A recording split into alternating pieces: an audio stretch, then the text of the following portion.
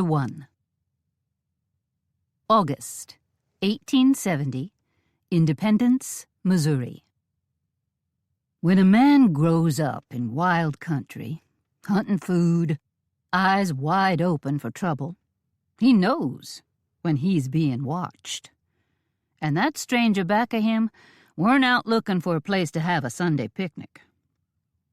Falcon had fought shy of a dozen towns and wanted no part of Independence, Missouri, excepting he didn't know where in tarnation he was going, and to his understanding, this was his last chance to figure it out. So he went riding right smack into that beehive of a town on his old raw-boned mule to find out how to get to Wyoming, and a man commenced to following. For a lot of people, it might be right hard to spot a single man on these crowded streets full of shops and freight wagons. Everywhere Falcon turned, people swarmed. But staying alive wasn't easy in the Blue Ridge Mountains of Tennessee, where a man could find a way to die near every time he turned around.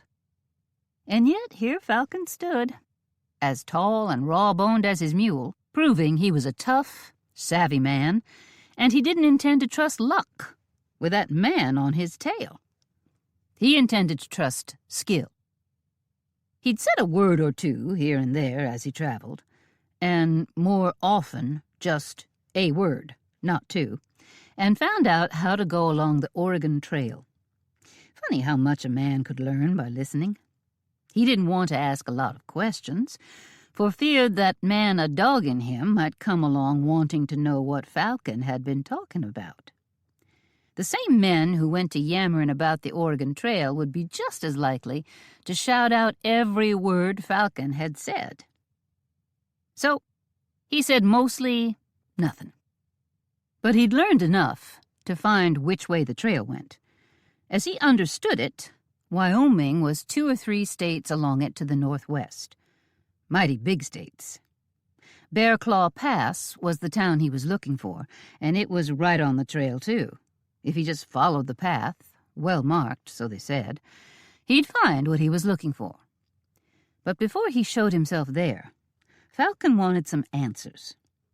A lawyer who held information for him about an inheritance was in Casper, the first town east of Bear Claw Pass. The sun was setting on a long August day when Falcon headed out of Independence. He planned on sleeping at a campfire tonight, as he'd done every night. He'd heard tell of such as a hotel, but he couldn't figure why a man would pay for a roof when he could have the stars for free. The crowd thinned as he edged out of that crazy, loud town.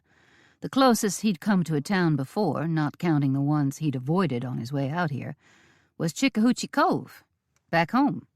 And he didn't go there, except if he had trading to do, that the traveling peddler couldn't handle.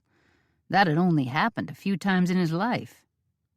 As he left that wild herd of people behind, the man following him dropped back and back and back. And when the town got really thinned out, that's when Falcon spotted the second man. The other lagged farther back. Falcon only spotted him because the buildings were sparse on the edge of town. One man, on foot. Falcon might have just braced him and told him to fight or run. But 2 was a more concerning business, and 2 men riding. Checking his saddlebags, he was able to sneak a good look at both men. Well armed, not tenderfeet. Falcon would beat him, but it wouldn't be easy. And tough as he was, those 2 men could get lucky. Leastways, now he knew what he was up against. There were bluffs outside of Independence. They weren't any match for the Blue Ridge Mountains back home, but hills, sure enough, and fully wooded. And these humble Missouri woods and hills called to him as if they were his natural home, land he could vanish into. A lot better to take these varmints on here than on the plains he'd ridden across coming west. Of course, he'd have done it if he had to, but these men had only taken up after him today. He did himself some thinking as he rode toward those trees, doing his best not to alert the men that they'd been spotted. He wanted to vanish, and for that, he needed surprise. Were they horse thieves? He was astride his mule, but Harvey wasn't worth much money. They'd passed dozens of riders with better stock than old Harvey. He had every bit of money he owned tied into a leather pouch tucked inside the waist of his breeches. His bedroll was tied on the back of his mule, and his saddlebags just had food, a few pans and bullets, and a bullet mold. Falcon had sold what little he had when he headed west, but he hadn't flashed the few coins he carried. He wasn't a rich-looking man. Homespun clothes and moccasins, and a fine broad-brimmed hat that he'd made himself. His family had never had themselves any cash money, and there was nothing about him that looked worth stealing. It must be they were after Harvey. He'd let him have the saddlebags if they were only packed with food. He was a good shot and could get more of that. But he needed those bullets and the mold to make more. There was a pistol holstered at his waist, a rifle slung across his back, and a razor-sharp Arkansas toothpick tucked in a scabbard under the front of his shirt. A man could live forever with those tools. Falcon Hunt was likely to have to prove that right soon. He rode into the trees covering a bluff and took off up a game trail climbing north. He considered every move he'd make because, likely enough, he was only going to get one chance to do this.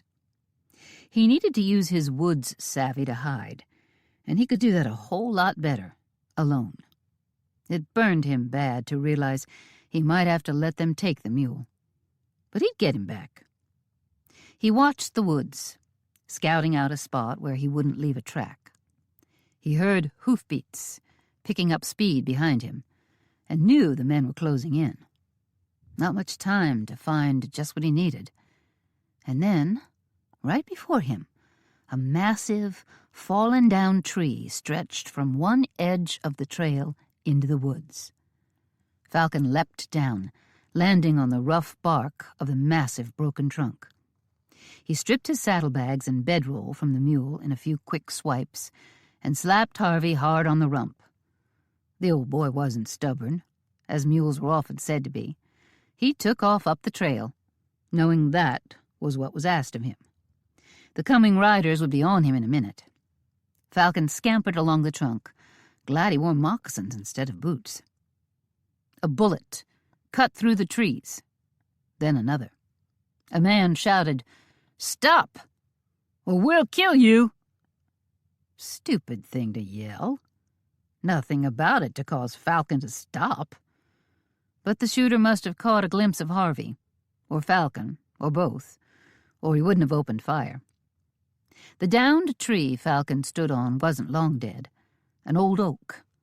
The branches spread before him, thick, and a lot of them still hung with dead leaves and clusters of acorns. Ducking around limbs, he looked for a hiding place. He didn't want to be seen, but he wanted to be close. One of the heavy branches had snapped off and wedged against another big tree, slanting up such that it formed a near cave. He heard the riders coming and dropped down to the ground in the V between the tree trunk and the broken branch. He ducked low and waited, tensed up, his hand on his pistol. Cheyenne had nightmares, and she wasn't always asleep. Nightmares of digging up Clovis Hunt and strangling his rotting corpse with her bare hands. She jerked awake, as she did nearly every night since they'd read the will. Her ranch, given away to strangers. A ranch her pa, Nate Wild Eagle Brewster, had started before he'd married her ma. Pa was a longtime friend of Grandpa's. He had been the trail guide on the wagon train that brought Grandpa and Ma out west, and he decided to settle in the same area they did. After a while, he and her ma had gotten hitched. Pa had died when Cheyenne was a wee thing, before Ma's head had cleared from her grief, or at least that was Ma's story. She'd married up with a handsome mountain man by the name of Clovis Hunt. Clovis was Pa to Cheyenne's little brother, Wyatt. Wyatt was her partner in the ranch, and a fine man, but his pa was as worthless as perfume in a chicken coop. Now Cheyenne lay awake fretting, her mind chasing like a mad thing, trying to undo what had been done to her. She rolled onto her shoulder and stared out the window. She'd propped it open to let in the warm summer night. No more sleep tonight. Not after she'd gone round with Clovis in her nightmares. Studying the sky, she saw the moon was low and the stars were winking out.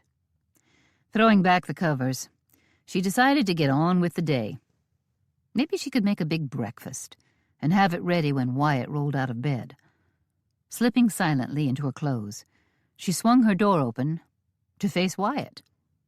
He was fully dressed and heading downstairs. "I thought you might be getting some sleep for once," he said. Shaking her head, she said, "You want flapjacks and side pork? I can add biscuits and gravy." She threw her arms wide. "Oh, for heaven's sake. There's plenty of time if you're hungry for an apple pie." His mouth turned up in a humorless smile. "Flapjacks, if there's plenty of 'em. I'll help. We can get a jump on the day." They'd gotten a jump on the day every day since Clovis had turned up his toes. Died peacefully in his sleep, like the lazy varmint he was. Cheyenne and Wyatt hadn't even noticed he was dead until the noon meal. They walked downstairs together. She thought of Winona Hawkins, asleep in her own room. No sense making her get up. They'd leave food for her. She'd squawk. She was over here staying to help feed them during branding. But she sure didn't sign on for breakfast 2 hours before sunrise. While they worked silently together, Cheyenne fumed. She and Wyatt were a good team, and had been since Ma died 3 years ago. And why not? They were equal owners in the ranch, and had been raised for that. And now, 2 unheard-of brothers, no doubt sidewinders just like Clovis, were heading here to steal all of her ranch and a chunk of Wyatt's. Wyatt held on to a third, but Cheyenne was cut out of everything. She couldn't strangle Clovis Hunt, but she kept the idea in reserve in the event she got a chance to use it on Wyatt's brothers. Chapter 2. The horses came into sight. The saddles were empty. They knew Falcon had sent Harvey on ahead. Dropping to his belly, Falcon listened with every bit of his wits. Eyes sharp, smelling for anything out of place, listening for the slightest rustle of leaves while trying not to make a sound or a sudden move. The huge broken tree stretched into the woods. Falcon edged along it. He had to get over it to go downhill. If the men were on this side of the trail, they'd come upon him. There were only the quiet sounds natural to the forest.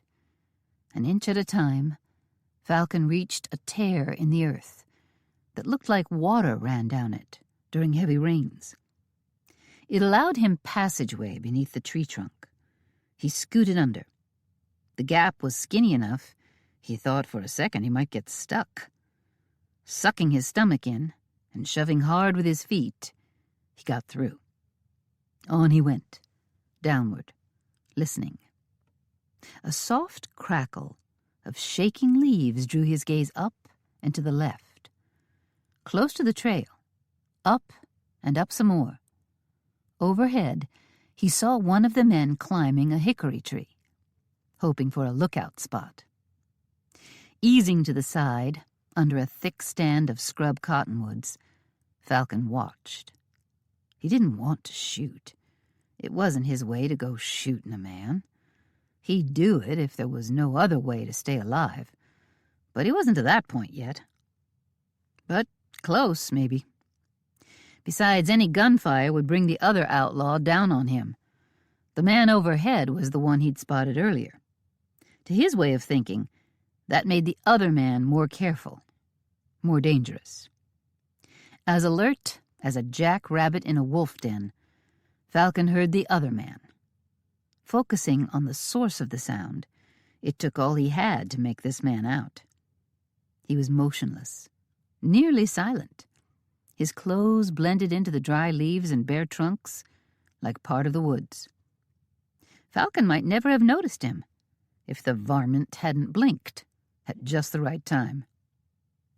With care to keep hidden from the man overhead, Falcon moved straight for the one on the ground, using dips in the dirt, stones, and scrub brush for cover. The outlaw was looking at the trail, as if he expected Falcon to come walking down it. Falcon was coming at him, but from another direction. The outlaw held an aimed gun. One wrong move, one snapped twig, one startled bird, and he'd see Falcon coming. All he had to do was turn his head. Checking the man in the tree, who was facing the trail when he had ought to be looking around him, Falcon drew in a deep breath, then launched himself, rattler fast, at the man in front of him. Falcon slashed his gun butt across the man's head. The only sound was that dull thud. Falcon grabbed him before he collapsed, eased him to the ground, and tucked him out of sight behind the undergrowth. Stripping him of his pistols, rifle, and knife, Falcon made quick work of hog-tying him. He had more sneaking around to do, and he didn't want this one coming around and getting back into the fight. Mulling what to do about that varmint perched up in the tree, Falcon examined him through the heavy thicket of branches surrounding him. Giving the man plenty of time to settle in, Falcon watched him study the trail. Then, after too long, look around. Content that he saw nothing, he looked at the trail again. The man must have figured his saddle partner was sneaking up on Falcon, and this fool was keeping a lookout. The tree climber gave his long look around, then went back to the trail. Falcon didn't think he could climb a tree without the idiot up there noticing him, but he didn't think he had to. He worked his way around so he was downhill, the direction the man almost never studied. Pulling the knife he'd taken off his captive, Falcon gathered himself, and then in one smooth motion, he stood to get all the strength of his legs and back involved, and hurled the knife straight at the man. Falcon dropped back into hiding, just as the man howled and clawed at the back of his leg, where the knife sunk deep. In his desperate grab for whatever was biting him in the leg, he let loose of the tree and fell to the ground. Landing with a painful crack, the man started firing his weapon in all directions. Falcon kept moving, heading for a large tree just a bit on downhill. He ducked behind it and waited for the gunfire to stop. When he heard the hammer click on an empty gun, he leapt up and charged the man, who was still yelling like a lunatic. Falcon had a notion of what he looked like by the sheer horror on the man's face. He knew he had strange, fiery golden-brown eyes that he'd been told could go wild and mad. Ma had called him a berserker. She had talked of such in her family history and said he had the blood of Viking warriors in his veins. The man's screams dropped to whimpers. Falcon slammed a fist into his face to shut him up. He jerked the knife out of the man's leg and wiped it on the tree climber's pants. He added it to the saddlebag he still carried. Then he stripped the man of his guns and knives, tied him up, and dragged him to where the other man lay, still out cold. Studying the two, he had no idea what to do about them. He could take them to the sheriff, but Falcon had bested them at every turn. If anything, He'd attacked them. They'd followed him. They'd taken their shots. They'd threatened him. But were they men a sheriff would hold? They'd done him no harm, despite making a good effort. And Falcon had done them plenty. A chill ran down his spine as he thought of stories he'd heard of men who had the ear of a sheriff. Such things happened up in the Blue Ridge Mountains where he'd grown up. Family roots ran deep, and a lawman might turn against an honest man and fight for his kinfolk. For certain he'd do it if it was a choice between kin and a stranger. Grimly unsure, Falcon pondered it for a while, even sat on the ground and ate some jerky while he thought it over. Neither of them showed any sign of waking up. He wasn't sure what he'd ask them if they did. The only real question he could come up with was, "Why in tarnation did you pick me to rob?" They were breathing steadily, and he figured they'd live. He'd never killed a man before, but he'd fought plenty.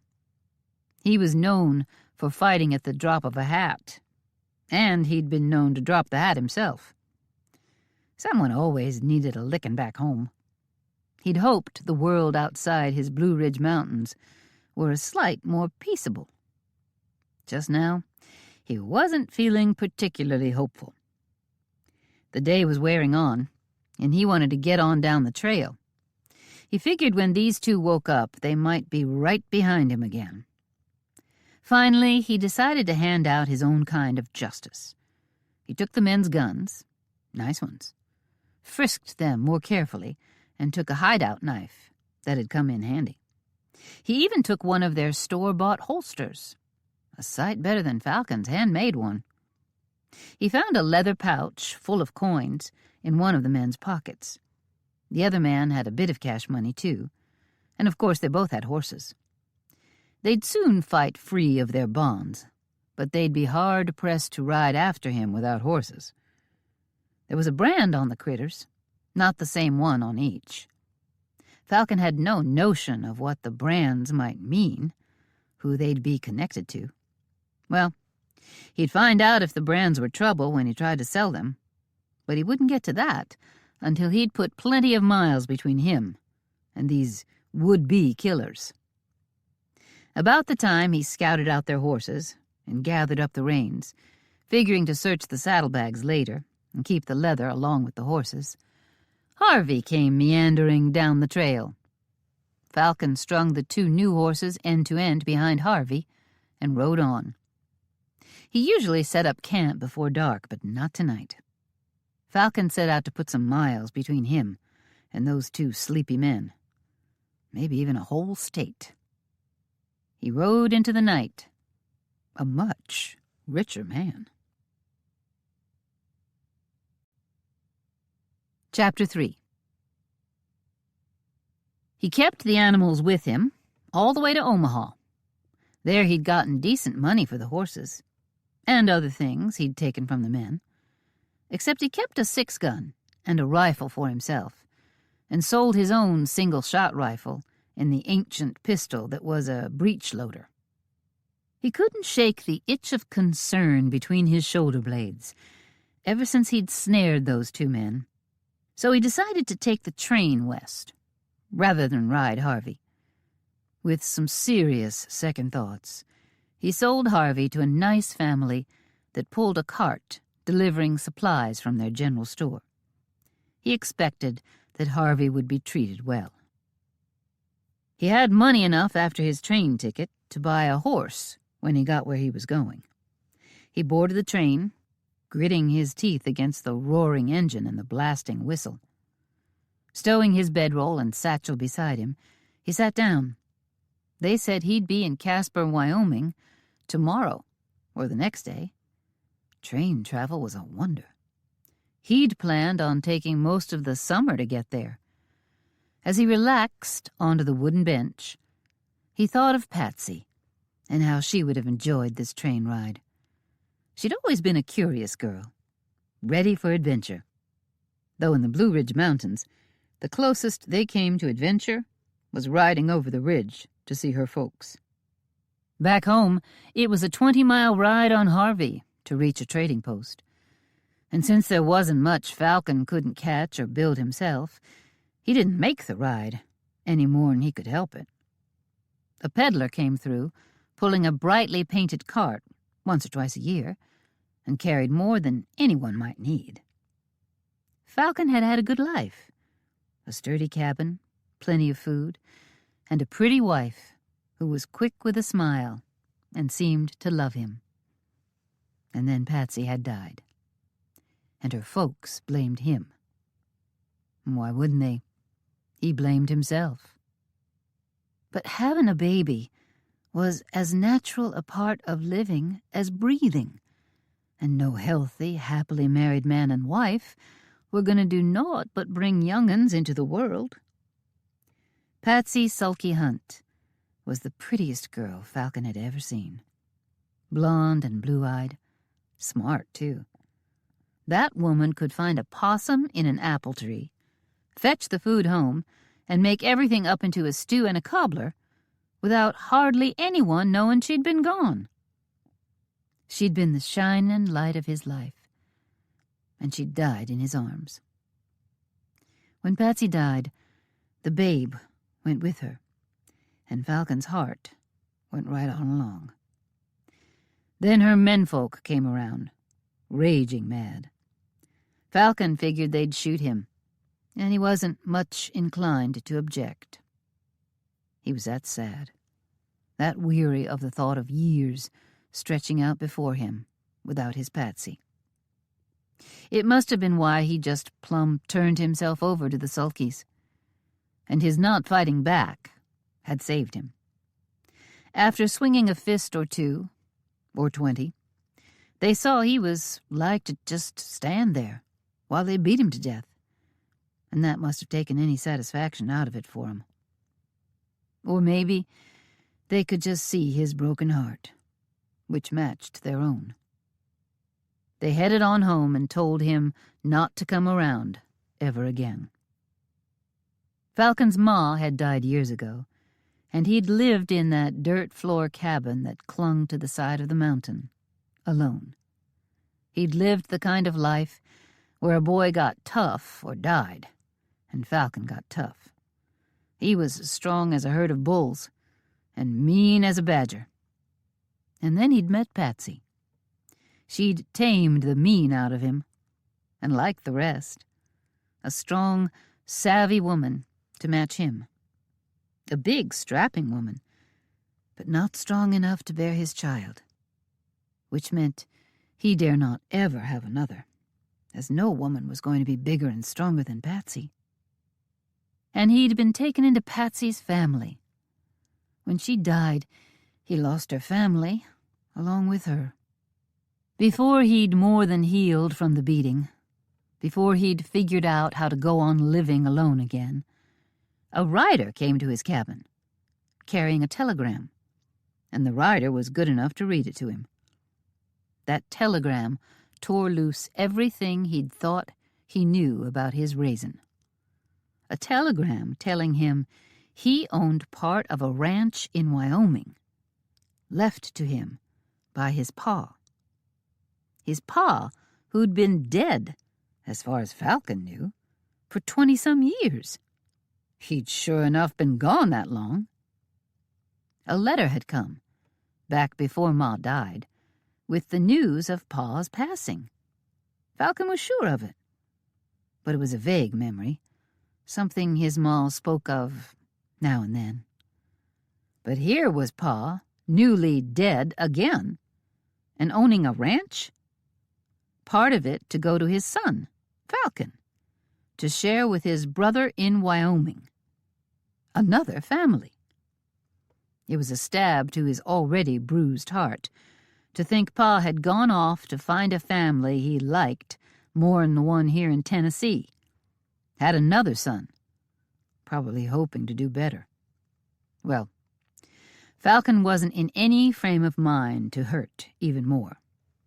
Instead of taking that stab like he'd taken the beating, he got mad. The mad in Falcon overcame the broken heart over Patsy, or At least, distracted him from it. He actually owned the cabin he'd grown up in, and had a few fixin's. He sold what he could and scraped together a bit of money. Without speaking to a soul beyond those he sold to, who else was there to speak to, he decided to claim his land and start a new life far away from this place of sadness, all the while wondering what exactly a ranch was. He made up a bedroll and packed all the food he could gather. He had a change of clothes besides the ones on his back. Then, because he knew he faced a long, hard trail, he strapped his rifle gun on his shoulder and his pistol on his hip and gathered every bullet he owned and the mold for making new ones. Finally, he saddled Harvey and set out for a place called Bear Claw Pass, Wyoming. Mad as a rabid skunk, he strode across the country, aiming first for Independence, Missouri, and planning to follow the Oregon Trail to Wyoming. Once he got there, he could talk to the lawyer, some fella by the name of Randall Kingston from Casper, who'd sent the telegram.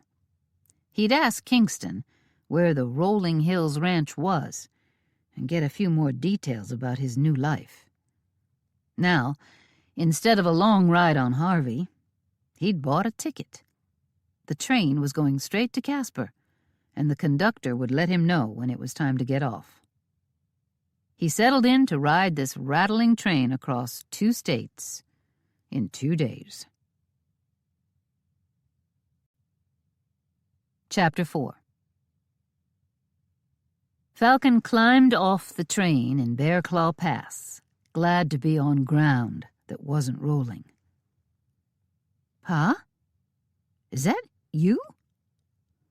Falcon's head snapped around. He raised his eyes to meet a brown-headed man, an inch or so shorter than him, with eyes that were all too familiar. Even a man without a mirror knew his own eyes when he looked at them.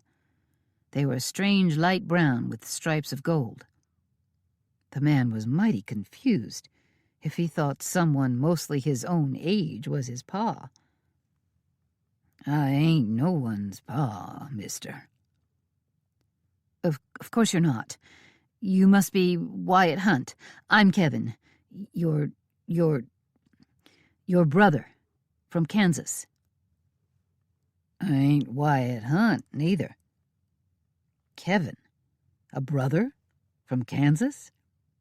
Falcon hadn't been told of any brother in Kansas in this mess. "I'm here to meet Wyatt Hunt." Kevin stared blankly at him. Falcon narrowed his eyes and repeated, "I'm here to meet Wyatt Hunt, my brother."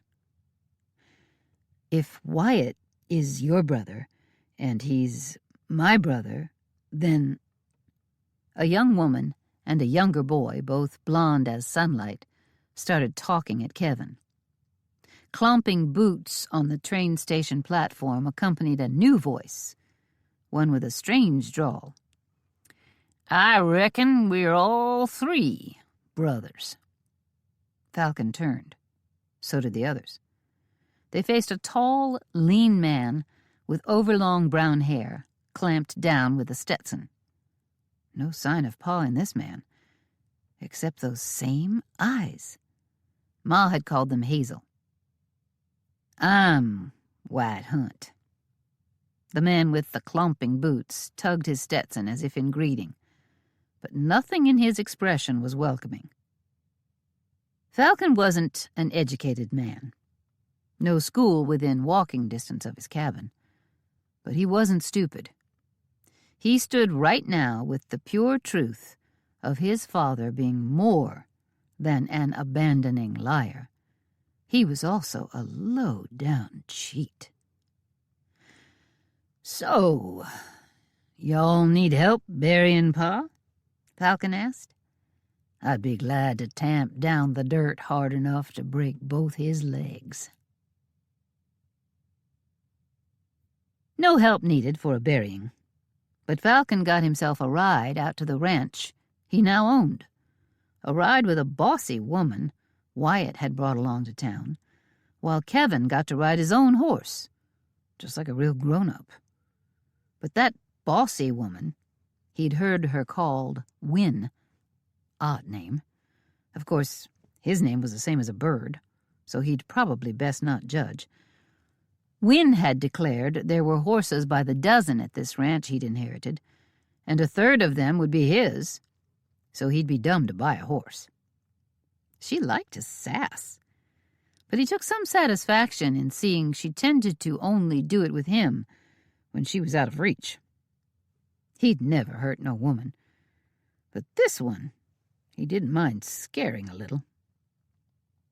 He rode in the back end of the wagon, his satchel, bedroll, and rifle to hand.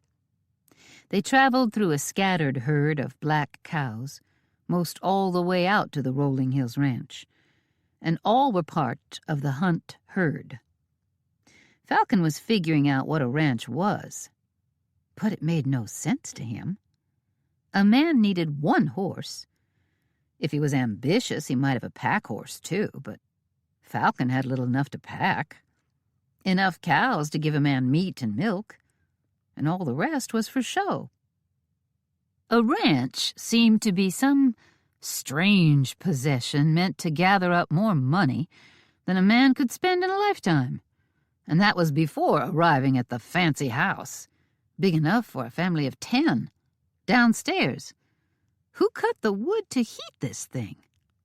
There was a large barn no one should need if he had a reasonable number of horses and cows, and other smaller buildings he heard called a bunkhouse and a foreman's house.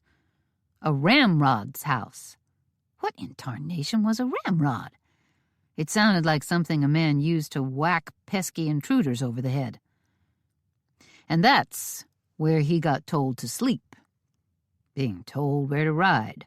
Being told he didn't need his own horse. Now, being told where to sleep. It made him feel like a child. More than that, it told him he wasn't good enough for their fancy house, like an unwanted guest. And likely that described him pretty well. Might even be fair. Didn't mean he liked it. He walked into his assigned house and dropped off his bedroll. He took a smaller fur bag out of his satchel, slinging it over his head and across his torso, and headed straight for the hills. He considered asking about a horse, but Wyatt had taken off, and the only people here were as much guests as him. Didn't matter. He liked stretching his legs, and those mountains called to him. As he hiked, he headed for the high ground. He wanted to just keep going, never come back. If he had it to do over, he'd have brought his satchel and bedroll along. Now he had them to fetch sometime. Elsewise, he might never have gone back. He found a likely trail on an uphill slope, leading into thick woods. They called to him, like he was a horned owl looking for the treetops. When those trees closed over his head, he felt like he could breathe for the first time since he left the Blue Ridge Mountains. Oh, it was mighty different. In the mountains back home, everything bloomed. There were flowers everywhere in the spring and summer. For a time, as he walked along, he was homesick enough he couldn't enjoy this land. He'd come from a cabin set back in a near forest of mountain laurels. His home was on a ridge, and along it strung azaleas and rhododendrons. The trees bloomed as big and beautiful as the bushes, and tucked beneath the bushes were wildflowers in every color and size. Here in these mountains, it was all leafed-out oaks and maples and cottonwoods. He recognized them, and the pine trees with their clean smell. But there were other trees he didn't know. Clumps of trees, tall and skinny, with leaves on them that danced in the wind, almost like the whole tree quaked. He wondered about the animals. He'd heard tell of grizzly bears and elk, with huge racks of antlers, and deer, mule deer, much bigger than the deer back home. There were big cats. He had mountain lions back home, but he'd heard these were bigger, meaner. He knew people liked to brag up their own land, so he only believed about half of what he'd heard. But he kept his eyes wide open just the same, lest a grizzly taller than a man came roaring at him from the forest. There were differences aplenty, but he let loose of missing home to take on the exploring. As he did, the new hills and trees eased a lot of his temper. It would be easy to just walk on forever. Find new lands. Find an empty wilderness. Build a cabin and never come back. Never have to face the angry people back at the Rolling Hills Ranch. Not sure what he'd do, he settled in to walk. He was a long-legged galoot with tireless strength. He could set a fast pace and keep it up for hours. He had his rifle over his shoulder and a pistol on his hip. He wasn't careless enough to leave them behind. He could live forever out here. He'd hunt up a few rabbits or catch some fish if he found a stream, roast a meal, sleep, then just go on and on, up into the hills.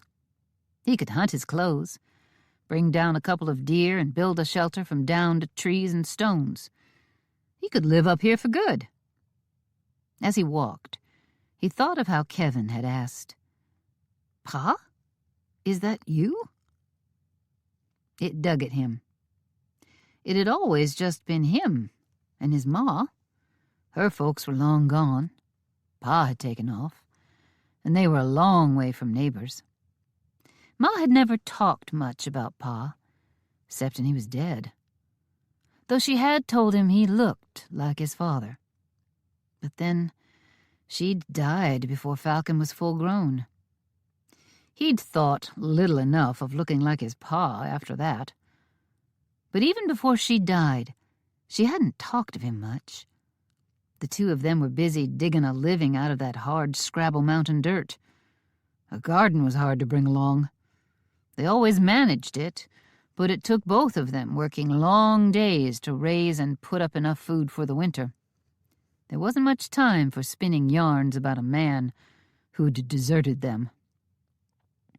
If a third of this land was his, and who could know where the boundaries lay, then maybe he could have a stretch up here. He didn't see any cows. Would they pasture cattle on a mountainside? They raised cows in the mountains of Tennessee. Not huge herds, but a milk cow or two could live on this rugged land. He wanted to be farther from all of them than this, but it just might work to be up here. But he had no need of a stretch of land from his pa. The land was his by law, but he had little enough interest in it. Again he heard Kevin say, "Pa, is that you?" It had struck him. Kevin had, for 1 minute, believed he was seeing his father again. Falcon knew what it was to long for him, to miss a man he could barely remember, to love someone he had just found out was a betrayer and a cheat, a man worthy of hate. That moment, that tone in Kevin's voice, was what would keep Falcon here. He found he liked the idea of having a family, even one as mixed up as this one.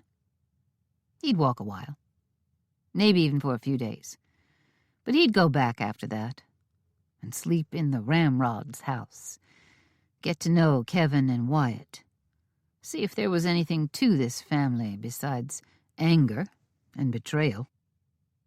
But not yet. For now he walked on and let the mountains and woods call him home. Chapter 5. Wyatt was afraid of her.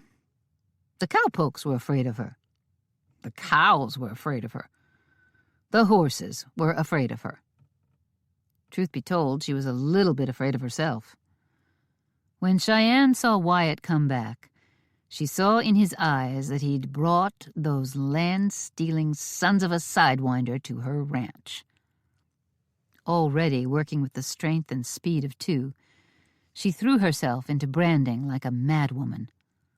Her land, her heritage, her whole world had been stolen. She'd prayed about it. She really had. Prayed and prayed and prayed to accept what she could not change. And still she was roping and throwing calves with a ruthless speed, not hurting the calves, just fast, and without ever allowing herself 1 second in between. She wanted no time to think. Rope them, throw them, brand them. Rope another one. The branding was going double speed, as everyone tried to keep up with her. And stay out of her way. "Hey, Wyatt, Cheyenne! Winona's here!" Their foreman, Reuben Walsh, shouted at her. When she turned, he was looking somewhere else, like he was afraid to accidentally catch her eye. Cheyenne turned to see her friend, Winona Hawkins, come riding up. Winona didn't speak to Cheyenne, but strode out toward Win and whoever that brown-headed man was who came along. She knew who he was, though, or had it narrowed down. Either Falcon or Kevin Hunt, the 2 men who'd stolen her ranch. Or rather, their father had stolen it. Stolen it legally, but there was no justice in what had happened. Her land, her Ma and Pa's land. The ranch had been built and run by Nate and Catherine Brewster, and was always meant for her, while her grandpa's ranch was for Wyatt. And somehow, the twisted laws of the land gave it all to Clovis Hunt. Grandpa's, Ma's, all of it. And he turned around and left it to sons she didn't know existed. 1/3 to Wyatt, and 1/3 each to Falcon and Kevin. None for her. The sidewinder. The name she and Win called Clovis Hunt, until they'd almost forgotten he had another name. She clenched her teeth tight to keep from screaming that word at the newcomer. Her fingers itched to just start shooting, but the one who needed shooting was under the sod, and Cheyenne found an unadmirable part of herself that wished him to the devil. Oh, she had no doubt his twisted soul had been cast into eternal flames, but to wish for it was a powerful sin, and she fought it, with little success. Well, she'd refused to go to town to fetch them. She'd been gone from the house when the surprise brothers had come home, but she'd be hornswoggled if she'd cower here in the dust while one of the varmints came riding out to the branding. He probably wanted to claim 1/3 of the cows and drive them off to market right now. She walked out beside Wyatt to face the son of a thief. Of course, Wyatt was a son of a thief, too, and she had no desire to shoot him. The men kept on with the branding, while Cheyenne and Wyatt took a break to have a palaver with their company. Maybe he wanted cookies and tea. Clovis had been fond of such. Cheyenne walked at Wyatt's side. She had her rope in hand, coiled and tapping against her thigh. Win faced her, giving her a look that helped Cheyenne remember that no one knew how she felt as well as Win. Win's loyalty was unshakable. That she brought this man out here was probably something she couldn't avoid. The newcomer looked her straight in the eye and offered her the land back. It reminded her that she'd been acting like a rabid badger for a while now. Cheyenne felt her heart lift. It still wasn't right, but this was a generous offer. She looked a little harder at Kevin Hunt.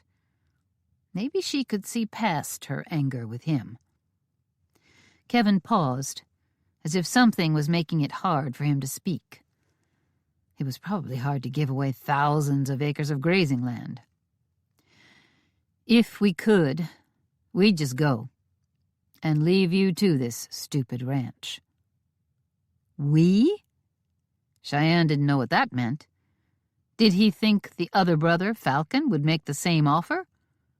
Or did he have a wife in tow? Or his mother? Cheyenne whacked the side of her leg with her lasso. "Listen, you son of a sidewinder. You stole my land, and I'm supposed to be grateful that you give some of it back to me? Keep your stupid charity." "Now, look here." Cheyenne whirled around and stormed back to the branding. Chapter 6. Falcon had been wandering for a time when the shooting started. He thought of those men who'd come gunning for him back in Independence and headed straight for the new trouble. Not the way most folks would have acted toward shooting, but Falcon never could resist a fight. When most folks might have set out running for their lives, Falcon ran toward the action, not wanting to miss a thing. He got close about the time it stopped, and he slipped around looking for signs. He found 2 horses with the RHR brand. That meant the trouble involved his family. He wasn't overly fond of nor interested in his family, but in times of feuding back home, a boy grew up knowing you had to side with kin. He dealt with the horses while he listened and hunted.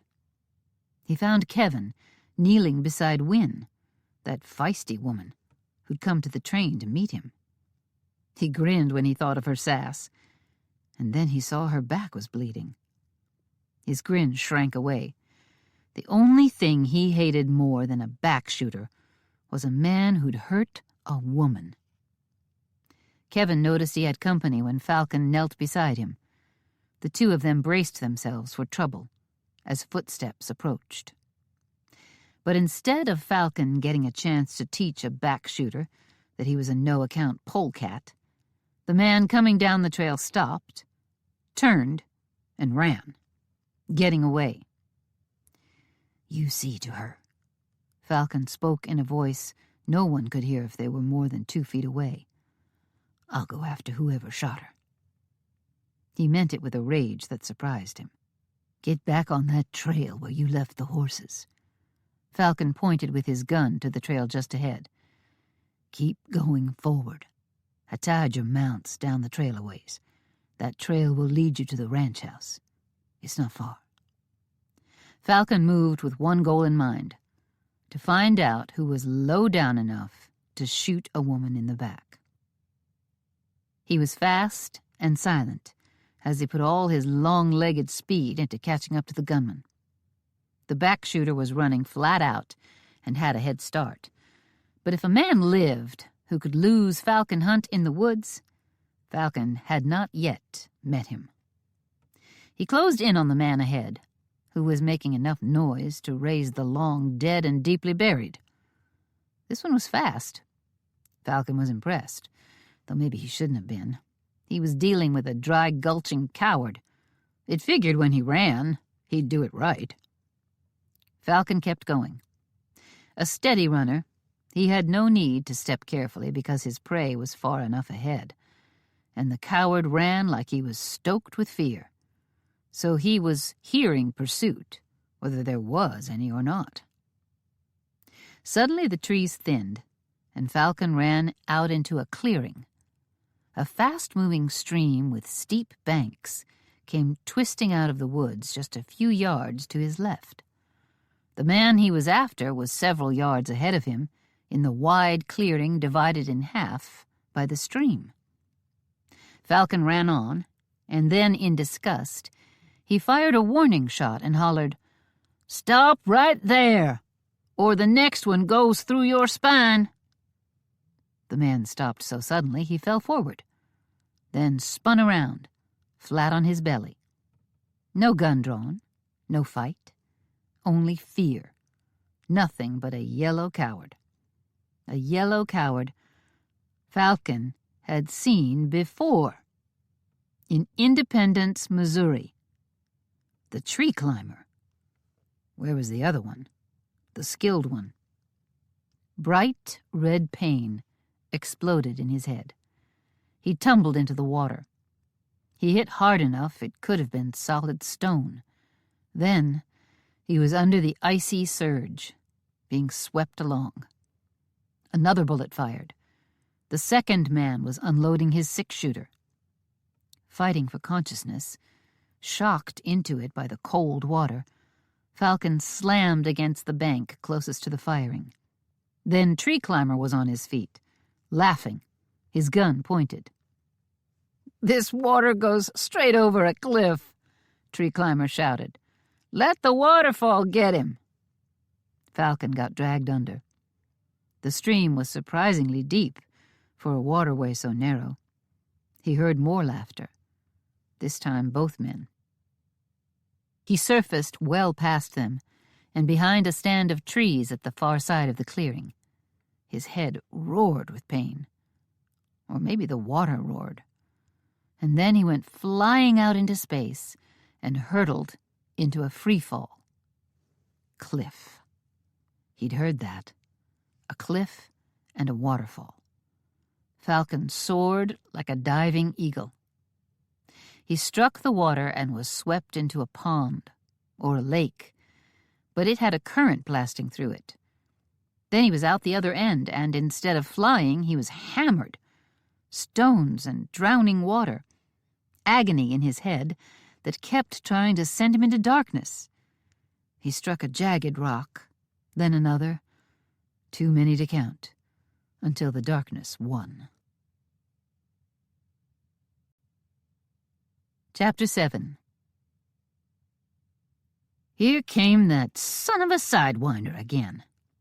This time Cheyenne was going to ignore him and keep branding. "Wyatt! Cheyenne! Wynn's been shot!" His words hit Cheyenne like a lightning bolt. She dropped everything without seeing what was in her hands. It might have been a calf.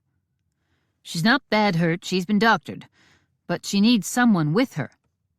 Cheyenne ran for her horse, slapped a bridle on it, and swung up bareback. "Where is she?" "At the ranch." She spurred her horse and was riding for home between one heartbeat and the next. Bent low over her horse's neck, she heard hooves pounding behind her and glanced back to see Wyatt was astride, taking out after her. Kevin, barely a pace behind. She faced ahead and left them in the dust. "She's not bad hurt." Those words echoed in her head, helping her fight the terror. She's not bad hurt. It was impossible not to think that somehow, in a land that had gotten purely peaceful in recent years, this shooting didn't have something to do with these surprise brothers. When she reached the ranch, a blonde, gangly kid came running out like he'd seen a gunshot wound. "She's all right." The boy waved his hands at her and broke off the mad dash. "You go on in. I'll put your horse up." That was mighty neighborly of him. Maybe he was making himself useful because he knew he was as wanted as a swarm of locusts. "I tend my own horse."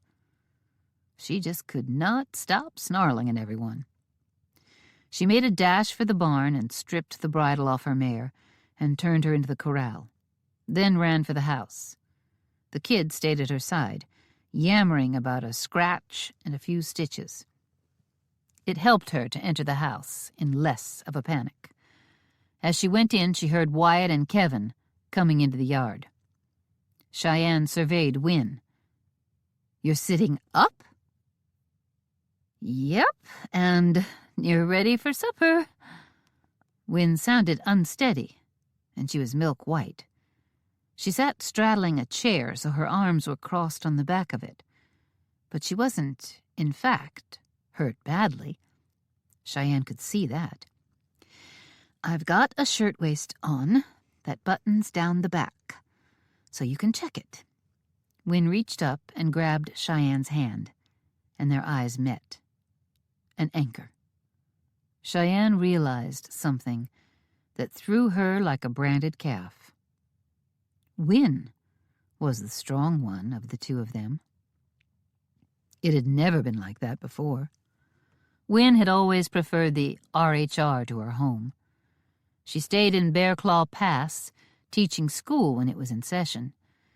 But the rest of the time, ever since she'd returned from finishing school, she'd been out here. She didn't even go home for holidays. Her pa came over here instead. Her pa seemed like an easygoing man to Cheyenne.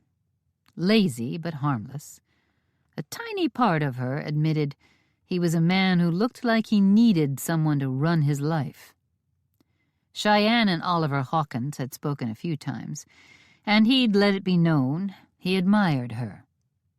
Since this disaster of having her land stolen, she'd talked to him a number of times. Whatever Wynn's reasons for being over here all the time, Cheyenne had viewed her oldest friend as needing support. And Cheyenne had been that support. But looking into Wynn's eyes, Cheyenne felt like she was looking at solid ground in the middle of a raging flood. Wynn had been that solid ground since the will, and Cheyenne had let Wynn shelter her as best as Wynn was able. It struck hard for Cheyenne to see herself as weak, but there was truth in it. She couldn't get her feet under her. She'd fight to do it, then before she knew it, off she went, raging along with the floodwaters again. Wynn had helped her, at least kept her head above water. "Molly did a great job tending me." Wynn gestured toward a young blonde woman. "This is Kevin's sister, and his brother, Andy." Molly stood at the stove, wearing a tidy calico dress, blue, splattered with white flowers. A young woman so feminine and pretty, she made Cheyenne feel like an uncivilized savage. Andy stood beside Molly where they both cooked. Something about them seemed strange, like they were all three, Wynn, Molly, and Andy, trying to appear unnaturally calm when there was a gunshot woman in their midst. Kevin's ma remarried when she heard the Sidewinder was dead, Wynn said, and that means their parents weren't legally married, and it caused no end of trouble for them back in Kansas. Cheyenne studied them. Molly and Andy. Just perfect. Kevin hadn't just come here to steal her land. He'd brought his whole family with him to aid in the invasion. Cheyenne nodded, because the only words she wanted to speak were ugly enough they were better left unsaid. She peeked at the wound, but didn't remove the bandage. It was too tidy. And anyway, no one tried to stop her.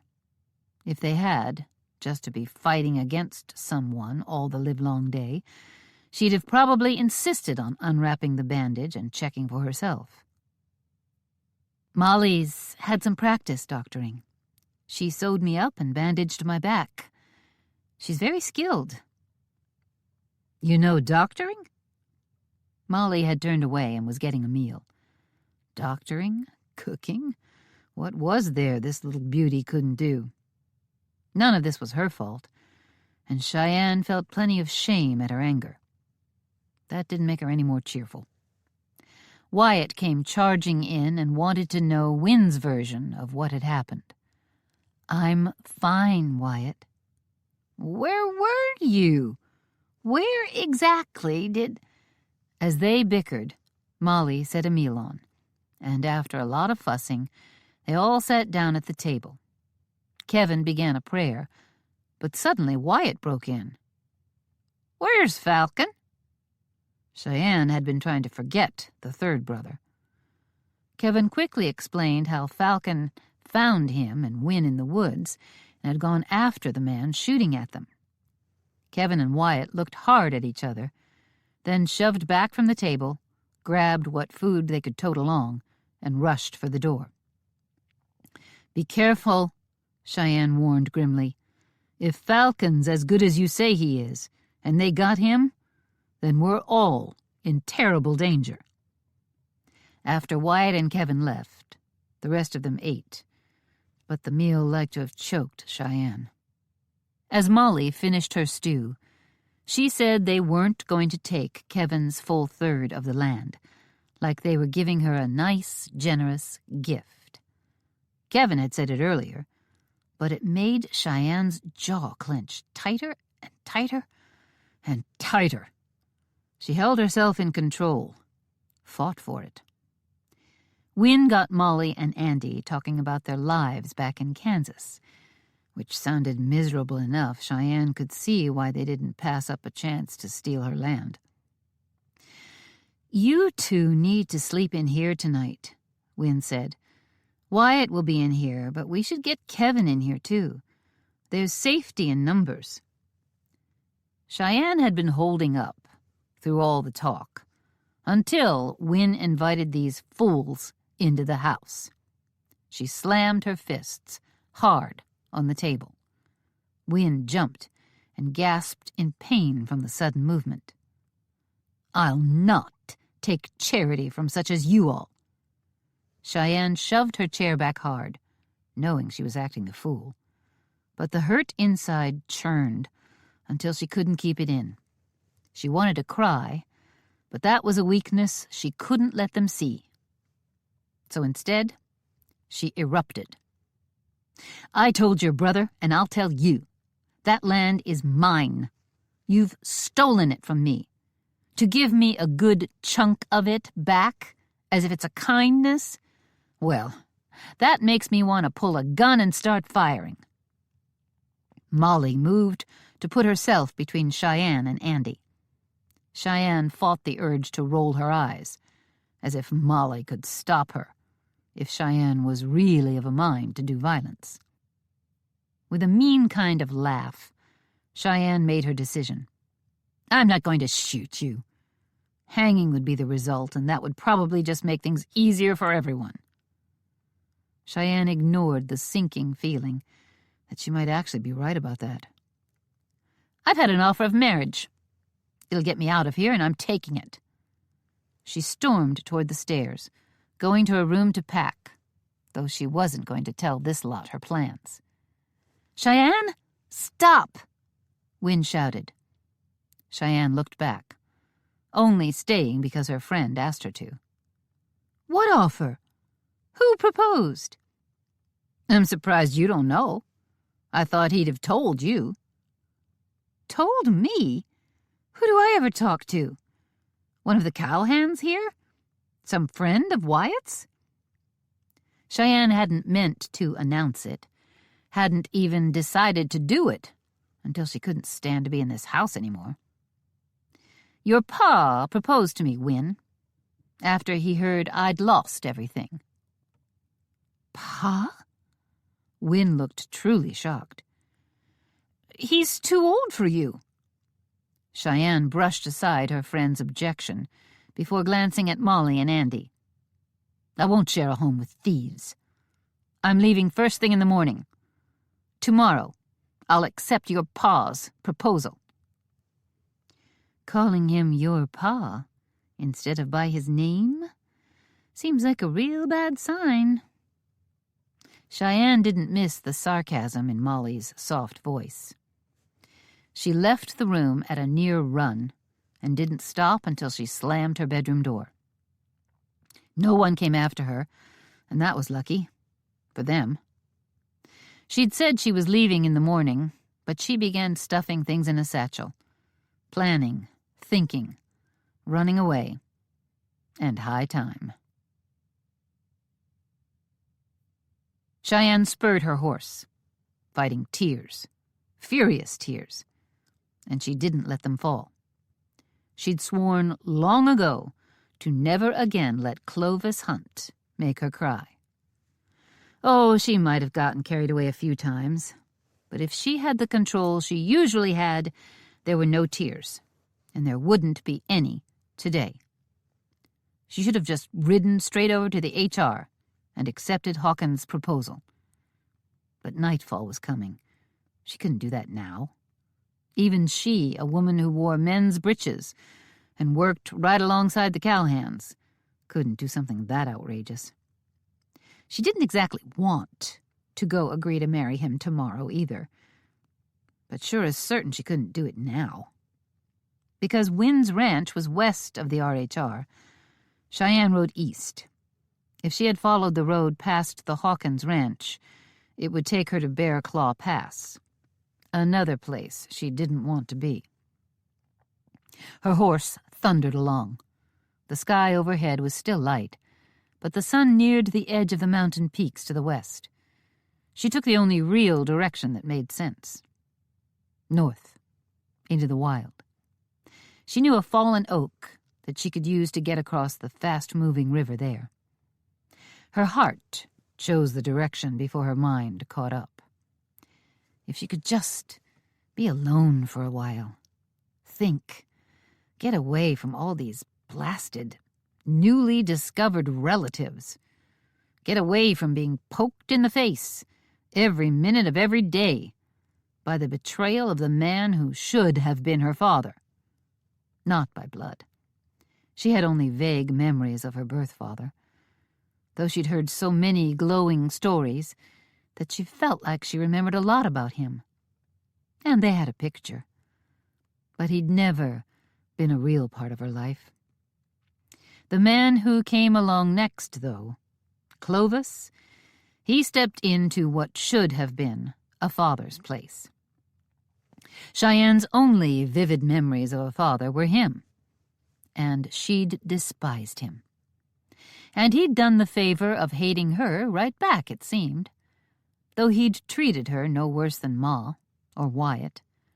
She'd never thought his behavior toward her had any special cruelty. He was just a sidewinder of a man, and she'd made a bitter acceptance of the fact that he wasn't to be escaped. And then he'd died. It should have been a happy day, to finally get that man out of their lives for good. Instead, he'd found a way to strike a blow of spite from the grave, and she couldn't stop the searing pain. The only way to stop the tears was to grab hold of a terrible fury. Wending her way along a familiar trail, she pulled her horse to a stop. Wyatt would be upset about this. He'd come after her, and he knew her well. He'd come this way, eventually. Because she expected that, she'd brought along a pencil and paper. She took the time to leave him a note where he'd be sure to find it, telling him to leave her alone. She used a knife she'd brought from the house with this purpose in mind, not wanting to give up her own knife, and stabbed the note into a tree. She rode on, higher, slower, deeper into the wild. The mountains rose up in this direction. She had a lot of places she could go, and she wouldn't choose one. Instead, she'd just wander a while.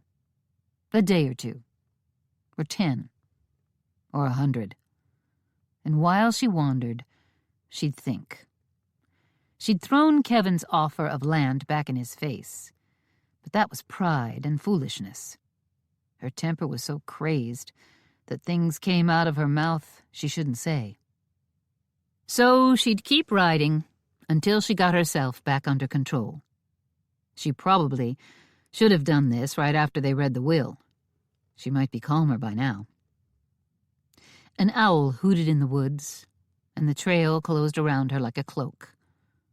The threat of tears eased. She'd always loved the wilderness. If she lost her home to strangers, then so be it. She'd find another home. She thought it, but her heart wasn't ready to accept it yet. Meandering along, she saw how narrow the trail was getting. Lodgepole pine branches were a ceiling overhead. As she went higher, the branches were low enough that she had to push them aside or duck to avoid them. Finally, she had to dismount and walk. Wyatt felt terrible about the situation. Since they were children, they'd talked of the day the land would be theirs. Grandpa had been one to speak of handing down his land. He'd loved what he'd built here and wanted his daughter and his 2 grandchildren to share that love. And they had. The 4 of them, seeing as how Clovis was rarely around, had been a good team. and they'd talked of adding more land, the good and bad of that. Was the ranch big enough? How much could one family handle? Was there a moral limit to how much they should have? There were plenty of others who wanted a ranch. Grandpa had been a man of God. He'd insisted they all ride into town for the church meeting on Sundays, when the weather allowed. They'd gone in many a Wednesday night for a singing, when it wasn't calving time, or branding time, or roundup time, or winter time. She let the darkness ease into her bones. She prayed, sincerely asked God to forgive her for how badly the pain had twisted her. Thought of the book of Job and all he'd lost and how he'd never cursed God. Well, for heaven's sake, she wasn't going to curse God. This was none of his fault. Nothing about Clovis Hunt had a thing to do with God. But her anger, that was a sin. And that was why she needed to be alone. It was branding time, and it didn't suit her to ride off like this. But she had to be alone until she could go back and accept what life had given her. Or decide if she'd keep going, strike out on her own, find her own home somewhere else. Or get married. Oliver didn't run his ranch beyond hiring cowpokes, but she could. The idea, when she'd had a ranch stolen from her, had a strong appeal. Chapter 8. Could a body be on fire and freeze to death at the same time? Falcon was proving it could, right here and now. He woke up drowning in icy water, every joint burning with fiery pain. Only not quite drowning. Not enough to go ahead and do it and end the fire and the ice. His head cleared enough that he could breathe before he'd be doused again. At last, he was able to look around and realized his body was hanging in water to his neck. Clawing around, he found a branch hooked into his coat. The water was a blasting stream, and this branch was the only thing keeping him from hurtling along it. His fingers and feet were dead from the cold. Twisting to figure out where he was, he saw he'd been slammed up against a whole tree that included this branch. A tree that would let him crawl out of the water if he could just break free without plunging on downstream. He reached overhead and slung an arm around the trunk of the tree. He lifted his whole body up, fighting water that seemed angry about his escape. With a grunt of pain, he managed to throw a leg over the trunk, drag himself far enough out that his weight was on the tree, and not depending only on his battered, freezing arms. He hung there, upside down, his arms and legs wrapped around that trunk, as useless and heavy as a sack of drowned possum hides, gasping for breath, trying to find another burst of strength. With a huge effort, he yanked his coat free of the branch, then dragged himself up and over the trunk and belly flopped on top of it. He lay there, choking some water out of his chest and slowly getting the worst of the brutal cold out of his fingers till he could rub them together and feel them. As the worst of the pain from the drowning and cold eased, he could focus on the fiery part of his misery. His head was ablaze. He reached up and back until he touched a raw spot, a long, tender stripe along the base of his skull. Where had that come from? He looked around, studied the water racing below him. Had he scratched his head somehow? Been clobbered by a rock? Most likely something of the sort. He lifted his head, aware of something bothering him more than the cut on his head. more than drowning, more than the terrible chill and the terrible pain. He couldn't touch on it for some reason, but it was there, and it had come to him. For now, one step at a time, he'd get himself out of this mess and track down the why of it later. Edging along the trunk, he reached the muddy bank and kept right on crawling until he was on dry land. As he stood, he looked around and saw woods and mountains. That hollered home and safety for some reason, and he felt sure it was important for him to find safety. He just wasn't sure why. He staggered toward the dense woods, realizing that his vision was blurry, and sometimes he saw two of a thing. He gained the trees and leaned against the first one he got close to. He walked along the edge of them, leaning when he could, staggering when he couldn't, listening for anyone coming. Before he could be caught in the open, he found a game trail so thin he had to think it was made by rabbits.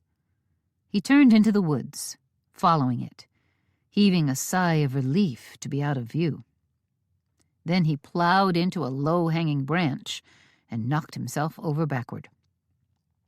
Lying there, breathing hard, he had a flash of reason that told him why he was in such an all-fired hurry to find a safe haven. He didn't remember anything that had brought him to this moment. Why was he in that stream? Why did he feel hunted? And then, as he chased those thoughts around, a real big one hit him hard. He realized he didn't know his own name. His thoughts echoed. His head was empty and in agonizing pain. Who was he? How did a man go on if he had no idea who he was? Looking up through the dappled leaves, he wondered if he knew a thing about how to go on. Touching his holster, he knew his gun was gone. In fact, just knowing he'd had one, or for that matter what a gun was a lot of remembering. But he couldn't remember his own name. Putting two hands flat on his face, he knew nothing of his own looks. He felt the scratch of a few whiskers on his cheeks, but no beard. He looked at his hands and felt no recognition. The impact of realizing it almost knocked him sideways, and it might have, if he weren't already lying flat on his back. He stayed right where he was, to think. The tender head. He had no idea what it meant, but he felt danger. Even that was all instinct, with no reason to it. Time helped steady his pounding heart. With no idea whether to hide or hunt someone up to help him figure out what was going on, it settled into his brain, or maybe his gut, that he needed to lay low until his thoughts cleared. And he needed food. His belly was mighty empty, and food was strength. Did he go back to that stream? Maybe walk upstream, figuring he'd been swept down? Find a shallow spot. See if there were backwaters where the fish weren't being swept along at a dangerous pace. And he needed to get warm. Dry clothes. For that, he needed a fire. All of that would give him time to heal his sore noggin. There was too much to do. So he decided he'd just do what came next. Food first. How did a man find food? He saw himself spearing a fish. Fumbling in his pockets, he found a knife. He'd sharpen a stick. Catch a fish, build a fire. But should he build a fire? He realized he knew how, but should he ought to do it? He'd be mindful, and if no one was about, he'd build a fire. The thought of being warm and dry was too much to resist. But first, the sharp stick and the fish. He rolled onto his side and saw a tree full of berries. Of a sudden, his worries for food were set aside. That gave his rickety brain time to worry about everything else. Chapter 9. After a couple of days, Cheyenne got tired of wandering and decided to climb. Since she had no place to be and no time that made hurrying needed, she reined her horse back toward the RHR and rode for home. She waited until long after sunset, after the cowhands had come in from their long day of branding. She felt a twinge of guilt for not helping them. Then the notion of working her fingers to the bone on a ranch that was in no way hers got her all lathered up again, and she shoved the guilt away. But that easy anger convinced her she wasn't ready to stay at home yet. She waited until after Wyatt, Wynne, and all those fools invading her house went to bed. Feeling a smug assurance that no one would notice her if she was careful, and she was, she rode her horse right to the barn, stripped the leather off, and turned the mare loose with the other critters in the corral. She snuck into the house, smack dab into the kitchen, and collected plenty of food and a slicker, because it looked like rain, and walked out. It was a long distance, especially on foot, but what difference did distance make when she wanted to be alone? 3 days now she'd been camping and wandering and thinking. Her head was swooping left and right, mad and resigned, and calm and furious, all churned up from going from one feeling to another. The point of getting away was to get control of herself, and she hadn't managed it yet. And then, by the full moon's glow, she saw signs that someone had passed through on foot. She could track well enough to be sure it was no one she knew. Another invader. Could it be the man who'd shot Wynne? All her mental fussing went flooding away. Someone was skulking around her land. And she didn't care what the law said. The land was hers. Not only did she have an invader to catch and throw off the RHR, she had something to do besides wrestle with her own half-crazed thoughts. And that was such a relief, she jumped into finding out who it was. The signs were hard to read. In fact, it got harder with every step. She could see that whoever it was had started out careless, but then quickly switched to concealing his tracks, and concealed by a man who knew what he was about. Once in a while, she was lucky to catch a half-wiped footprint or a broken branch. She lost him repeatedly, and it was a him. She could tell by the size and weight of the occasional track that it was almost certainly a man. The tracks were odd, though. Moccasins, she thought, but not those made by her Cheyenne people. Was this man from another tribe? Without being able to say why, she was sure this was no Indian. She'd lose him for a stretch and start circling, casting out a wider area, until finally she found him again. It was a grimly satisfying use of skills she didn't employ often, and she was glad she hadn't lost the knack, but at the same time she knew she wasn't near as good as the man she trailed. Her skills were enough to keep her on the trail, and judge the trail to be fresh. He was ahead of her, but not far. She never caught sight of him, let alone caught up to him. She considered herself a fine tracker, as good as anyone around, save the people from the Cheyenne tribe. They were her pa's family, and Grandpa had gotten on well with them, her ma even more so. Cheyenne had spent time with them and learned a lot from them, but not enough to find this man. The search kept her busy, giving her a focus for the intense feelings inside her, especially since, in all fairness, she probably had no business being furious with Kevin Hunt anyway. So she searched, and the days passed, and her confusion built, along with admiration for the man she tracked.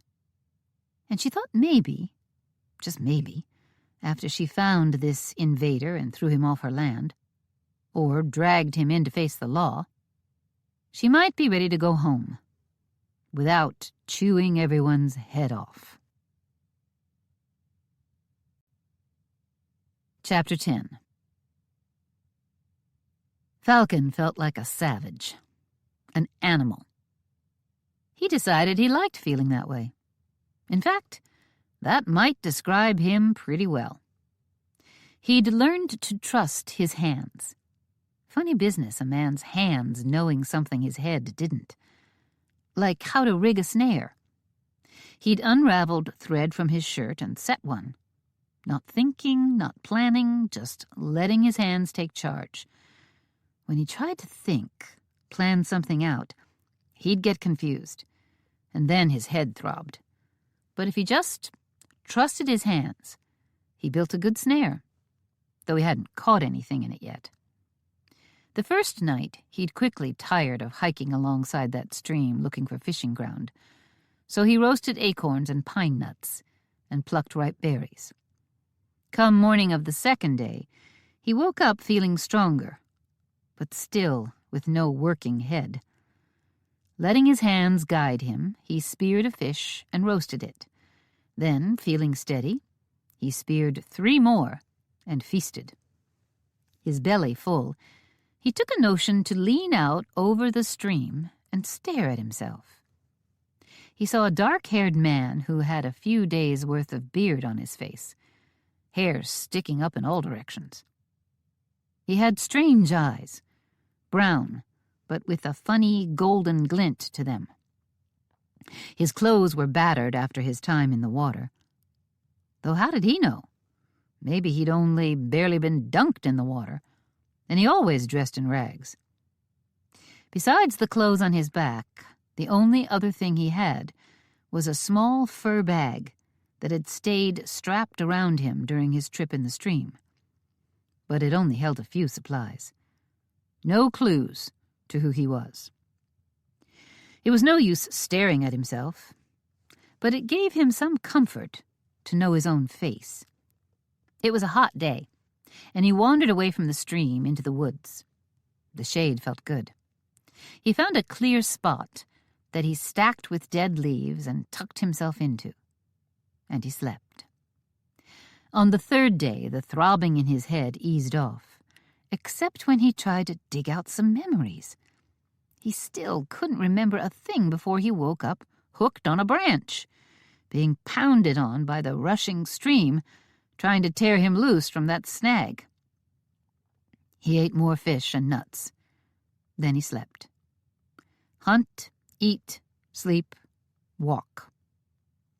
It surprised him that he could curl up and sleep several times a day. That couldn't be how he normally went on. The head injury and near drowning must still be wearing on him, and sleep gave him time to heal. The fourth day he snared a bird. Then, when he got out his knife to get the bird ready for roasting, he studied that knife and had a bright idea. The next time he went hunting, he used his knife strapped onto a pointed stick as a spear and got a rabbit. After 5 days, he woke up with only a quiet ache in his head. He had leftover rabbit, so hunting breakfast didn't sap his strength. With steady hands and less wobble in his knees, he finally took to thinking of his troubles. There wasn't so much as a flicker of memory of who he was, where he was, or how he'd come to be here. It didn't seem to be coming back to him through rest and time. He thought of that stream. He had to have been swept down it. It stood to reason. So he'd walk back up it and see where he'd come from. He'd been hiking along for most of the morning when he felt someone following him. Cheyenne couldn't get a look at him. She'd been trailing him for 2 days when she realized he knew she was out here. A chill went down her spine. like a slap across the face, she was hit with a knowing that he was now trailing her. She'd seen enough signs to know he was there, but she'd never seen him. Once she knew he was aware of her, she decided to cut and run for home. It was one thing to scout around, track down an intruder. It suited her, because she'd had plenty enough of intruders on her ranch. But to be the hunted? To know you had a predator after you? The woods, always a place she felt at home, now felt deadly. There were overlooks and hideouts everywhere. She knew them all, and she sensed that this man knew them too. She was too far from the RHR to get back in one day, and she had to rest eventually, or she'd make stupid mistakes and get herself caught. Finally, in the relative safety of darkness, she curled up to sleep against a stone wall, covered by a thicket. As she faded off, she decided putting up with the newcomers on her ranch might not be so bad, after all. Falcon looked in her little shelter and smiled. She slept like an innocent baby. Womenfolk who set out to wander the earth alone ought to sleep lighter. From where he crouched behind a bush, so close he could have touched her, he studied the woman and wondered what she was doing out here. She wore trousers, an improper thing to do, but he didn't mind overly. She had on a shirt that looked like something a man would wear. But then Falcon didn't remember much, so how could he know for sure about what men and women wore? Her head was resting on a bedroll. She was covered with a stretch of cloth that looked like it had shed water. Her rifle was near to hand. He saw the bulge under the cloth that said she wore a 6-gun. Her hair was dark and long, braided and hanging down her front while she lay on her side. He thought she was about the prettiest woman he'd ever seen. And, of course, with his mixed-up head, she amounted to the only woman he could remember seeing, so that wasn't much of a contest. Still, she was mighty pretty. He'd turned aside from following that stream to play with her. He'd made a game of leaving enough signs to keep her hunting, but not enough to ever find him. He'd spent most of his time behind her, watching her. Watching her sleep, he was struck by the notion that they might be the only two people in the world. He sure as certain hadn't seen anyone else. He reckoned there were others, but a man couldn't help but wonder. It niggled at something deep in his head, something about a garden and two people alone. The flicker of memory sent a shaft of pain through his noggin. He was feeling mostly better, but the cut on the back of his head still ached, and he was prone to stabs of pain as sharp as his knife. Dodging any efforts for his brain to remember, he considered that he should stay with her, wake her, and talk to her. To walk away from the only other person he could find was foolish. Or was it foolish to be playing games out in the wilderness when he should be following his own back trail? The stars went out overhead, and the moon vanished under a cloud. A soft mist started falling. He was tempted, oh, mighty tempted, to crawl into that thicket and share her shelter, share her warmth. Of course, she'd probably shoot him. Though he had no trouble hiding from her, she was mighty good, and seemed tough enough to draw that gun and protect herself. And that got him moving. Leave the poor, confused woman alone. He took one more look at her, at that long braid. It was a hard thing to slip back from her. Then again, if he wanted to look at her some more, he could hunt her up any time he wanted to. When he was back far enough that she couldn't see him if she happened to wake up, he stood and, heading toward where he'd woken up that first day, started tromping upstream. As the sun rose, it only turned the black to gray. Fog rolled in so thick it was a wonder a man could breathe the air. Taking it slow, not wanting to fall into the stream in the fog, he heard the storm coming louder, meaner. He knew he shouldn't be out in the open when lightning struck, but neither should he be by the tallest tree around. That left him with it being wise to find shelter. The thunder boomed and the lightning cracked, closer with each blast of light and noise. The rain turned from mist to slanting bullets of water. Then a lightning bolt hit an oak standing tall alongside that stream. He saw a downed tree that looked to have a gap under it, and dove for cover. And by the time he was done diving, landing, and collecting himself, he saw that he wasn't alone. A man and woman sat together at the other end of the tree trunk. They were both looking at him like he was a ghost come to sit down beside them. Then the man said, "Falcon?" That question made no sense. He'd heard of a falcon, a bird. What did this man mean? But the voice.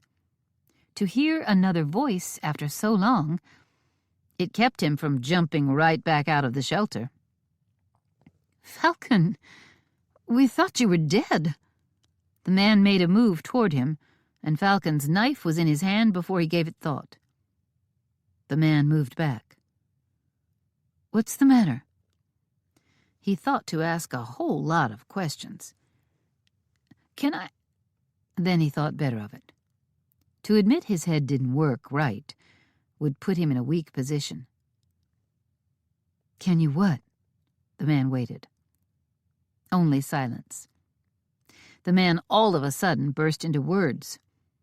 "We thought you were dead. You went over a waterfall, possibly shot." Waterfall? That could be right. Shot? The cut on his head? The man said something about a hat, and a flash of something went through Falcon's mind. A hat. He remembered a hat. Maybe. Thinking of the hat brought a vision to his head, a memory, and with the memory came pain. The man started into yammering, and Falcon tried to listen, tried to glean from this flood of words what was going on. At least the man didn't start shooting.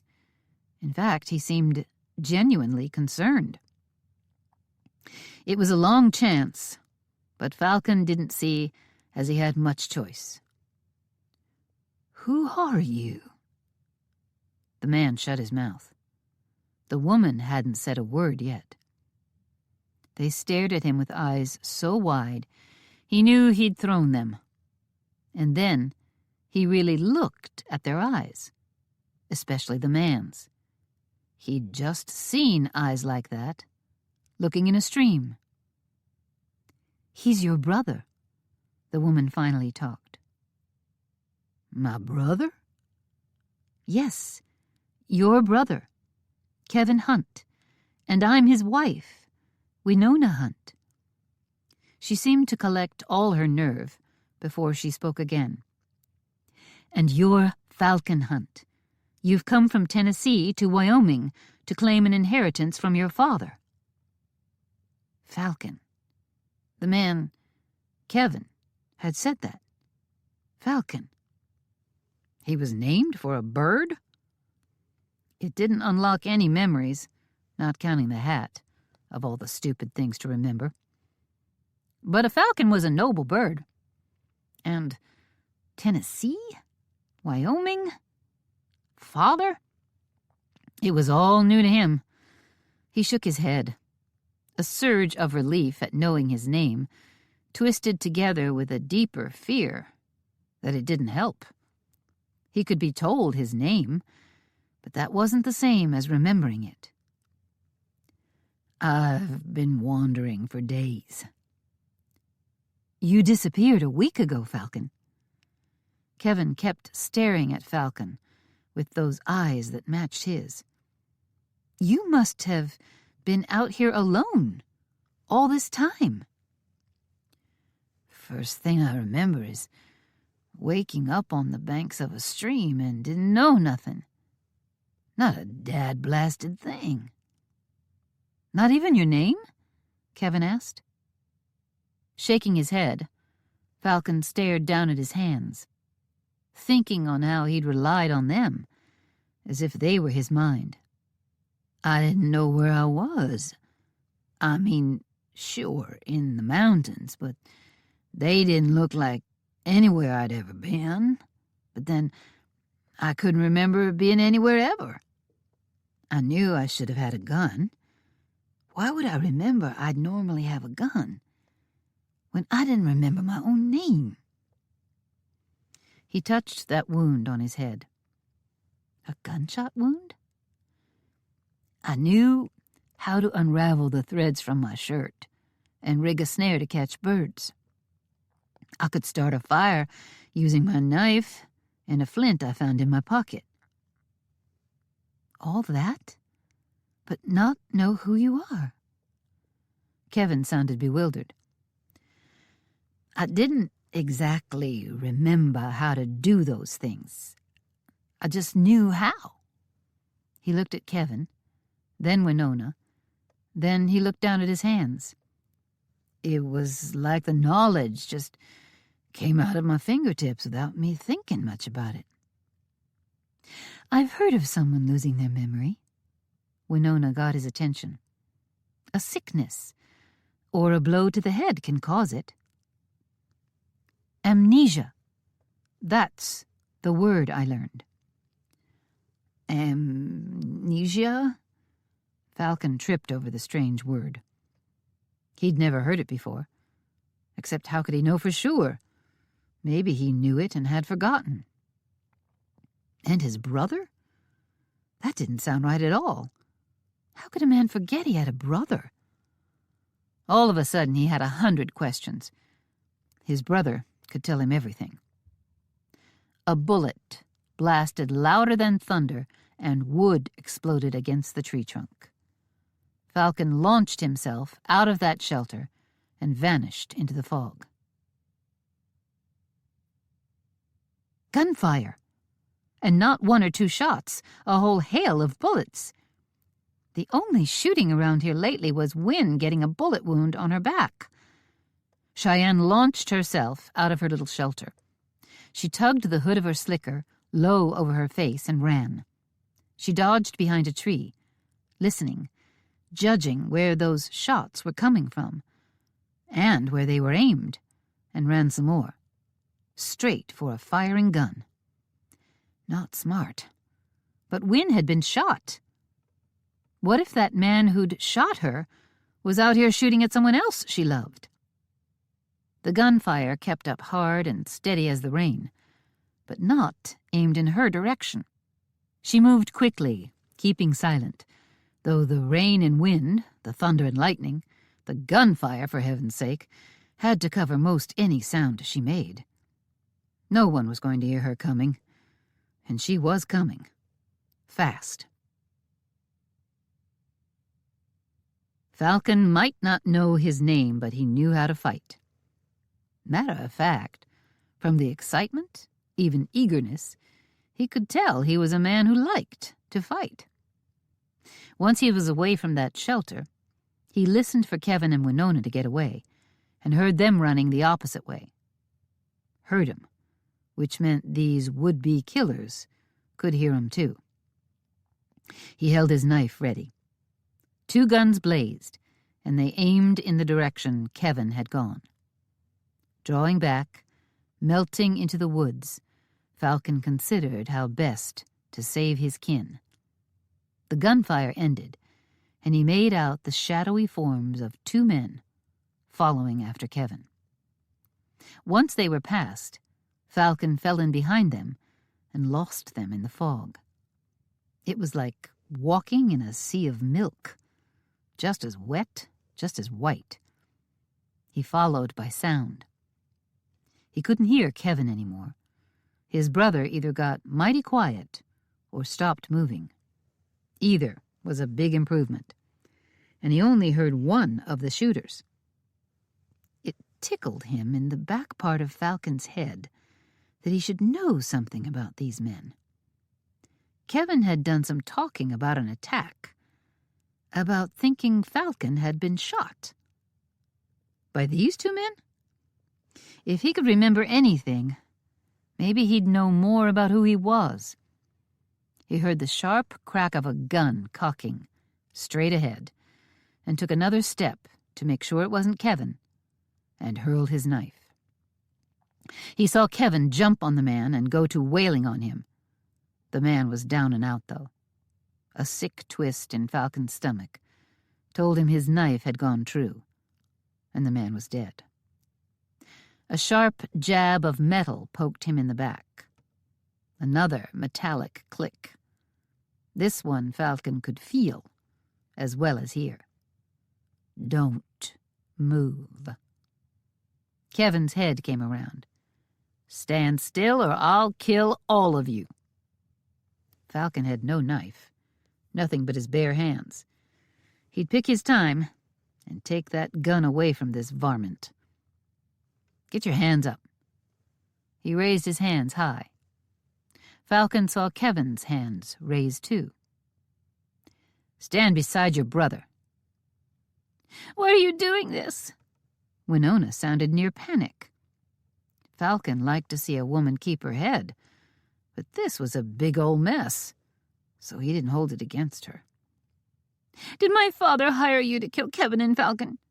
Does he want you to kill me? That's when Falcon knew Winona was planning something. A distraction at the least, 'cause no one pure afraid would ask such a clear question. He waited for his chance, ignoring the back-and-forth talk. The man pointed his gun at Falcon. We tried to kill you in Independence, Missouri. Kevin looked at Falcon. Someone tried to kill you, too? A stupid question, and Falcon had no plans to admit his head wasn't working right. Never figured it to have much to do with this. You're a hard man to kill, Falcon Hunt. You not only got past us, you stole our horses, guns, money, and supplies, and headed on west. You're a thief. Falcon stared at the man threatening to kill them. Mighty bold of him to complain about another man being a thief, and said, Sounds like justice to me. Cheyenne followed the sound of voices. The fog was heavy enough she couldn't see a thing beyond where she took her next step. Even with that, she moved as fast as she could. Stand still, or I'll kill all of you. Get your hands up. Who was speaking? He sounded familiar, but she wasn't quite sure why. She wasn't about to start blasting until she knew what was going on. Another step. She could finally see past the man to Kevin Hunt, and two other people. One behind Kevin, whom she couldn't see, and the other was a slap to the face. Clovis Hunt! The man she wanted to kill until it gnawed on her guts was alive and well, and someone was getting ready to kill him for her. No, not possible. He wasn't old enough. This had to be the older brother, Falcon Hunt. But he couldn't look so much like Clovis. Could he? If she stayed quiet, stayed back, whoever this was might just finish off something she was ashamed of wanting. Stand beside your brother. She knew that voice. Burn Tuttle, from the Hawkins Ranch. She should stop whatever Tuttle was up to. Sidling around, wanting a better look, she heard a new voice. Why are you doing this? Win. Win was here. Cheyenne finally got far enough to the side she could see Win hiding behind Kevin's back. How in the wide world did Win get out here? And so early in the morning? This far from the ranch? She had to have been out here overnight. Win would never do something so improper. Had she been kidnapped? Did my father hire you to kill Kevin and Falcon? Does he want you to kill me? Win's voice broke. Cheyenne had seen Win cry before. She was more prone to it than Cheyenne. But knowing her friend well, it was clear Win was faking her fears and tears. Why else would she say something so awful about her own pa?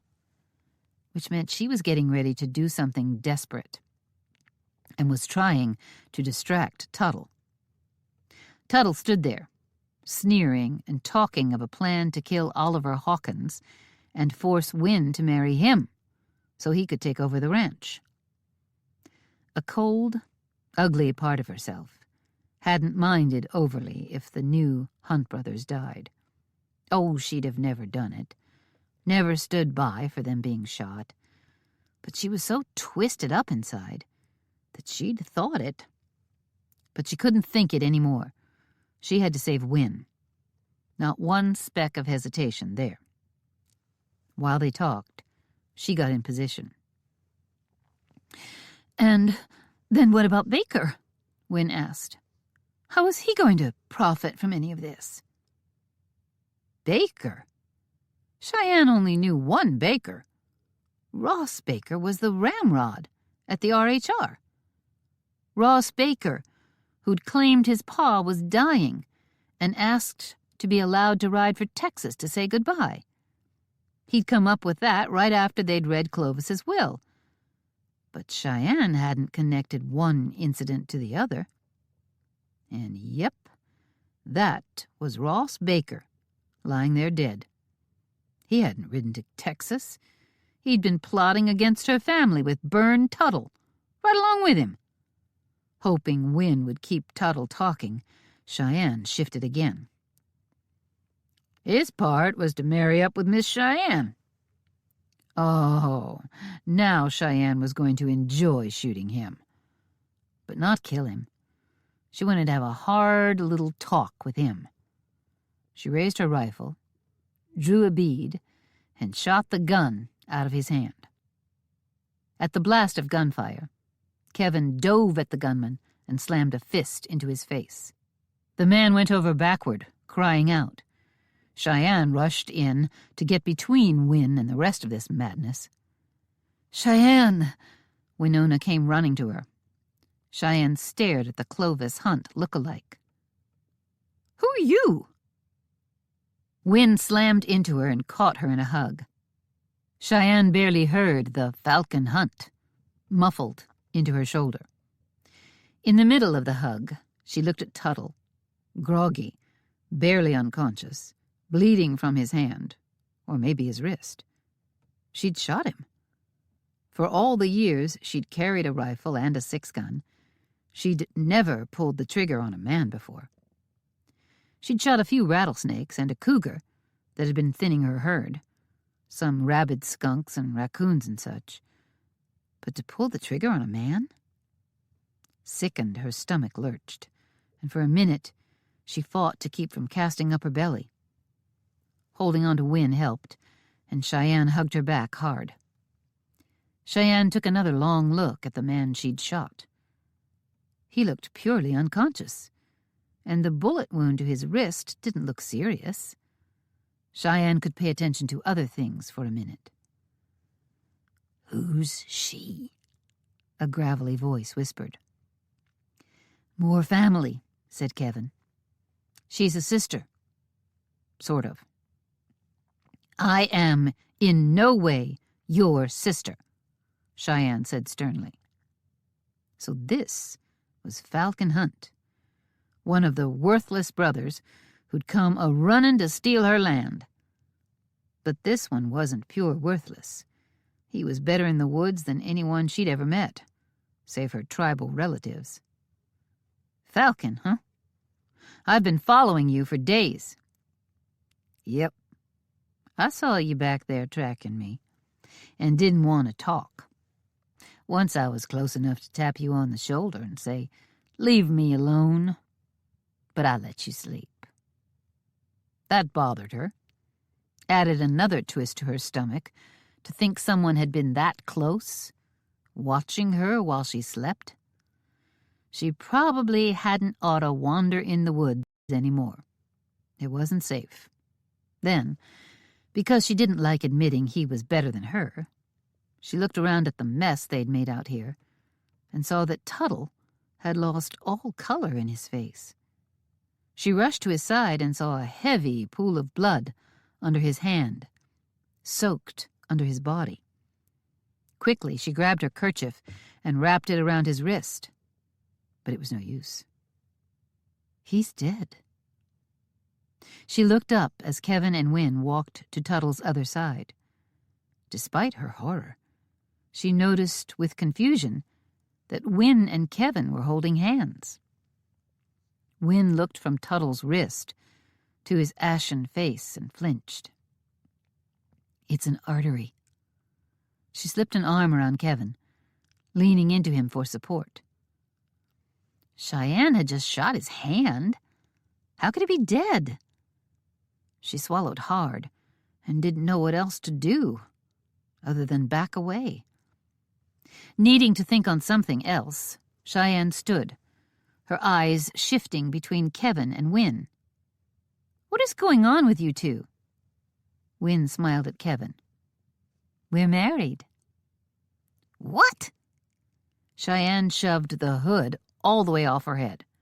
The rain had stopped, and that was a shame. She could use a solid dousing to clear her muddled thoughts. Yep, well and truly married. Vows spoken before God and man. Kevin put his arm around Wynne. Cheyenne considered knocking the arm off, especially when Kevin smiled. But Wynne snuggled closer like a brainless sheep, and Cheyenne figured attacking Kevin wasn't going to go over well with her friend. You're married. Falcon has been wandering in the woods for days, armed gunmen hunting everyone. Cheyenne flung her arms wide. I can't leave any of you alone for a minute, or trouble comes flooding. This one's dead, too. Falcon knelt by Ross Baker. He tossed the ramrod onto his stomach and retrieved the knife, wiping off the blood before sticking it in his sheath. Cheyenne couldn't help but admire the man's style. Wynne said, We were going to be kicked out of the ramrod's house with Baker coming home. I guess we don't have to worry about that anymore. With a sigh, Cheyenne started leading the way home. They'd have to come back for the bodies later. They hiked for hours. She was the only one in good shape, and the only one who knew where they were going. She had a lot of questions, and the group talked as they went, until she mostly knew everything. Wynne being married, that just didn't make a lick of sense. But what about Cheyenne's life did? And Falcon Hunt. That's who she'd been tracking. Despite hating these two men fiercely, she had to admit a deep respect for Falcon. When they reached the main trail home, they met Wyatt riding out. He'd dragged those two other invaders along with him, Molly and Andy. Wyatt swung off his horse, and out of the four people in their ragtag bunch, Wyatt ran straight for her and hauled her up into his arms. Her little brother, taller and stronger than she was, and he had been for a long time. She still had to do most of the thinking for the two of them, but this hug felt as good as anything she'd felt in a long time. Then the bunch of them took to chattering. When Cheyenne heard enough of their stories to realize Falcon might have been shot, and everyone seemed too scared of the wild-looking man to check, she examined him and found what looked like a bullet crease at the base of his skull, but she was no doctor. He was such a mess that she left the crease alone, figuring to scrub him up when they got home. Otherwise, the wound might open and all his filth would get in. Wynne rode double with her on Wyatt's horse, and they left the three brothers to walk. As the horse plodded along, She and Win talked some, until Win started in about her pa and Cheyenne's announcement that she was going to accept his proposal. Cheyenne didn't want to hear it, and it didn't take much to scoot Win off the horse. Cheyenne would have spurred on the horse, but she decided not to leave them all behind, in case she needed to save the day again. The afternoon was hectic.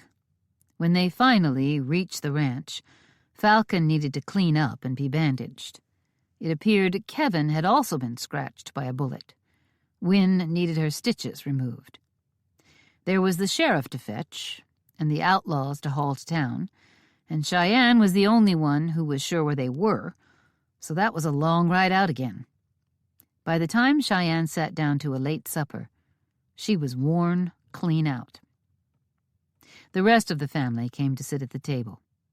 Cheyenne looked at Falcon and almost smiled. He'd had a bath, shave, and haircut. He had on clean clothes. He looked purely civilized. And somehow, by him looking like less of a savage, she saw the wounded man underneath and wanted to help him. Would he stay? Would he get his memory back? You have family now. Cheyenne met Falcon's gaze with her black eyes. Stay here, and we'll be able to help you through whatever confusion lies ahead. After a long hesitation that shouldn't have mattered to Cheyenne as much as it did, Falcon said, I'll stay until I'm healed, or whatever it is that needs to change for me to remember. He looked back at them with those strange hazel eyes the brothers all shared. I can remember a Bible verse about honoring your father and your mother. He frowned in thought. It's one of the 10 Commandments. The 5th commandment says, Honor thy father and thy mother, that thy days may be long upon the land which the Lord thy God giveth thee.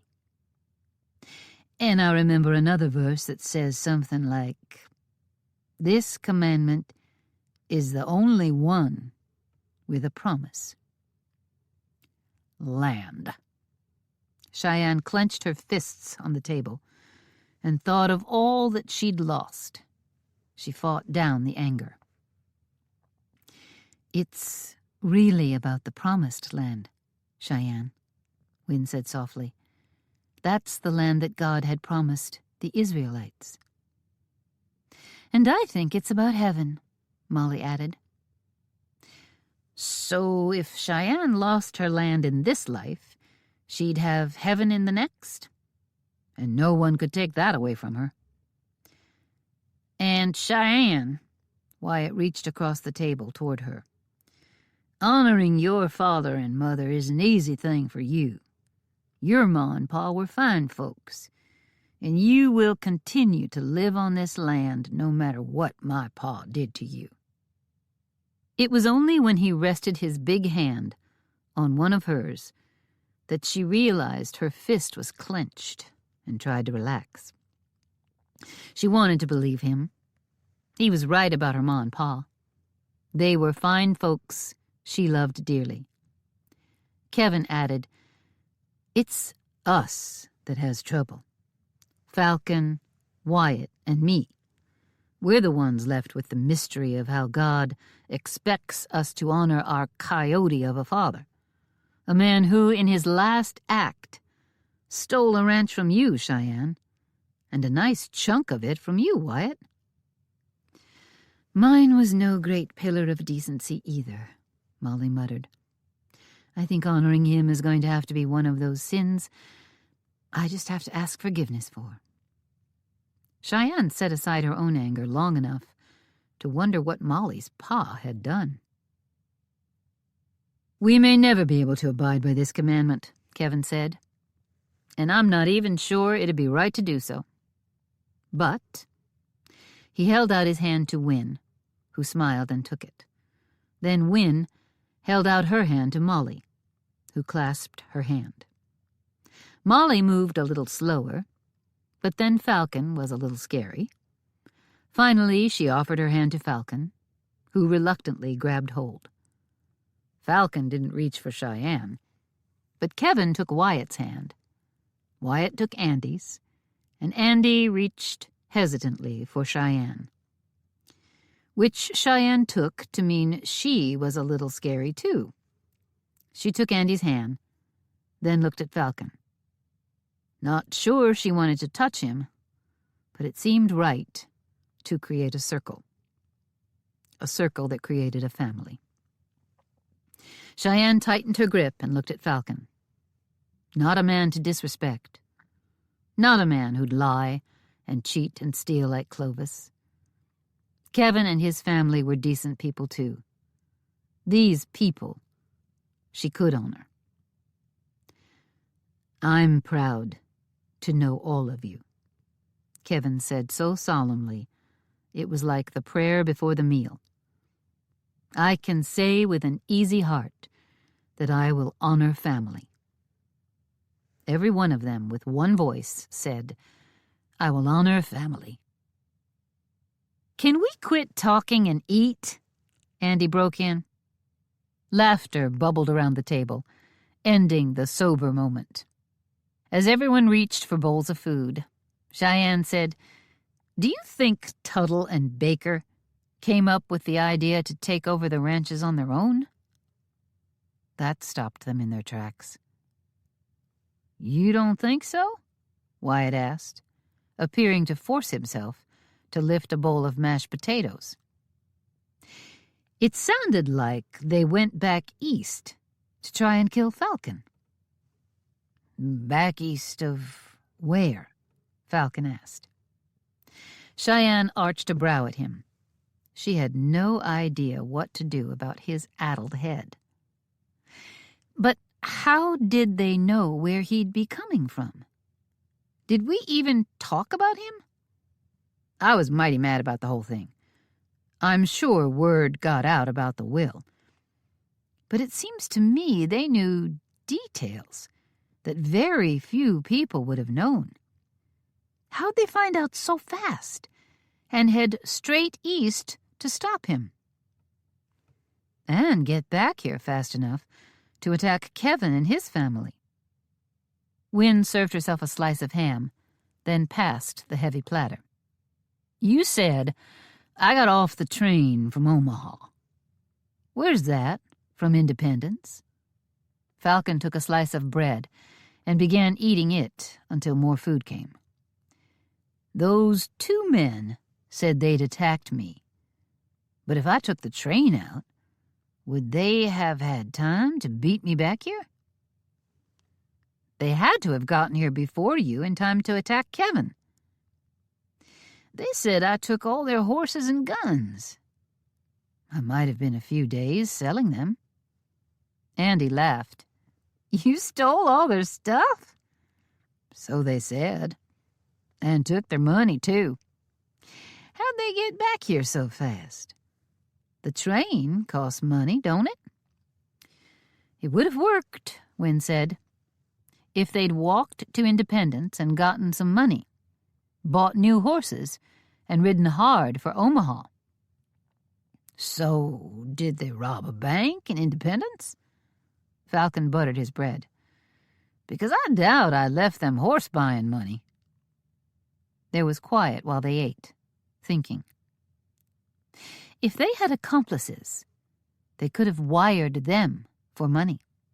"That works fast," Wynne said. "Wired money?" Cheyenne hadn't heard of that. She looked around the table and no one else seemed to understand. So Wynne explained about money going between banks with permission given over telegraph lines. Wyatt scrubbed his face.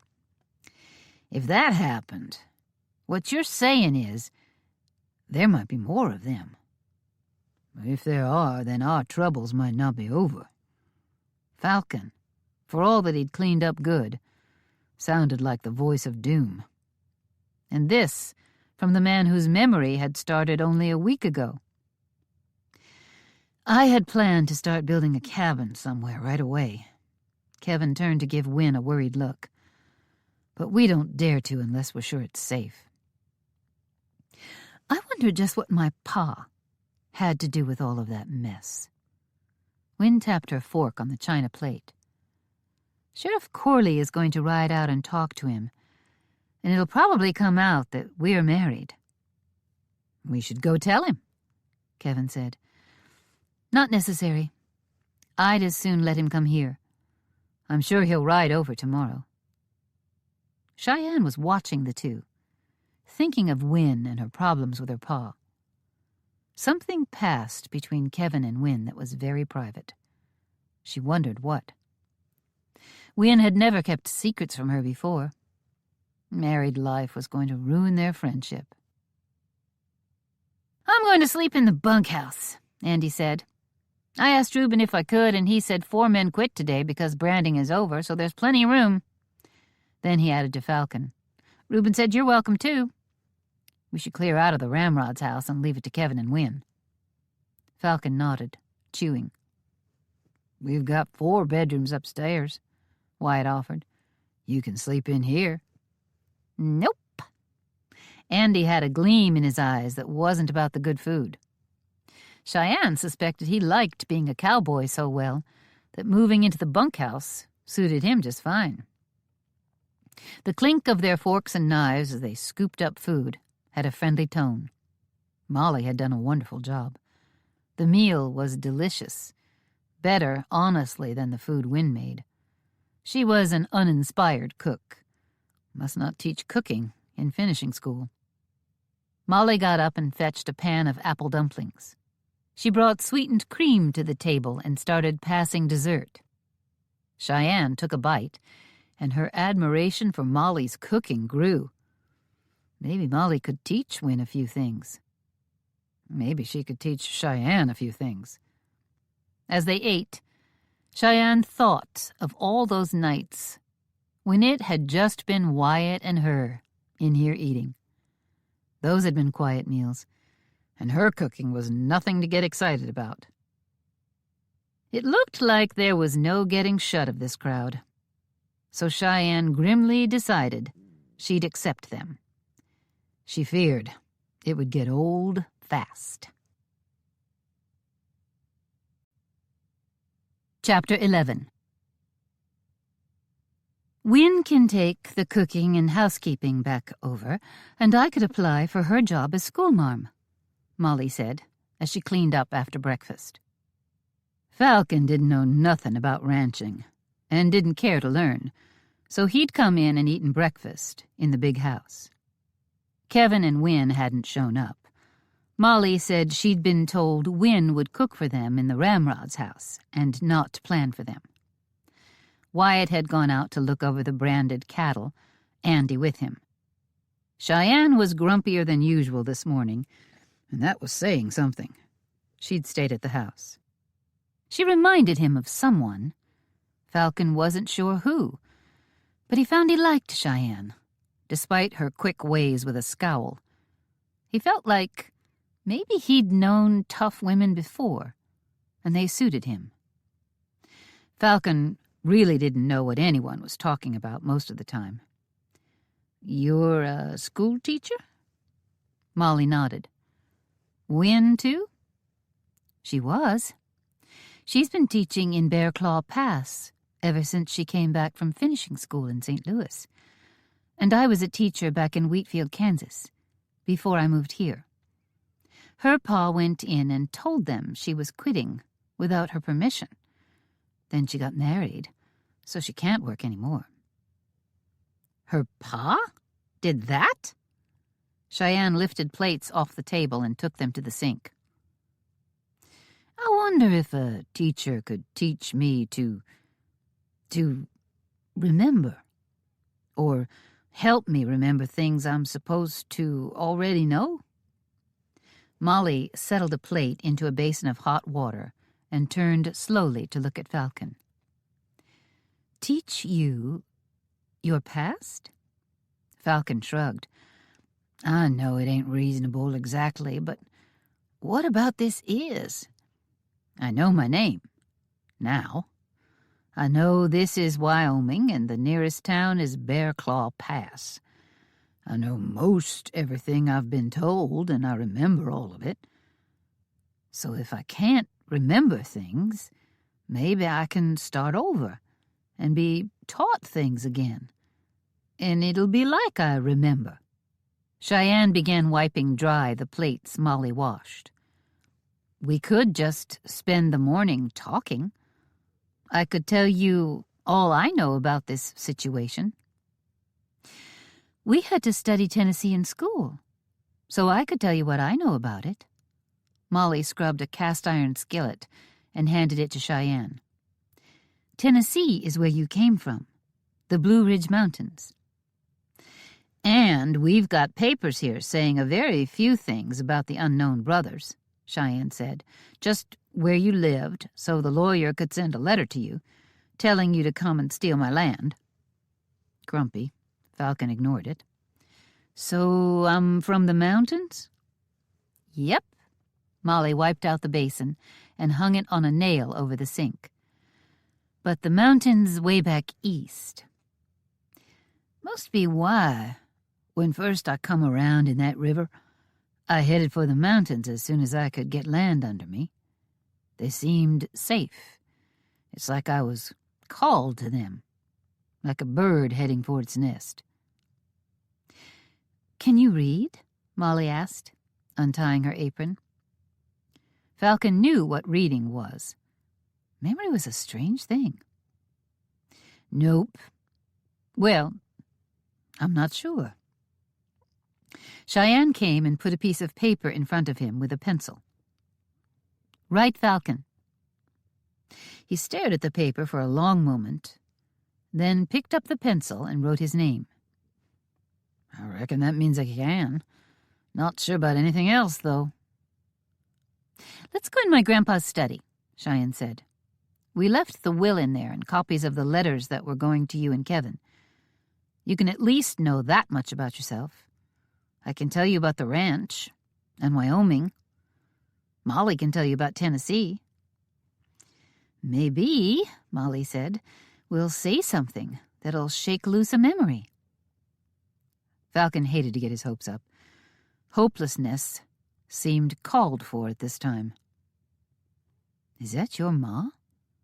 Falcon stopped in the doorway of the front room and looked at the huge painting on a wall above the fireplace. "Yes, it is. That's Catherine Lorraine Brewster Hunt."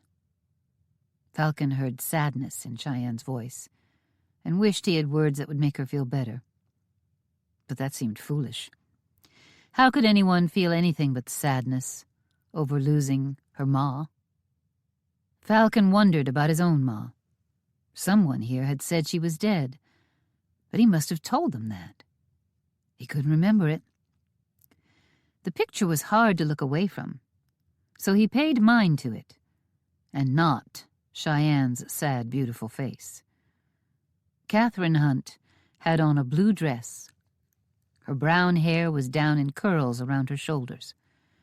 She was standing in front of this very fireplace that the picture now hung over. Her arms came together in front, holding something Falcon didn't recognize. A fancy thing, a fanned-out blue thing that matched Catherine's dress. She had about the prettiest smile on her face Falcon had ever seen. Her skin was tanned, and her eyes snapped blue. Falcon might not remember much about himself, but he knew this was a fine room. Pretty blankets were thrown over the backs of a settee and 2 chairs, and fine lacy circles draped over the chair and settee arms. He saw a small basket with something half-finished in it. It had to be Cheyenne's work. Or Wynn's, maybe? Cheyenne didn't seem like the fine lacy type. Looking back at the picture, he said, "She looks like you." He knew Cheyenne had never smiled that way since he'd met her, but he wished she would. "You've got dark eyes, but other than that, you're of a kind with your ma." Both beautiful women. Cheyenne turned away from the picture. And you look like Clovis Hunt. I can't tell you much about yourself, but I could tell you a lot about him." She didn't make that sound like he wanted to hear it. She stepped through an open door and went behind a massive desk of solid oak, big enough to nap on, and opened a side drawer. She pulled out a packet of papers. "Here's the will, and it contains instructions about contacting you and Kevin, including information about where you lived."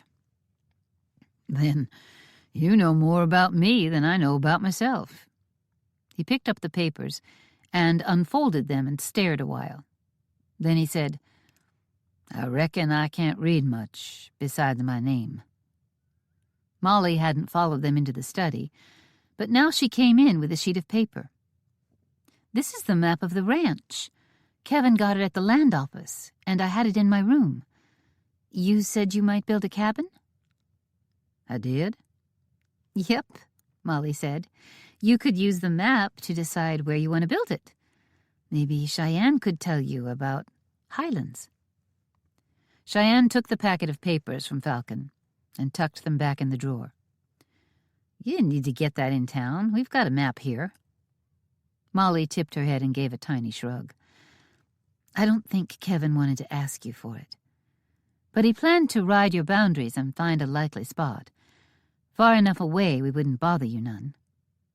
Cheyenne's eyes glinted in such a way that Falcon knew the newcomers were always going to bother Cheyenne. She went to a large wooden table, standing in front of a bookshelf, and pulled out a deep drawer. From inside, she brought out a tube of paper. She brought it to the desk and unrolled it. Falcon saw it was a map, very detailed and impressive, compared to the quickly hand-drawn map Molly had. Cheyenne picked up a book, a paperweight, and a stand that held an inkwell. She used them to weight down 3 corners of the map. She kept the 4th corner from rolling with her hand. She began talking. Falcon was impressed by how well she knew this land, knew where the old boundaries were between the land her pa had owned and the Rolling Hills Ranch, talked about how they'd joined them after her pa died. "I was really young. I have only shadowy memories of my own pa. Ma and I moved over here after Pa died. Bucked off a horse he was breaking. Grandpa was living in the foreman's house then. He insisted we needed a fine house for the 3 of us, and built this. It was finished about the time Clovis Hunt came along." "And you're saying Clovis was still married to my ma? And Kevin's ma? When he married your ma?" Falcon rubbed one hand over his face as if he wanted to scrub that information away. "Pa? Is that you?" Falcon jerked his head up. He looked around the room, but they were the only people in here. Who was that? It was a man's voice, and Falcon thought the question had been put to him. "Pa? Is that you?" For a horrifying moment, Falcon thought he might have children somewhere. A wife. Where were they? Who called him Pa? Falcon tried to focus on that strange voice he'd just heard. It had to be a memory, but thinking on it made his head throb. The women were poring over the map, not looking at him at all. They didn't notice him checking the room for someone. Should he tell them? The headache grew, and to escape the pain, he forced his mind back to what was going on around him. The lack of a memory made him feel like a strange kind of critter. He had no idea what was wrong with him, and he had a flash of, well, it wasn't right to say he was ashamed exactly, but he felt so odd, like he had a terrible weakness, and that made him a man who'd be picked out of a herd like a 3-legged elk. "Mark on my map where some highlands are for Falcon. And do you know where fertile farmland is for us?" Molly slid her modest little map onto the corner of the big, colorful map Cheyenne had. You drew your map wrong."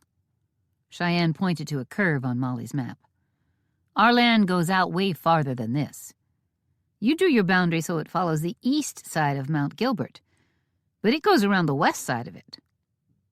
Cheyenne took the pen off the desk, dipped it in an inkwell, and redrew Molly's map to add a whole big stretch to match hers.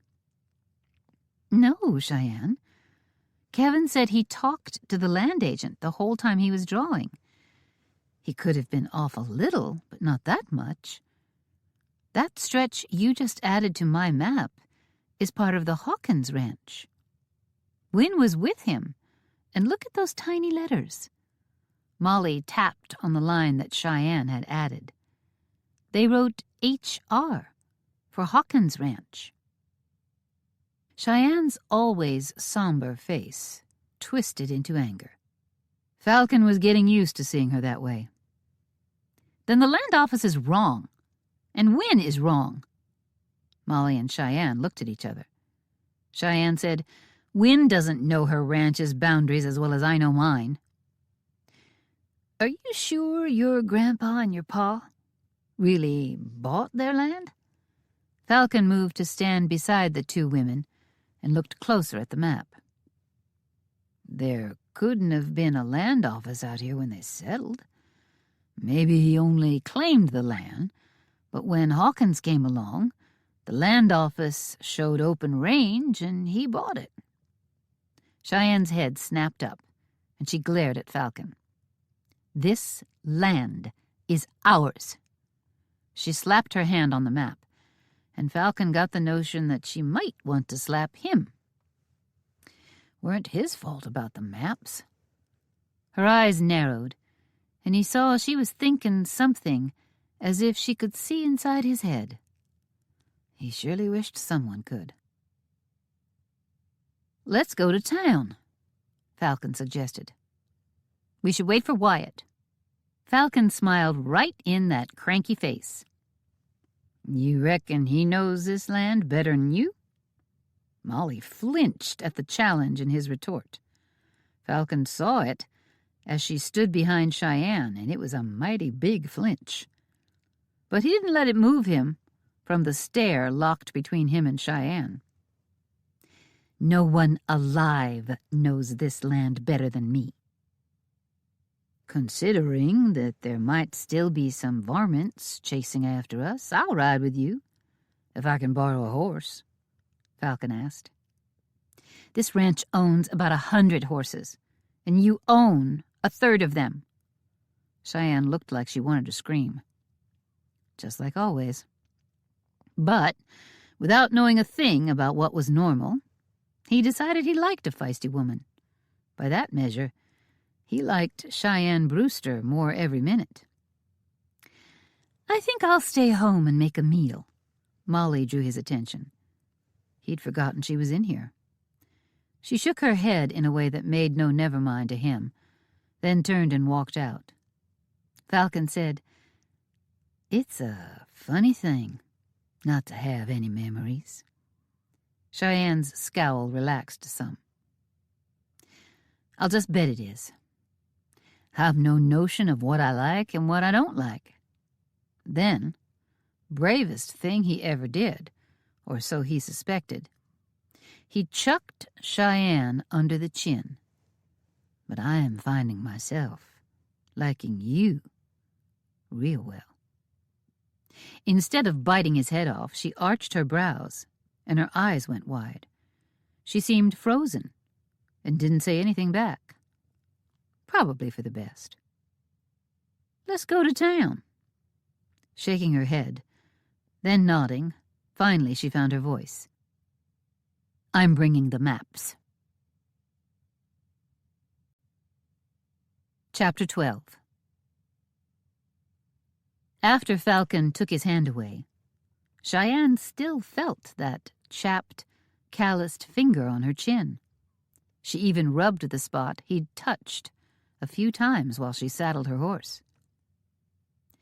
"You remember how to do this?" Falcon was slapping a saddle on with no sign of confusion.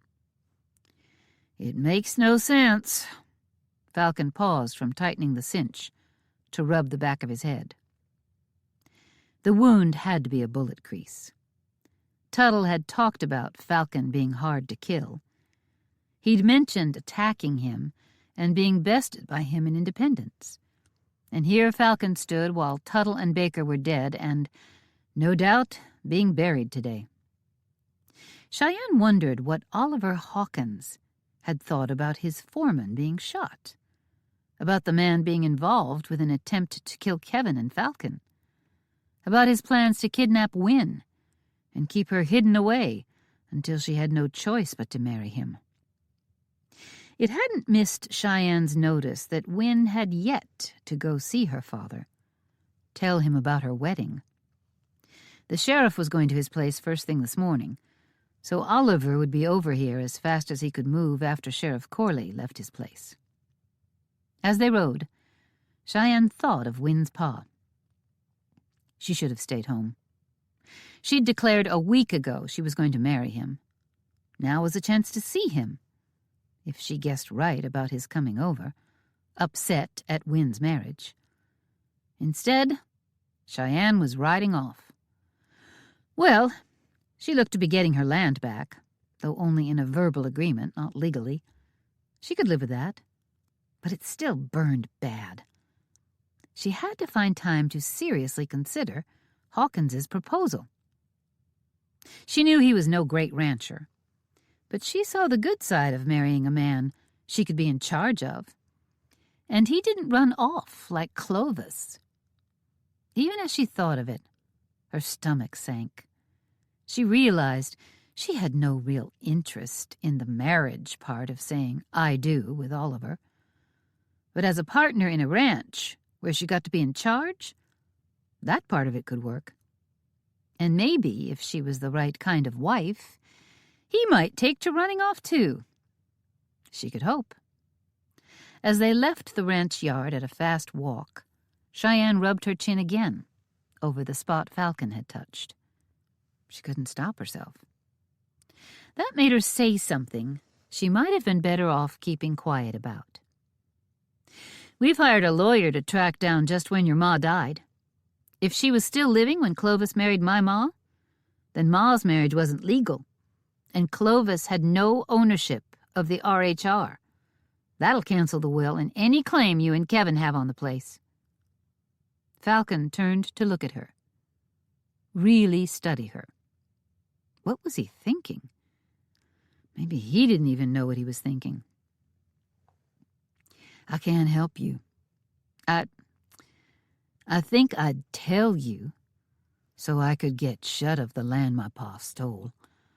The land's been kinda hung on me permanent, ain't it? Didn't you say it's in the will that I can't sell it? It's very carefully worded, so you have to keep it. It can't be put up for sale for 10 years. Falcon scratched his head and turned to watch the trail. "If I ever get to remembering things, I'll know how old I was when Ma died." With a disgusted snort, he said, "Heck, I don't even know how old I am now. Older'n Kevin, I reckon. Beyond that, I can't remember. But my memory will come back after a time, surely. When it does, I can figure out if she died before Clovis married your ma. But for now, I can't even remember having a ma." Cheyenne managed a harsh laugh. "Pretty good chance you had one. We can count on that. You should have stayed around and gotten to know us before you got your brains knocked out." "I don't remember, of course, but I expect I didn't feel all that welcome. I'm just guessing that, on account of how y'all have acted since I found you. Let's pick up the pace." Cheyenne kicked her horse into a ground-eating gallop, and Falcon stayed with her. They reached Bear Claw Pass, and Cheyenne rode straight to the land office. Hitching their horses, Cheyenne charged through the door, in no mood to wait another second to figure out why the map she had at home didn't match the one in town. She'd brought hers along, carrying it carefully. It was a prized family possession. but she didn't see how she could challenge the land office's map without proof.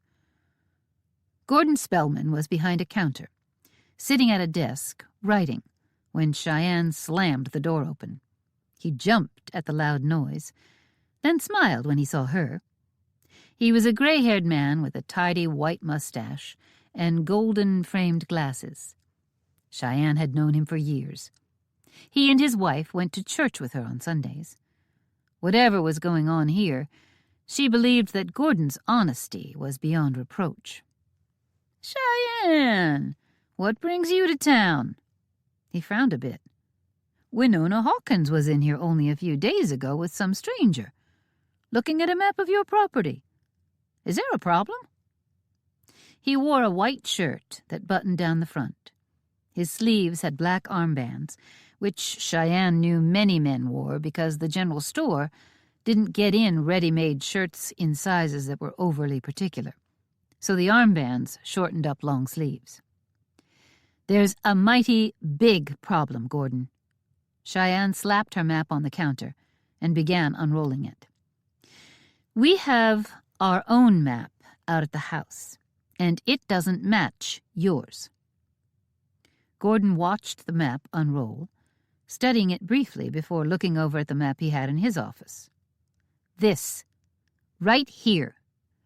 Cheyenne drew her finger on her family's map, then over to the land office's map. "There's an inward curve on your map, where there's an outward curve on mine." She tapped the map hard on the area she said was hers. "It's Mount Gilbert." Cheyenne looked from Spellman to Falcon and back. "This here's Falcon Hunt, brother to Wyatt. He's come to claim his inherited land. It's real important we get the ranch's boundaries right if we're going to have new ownership." Cheyenne leaned down close to compare the two maps. Gordon looked at Falcon, then returned to studying the map. "I'll admit to you, Cheyenne, that your ownership of the land is old. It was settled before I moved here. It's not a map I pull out and study." "And see here, in fine handwriting, it says this is the boundary with the Hawkins Ranch. Now I know Mount Gilbert is ours. I know it. Some of the land, well, there might be a question about details, but Gilbert here," she tapped again. "Grandpa had a love for that land. He used to say it wasn't good for grazing, it was good for gazing." "Are you sure he owned it, though, Cheyenne? This was all open range when your Grandpa Jacques settled. Does he actually have a deed that shows what land he owns?" Cheyenne paused. "There are deeds, somewhere. I know Grandpa was like a lot of others on the frontier. First he just stopped, put up a cabin, and reckoned the land around him was his. When there was finally a way to own land, after he'd been here for years, he started buying it up. First the water holes, then the best grazing. But I know he pushed himself hard to own his land tight and legal. And Ma did the same for the land my pa had settled on." "Your pa? Clovis Hunt?" The man glanced at Falcon. It was plain to see he'd known what Clovis Hunt looked like, because he was seeing a young version of the man right before him. He for sure didn't question for 1 second whether Falcon was truly Clovis's son. "No, my real pa, Nate Brewster. He might have died before the land was even surveyed and for sale, but Ma was mindful of owning her land. Grandpa and Ma worked hard to get their land under their legal ownership." Gordon went back to studying the maps. "And you say this is a mountain good only for gazing? Why would your grandpa spend money to own what is, in practice, a wasteland?" Gordon leaned closer to study his version of the map. "You've got the Hawkins Ranch as owners of this disputed mountain area, but that's not right." He touched a spot on the map. "This section isn't owned by Oliver Hawkins either." He doesn't put his money toward wasteland, no matter the view." Gordon sniffed. "Hawkins has little interest in the wonder of the land around us. He only wants what he can profit from." But Wynne came in to check on the maps with Wyatt's other brother, Kevin. Why would she write on that line that it was the boundary between her father's ranch and mine? Cheyenne knew better than to call the ranch mine. It, for a fact, was not hers, but it best described the property, so she said it. "I was here when she visited with Kevin. I watched Kevin draw a map, and he asked me some questions about it as he worked. I remember Wynne saying your land bordered hers. I suppose she just made a quick note of that? As far as I know, Winona has never shown any interest in her father's property lines, unless perhaps she also has a map at home." Cheyenne considered that. Wynne never went home, if she could help it. It was doubtful she spent any time studying maps there. Cheyenne nodded and looked at that strange, oblong circle cut out of her property. "Does that land have an owner, then?" Gordon turned to open a drawer and thumbed through the files. He came to the spot he was searching for and pulled out a sheet of paper. Bringing it back to the counter, he said, "I've got a deed here, listed to Percival Ralston. He's from the Hawkins Ranch. He's been there for years." Cheyenne frowned. "He was the foreman there for a time. Then he had his leg badly broken riding a bronc. I think he does bookwork for Oliver now. I really don't know what he does. I only know he's got a bad limp and doesn't work cattle anymore. Ralston owns this stretch?" Gordon nodded. "What's the date on the sale?" Gordon looked in his files.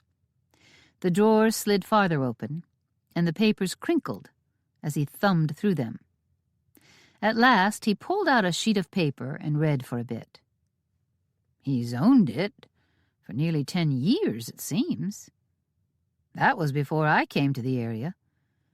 Actually, the date he bought it was only weeks before I started this job." Gordon frowned at the date. "Odd. I know the land office was empty for a time before I got here, because the former agent died at his desk. It looks to me like Ralston bought it when there wouldn't have been anyone to sell it to him." With a shake of his head, Gordon said, "Maybe someone appointed a temporary agent. The agent might have moved on when he heard I was to arrive, but he wasn't here when I got to Bearclaw Pass. At any rate, Ralston must have come in hunting a home and found a gap in the rugged land between the two ranches. Maybe he was struck by it, the same as your grandpa, looking to spend his old age on that mountain, gazing at the view." "Grandpa owned that land, and did so long before 10 years ago. I'll go home and hunt through our deeds. You may have to refund Ralston's money."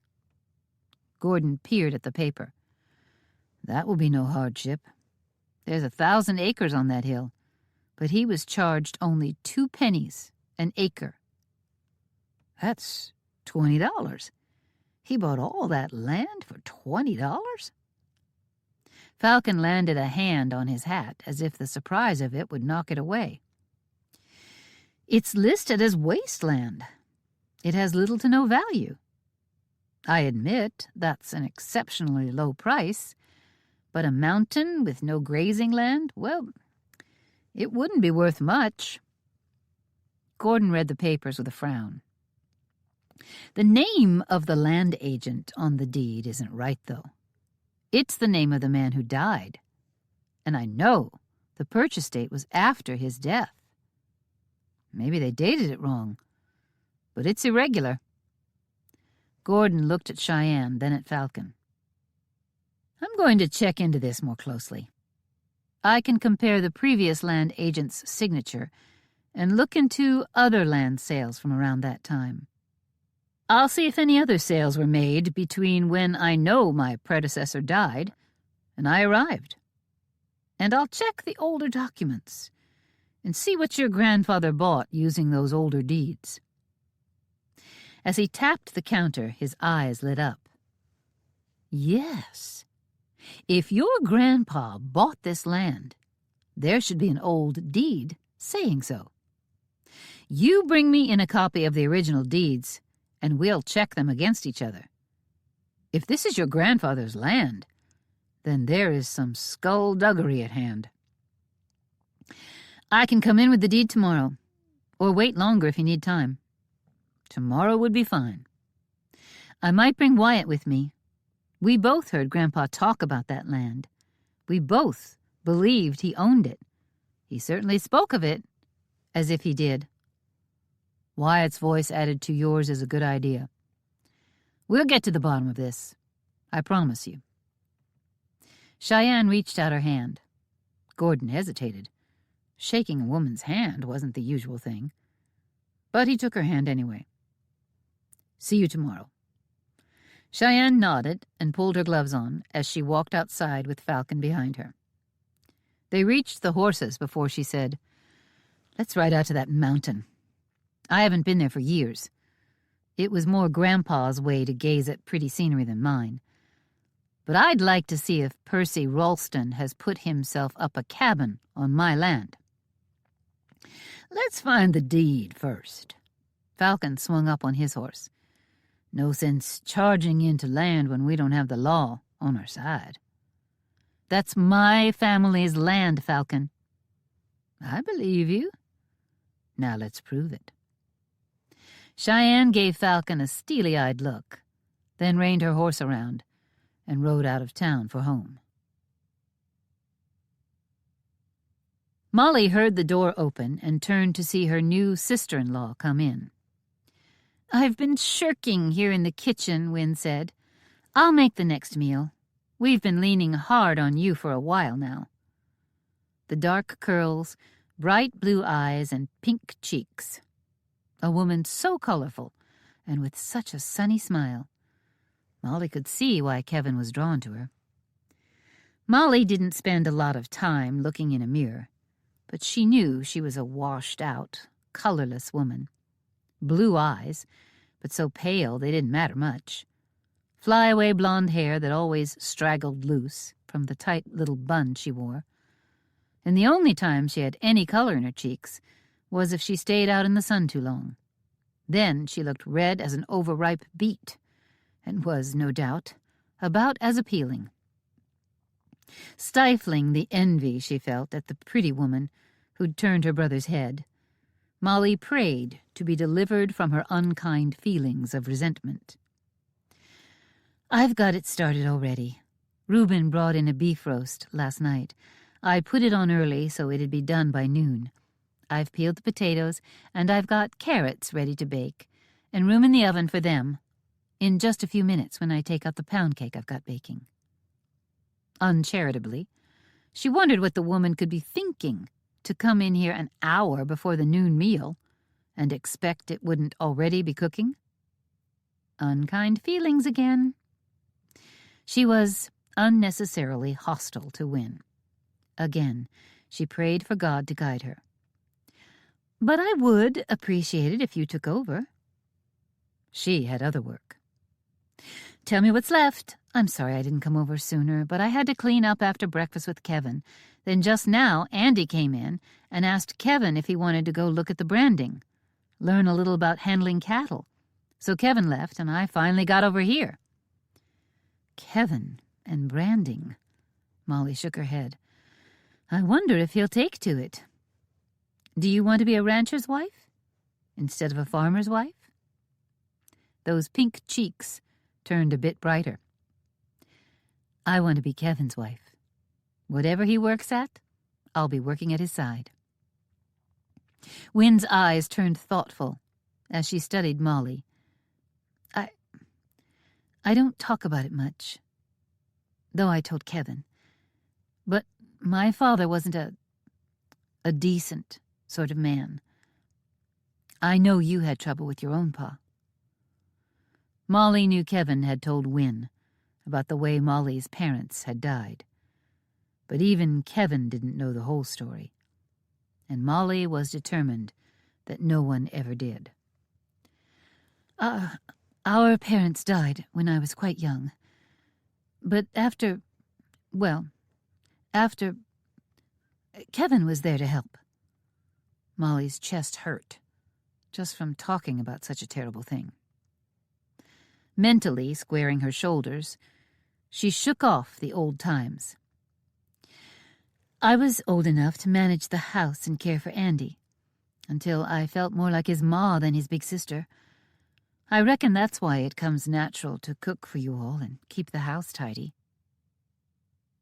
Is there anything you'd like to do, just for pleasure? Take a break? Not really. I guess I could wander into the study and find a book. She never sat around idle during the day. Win's eyes lit up. She smiled.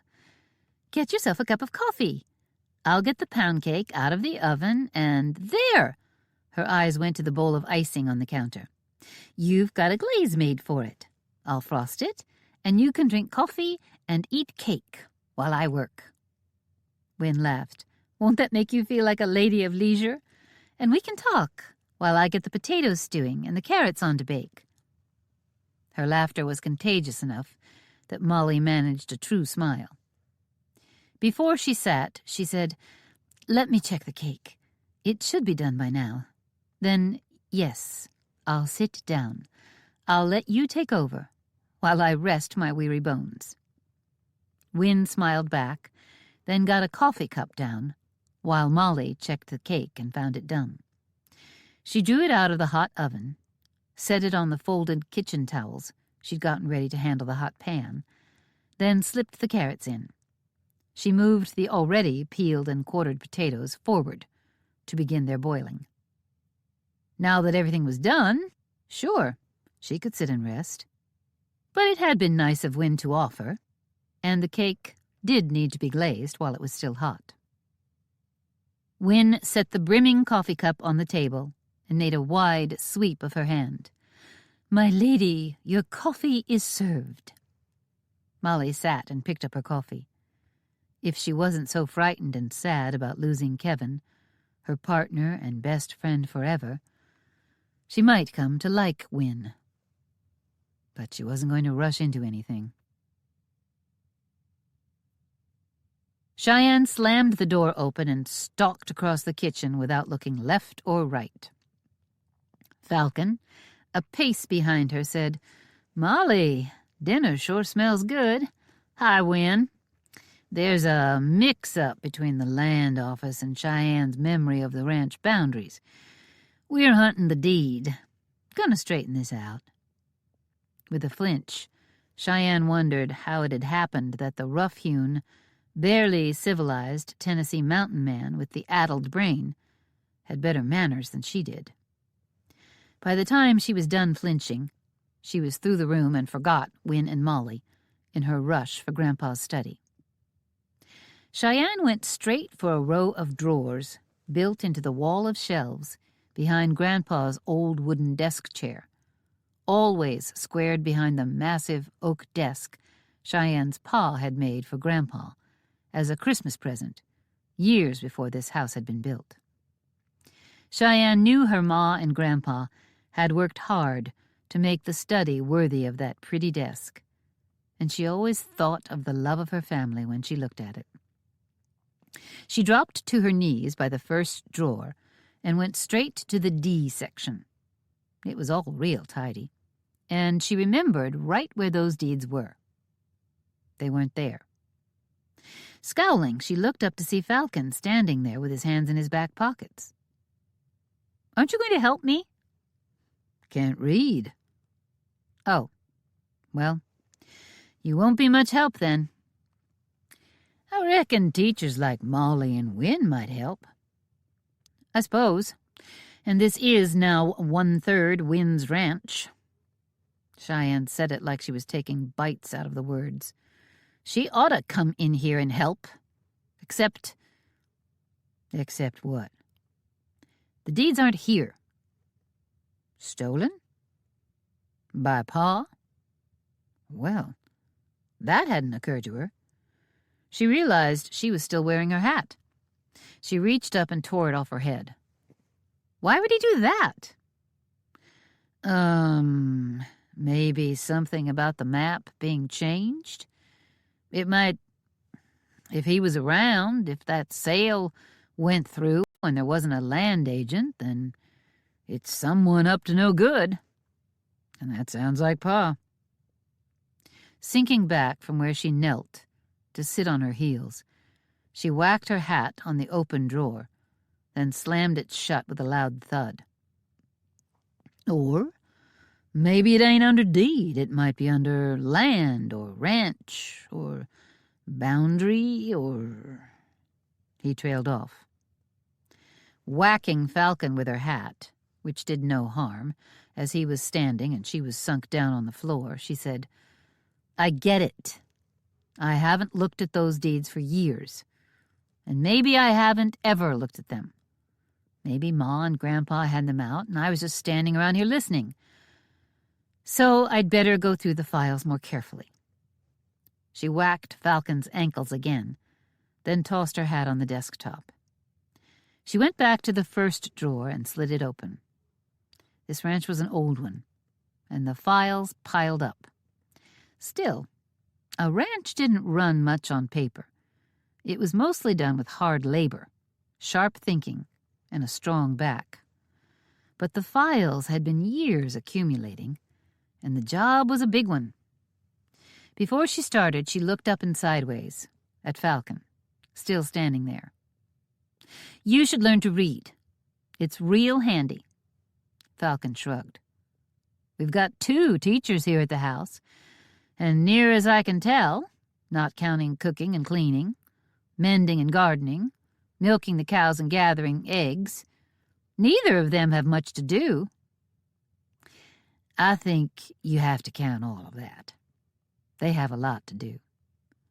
If they aren't roping and riding, I don't count it. Falcon gave her a smile so small, it mainly flashed in his eyes. It counts. But come winter, if I'm still here, there might be some long evenings trapped inside. I might ask for help. Go now and ask them. I'm going to be a while. Falcon looked over his shoulder at the open door. Then he whispered, I don't want to talk to them. Why not? They're your sisters. His expression of horror made her laugh, and she sure hadn't done much of that in a while.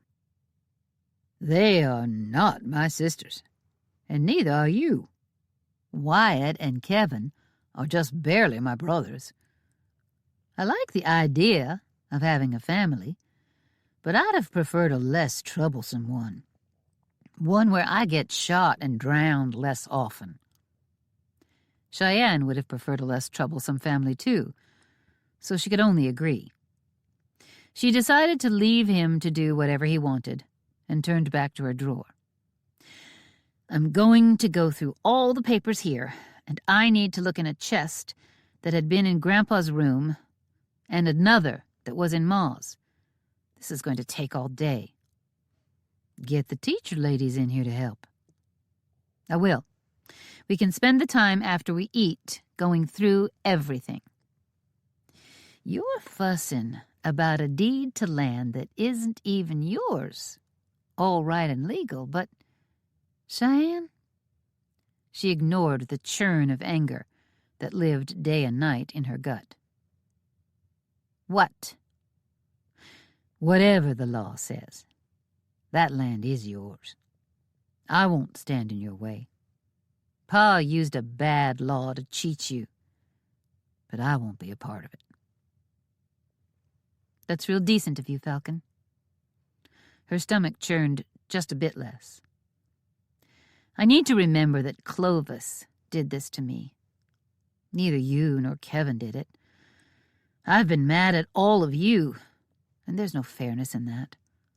Not a lot of common sense, either. I'm going to try and behave better. She closed the distance between them. Thank you. He nodded his head with a light in his eyes. It could be humor. "Once I'm through with this, we're going out to Mount Gilbert and see that stretch of land and find out how Ralston came to own it." Wynne came to the office door right then and said, "Dinner is ready. Come join Molly and me. I don't think Kevin or Wyatt will be back." The meal was delicious, but Cheyenne barely tasted it in her haste to go straight back to sorting papers. The more she searched, the more she found in places she'd never considered. Molly and Wynne threw in with her, and Falcon went around and found eggs and milked cows to pass the hours. For all their searching, they didn't find any deeds. When they sat down to talk with Wyatt and Kevin while they ate, Cheyenne told her story of the missing deeds. She'd accepted that they were gone. "I've got to give up." As Wyatt sliced his roast beef, Falcon said, "Tomorrow, Cheyenne and me are gonna go look at the land." "I'll go back out to the cattle," Wyatt said. "Doubt you need a crowd to ride over there and see what's what." Cheyenne wanted to get to the bottom of this, and she wasn't going to wait 1 day longer than necessary. "We'll ride out at sunrise." Chapter 13. If Ralston had built a cabin on Mount Gilbert, Falcon didn't give it much chance of surviving the coming wrath of Cheyenne Brewster. They were making tracks, and Falcon kept up, but it was taking all he had. He was a fair hand at riding, and wondered how much of it he'd done back in Tennessee. A cabin came into his head, faded in, then vanished. An old, tumble-down cabin that looked like it was nigh on to hanging off the edge of a mountain. His head, along the back where he'd taken that bullet swipe, gave a sickening throb that cut deep and stretched around to the front of his head. And he thought of the cabin again, then it was gone. What did that mean? Was that his cabin? He forced himself past the pain to go over that vision of a cabin. "Pa? Is that you?" He wanted to punch himself in the head to make it work, but his head was already considerably tender, so he didn't do it. "We need to walk the horses a while." Cheyenne slowed her mount, and Falcon did the same. Nice and easy, forcing himself to put the fight to remember aside and pay attention to here and now. He realized they'd done a lot of riding, and somehow he knew how to do that. "I'm mighty good at handling a horse." Falcon looked at Cheyenne, a hand herself. They walked along toward a big old mountain. It was a cool morning, but it'd warm up soon enough, so Falcon just enjoyed the ride. Before he'd had near enough of it, Cheyenne interrupted his painless thoughts. "The horses are rested." She was sounding cranky again. Honest. Falcon was used to that tone and didn't mind it overly. "Let's pick up the pace." They were a long time reaching that section of the map. There was plenty of rough ground to ride through, but Cheyenne knew this one mountain rose up by itself, right on the boundary of the RHR and the Hawkins Ranch. Slowing to a walk again, she said, "If Percy Ralston made some kind of land grab, he was slick about it. I've never heard him speak of land of his own. Not that I've spoken much to him in my life. But he lives and works on the Hawkins Ranch. A man who owns his own land would live there, wouldn't he? Unless he likes his job and intends to keep it until he's ready to settle into a rocking chair. He could be providing for his old age," Falcon suggested. The mountain grew up in front of them. It was a mountain that could be ridden up on a winding trail that went for a long ways, curving all the way around, snaking back and forth on the steeper stretches. But that's about all it amounted to. A nice trail to ride for a day's outing. Grandpa had liked such things, but Cheyenne, well, she'd kept busy at the ranch. "I'm not sure what we're looking for," Cheyenne said, as they wound up the mountain. "All of this is ours. I'm sure I have the deeds to prove it, but where to search now? And if the Sidewinders stole them, where would he have taken them?" Cheyenne skirted along a trail that went crossways of the mountain for a stretch. She saw signs that it had been ridden from time to time, but that didn't prove much. "Hold up," Falcon called. She reined in her mount and twisted in the saddle to watch Falcon study the ground along a stack of boulders. Not huge ones, but good-sized. In fact, she realized they were all too much the same size. Swinging down, Falcon landed with the grace of a big cat. She couldn't help but admire the way he moved. She'd never even met him before he'd lost his memory. Wyatt had barely spoken to him either. He may not have spoken to him at all.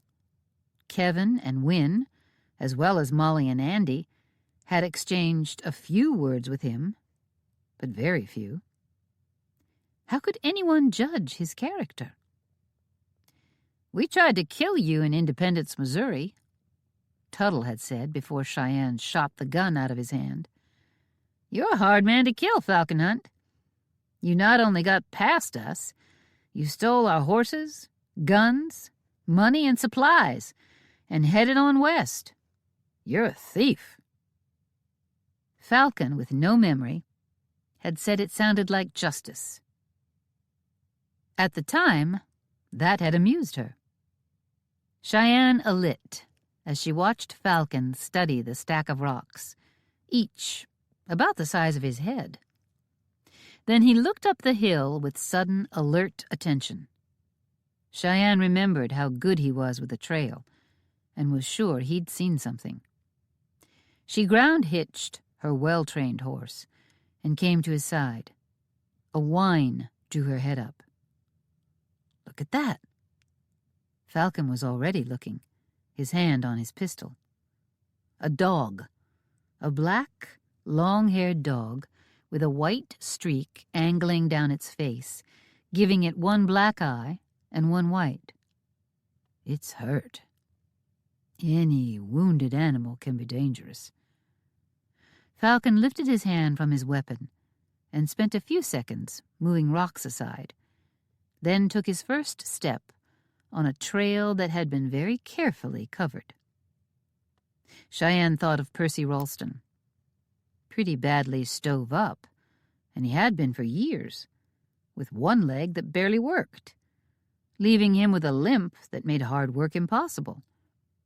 And yet she could see that about 10 boulders, maybe 20, some might be 50 pounds, blocked this trail.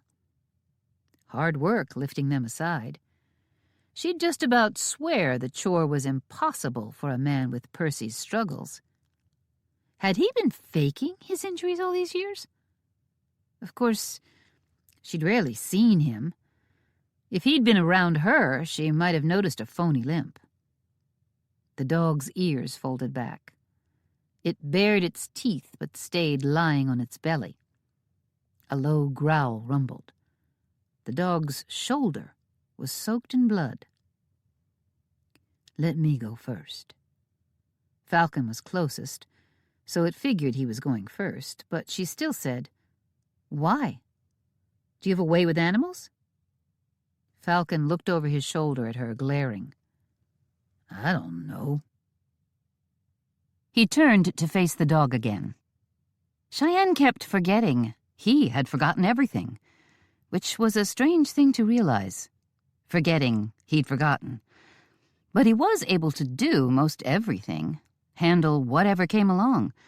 She had a hard time thinking of him as less than fully healthy. Falcon moved forward slowly. He lowered himself into a crouch and spoke quietly to the dog, in a voice that almost crooned. The dog was about 20 feet up the trail. Cheyenne couldn't make out what had made the wound. A wolf attack, maybe? Falcon reached another row of boulders. Rather than take time lifting them aside, as Cheyenne saw had been done many times before, he stepped over the rocks, then went on talking, inching forward. The growling stopped, and the dog went back to whining. Falcon, making no sudden moves, reached into the fur pack he always had along and pulled a strip of jerky out. He extended his hand to offer the meat to the dog with a crooning voice. The whining stopped. The dog leaned forward, drawn to Falcon and that gentle voice. Falcon closed in on it. When the meat almost touched the dog's muzzle, it lurched forward to a small extent, accented by a deeper whine of pain, then snatched the meat away and dropped to its belly, chewing and swallowing fast, as if it was starved. And Cheyenne suspected it was. It was too badly hurt to use that leg without terrible pain. She'd seen that with the dog's unsteady movements. Falcon eased forward again, producing another stick of jerky. He broke this one into 4 pieces. In the gentle talk, Falcon said, "I'm afraid it'll choke." Cheyenne realized he was talking to her. Maybe he'd been talking to her the whole time, and she'd assumed it was all for the dog. When he was close enough to touch the dog, he didn't. He set one of the small chunks of jerky on the ground so the dog could reach it without moving. The jerky went straight down its throat. "What's your name?" Falcon set another piece of meat down and inched forward again, keeping low. Cheyenne saw those fangs bare. The ears lay flat on the dog's head. Another chunk of meat, gobbled down, then a 4th. When the dog was swallowing the meat whole, Falcon reached out and rested one of his big, calloused, competent hands gently on the dog's head. The dog whined, flattened itself even lower on the ground. Then Falcon had his knife out with an almost silent swish of steel against leather.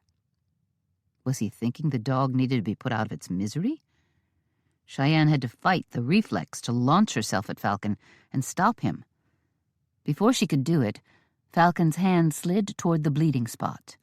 His knife came forward, and with a single swipe, he cut something his hand was resting on. Cheyenne saw a wire. Barbed wire. She hated the stuff. Her eyes followed the line of wire, and she saw more, rusted and twisted up with the rocks and dirt, barely visible. The dog leapt to its feet, only 3 of them. It stumbled backward. It had obviously been trapped, held down by that wire. It let out 2 loud barks that sounded like, "Thank you." Then it turned tail and ran, limping up the trail. "Did you see that?" Falcon rose to his feet and turned as Cheyenne did the same. She'd kept as low as he had. "See what?" "That dog is a nursing mother. I was angled enough to see when she jumped up, and she looks like she's been pinned down here a long time, kept away from her pups." Falcon turned and strode uphill. Calling over his shoulder, he said, "Let's see where she's going." Cheyenne hurried to keep up, following what she could now see was a clear trail. The lines of small boulders crossing the trail had covered up that it was even a passable stretch. With the boulders gone, they could have ridden their horses up, if the barbed wire didn't get them. They walked it, and it took them right to the top of the mountain. When Falcon crested the mountainside, he gasped quietly. Cheyenne was 2 paces behind him and caught up when he froze in place. She looked down at something she'd never seen, nor suspected was here. A mountain valley. It looked to spread out for a few 100 acres, but that wasn't why Falcon had gasped. At least, she didn't think so. It was the herd of cattle, some black, some Hereford, but mostly black cows with white faces. Hundreds of them, grazing on lush grass. "Where did they come from?" she asked. "They have to be Ralston's cattle if he owns this land." A sharp bark drew Cheyenne's attention to the dog. She limped with near frantic speed, painfully across the side of this beautiful, grassy bowl. She tumbled once, and Cheyenne took 2 steps, afraid the dog was going to fall to the bottom of the bowl. But the mama caught herself and dragged herself into a fissure in the rocks. Cheyenne wouldn't have noticed it, nor recognized it as a cave, if she hadn't seen the dog vanish into it. She realized she could hear a faint mewling sound from inside the cave. Within seconds of the dog entering, the mewling stopped. Puppies. Finding a meal. Cheyenne's throat felt a little thick to think of that mama dog hurting herself in her fight to escape that barbed wire, knowing her babies were hungry. How long do you think she was there? Falcon shook his head slowly. Judging by that cut on her shoulder, and that there was dried blood under the newer, deeper cut, I'd say she's been trapped away from her babies for days. I hope they all survived. We'll give them time to get their bellies full. Ralston's dog? Falcon shrugged. More'n likely. For now, let's talk about these cows. Falcon turned to the herd. What are the chances a hired man at the Hawkins Ranch owns this slice of property between the 2 ranches, has a herd of cows, some of 'em with a powerful look of your herd, and ain't never mentioned it to nobody? I suppose it's possible Hawkins knows. And Hawkins ain't never talked about it? Seems the kind of thing that'd be known. Mostly folks know who owns land around them, don't they? They for sure do. But how would I ever wonder who owns this land when I know I own it? Did your grandpa know about this valley? Cheyenne looked at the land. I don't think so. He'd have run cattle on it. And this is a big old mountain. Grandpa could have wandered a while and never seen it. I wonder how Ralston found it. Happenstance, maybe. He saw a deer or elk go bounding up a trail no man would normally notice. Then he worked mighty hard hauling rocks to hide the trail.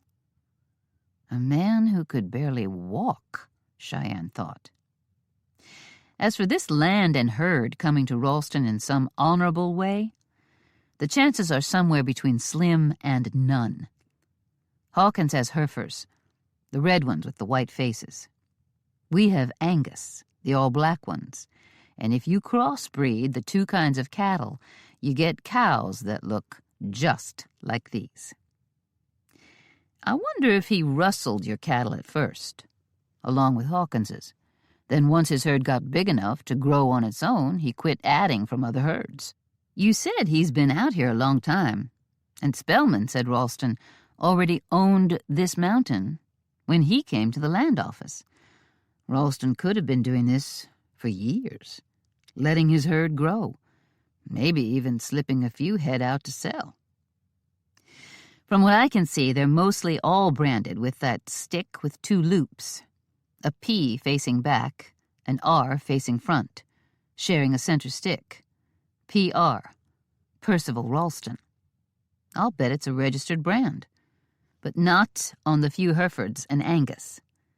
Cheyenne gave a snort of disgust and pointed to a majestic black bull, standing apart from the cattle and above the cave where the dog had gone. He stood sideways to them, his head swung around to keep an eye on the newcomers. He had an RHR branded on his hip and a second brand beside it. Especially not on that one. Cheyenne's voice took on a snap. I recognize those 2 brands. One's ours. The other is the brand of the man we bought the bull from. The bull had a real official name, Texas Midnight. He was a yearling calf when we brought him home, bred to be a prize bull. We lost him his first winter, years ago. He cost a lot of money, and he just up and vanished. We figured he fell afoul of that stream, or maybe wolves. But wolves would have left a sign. And believe me, we hunted. Searched for that young bull, or at least his carcass, for a full growing season, before we gave up and accepted he was gone. Looks like you didn't hunt hard enough. No, we didn't, and that's a fact. If we had, we'd have caught on to the rustling. It was after Grandpa died. Right after. Because Grandpa bought Texas Midnight midsummer. Then Grandpa died that fall, and for a while, we weren't doing a good job of tending the cattle, out of grief. Cheyenne felt a spark of rage. He used our grief to steal from us. I'd say we've got some cattle to herd home, Falcon said dryly. One at least, but I say we take the whole herd. Cheyenne looked at him with a furrowed brow. Isn't that how you handled the men who attacked you in Independence? That's what the varmint Tuttle said. And you said it sounded like justice. Cheyenne slapped him on the arm. I like the way you think. I expect the two of us would make a hash of driving them, especially because you probably don't know what you're doing. We'll go home and fetch Wyatt and a few other hands and come back. I want it done before we talk to Ralston. If we're making a mistake, Ralston's going to have to come over and explain how he came to have his name on a deed for land that's mine. Cheyenne had the thought flicker through her head again that the land wasn't hers but the Hunt brothers'. But it was. In her heart it was. And how he came to own a herd that looks like it's mostly mine mixed with Hawkins's. And why he neglects his dog. Might be best to talk to him first. Rustling being a hanging offense and all. Horse thieving is a hanging offense too, and you did that. I can honestly say that I have no memory of doing any such thing. Fair enough. We'll leave them, though that bull is mine and I can prove it. We'll prove it all, and soon. I'm mighty eager to hear how he explains all that. Falcon stared a while longer. Cheyenne didn't mind standing there gazing at her now fully grown, majestic bull. Let's go check on the dog. Chapter 14. They went back for their horses and led them into the valley. The cattle seemed tame and uninterested in them, the bull only looking at them once in a while. They hitched their horses and left them grazing, then walked to the little cave. Mama was flat on her side, with 3 skinny pups going mad, eating like they'd been missing their mama for too long. Mama didn't like the company. Falcon smiled at the poor critter. She'd had a hard few days. He dropped to his knees to fit inside the small cave opening, and it wasn't much bigger than just to fit a dog and her pups. Falcon slid over to let Cheyenne in. When she got all the way in, she was a sight too close, but he couldn't bring himself to object. They sat shoulder to shoulder. Cheyenne crossed her legs at the ankles and pulled her knees up nearly to her chin, then wrapped her arms around them. Falcon copied her and rested his back against the cave wall, watching those babies fill their bellies. Time passed.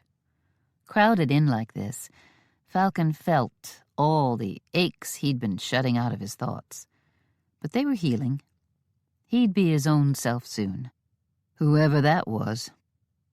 The mama quit keeping an eagle eye on them and let her head drop to the ground as if it weighed 100 pounds. Falcon leaned forward and rested a hand on the mama's weary head. Her eyes blinked open. She watched, but didn't bite or run away. The puppies might not have let her loose. He caressed her and studied that nasty cut on her shoulder. She probably ought to have someone put some thread in that cut. Don't know if she'd allow it. Cheyenne nodded, then rubbed the old girl on the forehead. The dog's eyes closed again. She seemed to be getting used to her new cave mates. The puppies fell asleep, one at a time. The mama had settled in and was snoring quietly. worn out nearly beyond surviving by her terrible situation. Falcon saw no meanness in the dog. She might go for a throat to save a puppy, but he chanced it and slid a hand under the closest pup. They were all black with white markings, like their mama. This one had a straight blaze down the center of its face and 4 white paws. It didn't stir when he lifted it, nor did the mama. It worried him some. Just how exhausted were they? How close had they come to dying? He pulled the puppy against his chest and cradled it there. Then, thinking of Cheyenne, he handed it to her. She smiled at him, her black eyes full of bright pleasure. Once the baby was comfortable against her chest, nearly tucked under her chin, Falcon got another one. This one pure black, except for one ear and the tip of its tail. After a long spell, Cheyenne said quietly, "They usually have more puppies." Cheyenne still sat shoulder to shoulder with him. Her only other choice was to get out, and she didn't look like she had any plans for that. "Let's just sit here and be quiet until the babies wake up. They all need sleep and more to eat, I reckon. Mama included." A long time had passed when the one puppy still lying against its mama stirred and started suckling again. Figuring if that puppy had slept enough for hunger to again take charge, then these had too. Falcon set his little white-eared pup down, and it flopped around and found food. Cheyenne added hers, and the mama woke up and licked her babies. "How old do they look to you?" Falcon felt like he should be able to guess such a thing. Maybe if his head was working right. "No idea. A month at least. Their eyes open at about 2 weeks, so maybe a month. They're still really young." Cheyenne shrugged. Funny thing. He watched the dog when he spoke. She must be getting used to them because she just attended to her babies, now without a growl or a fang showing. "I kinda like it in here. Feels like I'm in a sheltered spot." He looked at Cheyenne. "You reckon that means I lived in a cave back in Tennessee?" That got a smile out of her, as he'd planned. He pulled out more jerky and fed the dog. "You lived with the bears and the cougars, no doubt," Cheyenne said. "You've got the ways of the wild on you, Falcon. I'm thinking you lived in the mountains there. You like the mountains here too much. Took right off for the hills when you got here, almost as natural to you as a bear hunting a cave." Nodding, Falcon pulled his canteen off his shoulder. "Cup your hands. We'll give her a drink of water." The dog, wary but buried under puppies, and too worn down and thirsty to resist, lapped water out of Cheyenne's hands. They let her empty the little serving of water, then Falcon poured more. He said, "I need to doctor that shoulder, but I'm not sure how, and I don't have anything with me to use if I did know. If she's been hunting her own meals, she probably won't survive out here hurt like this. Must have managed it before, but now she can't outrun much. We can wait on the cows, but we have to take her and the pups home with us." Cheyenne looked away from where she watched the mama lap up water fast enough it wasn't all dripping away through Cheyenne's fingers. "We're turning dog thief? This dog and her pups would have all been dead in a couple more days. We don't even know for sure she belongs to someone. She might be a dog running wild. So we can have her? Your land? Your cows? I say that makes her your dog. We'll talk it over with the sheriff about the cows. I expect he'll want to have a talk with Ralston. After that, if the sheriff says it's legal, we'll take them to the RHR too. If Ralston comes after those cows, and with his brand on a lot of them, there's a chance he could, though I don't know how he's going to explain your bull in here, then we'll brace him with how he took over land that doesn't belong to him. And if he can prove he came by it all honest, we'll let him have everything back that doesn't have an RHR brand on it. For right now, I'd say he's got some explaining to do. And what better way to make him do it than to—" He looked at her, at those black eyes and that dark hair, twisted into one long braid hanging over her shoulder so it dropped nearly to her waist. "Then to steal his cattle?" "Yep." She wore somewhat less manly clothes today than he'd seen her in before. A brown riding skirt, not the breeches she wore in the mountains. She had on a shirt the color of a biscuit. Blouse, not shirt. Blouse was what it was called, buttoned up the front, with pretty tucks and wooden buttons. He poured more water. "Pa, is that you?" The voice.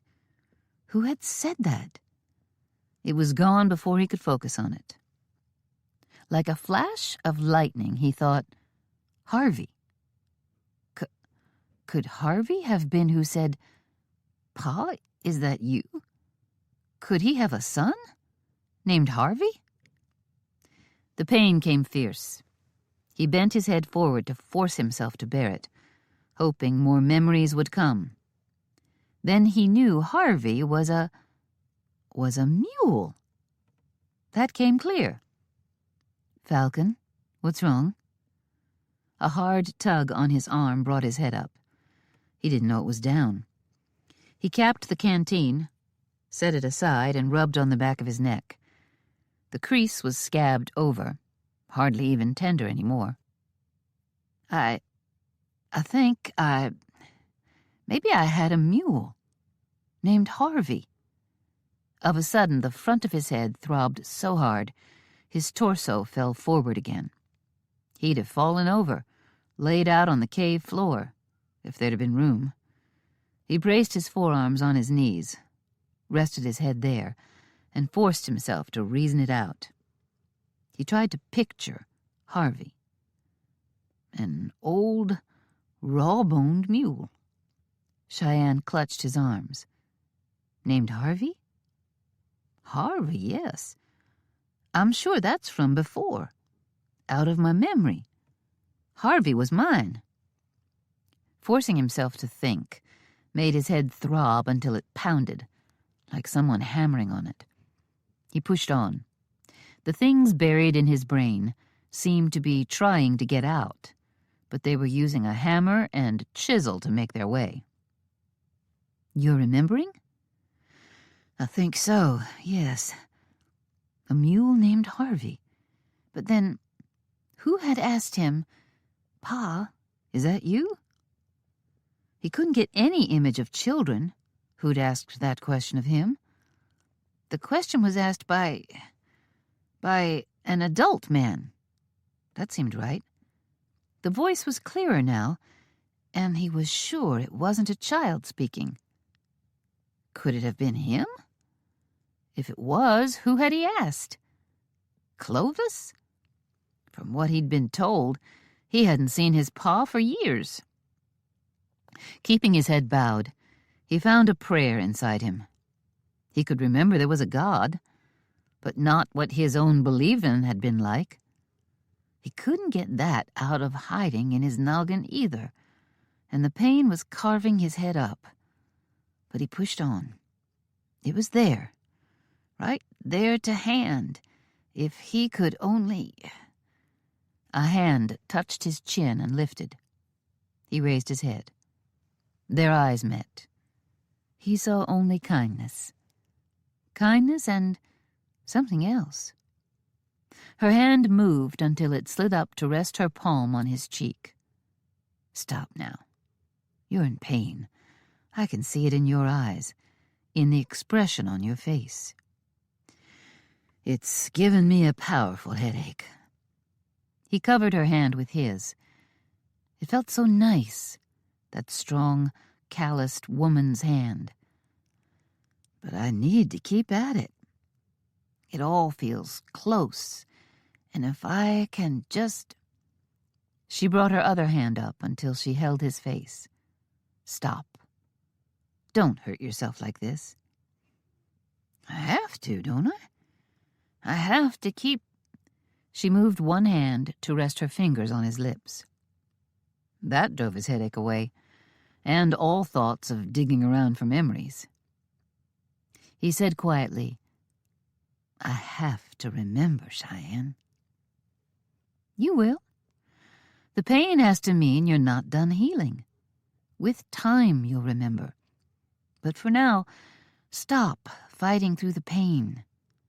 You have courage, and I like courage in a man, but I hate seeing you hurt." The soft suckling of the hungry pups faded. He forgot about the cool shade of the crowded little space, almost too little to be called a cave. All he could feel was her calloused fingertips, and he smelled the warm scent of a woman. She looked at him, and he saw goodness in her eyes. Considering how cranky she'd mostly been, it was a fine moment. "You've had a few memories. Give yourself time, and you'll have more." "You don't know that." "It stands to reason." He smiled. "So, you touch me, lean close to me, all to distract me from my pain? An act of kindness? Or are you really starting to like me?" Something dangerous flashed in Cheyenne's eyes, a look that, if Falcon had any common sense, would make him hightail it before she started swinging a fist.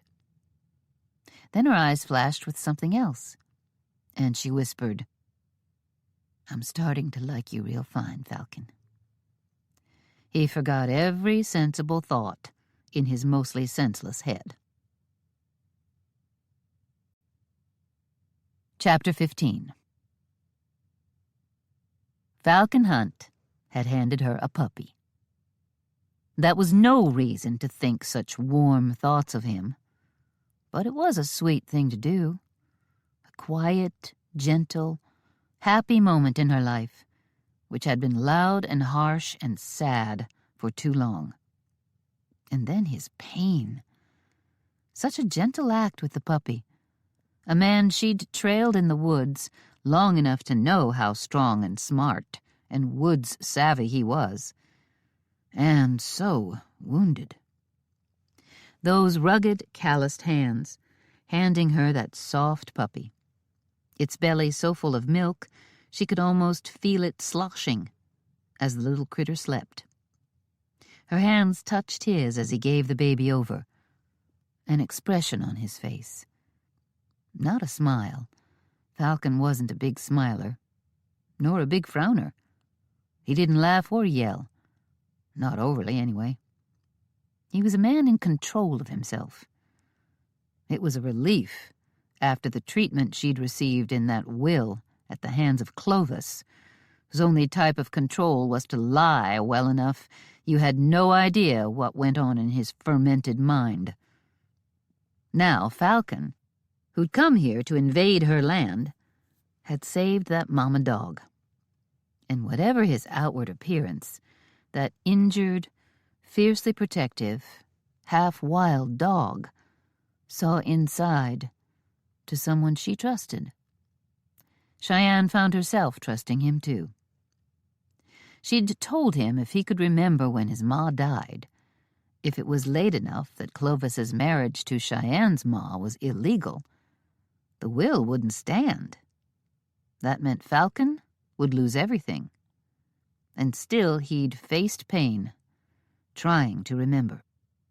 She'd always hoped to marry someday, but her measure of a man was her grandpa. He was the kind of man she wanted to share her life with. And on the other end was Clovis.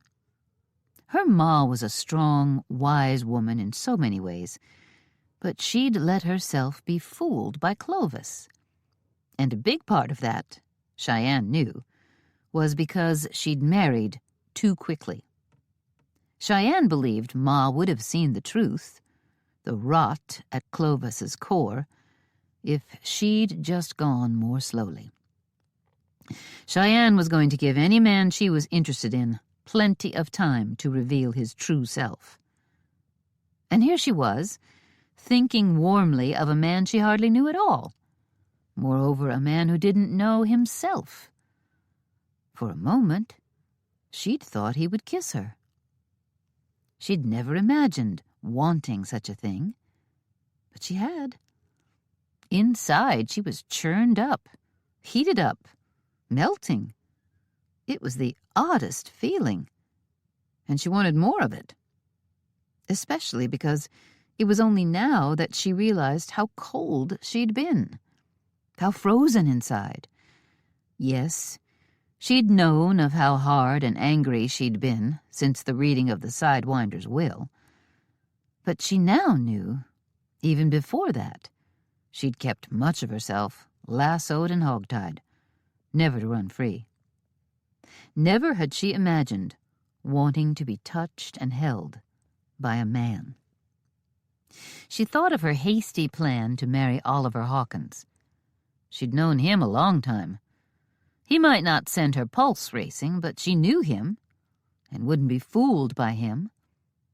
But now that she'd thought of kissing Falcon, she realized how impossible it would be to let Hawkins kiss her. Here she sat, with Falcon's face still held gently in her hands, his eyes on her. He was so still, so silent. She should pull back, but she didn't want to. Didn't want to let go of him. His eyes drifted closed. Then, from deep in his chest, the words so quiet they reminded her of the dogs growling, he said, "Thank you." The mama dog yipped, looking at the entrance to the cave, and Cheyenne turned to look out, reaching for her gun, afraid Ralston had come to check his cattle and saw the boulders moved. The bull, Texas Midnight, poked his nose into their cave. Cheyenne's nose almost brushed his. He bellowed hot breath right in her face and bunted the roof of the cave opening. Cheyenne scooted back, which wasn't hardly possible in the cramped space. The dog barked with more fury, wasted on the bull, and upsetting for her and the pups. "Do you think he can get in here?" Falcon whispered, and his warm breath from behind her was all the way different from the bull's. "Nope, and I think for a while we can't get out." She looked over her shoulder and grinned at him. Then she said, "You try and calm down that mama dog. I want to hold a puppy again."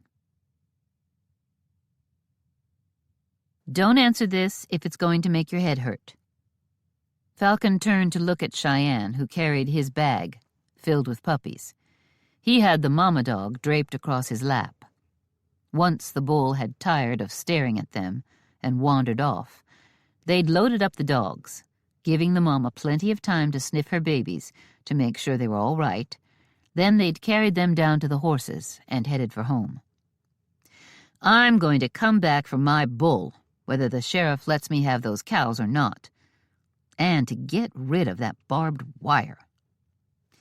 It looks like he kept the top of the trail wired up, but it's all fallen down. I suppose by the time it fell, the cows were used to the canyon and didn't try and get out. But he should have wound up the wire and gotten rid of it. "We'll find plenty of places where this Ralston will turn out to be a careless fool," Falcon guessed. "He got away with this thieving for a long time," Cheyenne observed. They wound down the side of the mountain. "Give Mama another sniff of her babies. She's fighting my hold," Falcon said for the umpteenth time. Finally, he just took the bag, puppies and all. "No!"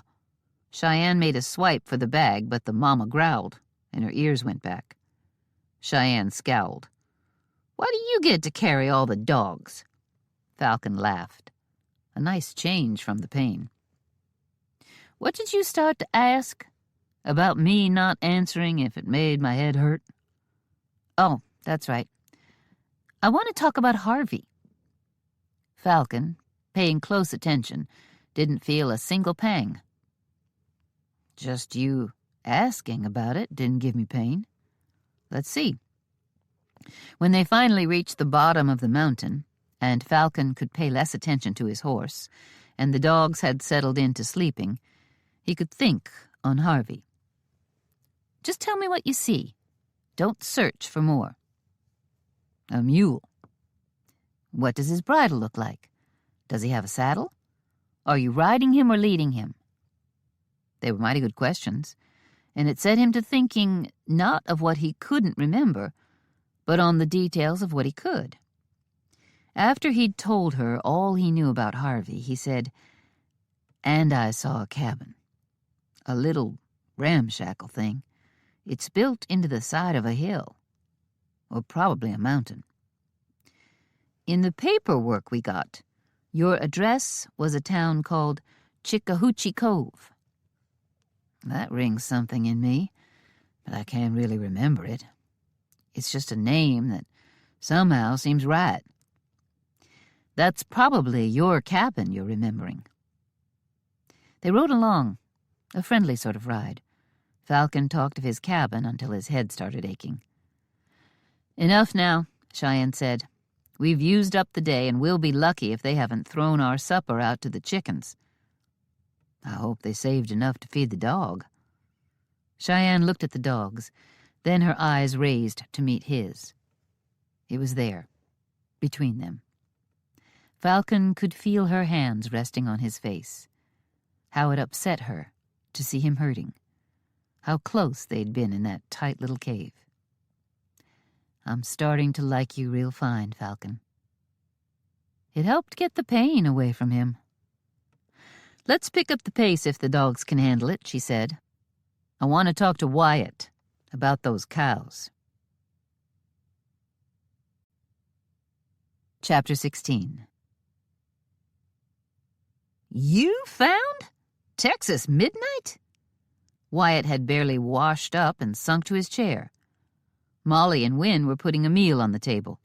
They'd turned the noon beef into shepherd's pie, with meat and vegetables in a thick gravy and mashed potatoes over the top.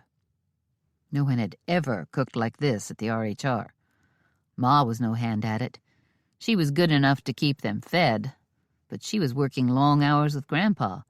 She'd never had time to fuss over preparing a meal. Cheyenne had followed in her footsteps, and Wynne, who'd cooked here off and on for years, was a whole lot better than Cheyenne, but she'd never made food like this. Cheyenne told Wyatt all that had gone on. He looked under the table and saw the mama dog nursing her babies right there in the kitchen. "And how many cows again?" he asked. "I don't blame you for finding it all hard to believe," Cheyenne said. "Where do you think those deeds are, Wyatt? Where'd we put them? Or have they been stolen by your sidewinder of a pa?" "What makes you think he took them?" Kevin stopped eating. "The only reason I thought of Pa," Falcon said, "is he was the only low-down coyote around. There's no proof he did it." No one seemed interested in fighting to clear his name. "There are some old papers of your pa's, Cheyenne. Your real pa, Nate Brewster, in a chest somewhere, I think," Wyatt said. "He didn't exactly own land, but he might have some records, and maybe Grandpa put their deeds together." "You can help me hunt," Cheyenne said. "Then we'll go in tomorrow and talk to the sheriff." "I can't go." Wyatt jabbed a thumb at Kevin. "And he can't go. He's been some help with the cattle. Not much, but enough I want him out there. He can at least watch after his little brother. Keep him from spooking the whole herd all the way to Denver."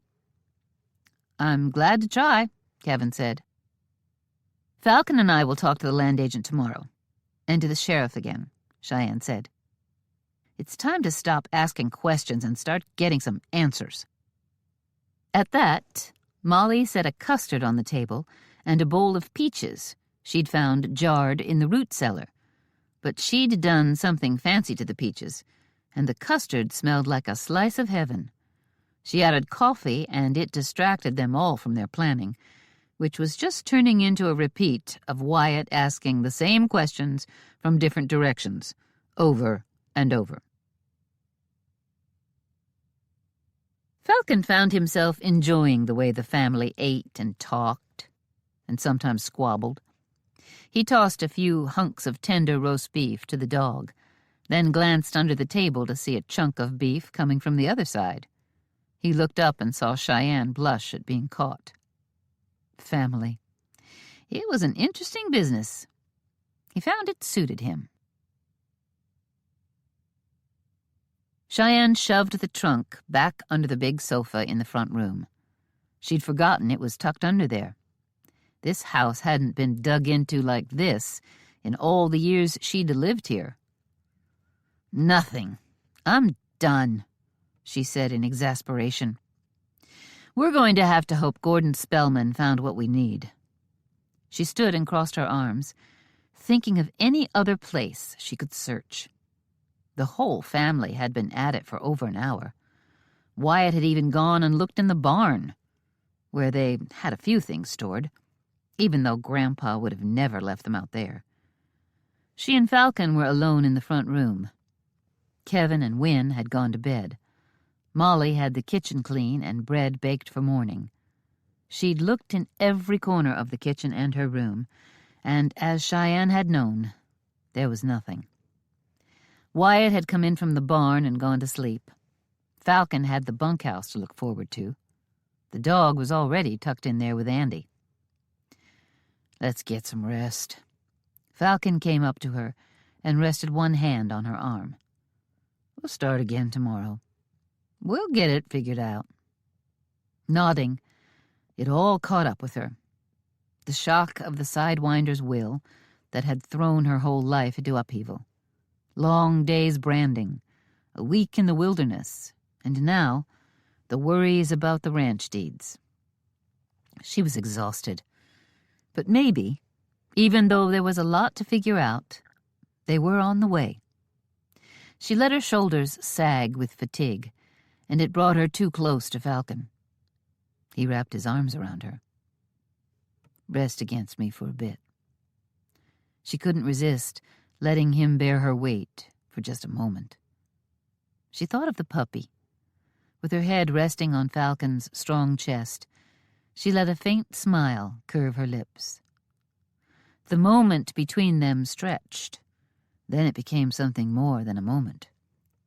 She raised her head at the same time he did, and their lips almost touched by accident. "Patsy," he whispered. She jumped away from him. "What?"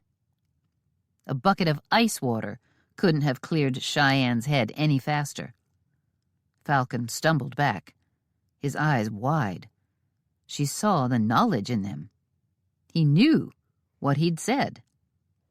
He didn't say it again, but he didn't try to pretend those words hadn't come from his mouth. "You!" She jabbed a finger at his chest. If it had been a bullet, she'd have shot him in the heart, which sounded real good right now. "You are married." Falcon's jaw clenched so tight, she thought she heard his teeth creak. He didn't deny it. I don't think so." He put space between them when they'd been so close. He rammed his fingers deep into his hair. She saw the pain. It came when he was trying to remember. How could she feel compassion for him and want to clobber him at the same time? "Patsy, who is that?" he asked. "You're the one who said her name." Falcon didn't respond. At last, she was able to say, "I believe you when you say you don't know. But if you left a wife back down the trail," the anger of it, the hurt, the wanting. She tried to get out of here, get away from him. "Cheyenne, wait!" She turned as she reached the door. Only after she'd obeyed him did she realize she was doing it. She fought down the urge to go kick him. Truth was, she wanted to kick herself for trusting him, for obeying that cracked whip voice. But here she was, stopped in place by his command and staring at him. An odd urge to cry swept through her at his rugged good looks, his gentle confusion, his pain, even guilt. She saw all of that. Maybe he did have a wife, and even without remembering her, he felt guilty on a very deep level. And maybe his memory had hidden her, and the way he'd held Cheyenne close hadn't been meant as any disrespect. But he'd come out here without her, hadn't he? He'd never said a word about a wife. Kevin had brought his family along. If Falcon had a wife, and he hadn't brought her, then he had abandoned her, just like the Sidewinder. She fought back tears. They didn't fall, and no sob escaped. But she was crying inside, in a way that reached to her heart. She hated that she wanted to do such a foolish thing as cry. She hated that he'd made her yearn and care and want. I'm sorry. A sorry excuse for a man. I'm sorry I spoke another woman's name. But who is she? A woman you left behind, I'd say. His jaw clenched tighter, nodding, as if he had to force his head to move up and down. You're right to be furious. I can't. That is, we can't be. Well, we can't be close to each other. Not until I remember. He came closer to her right after he said they couldn't be close.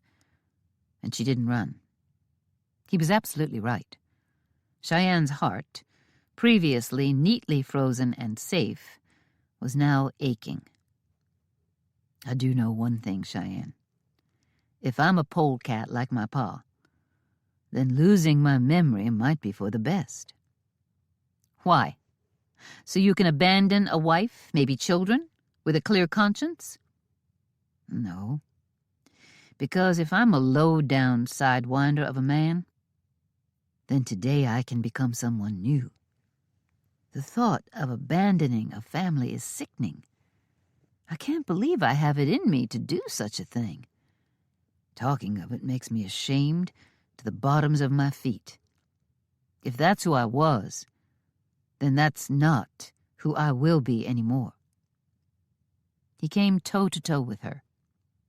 He reached up that rough, gentle hand and caressed her cheek with 2 knuckles. From this moment on, I am going to be a decent, godly man, no matter how beautiful the woman is, and no matter how my head is full of you when it comes to thoughts of a woman. He meant it. She could see it plain as day. But then he had no idea of the kind of man he was. Nothing he said now would hold when his memory returned.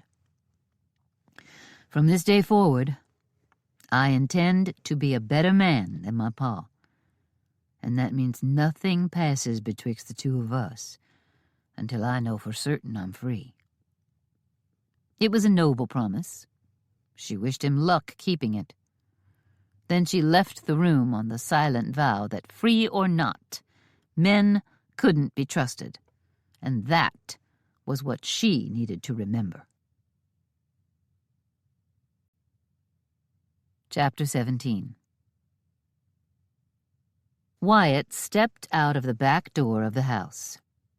From her mount in back of the herd, Cheyenne saw his mouth drop open. He shoved one hand into his hair and knocked the Stetson clean off his head. And then his eyes landed on the bull.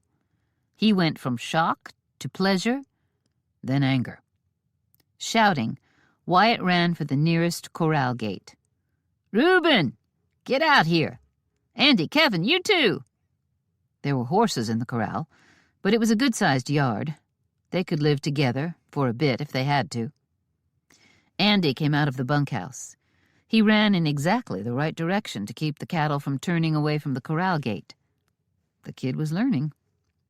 Cheyenne would have probably been able to haze them in the right direction, but the boy was helping, and she'd taken 5 RHR hands along to drive the cattle back. Falcon, too, but she wasn't speaking to him. Reuben charged out of the barn, more cow hands on his heels. They all took off to block cattle from picking the wrong direction. Kevin stepped out of the Ramrod's house in his socks. He saw the cattle, vanished back in the cabin, and was out again in seconds, with boots on. Wynne came to the door to watch in wide-eyed confusion. She wasn't much of a ranch woman, but she knew her pa ran Herefords, and the RHR ran Angus, and there were a few Herefords here with the HR brand. The cattle were gentle critters. Cheyenne had expected them to be wild as deer. Instead, they were fat from a life of easy food, plenty of water, and enough contact with men that they didn't get overly upset at the sight of a horse and rider. They were broke to the trail by the time they got them up and out of that meadow. It had been easy for her and her cowhands to guide them home, despite Falcon being next to useless. He seemed to figure out the way of it enough that he could ride along behind, while everyone else hazed the herd. They'd made their way to the RHR with little fuss.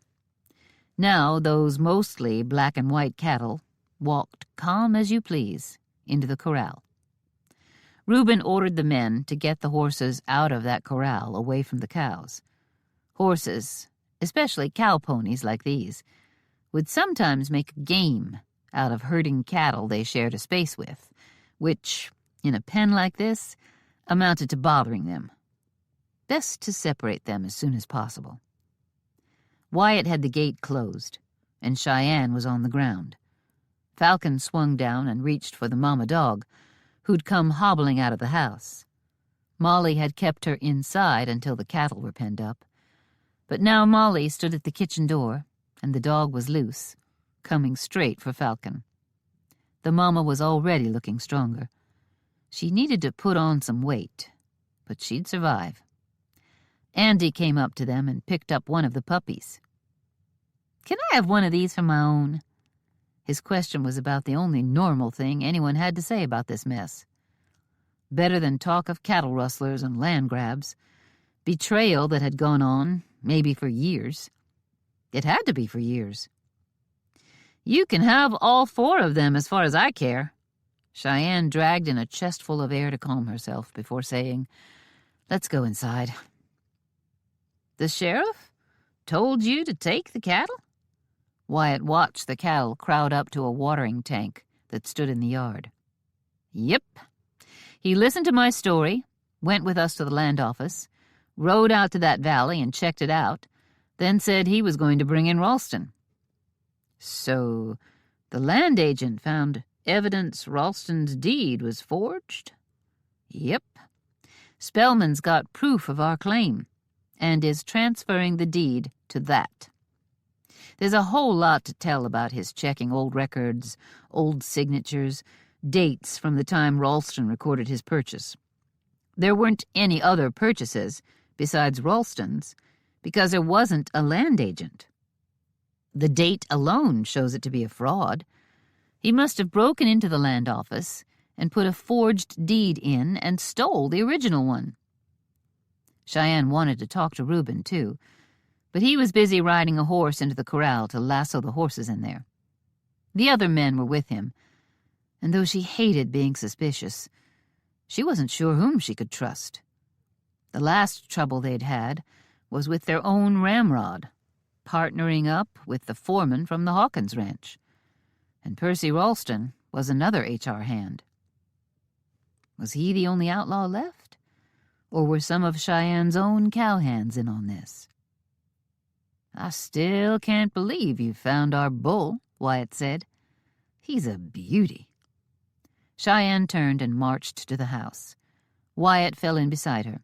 In fact, he passed her, eager to get her to where she wanted to be so she'd talk. Falcon considered not going in with him. He could take his dog and her pups and go to the bunkhouse, which seemed to be his house for now. Andy came up beside him. Still holding one puppy, he crouched by the litter, then sat right down on the grass and coaxed a second puppy onto his lap, which meant Falcon was out here playing with puppies and a kid, which seemed like a fine idea. He hunkered down beside Andy and petted the mama dog, who'd lain down again, exhausted, poor girl. Let's take the pups to the bunkhouse." Andy smiled as he cuddled the little critter to his chest and giggled when it licked his face. "Okay." Andy looked away from the pup, dodging its tongue, but not very hard. "Falcon!" Cheyenne shouted from the back door, scowling at him. "Get in here." She went back inside, not waiting to see if he'd obey her. Jealous of the kid, Falcon said, "Can you see to them for a while? I think they'll let her stay in the bunkhouse. She may turn out to be a good cattle dog. I'll feed and water her and find some kind of nest for her and the puppies. She's half wild, so don't upset her overly. If you touch that shoulder, she might bite." "I sure would." Andy grinned. "There's a good-sized bone left from yesterday. I'll probably leave the shoulder alone, if it don't start in bleeding again." The kid probably had more sense than Falcon did. He wondered if the boy had ever had a dog. Then Falcon wondered that about himself. He meandered to the house, going slow, at least partly because he didn't like Cheyenne's bossy ways. He thought of that almost kiss. Maybe he liked her bossy ways a little. Who was Patsy? He pictured that cabin again. It caused a deep throb in his noggin, so he quit thinking and went inside.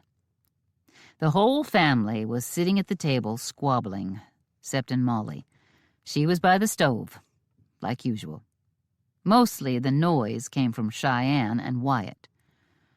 "I wonder what you two were like before this whole mess with Clovis's will, 'cause I ain't never heard neither of you do much but complain." That shut him up. The pair turned to glare at him. Wyatt said, "I've climbed that mountain a few times. I've never seen a trail on the side you and Cheyenne were on." Falcon explained how the rocks were stacked to disguise the trail. "I almost went past it myself," he continued. "If that dog hadn't whined, I might have." But he wouldn't have. He'd seen those rocks had been moved. It had been well hidden, but he'd seen it all right. "I can't believe Percival Ralston stole our bull. And that was years ago. He's been at this for a long time." "And faking how hurt he is, Wyatt," Cheyenne insisted. "I know him just well enough," Wynne said, "to know he couldn't lift a bunch of heavy stones. At least, not if he's really as injured as he acts." "Well, he's a skilled liar, clear enough," said Falcon. "My father probably didn't even notice he had cows missing," said Wynne, "especially because Percy Ralston does most of his book work. They were all jabbering, one on top of the other. Molly was the only one not talking, not angry. She was busy getting a baked chicken out of the oven. It was late for dinner, but she must have planned to wait on him and Cheyenne. The woman was a fine cook, and had a good head on her shoulders. Falcon's head, on the other hand, was a wreck. All this talk was too much. He shut it out, and suddenly his thoughts were flooded with flashing, stunted memories. The same things. Patsy, Harvey, a cabin. "Pa, is that you?" The pain was too much to let him talk to these folks. He should put his thinking aside and help figure out what to do with the cattle he'd just stolen. Or maybe taken back. But he had to get through this wall in his head. Memory was just behind it, and hurt or not, he had to pound his way through it to remember who he was. He backed slowly out of the kitchen. He wanted to go out the back door and find Andy and help him care for that nice little family of dogs. But he didn't think he could swing a door open and not be noticed, even with them all stewing over this rustling mess. Besides, much as he wanted to spend time caring for a dog, he needed to remember. Instead of trying to sneak outside, he left the kitchen for the hallway and kept backing up until he reached that room they'd been in before, with the big picture of Cheyenne's ma on the wall. He stood in there, the kitchen noise faint from here. His ears were grateful for the quiet, though his head still hurt. He stared at that picture. It was Catherine, he knew, but it was so close to Cheyenne. Catherine's coloring was a shade lighter. She had blue eyes instead of black like Cheyenne's. But the pretty face, the size and shape of her, was pure Cheyenne. A beautiful pair of women. His pa had been married to this woman. Pa? Is that you? A sickening throb sent him stumbling backward. His hands clasped his head. He came up against the wall and his knees weren't steady enough to hold him. The pain sent him sinking to the floor. He'd found a corner. His back was to a wall of bookcases that met right here in the corner with him. There was a soft rug on the floor that made it as easy to sit on as any chair. He sat there, with the picture of Catherine LaRamie Brewster Hunt staring down at him, as if she knew he wanted to kiss Cheyenne. As if she knew what? He'd like to dredge up all sorts of guilt to lash himself with, but he didn't even know what kind of man he was. Was there a woman somewhere he'd left behind? Patsy? Abandoned like his own ma? A face swam into his vision. Patsy. A big girl, blonde with a good smile. Patsy. It was right there. A stabbing pain went through his head, so sharp it turned his stomach, and he thought he might empty his belly right there on the floor.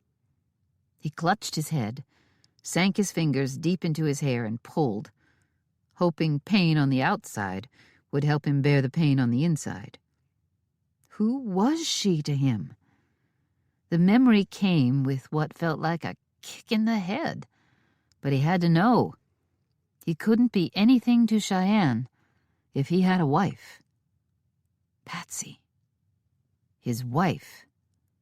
The cabin he'd shared with her.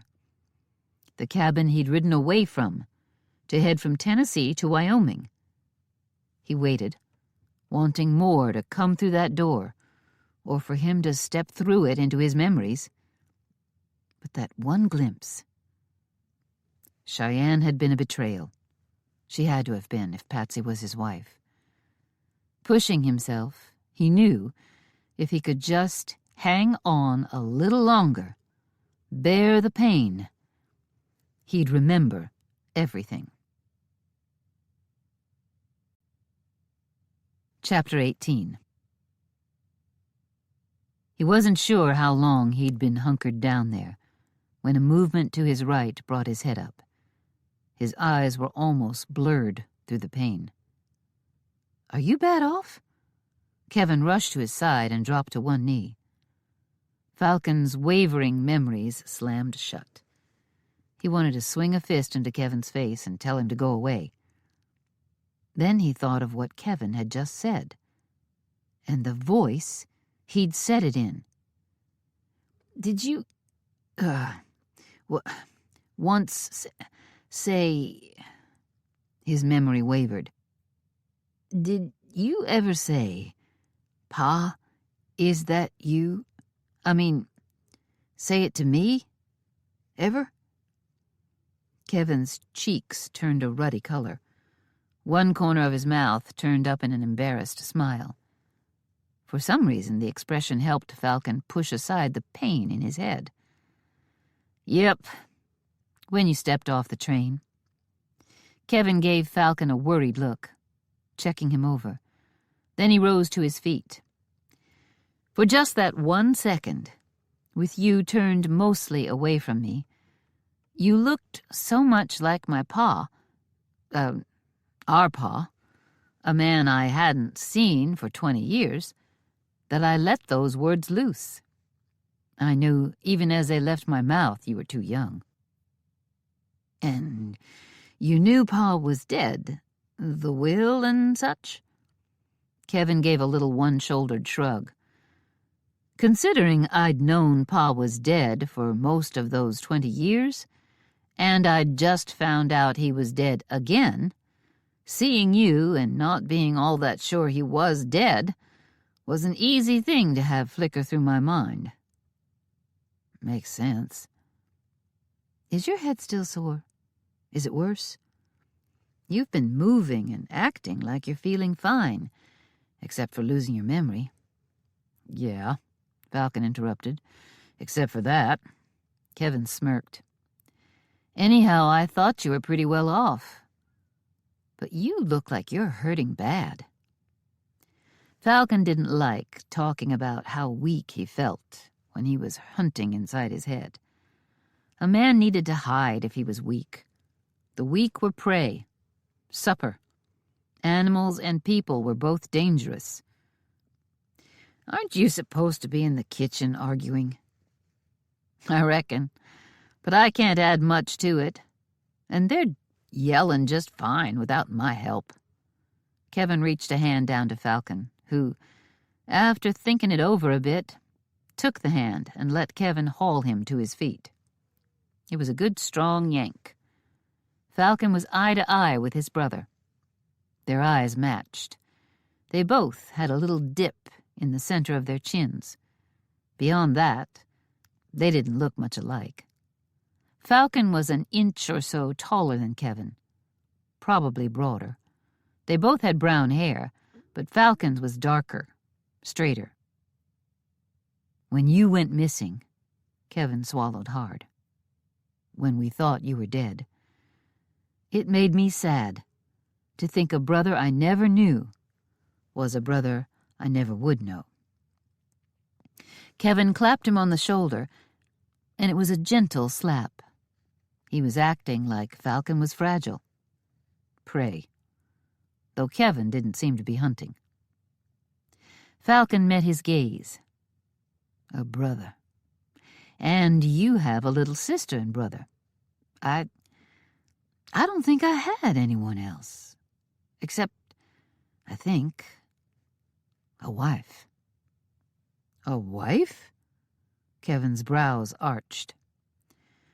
"I had a flash of memory. Patsy. I can see her face and a cabin. We were married, I think.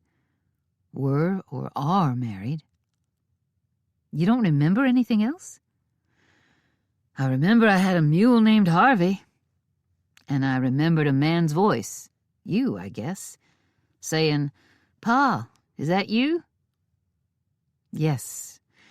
You came out here on the train and arrived the same morning I came riding in with my family, and you heard what Tuttle said about independence. So you had a run-in with him back there. And then I went missing later that day I got off the train?" "Yep." "Did I say anything else?" Kevin thought a second. "When I said, 'Pa, is that you?' you said, 'Ain't no one's pa, mister.'" Falcon straightened. "I said that?" "Yep." "So I didn't abandon my children?" That struck Kevin into a dead quiet. It was all there in his eyes, how their pa had abandoned them. Falcon didn't want to be that kind of man. "Have you been worrying that you might have done that?" Kevin asked. Falcon shrugged, but he was feeling better, the pain lessening in his head and his heart. "I thought of Patsy's name when I was—" He snapped his mouth shut. He must have taken another beating on his head to have almost blurted that out. "What happened?" Falcon didn't know what he must look like, but it had to be telling Kevin something. And suddenly, Falcon was glad he had a brother. Maybe talking to a brother would help him a little. He looked at the door to the hallway, which led to the kitchen. Plenty of squabbling in there still. Dropping his voice, he said, "I thought of Patsy's name. Said it out loud when I—" He cleared his throat, 'cause it was clogging shut. When I had my arms around Cheyenne. Kevin staggered back, caught himself, his eyes as round as $20 gold pieces. You and Cheyenne? Whispering didn't hide the shock. Falcon nodded, afraid she'd somehow heard and would come charging into the room, looking to pound on him worse than the rocks in that stream had. He'd already lost his whole past. What else did he have to lose? His life. And called out another woman's name after? Honestly, it was more during, but Falcon didn't see any reason to mention that. Bad enough he'd thought of another woman. But to have said her name out loud? And now Kevin saying it out loud? It all made him feel even worse, which surprised him because he wouldn't have believed he could feel much worse. And you're still alive? Falcon was alive. He was sitting right there, and still, I'm a little surprised myself. They heard a commotion in the kitchen. If you repeat this, Falcon growled, you're the next one going headfirst over a waterfall. Kevin held up one hand, palm flat at shoulder level. I swear I'll never mention it. Not even to your wife? Footsteps came from the hall and Kevin turned. Without, Falcon noticed, promising a thing. But Falcon had to clamp his mouth shut, 'cause someone was coming. Chapter 19. I want to have one more look for the deeds. I was wondering if Grandpa might have stuck them inside a book. Maybe he had a thought to hiding them. Cheyenne turned to leave the kitchen. Or maybe Pa did take them out of the drawer and hide them. Cheyenne glanced at Wyatt. Why would he do that? Wyatt shrugged. Like Falcon said, he's just the only low-down coyote who spent time in the house. She looked around the kitchen. Where is Falcon? He might have gotten tired of listening to us squabble. Wyatt shrugged and came after her as she headed for the study. Does he have a safe somewhere? Wynne asked, following. My pa has one. It's time to eat in just a few minutes, Molly protested. Your grandpa didn't stick valuable papers between the pages of a book. Cheyenne looked over her shoulder at the hard-working young woman. For some reason, Molly bothered Cheyenne. Annoyed might be a better word. She wasn't sure why, but she had a sneaking suspicion it was because Molly was acting like a woman ought, and Cheyenne did no such thing. If that was so, then Cheyenne ought to be ashamed of herself, and she would be, just as soon as she had any spare time. Cheyenne knew womanly skills. She could knit like nobody's business, and she enjoyed it. There were blankets and doilies and whatnot scattered all over this house. It helped untangle her thoughts. She ought to be knitting right now. But lately all her knitting had gotten tight. The last thing she tried to knit had ended up a hard little square, about a fourth the size it should have been. Beyond knitting, she didn't prefer work in the house, when there was roping and riding to do. Didn't mean she couldn't cook. She could. Preferred not to, but she could. Wynne was better than Cheyenne, and Molly was better than Wynne. They were eating well these days. Molly being part of this invasion of surprise family was the best part of it. Or the second best. Meeting Falcon had been the best part. That wounded, gentle, good-looking, puppy-sharing Falcon. That was the best part. Except he probably had a wife, which meant she ought to tie him up and drag him behind her horse at a full gallop for a mile or two, over rocks and scrub pines, then maybe back her horse over him. Even so, he'd held her close enough to turn a girl's head to mush. Cheyenne shoved all that mushiness out of her head. She was not letting her thoughts go to him. She turned away from that annoying Molly and charged after that deed. Cheyenne rushed down the hallway and into the front room. Then she stopped so suddenly she almost fell over her feet. Wyatt, who'd been following, slammed into her from behind and knocked her forward a few steps. Falcon and Kevin stood together, and both of them were looking at her so strange. What had she interrupted? Only one thing came to mind, but Falcon was a quiet man. He'd have never told Kevin about what happened between them in that cave, or in here last night. "Watch what you're doing!" Wyatt bowled past her, heading for the shelves and shelves of books. His shove was enough to get her eyes off the two men and pay attention to what she was about. The deed. If these two didn't care enough about a plot to steal a ranch that was 1/3 theirs to stay in the kitchen, then they didn't deserve to hear what was going on. She did sneak one long look at Falcon. She thought he looked pale, and there were lines that looked like pain around his eyes and bracketing his mouth. He'd been having those headaches again, trying to remember. She wanted to ask him what had come to him, and she wanted to clobber him if he'd remembered a wife and 6 kids. Worse, if he'd remembered 3 wives and 6 kids. But he needed to remember, and that's why he'd left the kitchen and come in here. And Kevin had found him and was worried about him. So was she. Falcon's eyes met hers. Wyatt pulled a book off a shelf and fluttered through the pages. "Take the next shelf, Cheyenne. Win the one on past. Kevin, get over here. We're searching each and every book to see if the deeds are stuck in one of them." Cheyenne noticed Molly, hesitating by the door. "Should I set dinner back in the oven to stay warm?" Molly asked in a resigned voice. "Sure," Wyatt said without looking up from the book in his hands. "We'll eat whenever we have time. You can just go back to the kitchen." Cheyenne glanced at Molly, who glared at Wyatt. Cheyenne hoped Molly didn't kick Wyatt's backside. Instead, she turned and left the room. With one more look at Falcon, Cheyenne forced herself to quit worrying about him.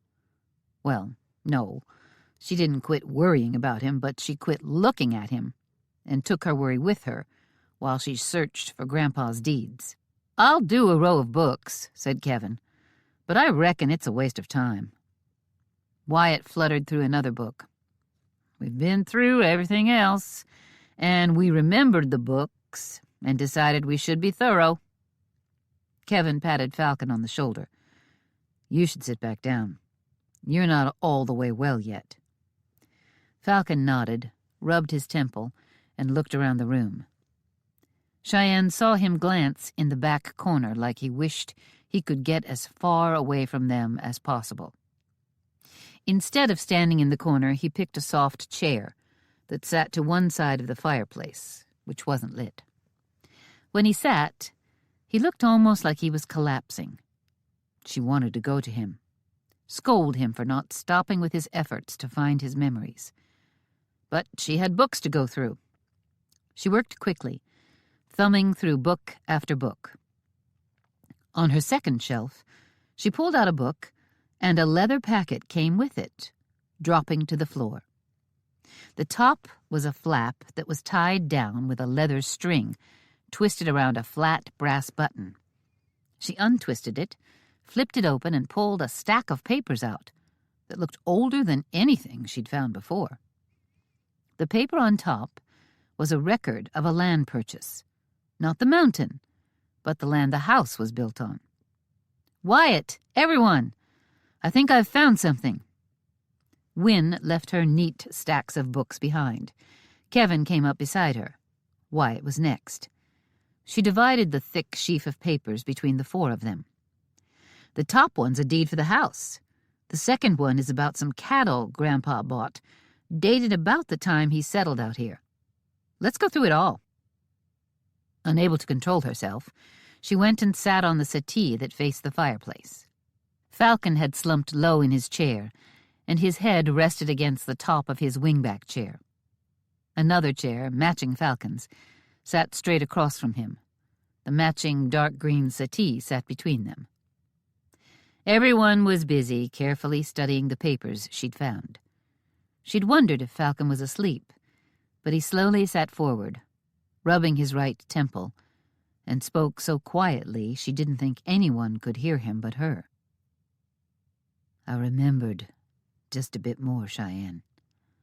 Patsy was my wife. I know that for sure." His eyes, such a perfect match for Wyatt's, met hers. Her stomach twisting with anger, Cheyenne asked, "A wife you left behind? Just like the Sidewinder left your own ma?" The room full of people, already quiet after Cheyenne handed out papers to sort through, went silent. "You abandoned a wife? To come out here?" Wyatt's hazel eyes flashed with anger.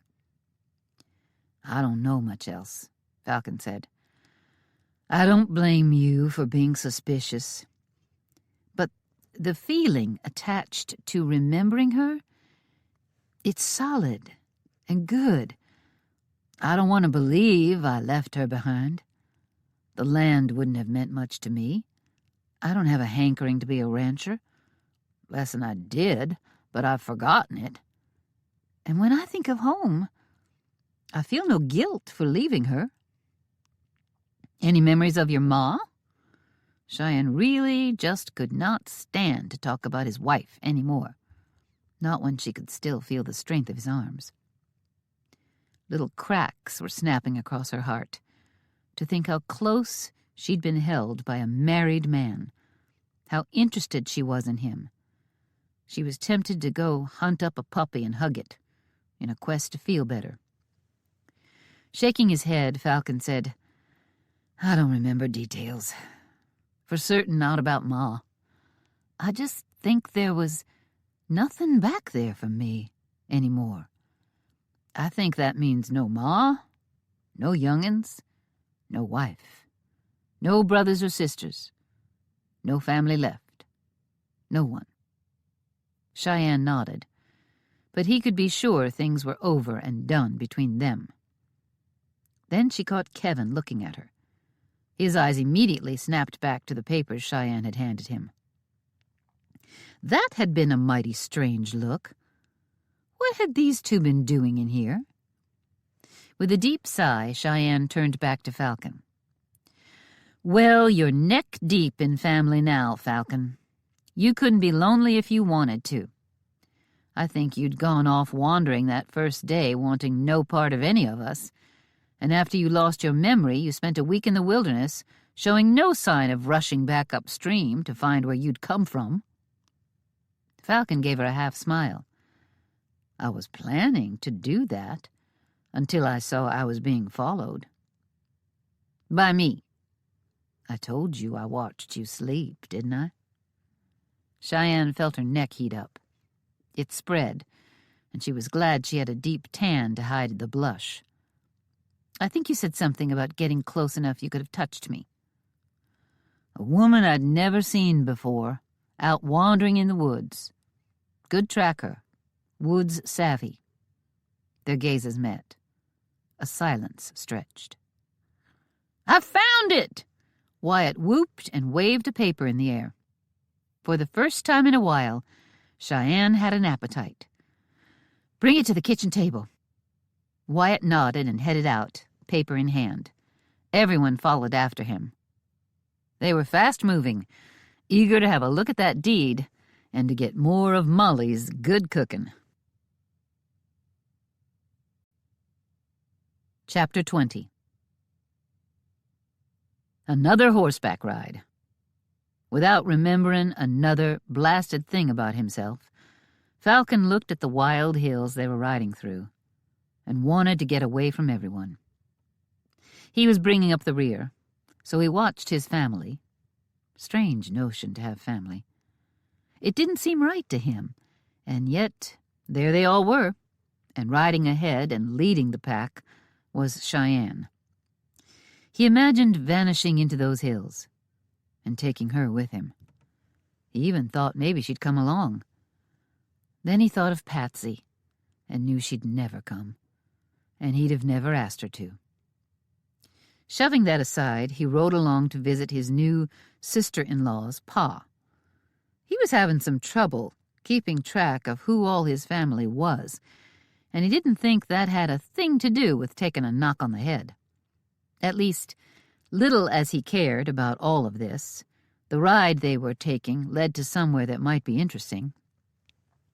Falcon had yet to meet Oliver Hawkins, and what he knew sounded like the man was no one to admire. Trying to ignore the call of those mountains as he rode, he thought about sleeping in a crowd instead of out under the stars. It hadn't suited him. He'd slept in the bunkhouse, shared a set of beds, stacked one on top of the other, with Andy on the top bunk. He'd never heard tell of such a thing.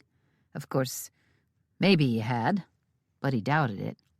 Beds stacked up to crowd lots of men under one roof? Strange arrangement. Tonight there'd been a stack 3 high if you counted the dog. Andy had figured out a way for the dog and pups to slip under the bed, making a dark cave for the little family. Every one of the cowpokes seemed to have adopted the dogs. When Falcon went to the bunkhouse after they ate to stock up on bullets, Andy told him that Reuben had put some salve on the dog's cut. She'd just licked it off. One of the men had fashioned a bandage by wrapping it tight, but not too tight, around her. She'd chewed it off. In the end, they'd let her be. Falcon's bed was decent. The cabin wasn't overly warm with the windows open. The cowpokes were friendly, and none too inclined to ask nosy questions. Falcon liked it in there, but at the same time, he'd considered borrowing an axe right there in the dark of night and heading into the woods to build himself a cabin. And now, because he'd shoved the lunatic inclination to build the cabin aside, he rode with his family to Win's pa's house. It was strange how Win had to be coaxed and almost bullied before she'd come along. Turned out she hadn't told her pa she was married, and her pa had never come storming over to complain about it. They'd all figured the sheriff would tell him the day he went over to talk to Hawkins about Tuttle, and they expected Hawkins to come right over, demanding to be told what was going on. But maybe the sheriff figured a woman's pa knew she was married, and it never came up. Win was the only one of their number who had a pa, and she wanted nothing to do with him. Of course, none of the Hunt sons wanted anything to do with their pa either, but with Clovis being dead, there was no real need to consider him and plan to avoid him.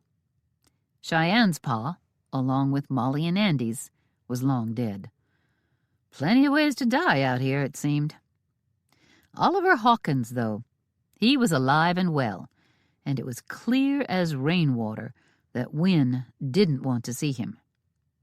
But she came along, too, riding overly close to Kevin, which seemed kind of nice. They'd all agreed, well, maybe not Win, but she was fooling herself and no one else, that her pa was bound to notice she was married. Had to happen one of these days. She could keep hiding out, or she could go face him now with her Hunt family surrounding her. So, they were all heading over, except Molly. That woman seemed to dearly love her kitchen, and Andy had stayed to practice cowboying. The foreman, Reuben, said he had work the kid could do. Falcon rode around a curve in a nicely widened and leveled trail to see the Hawkins ranch house. He gasped. He heard the same from Kevin. The rest, of course, had seen this whiteboard monster before. Falcon had thought Cheyenne's house was grand, but it was log and stone, made out of what was to hand in these parts. This house had to have been shipped in, every little piece of it. 3 full stories of neat boards. It was surrounded on all sides, he could see, with a covered porch and white railings. The front doors were wood, with glass panels in them in a rainbow of colors, and the wood was carved in a way that would take Falcon a year of hard work. all fine details, with shining carved brass doorknobs on a double door and hinges to match. The windows were all glass, something just looking for a chance to break, or so Falcon thought. His mind flashed to his cabin. Wooden shutters, leather for hinges, a wooden latch that dropped into place where it might have had fancy brass knobs. His head throbbed, and he turned his attention to the mansion ahead. This was the house of a wealthy man, or a fool. In Falcon's opinion, it was probably both. Cheyenne reined her horse in, swung down, and tied the mare to the hitching post near the barn. Oliver didn't have one close to the house. The rumor was he didn't think a line of tied-up horses looked right standing in front of his place. Cheyenne would fix that if she married him. True, a day ago, when she'd been in Falcon's arms, she'd abandoned the whole notion of marrying Oliver. But then she found out Falcon might be married. She snuck a glance at him. Knowing he was here to stay, all she could think of was getting away. And since she couldn't be with Falcon, she didn't want to be with anyone. That fit with Oliver real well. And she knew Oliver was willing.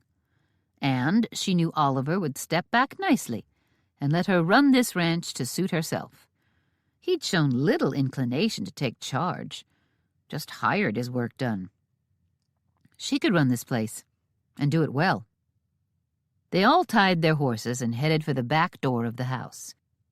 Cheyenne knew Oliver liked to come to the front door of the RHR ranch house. No one else ever did that. So maybe they should go to his front door.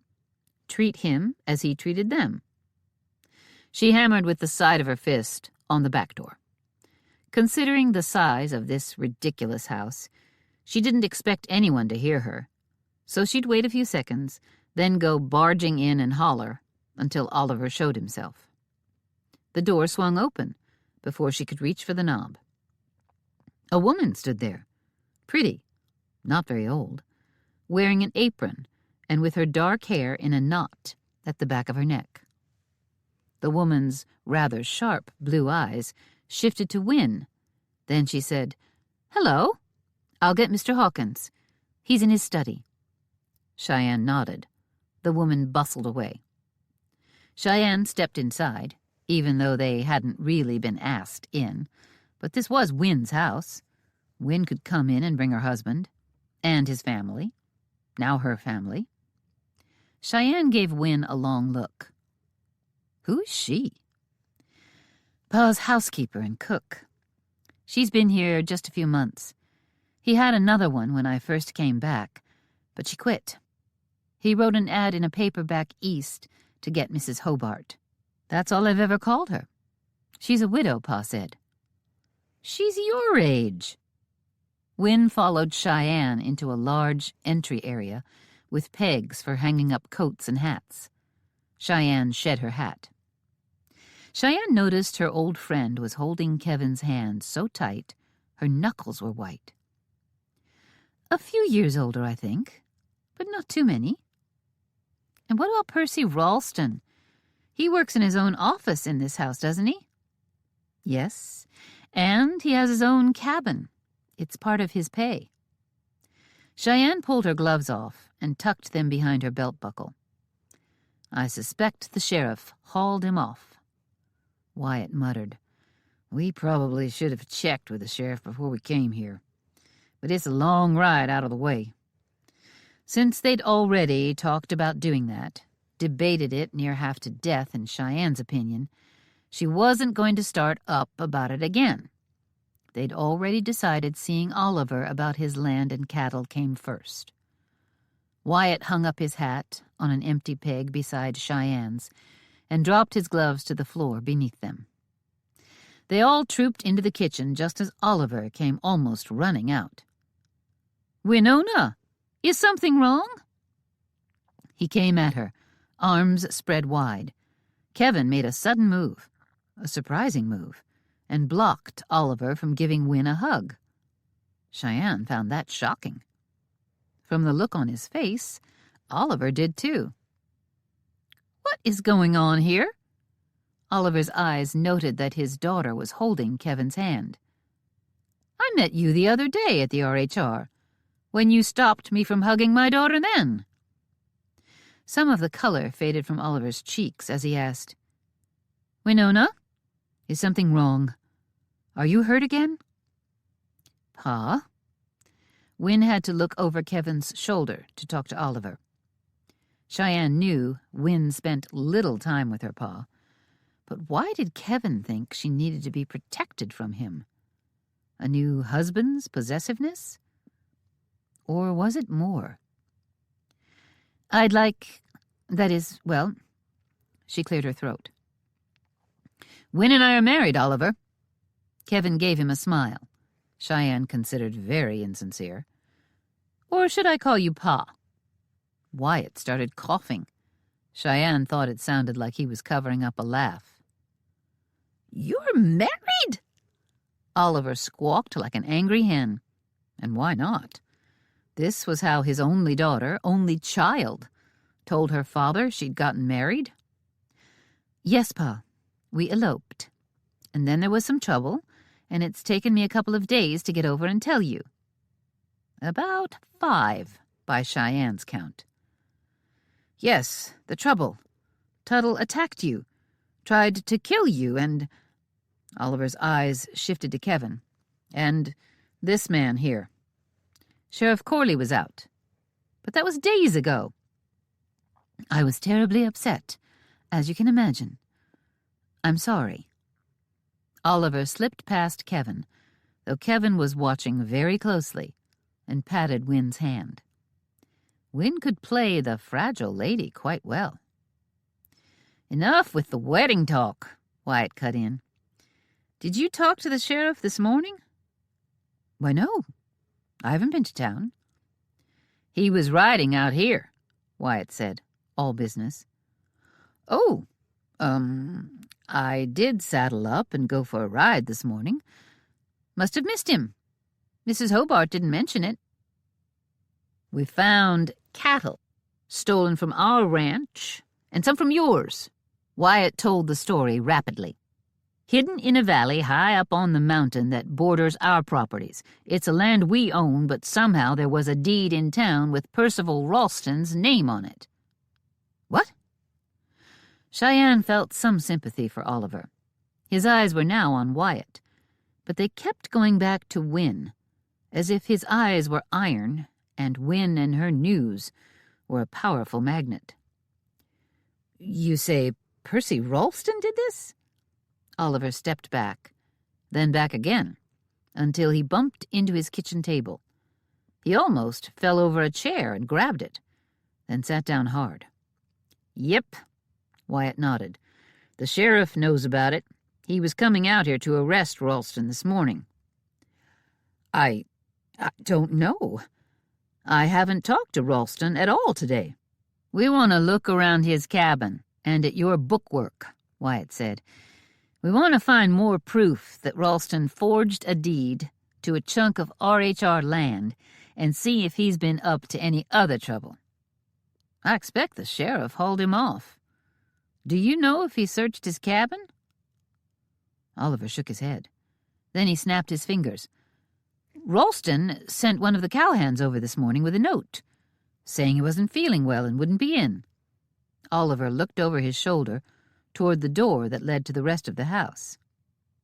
Oliver looked at Win and stopped talking about Ralston. "Win, my baby girl. Married. Come and sit down. Kevin, you too. All of you, I want to hear everything. About the wedding and about the rustled cattle." They heard the slam of a door.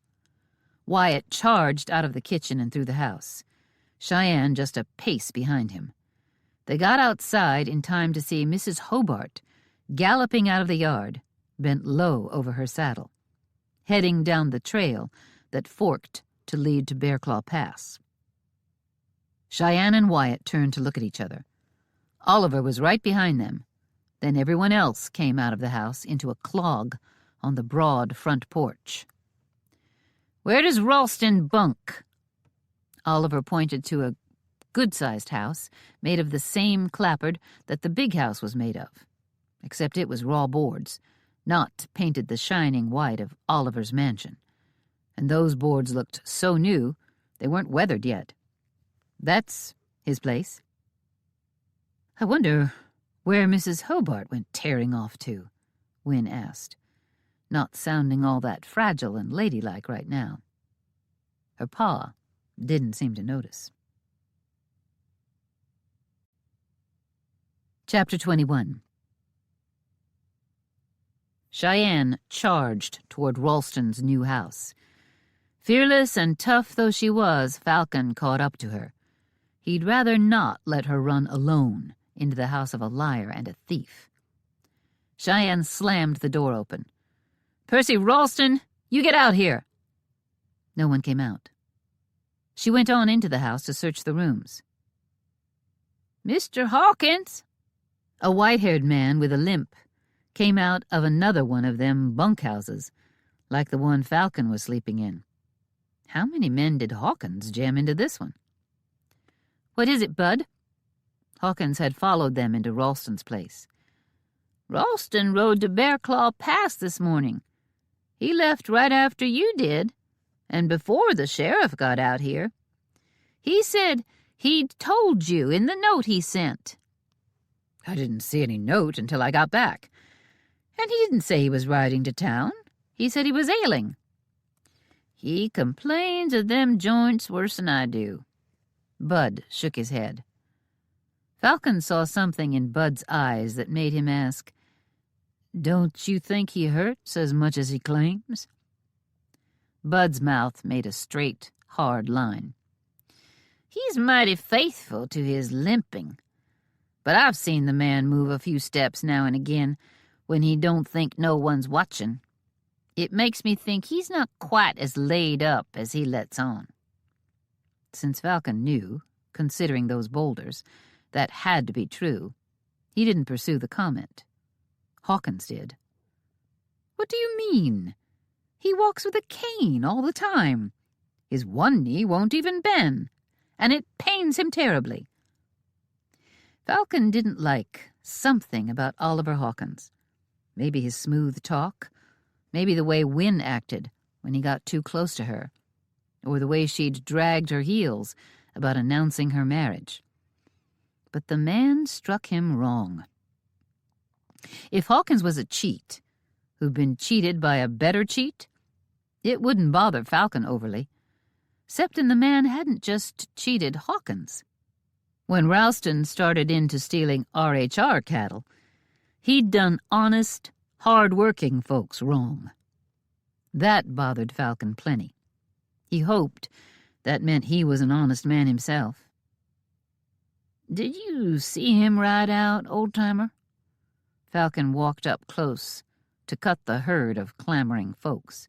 "Yep. Rode the same way his woman just did." Hawkins shoved Falcon aside, or he tried to. Falcon didn't move an inch, so Hawkins went around him. "His woman? Mrs. Hobart was his woman?" And what Falcon heard in Hawkins's voice wasn't just surprise, it was shock, even jealousy. It didn't take much figuring to know Hawkins had considered Mrs. Hobart to be his woman, and not just in the way of cooking and tidying. Falcon gave the man a disgusted look, then said, "Everyone, stop moving around. I need to look at hoof prints, and every step y'all are taking is scuffing them up. If Hobart went after her man, then I can for sure follow her. Bud," he gestured at the old man, "can you tell me which prints Ralston left?" "Yep." They walked to the trail left by Hobart. "He's riding a line-back dun, a big gelding." Bud pointed, and Falcon saw the tracks clearly. "And no reason to take that one, except it's strong and fast. The tracks are plain as day, laid out right in line with the gray mare Mrs. Hobart rode." Falcon studied them, then asked, "What do you mean, no reason for it. Ralston ain't a big man, and if he's going to town like you told me, he don't need a horse that strong. And he's supposed to be lame. Hard enough to mount a normal-sized horse. Why choose a big critter like that, unless you're planning to move far and fast? Did you see him mount up? Ralston always ordered someone to slap leather on whatever horse he rode. Then he led the horse behind his house to mount up back there. Common enough, too. He rode out for a few hours every couple of days. Said it helped his leg. And behind his house there's a stump. He said he uses that to mount. But I sneaked a look a few times. Ralston ain't using no stump. He just don't want to let anyone see him swinging up, nimble as a squirrel. Cheyenne came rushing out of Ralston's house. He's left nothing behind but empty drawers. He had 2 good-sized satchels with him. Now that I think of it, he must have loaded those on while he was behind the house. Then he took off. Didn't have much time to see just what he was about. Turning on his heel, Falcon rushed for his horse, tied around the back of the mansion. We can catch up to Mrs. Hobart without much trouble and make sure she's on a trail that stays with his. Maybe she's partnered with him in this. Hard not to wonder if any more of the Hawkins hands were involved, or the RHR hands. As Falcon swung up onto his horse, Wyatt and Cheyenne were with him, Kevin and Wynne just behind. "Wynne, wait!" Hawkins came running after them. "Let them go. Stay here and talk to me." Cheyenne turned to Kevin, who had a mule-stubborn look on his face as he hoisted Wynne onto her horse. "You two should stay. Explain to Oliver what's going on." Wynne scowled at Cheyenne as her father reached her side. Oliver reached up and clasped her hand. "Please, stay a while." "Oliver," Cheyenne was a lot friendly to Hawkins than Falcon thought need be. "We think Percy Ralston was stealing cattle from you, and maybe money. Can you let Wynne and Kevin check the account books and talk to the hands? We need to get to the bottom of this. If we can't catch up to Ralston, we'll at least get Mrs. Hobart and bring her back. We've got a lot of questions for the both of them." "You think Percy has done all that?"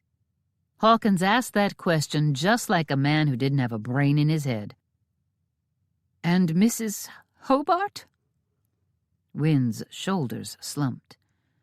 She and Kevin exchanged a look Falcon couldn't understand, but it seemed like they were mighty troubled by something. "We can stay a while, Pa." Wynne swung down from the horse, and Kevin slid an arm around her waist. Falcon was done listening to him jaw. He rode toward the tracks left by Ralston and Hobart. It was like reading from a book. He set out at a fast pace, not a bit worried about losing such a clear trail. "They're heading for town." Wyatt rode up on one side of him, Cheyenne on the other. "If they keep to the trail they are," Cheyenne said, but Ralston lied to Hawkins about why he wasn't at work. No reason to trust that he told the truth to Bud. He might have started out for Bear Claw Pass until anyone watching him was out of sight. And before they were a mile down the trail, Falcon saw the Big Dun's tracks veer right into the heart of the most rugged stretch of hills Falcon had seen so far. Hobart went on toward town, and Ralston turned off. "You reckon she thinks she's following him, but doesn't know where he went? Or is she making a run for town in the train? Just taking off?" The 3 of them stopped where the tracks split. Cheyenne adjusted the flat-brimmed hat she wore on her head to shade her eyes from the sun. "If she's making for the train, then she could get away clean. It doesn't come through that regular, but I think it's due." "I'll take Hobart," Wyatt said. "You two go after Ralston." He spurred his horse and raced away. Cheyenne frowned after him. I should have gone after Hobart. Falcon reined his horse to follow Ralston's tracks. "Why is that? 'Cause a woman should chase after a woman? That don't sound like you." Cheyenne fell in beside him, likely wondering at a man thinking he knew her. "I didn't mean I should." "It's what you said." "I mean he'd be more likely to want to stay with me and hunt Ralston and send you after Hobart. Not leave us alone together?" Falcon didn't figure the tracks would vanish in the next minute, so he stared at Cheyenne and her ever-cranky expression. "He doesn't know there's any reason for that." "Sure he does." Cheyenne gasped and pulled her horse to a stop. Falcon rode on, and she got going again. "Did you tell him did you tell him?" "That a man had some moments of closeness with his big sister? A man who might be married? Who might be as big a sidewinder as his dead pa?" "Nope. I didn't say nothing. But a man like Wyatt wouldn't want to leave his sister alone with a man in the wilderness. It'd go against his notion of what was proper. But he also probably knows, admits, that is, I'm better in the woods than he is. That'd be a real grown-up way to think. You're better than him, too. So he takes the easy trail, heading for town. Not hard to follow, that one. And leaves the highly skilled trackers to head into the wild?" Cheyenne smiled. He noticed she'd done a little smiling here lately, after a long spell of not one upturned corner of a lip. He hoped she'd admit it was because of the son of a sidewinder. "I would dearly like to believe my little brother, who's a full-grown man and a top rancher and tracker, not as good as us, but still has a fine eye," Falcon interrupted, "is growing up. I like thinking it. I'm enjoying the rising respect for him, and it was already mighty high. The trail turns off here." "I know this trail," Cheyenne said. They were headed up, the trees closed overhead, shading them from the strength of the August sun.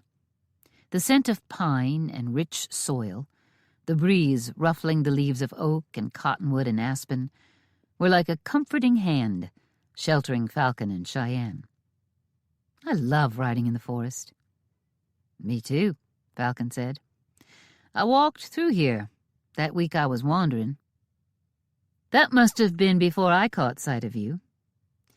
I intended to follow the stream that had carried me along, hoping maybe I'd be able to find out where I came from. But I wasn't real sure that was the right thing. Sure, I could maybe find folks who'd know me, but I might find trouble, too. I was feeling beaten up from that trip down the river. I spent a few days sleeping too much and eating what I could find until I had some strength back. This is miles from that stream, and miles from where I picked up your trail. You covered a lot of country. I'm a long-legged galoot, even with my head not working right, and nearly drowned, and needing to feed myself with nothing to hand but a knife.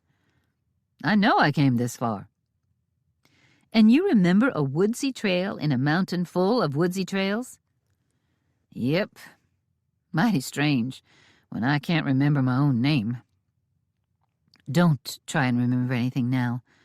We don't have time for the pain you go through, and anyway, it's awful to see. The trees clear out ahead. If Ralston is just flat out running, if he knows we found his cattle—" "Your cattle," Falcon interrupted again. "Found our cattle. He'd have to know we were in there, or someone was.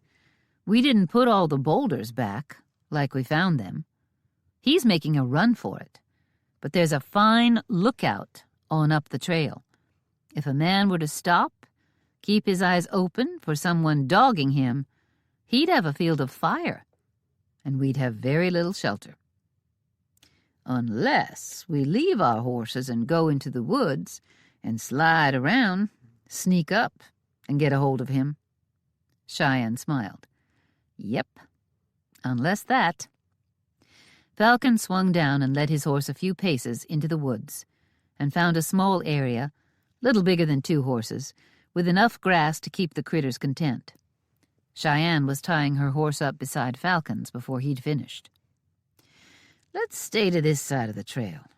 Falcon headed out. Cheyenne clamped a hand on his arm. "Nope. This trail curves close enough to a solid wall of rock up there that we'd have to step out of cover." "Nice being with a lady who knows her way." Falcon smiled at her, proud to be in her company. "Then let's take the downhill side. It'll be a pleasure sneaking through the woods with you today, Miss Cheyenne." The cold look she gave him reminded him of saying Patsy to her. She'd be a partner, but she wasn't in the mood to be friendly. And who could blame her? They walked across to the downhill side of the trail. The trees here canopied the trail, but it was so rarely traveled that the grass grew solid on it, and some small trees peeked through right on the trail. Every step was hard work. The trees growing on a steep side hill were a jungle. There were saplings growing up between ancient oaks, scrub brush everywhere. The ground was uneven, cut by ancient rivulets of water, stones jutting out every few feet. Mostly just animals walked the trail. They'd spent generations finding the easiest way through trackless forests. "That's poison ivy, be mindful." Falcon pointed to a ponderosa pine. Its branches stretched far, weaving in and out of the growth around it. Its trunk was covered with a climbing vine, covered with leaves clustered in groups of 3. Easing up to his ear, Cheyenne whispered, "You remember poison ivy, but you don't remember your own name?" "It's strange, and no denying it. But there's nothing for it but to go on, manage best I can. Hope my noggin starts working again someday." He pointed to a short tree with long, narrow leaves that ran in pretty rows. "And that's poison sumac. It'll turn vivid red in the fall." Shaking his head, Falcon slipped on downhill. It took time climbing down. Finally, Falcon stopped, crouched low, and pointed. Up the hill a stretch, maybe a dozen yards, barely visible through a thicket of scrub birch trees, a man crouched behind a waist-high boulder, his rifle resting on top of it. "Percy Ralston," she whispered into Falcon's ear. Falcon tapped her on the shoulder, then jabbed his finger at her, then at the ground. A firm nod of her chin, and Falcon slid away. He moved like a ghost in the woods. No idea how he'd learned it. He figured it was a need for hunting, but maybe he'd been a sneak and a thief. It gave him a headache thinking of it. He got down on his belly to stay below the bushes. If he rose up high enough to see Ralston, then it stood to reason that Ralston would be able to see him. Choosing every inch forward with care took time. He sure hoped Cheyenne didn't get tired of waiting for him. Smiling at the thought, he could well believe she had the patience of a cougar, waiting for prey to walk under the branch. Cheyenne would wait in silence forever. Another inch forward, then a foot, then 5 feet. He was close. Ralston crouched right past this clump of stunted trees. Another slow advance, and Falcon knew his time was coming now. He had to launch himself, strike hard and fast as a red-hot rattler. Oh, Falcon had a gun, but he didn't want shooting trouble. A sickening twist to his stomach reminded him he'd already killed a man in the midst of this. It had been his knife that did it for Ross Baker. Another thing he couldn't know about himself. Had he killed before? And was this his next chance? Made him less partial to Wyoming. He leaned forward and to the left. He needed one glimpse of Ralston, so he'd know where to jump him. Where was the man's gun? Where was he looking? Leaning out, Falcon couldn't see him. He leaned farther, then farther yet. Finally, he rose up on his knees, an inch at a time, and found no one. Ralston had taken off. He pivoted to find the man just as a hard blow knocked him to his back. A fist slammed into his face before he knew what had happened. Percy Ralston, the disabled cowhand from the Hawkins Ranch, had a punch like he'd hidden an iron horseshoe in his glove. Falcon caught the next plowing fist in his left hand, then pounded Ralston in the face. A hard grunt broke free of the man as he grappled with Falcon. Ralston had him down, all his weight on top. He moved with a wiry ease that shocked Falcon. At the same time, it made him furious. Another fist to the face. Then Ralston wrenched free of the grip Falcon had on his one fist, and in a flash that hand came up with a rock half the size of Falcon's head. The rock came whipping down as a bullet blasted it to pieces. Cheyenne was on them with a fury. She swung the butt of her rifle into Ralston's head and knocked him off Falcon. Falcon pounced on him with a drawn-back fist, then froze. Ralston was knocked into a sound asleep. Cheyenne leaned on her rifle and looked down at the man. He ain't a bit laid up, the low-down scoundrel. Breathing hard, his face throbbing from too many landed blows, Falcon said, "At least he wasn't, before you bashed him in the head." Chapter 22. Cheyenne had a few pigging strings with her. She had Ralston bound hand and foot when they heard gunfire from back down the trail in the direction Wyatt had gone. "Wyatt!" Cheyenne launched herself to her feet and sprinted down the trail to her horse. Either he's shooting Mrs. Hobart or she's shooting him. Falcon was behind her a half step. They untied their horses and were riding down the rugged, narrow trail as fast as the horses could run. No talk.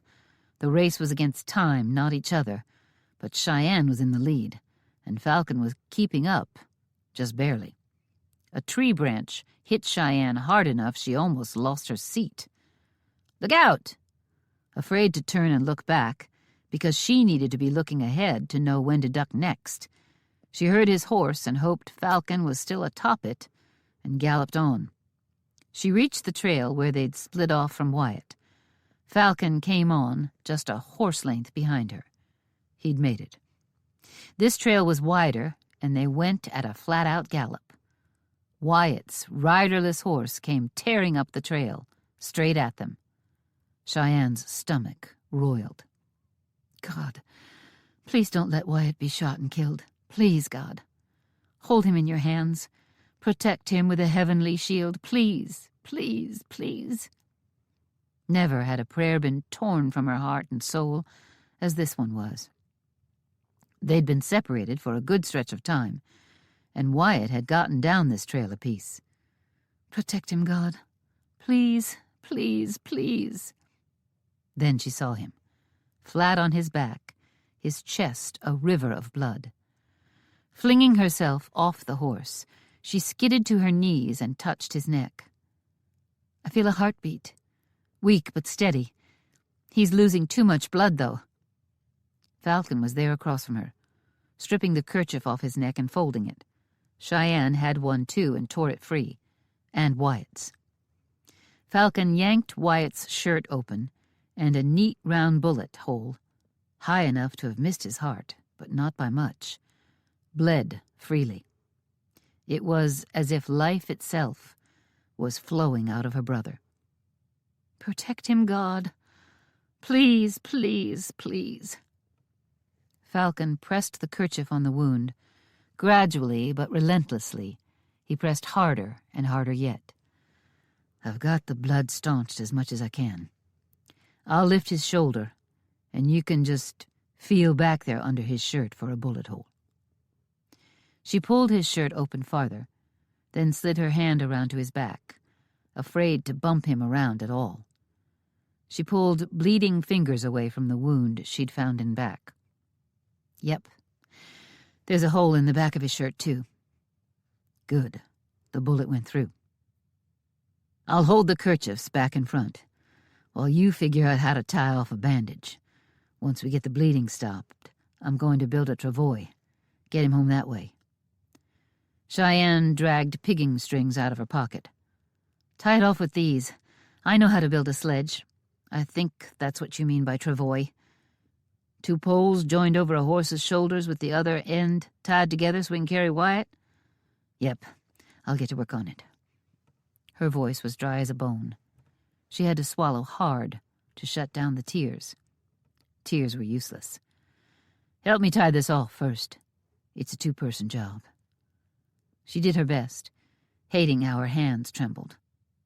Once the bandage was secure, Falcon kept pressure on the wounds, and Cheyenne jumped to her feet and got to work. She found the best branches she could that were close to hand and set to work, using her horse to rig the sledge that would carry Wyatt home. "Please, God, please, please." She drew the rigging close to Wyatt as Falcon rose from his side. "I'm ready to move him. I've done all I can here." It had to be Hobart. Cheyenne got on one side of her brother, the only person in this world she truly loved and trusted. "Probably," Falcon said, his voice grim, his face pale with worry. He moved so he stood right across from her. "When we lift together." Cheyenne had maneuvered the travois so the wide end of it was by Wyatt's head. "Move him as little as possible," Falcon instructed. "We'll just lift a few inches and walk him right on up." Nodding, Cheyenne gripped the side of Wyatt's shirt and pants. "Can you get him? Is he too heavy?" Falcon's eyes were serious and thoughtful, as if he were thinking of every move, considering all that could go wrong. "I can do it. I will do it." He wanted Wyatt to survive just as much as Cheyenne did.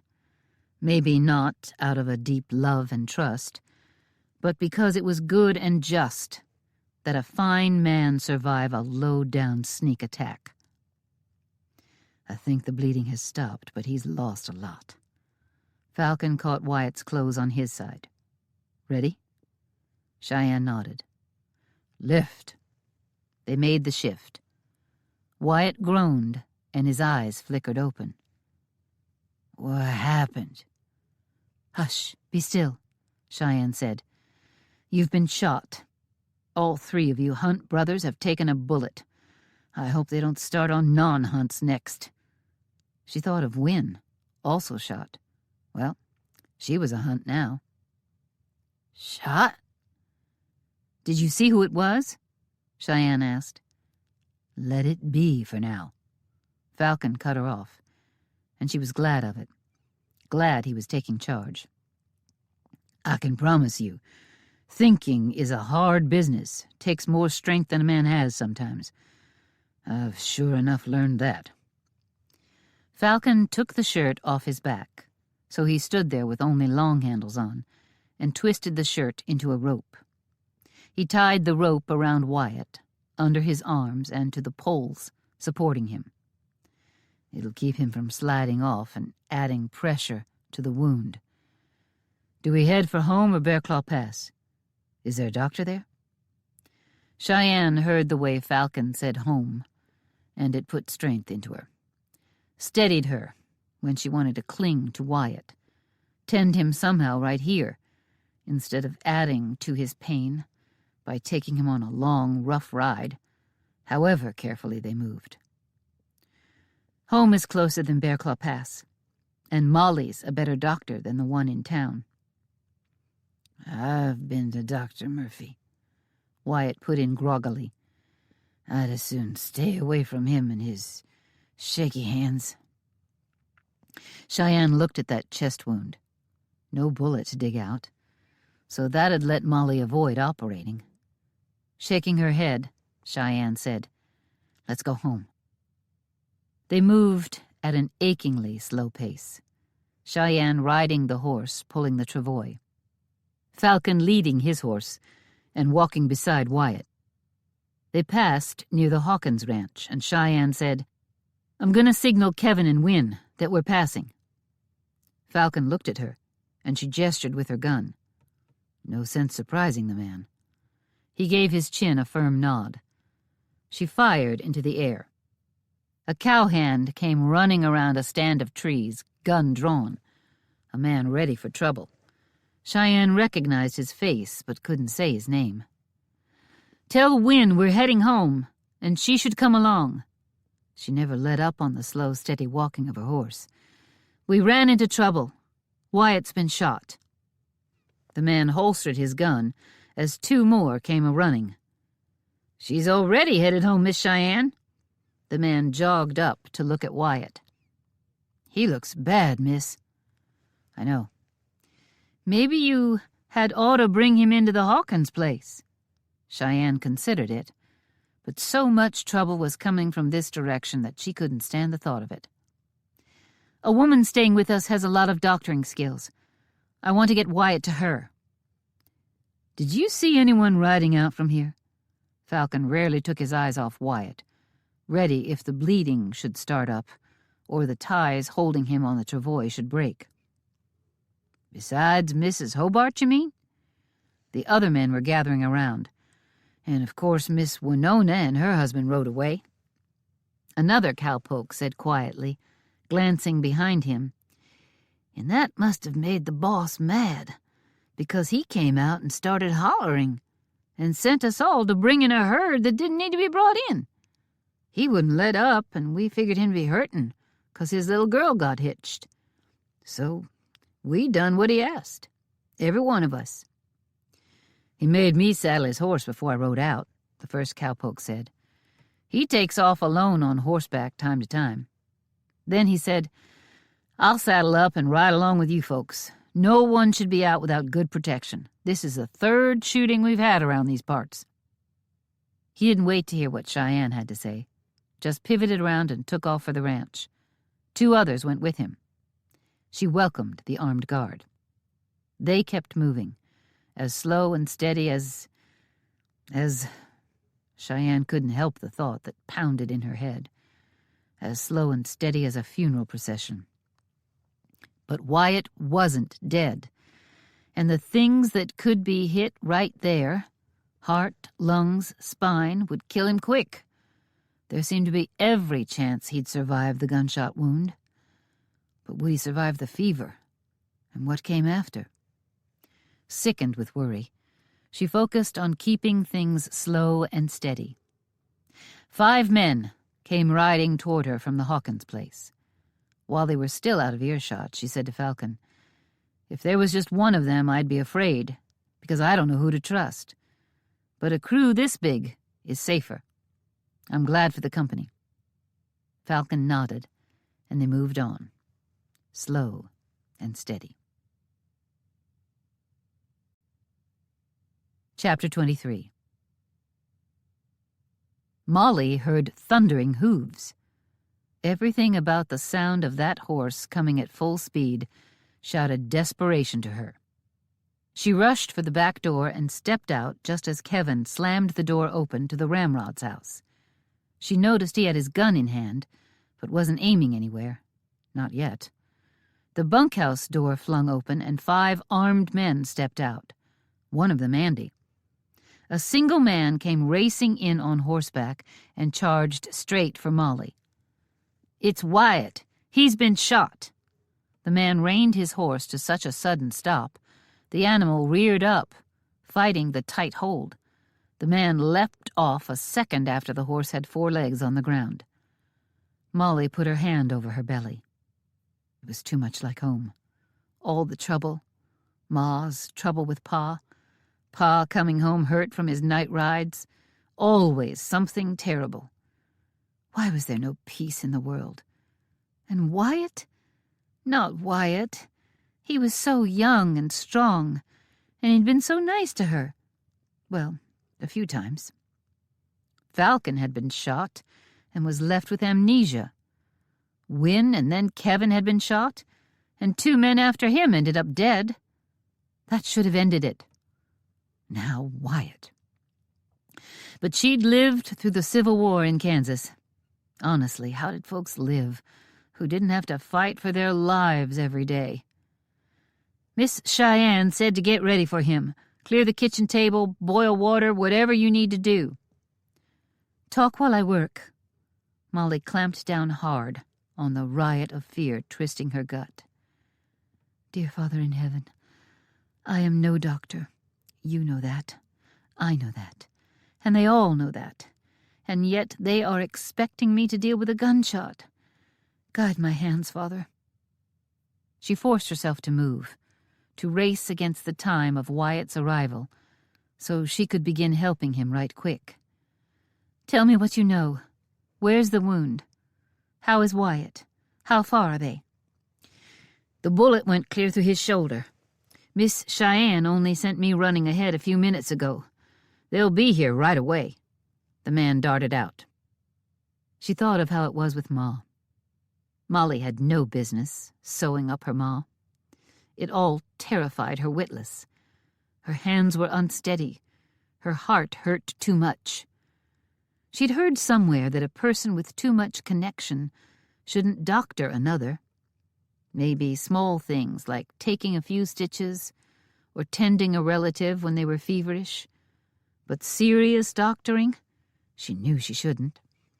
It was said that with someone you knew and loved, you were too apt to fear the worst, and it was too easy to ignore what seemed like small complaints because you were used to listening to them complain. The 2 ends of doctoring, caring too much and not taking them seriously. Just because Wyatt was her half-brother's half-brother didn't mean she was connected to him. Nor did it matter if she was. She had to do this. The table had a few things on it, a salt cellar and pepper grinder, a dish of butter and a jar of jelly. She quickly cleared them away. Molly ran to a closet with some folded fabric and set it on the table. She wanted to tear some of it into bandages, but that could wait. Cheyenne would be here this time. She might be able to do some of this work, know where things were. Molly put 3 pots on the stove, 1 large, 2 small. 1 small to heat vinegar and herbs to clean the wound. The second was water to get the first batch hot faster. The third was a big pot of water so they could have all the clean water they needed. There were hot water wells on the stove, too, but Molly wanted to have plenty.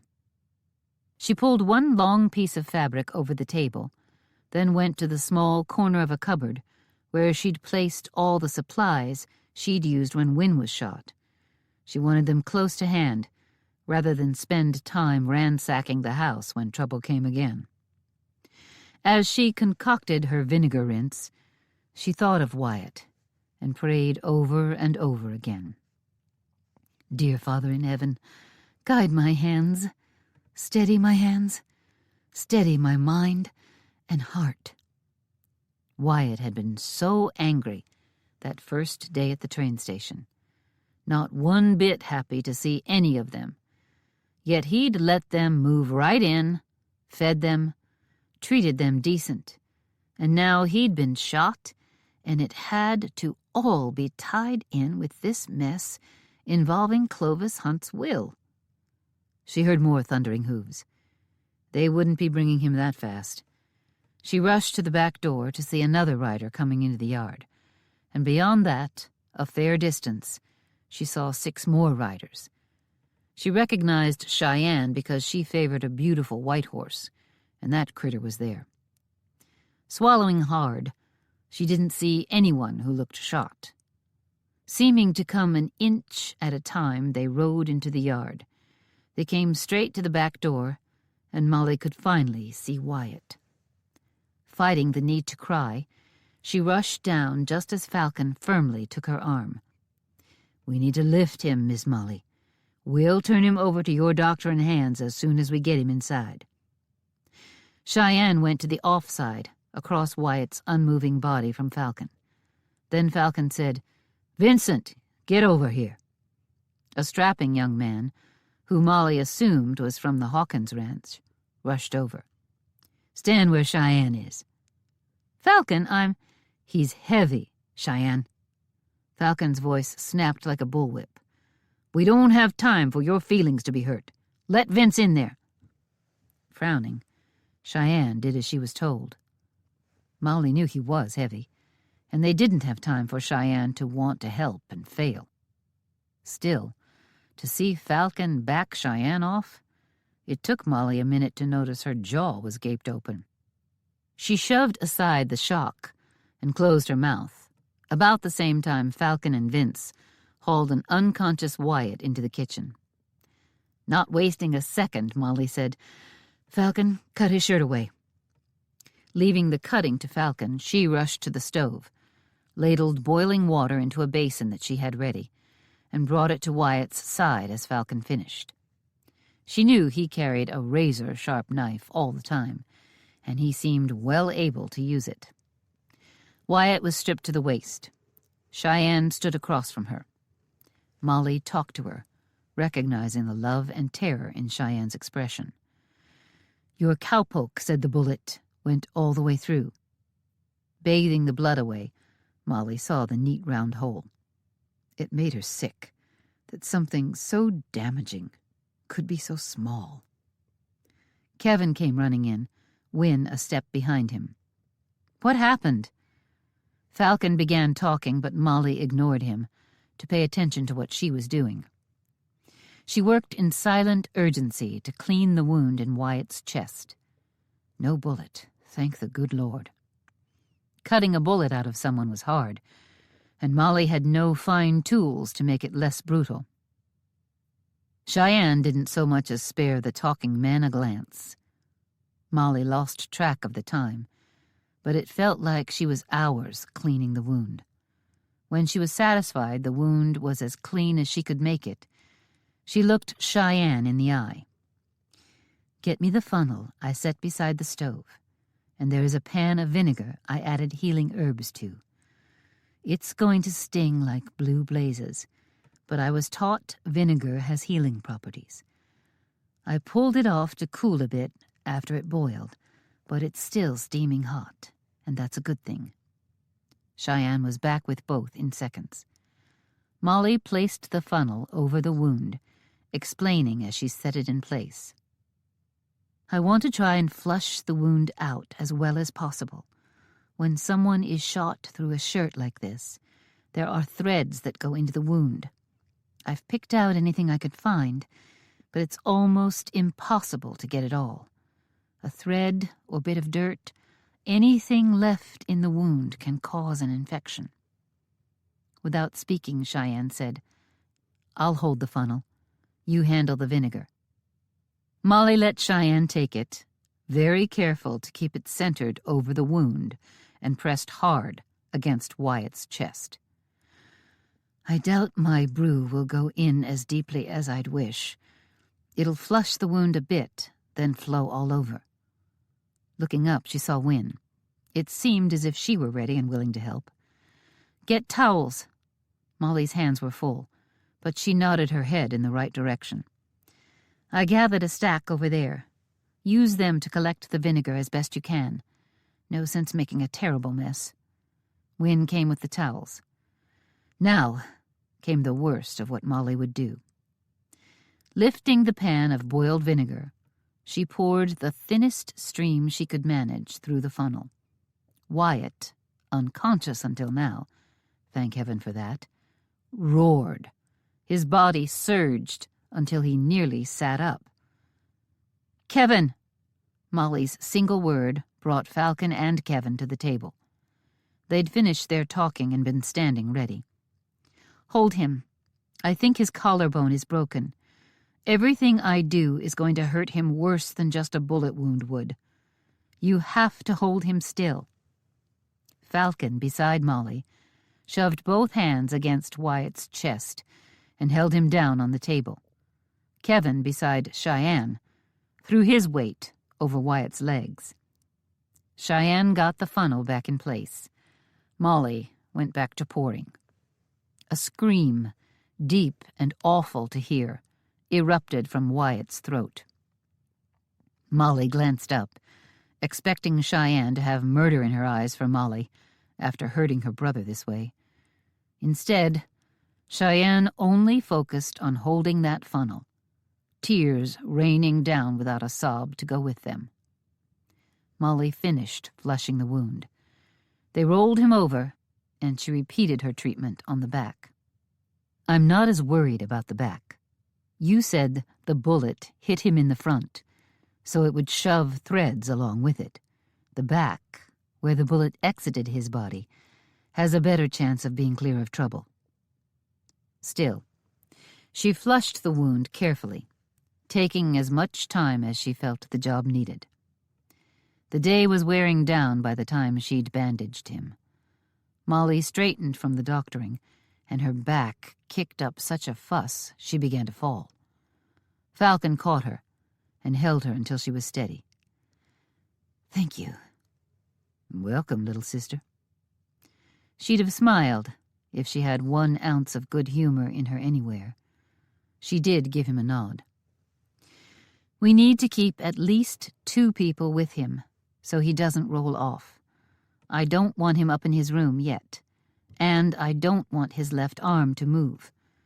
We'll have to splint it somehow. This hard surface is a better place for him until he regains consciousness. And besides, I can keep an eye on him better here. Hopefully only for a couple of hours. We can probably boot him off there in time for supper."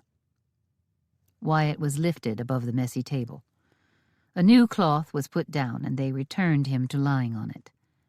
Cheyenne straightened away from Wyatt once he was settled again. "How do you know all this, Molly?"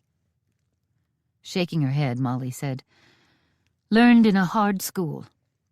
A doctor should know more. Maybe have medicine I don't. But it seems I'm all you have.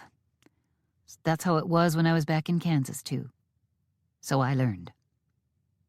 Cheyenne pulled a chair over to the table. Wynne sat down on the other side of Wyatt. Molly wanted to protest, afraid the 2 women weren't strong enough if Wyatt got to thrashing. Before she could speak, Kevin sat by Wynne, and Falcon sat at Cheyenne's side. Molly gave her back a few minutes to stop jabbing at her. Then she began cleaning her ruined kitchen. A woman's work was never done around here. "Now, tell us who shot him," Wynne said. Falcon and Cheyenne exchanged a furious look and started talking. Chapter 24.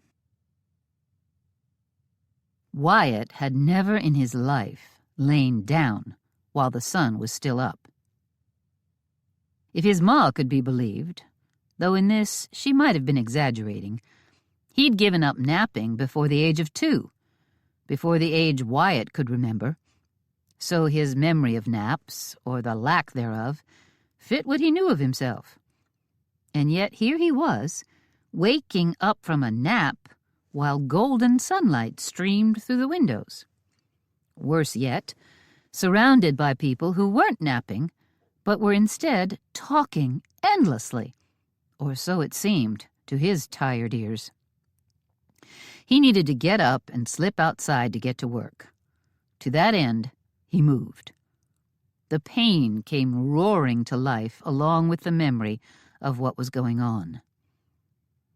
"I've been shot?" The words slurred, but they came out well enough. The whole room fell silent and whirled to look at him. He thought they should have been looking at him already, considering the bullet he'd taken. He remembered it all. Not who'd shot him. The bullet came from behind him. He'd heard something, thought it might be Cheyenne. He'd turned, and the bullet had struck. He hadn't seen anyone, though. He'd been shot by someone under cover. The cowardly, evil work of a rabid skunk, and whoever'd done it needed to be put down just like they'd do with the skunk. Except, of course, the skunk would have only done it because he was sick and out of his head. Whoever had hidden themselves and taken that carefully aimed shot had no such excuse beyond evil. "Wyatt, you're awake." Cheyenne was at his side in seconds. She rested a firm hand on his upper arm and squeezed, very gently, but he saw her pleasure and worry. Cheyenne and Win, his childhood tormentors, and he'd tormented them right back. His grown-up friends and family, yes, even Win, a sister of the heart, and now married to his brother Kevin, a sister in fact. Falcon and Kevin looked at him from behind Cheyenne, their eyes a match for their concern and relief. Then Molly came over and somehow, without saying a word or laying hands on anyone, shoved them all back. She slid an arm behind his head, met his eyes, and said, "Drink some water. You've lost a lot of blood, and you'll need plenty to drink." Lost a lot of blood sounded serious. How bad is it? He realized he couldn't move his left arm. Not an inch. He glanced down and saw it strapped to his body by someone who was serious about tying him up. For all that he was surrounded, it was Molly he asked and who answered, the rest of them letting her take charge. "You've been shot in the chest. The bullet was through and through. It didn't hit anything vital, your heart or lungs. It may have broken your collarbone, only I think the fall off your horse did it, because the wound is lower, and the bone seems to be snapped clean, not fragmented like a gunshot. It's going to take time for it to heal. We kept you down in the kitchen." "I'm in the kitchen?" Molly nodded. "You're on the kitchen table." "Can I get up to my room?" "In a little bit." She gave him a kindly smile. "We'll need to clear the table before supper, so you'll have to move." That made him smile back, or at least he thought he did. If his thoughts didn't quite reach his lips, it was because he felt like he'd been run over by a stampeding herd of wild mustangs. Did you doctor me, Molly? Like you did Win?" "Yes. I'm a school teacher by training, but I think I could have a solid career as a doctor, considering the need in this town." "It's mostly just the need here on the RHR. You can be our doctor. You already are." A stab of pain almost lifted his head off his shoulders. Then his eyes fluttered closed, even though he had no intention of taking another nap. He heard Molly's voice in the distance, added to a few others. Cheyenne, maybe. But it was such a muddle, he didn't even try to figure out what they'd said. He just wished they'd be quiet so he could sleep. Yep, with the sun up and everything. "He's passed out again." Cheyenne reached for his good shoulder. Molly grabbed her wrist before she could try to wake Wyatt up. "Let him rest." Cheyenne yanked against Molly's grip, suddenly furious with her for denying her more time with her brother. Falcon's arm came around her waist and lifted her off her feet, swinging her around. "Calm down," he said, quietly into her right ear. "I know you're worried sick. I know you love him. And I know Molly's right. You know it, too." Gritting her teeth, Cheyenne resisted the urge to fight, to take out her terror on all of them. Because she did know Molly was right. Falcon was right. It was a fool's move to wake up a sick man, to shake an injured man. But for one moment, she'd been desperate to see those bright eyes, the flashing sparks of gold in the brown. She quit struggling and patted Falcon's strong arm around her belly. "I know you're right. Let me go." He did, but he stayed where he was. Almost as if he was blocking her way to Wyatt. Almost as if he didn't trust her. Almost as if he knew her pretty well. Uh-oh. Falcon's eyes went wide. He said a single word. Ralston. The crazy faded from Cheyenne's eyes and she winced. "We left him out there, tied up." Falcon looked around the room. "We need to decide right here, right now. No one goes out alone again. From now on, we take a herd of cowpokes with us. Plenty of folks to return fire. These fools are vicious cowards. It's a thread through the whole business. Shooting from cover, picking off people with their backs turned. We should have never let Wyatt go herring off alone, but, well, who'd have thunk a woman'd do such a thing?" Falcon shook his head and looked at Cheyenne. He felt so guilty for letting Wyatt ride off after Mrs. Hobart alone. He saw the regret in Cheyenne's eyes to match his. "I know Cheyenne here is a tough, knowing woman. It shames me to think I didn't worry enough about another one." "There's a chance it wasn't Mrs. Hobart." All eyes turned to Wynne. "Did you know her at all?" Kevin asked. With a shrug, Wynne said, "I've met her, of course. I wouldn't say I knew her, really, not personally. She was a good cook. She kept the house tidy." Falcon said quietly, "I got the notion there was something between her and your pa, more than a boss and his cook." Cheyenne's head whipped around in a way that surprised Falcon. He'd have expected Wynne to be upset, but Cheyenne looked shocked. Wynne just looked worried. Sad, even. Considering she didn't care much for her pa, that didn't make a lot of sense. But Falcon had more things to do than worry about women and their fussing. "Now that Wyatt's tended, we need to get Ralston," he said. "He'll have gotten loose by now," Kevin said. Falcon gave his head a little sideways tilt. "When I tie a knot, it stays tied a good long while." Then he paused because, though he thought it was true, he didn't really know. "I searched him for hideout knives. If he's gone, he's either been eaten by wolves or in cahoots with someone else." "Mrs. Hobart," Cheyenne said through a tight jaw. "Might be, if she knew where to hunt him up. We reckoned she was running to join him when she realized we were on to Ralston's thieving. But she went a different way. Says to me, she didn't know where he was. If they'd partnered up, it might be Ralston had taken off, not just from us and Hawkins, but from her, too." He looked at Cheyenne. "Let's go bring him in, if we are not too late." She gave a tight nod of her head and went to get her gloves and hat. "Wait a minute," Kevin said. "You just said we aren't supposed to go out alone anymore. Go get a posse from the bunkhouse."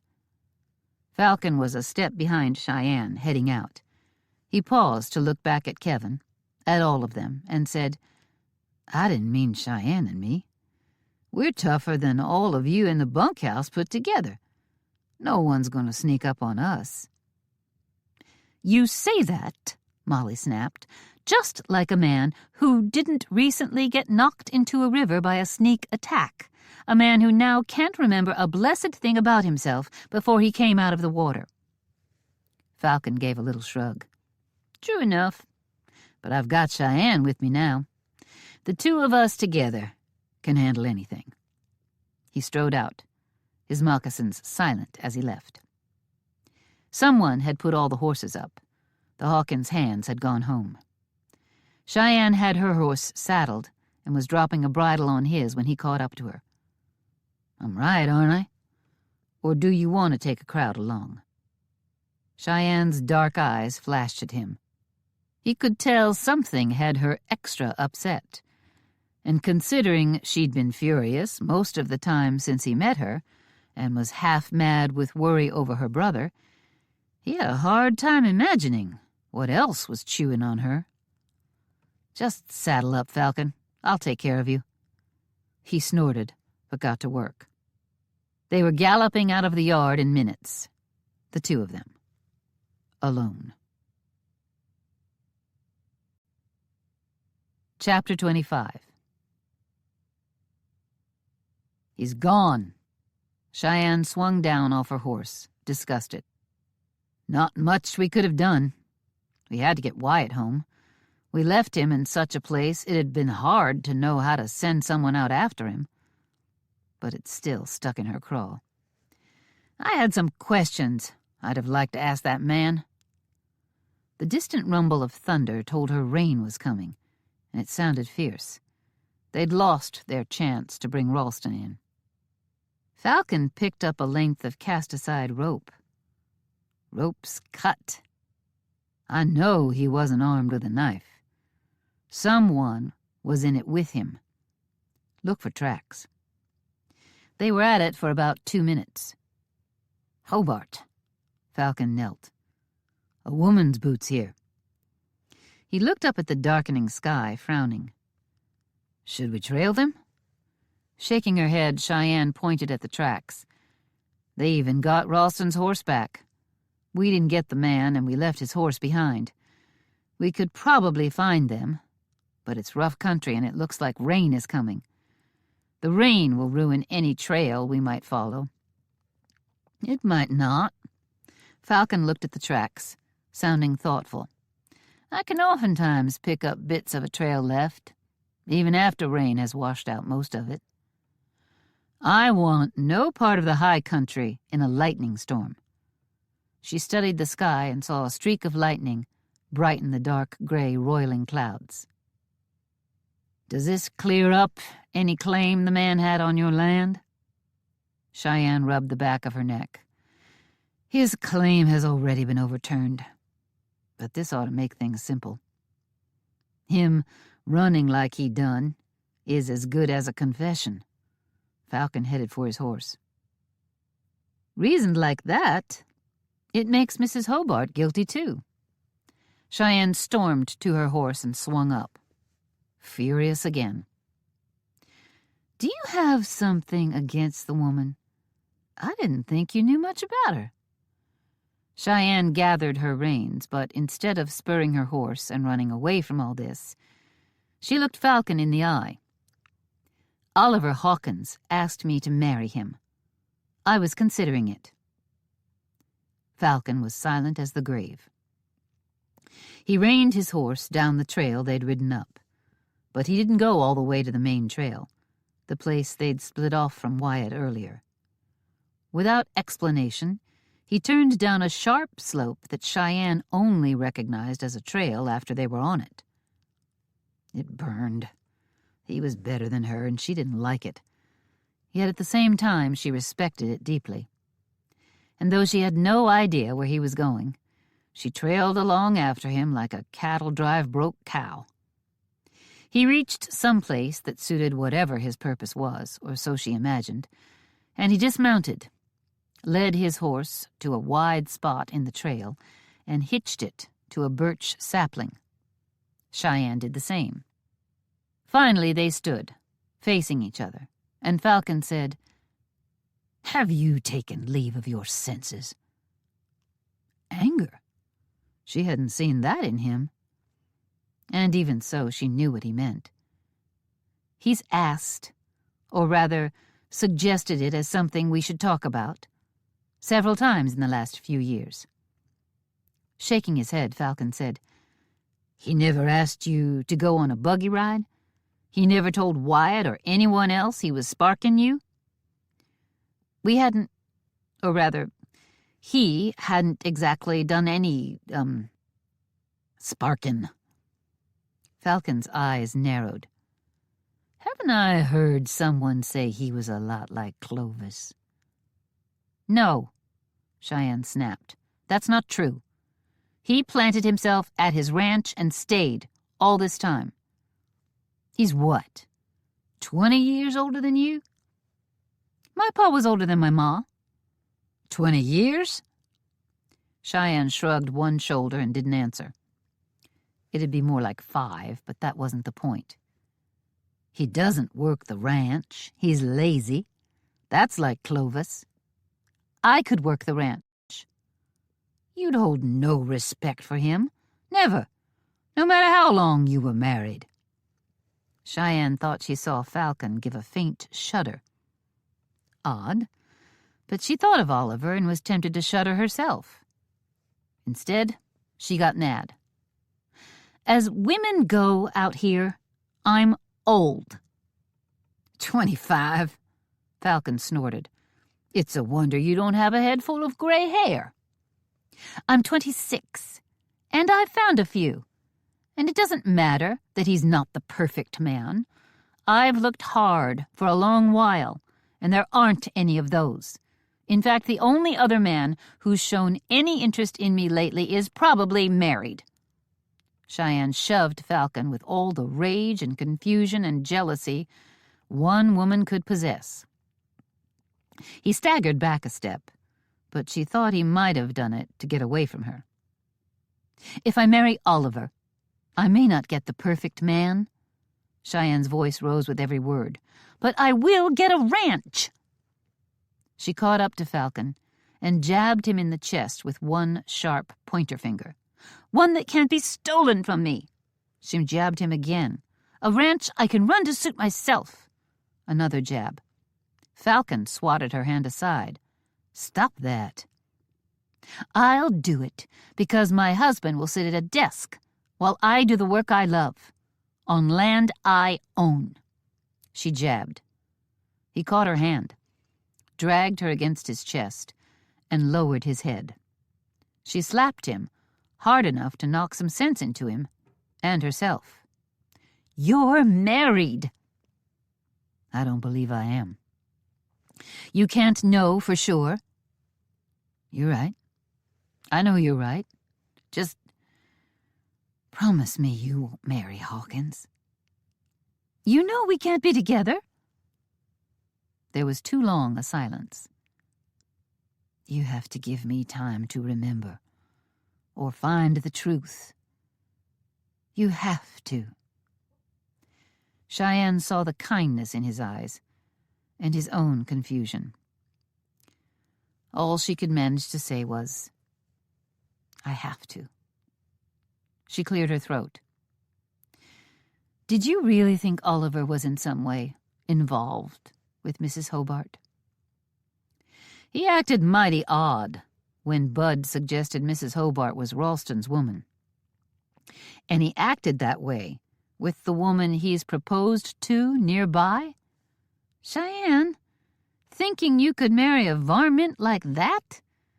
It's cold. Cold? I found him likable. I thought we could deal well together. No, you were planning on making a deal. A contract as cold as signing to purchase a horse. You let me run your ranch and I'll be a wife to you. No feeling, no notion of him being likable, only a man you could endure because you are so unhappy at home. A strange breath of cool air washed through her. That's what Wynne has been doing at our house, isn't it? Falcon hesitated. Might be. She found her home unhappy. But she didn't endure you and Wyatt. She loves you both and considers you her best friends, and now she's joined your family. If she can't endure her home, Why hasn't she told me why? Hasn't she? No, well, I think, that is, she might have been going to say something once. And you didn't let her? I was riding double with her that day we found you in the forest. I more or less pushed her off the back of my horse. But she's known you were considering marrying her father, and she never seemed to object. Cheyenne stepped away from him, crossed her arms, and said, she'd known since about 5 minutes before I ran off. I announced it to her, then took off into the woods for a week. And within a short time of finding you again? You say that like I was lost, Cheyenne cut him off. I was not lost. He smiled at her. As soon as she found you, she tried to tell you something about her pa, and you wouldn't listen. Made it mighty clear you weren't gonna listen. Maybe I should have a talk with her, huh? Yep. Because there's no doubt in my mind there was something personal between him and Hobart. When she ran, Hawkins didn't look like a man losing a good housekeeper. He looked like a man losing a woman he was, in some way of the heart, sparking. Like Oliver had never done with her, Cheyenne thought bitterly. Of course, he had no public relationship with Mrs. Hobart either. He's carrying on with her in secret, while he's planning to marry me if I'll have him? About the size of it. You could be a little more kind about it. He reared back, probably afraid she was going to slap him again, then arched one brow. Not exactly fighting back, more like trying to figure out how to handle a loco longhorn. And none of this was his fault. His only fault was being blunt in his honesty. I'm tempted to ride over to the Hawkins ranch and use my spurs on his backside, Cheyenne said. That must have shaken off his worry of being hit at because he laughed. No riding to Hawkins's today. Wyatt's hurt. Leaving for a spell was a good idea. Too many worrying folks ganged up around his sickbed. Or sick table, I guess. She wanted to laugh, but thinking of Wyatt made it impossible. Let's go home. Let's go home. He took her hand and walked her back to the horses. Just that. The hand-holding, the walk in the deep woods, the quiet as they mounted up, was the most romantic thing a man had ever done with her. She was afraid that made her pathetic. It spoke of a barren sort of life. On the other hand, she enjoyed every minute. Chapter 26. Falcon heard the whisper of cloth on cloth, so quiet out his bunkhouse window where he was just falling asleep that he had to check on it. No man walking a sentry route would be so quiet. He slid to the window near the bunk bed he shared with Andy and the dogs. He'd left the window open on the hot night and swung a leg silently over. "Where are you going?" He was calm, it seemed, because he didn't yelp at that unexpected voice. It was Andy, who had looked like he was out cold, sleeping like a hard-working, exhausted young man. Yet silent as Falcon was, Andy had awakened. He wondered how a youngster learned to sleep on edge like that. For that matter, how had Falcon learned it?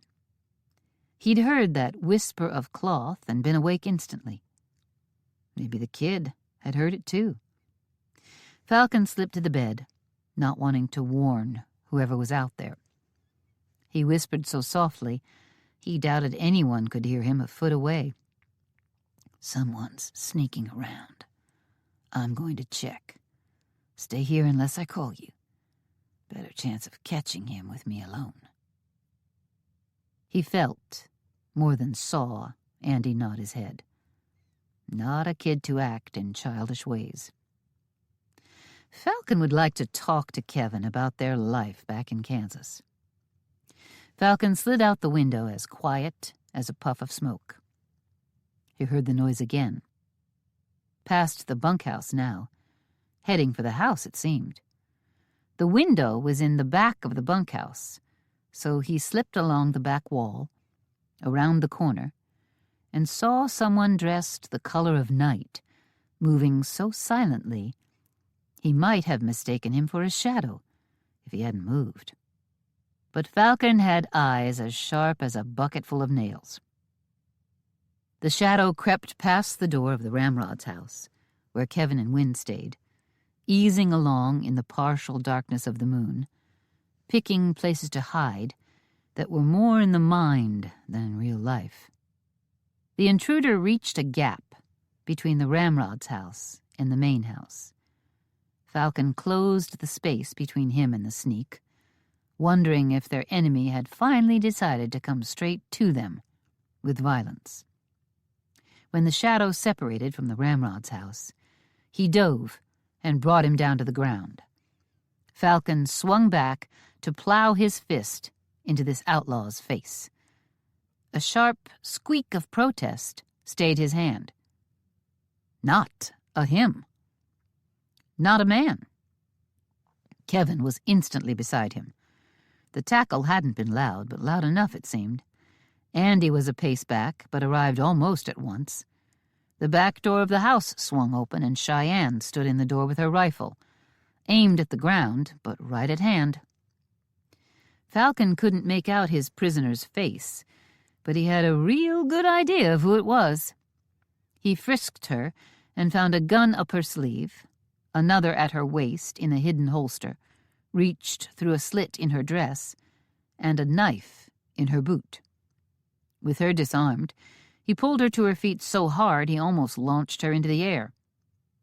"Let me go!" "That's a pure waste of words, ma'am." "Ma'am?" Kevin gasped.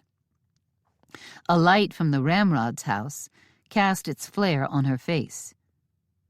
"Mrs. Hobart?" Wynne was standing in the door, holding a lantern. "Looks like she heard Wyatt was alive and wanted to finish things," Falcon said. "Either that, or she wanted to finish off a few more from this clan." Falcon marched her toward the house. A light came on behind Cheyenne. Falcon sure hoped it wasn't Wyatt buying into the fight. They'd had their hands full getting him upstairs. He'd made it to his feet, and with an arm around Falcon's neck and Kevin holding him around the waist on the other side, they bore most of his weight up to his room. No one was happy about how bad it hurt him, and how stubbornly he refused to sleep downstairs. Thankfully, it was Molly. She and Cheyenne were splitting the night, sitting up with Wyatt. It figured that everyone was sleeping light. Falcon sat Hobart down in a chair, hard enough she'd bounced. Her eyes flashed with temper. Her cheeks were flushed. It might have been from temper, too. But if it had been Falcon, he'd have been embarrassed at being caught so easy-like. He decided she was blushing, and he liked thinking he'd shamed her. Though he didn't intend to admit it to anyone. She'd been so good it scared him more than a little. The only reason he'd heard her was because, well, honesty demanded he admit to himself. He was better. No use being humble about it. "Why were you sneaking up on our house?" Cheyenne took charge. The hard look in Mrs. Hobart's eyes told Falcon she wouldn't be pestered into any confession of what she intended tonight. He said, "We'll put her somewhere. The root cellar or the ice house. Lock her in, and tomorrow we'll ride her into the sheriff and charge her with attempted murder." She gasped. "I didn't murder anyone." "Not for lack of trying." Falcon plunked his hands on Cheyenne's upper arms. She had her back to him, because she'd scooted in betwixt him and Hobart. He moved Cheyenne aside, got way too close to Hobart, and looked hard in the woman's eyes. "You are on your way to the house in the dead of night, armed. That's a crime, Ms. Hobart. The attempted murder is for shooting Wyatt Hunt. Now, where's Percy Ralston?" Hobart almost collapsed backward in the chair, all the starch and most of the vinegar gone out of her. "Wyatt's been shot?" She sounded genuinely horrified. Falcon couldn't judge it for a lie.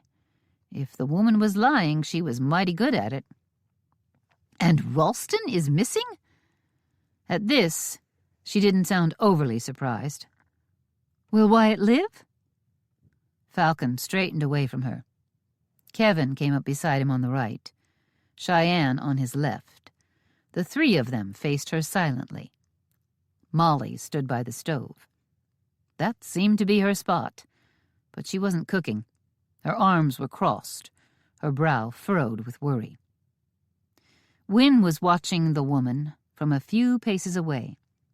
She'd stare, then shake her head, open her mouth and close it, then shake her head again. Falcon figured she'd get around by and by to whatever she had to say. Andy was behind Hobart. He'd pulled a chair out from the table. Falcon caught himself almost smiling to think how the kid had seen or heard him.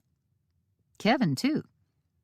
Then the humor faded as he wondered again what they'd lived through to be so on edge, even in their sleep. Falcon heard a creak from overhead. "Wyatt's moving."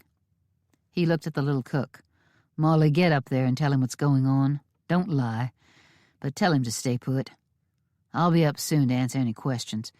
If he starts coming down the stairs, holler." Molly rushed out.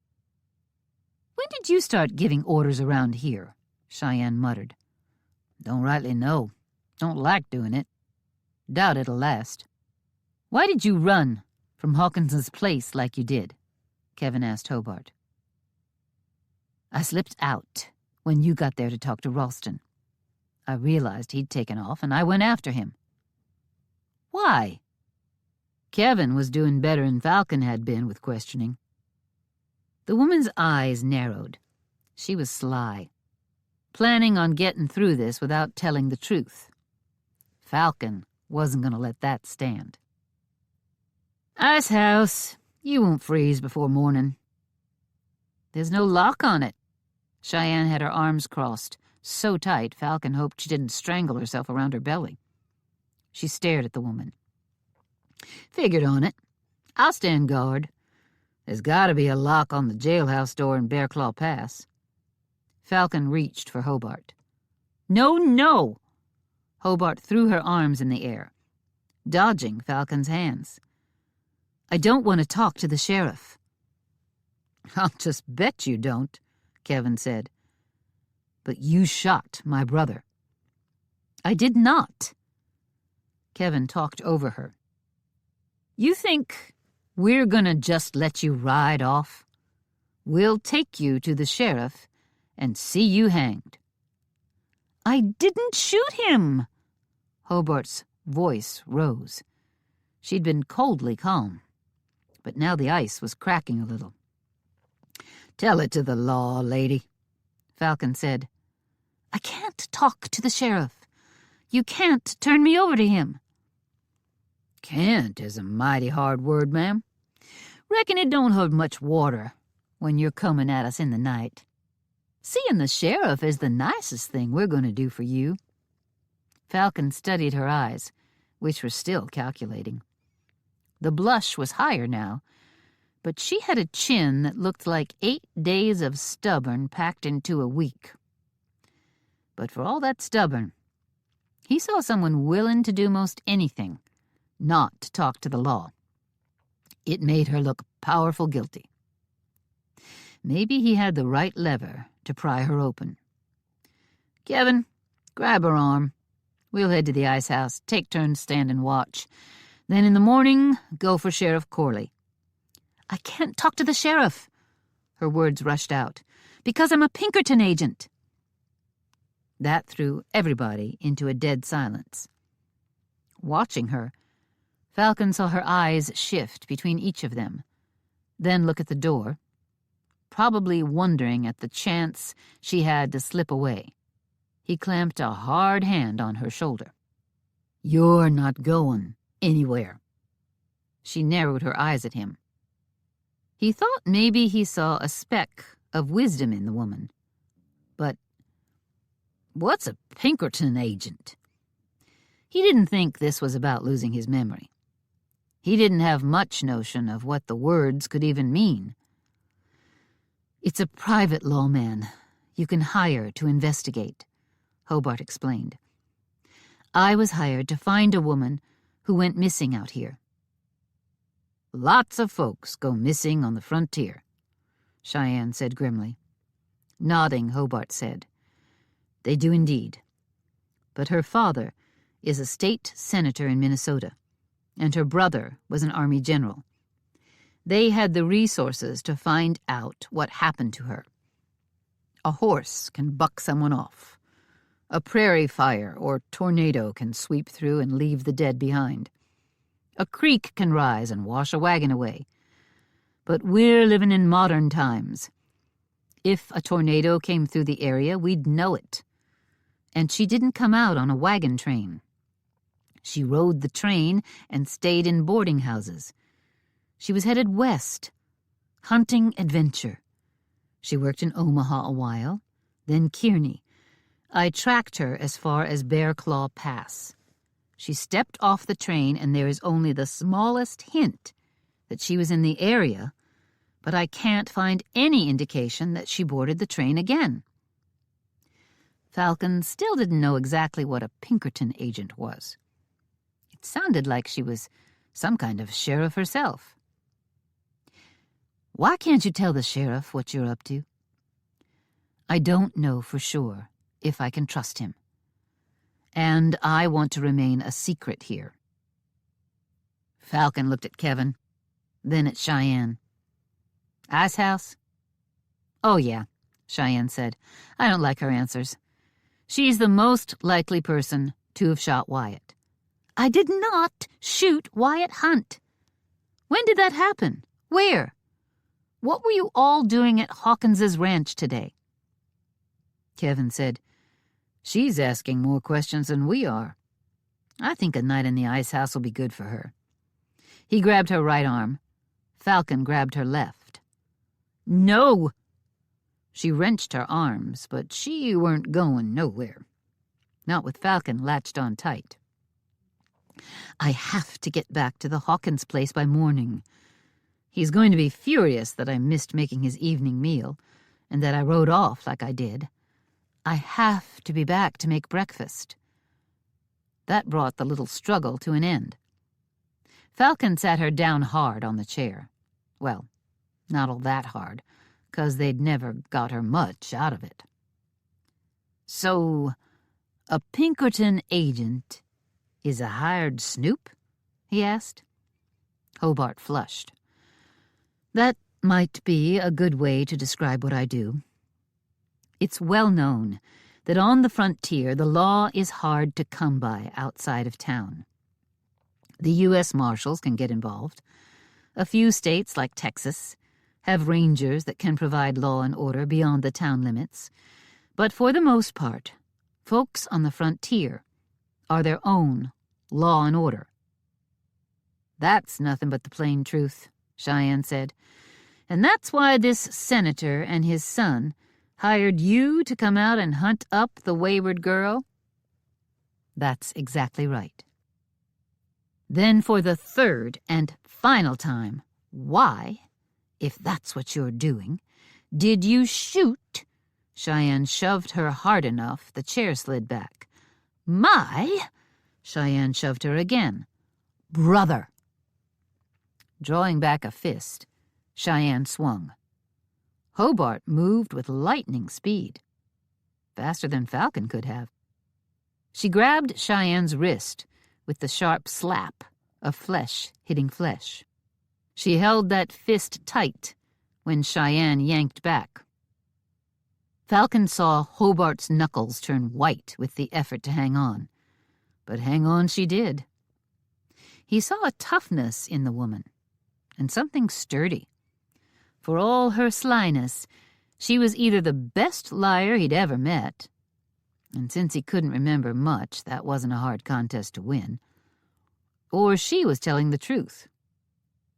For all the rage he felt at whoever shot Wyatt, he was going to have to start asking who'd done it other than Hobart. But he'd seen her tracks, letting Ralston loose. Or had he? I'll give you a name to send a wire.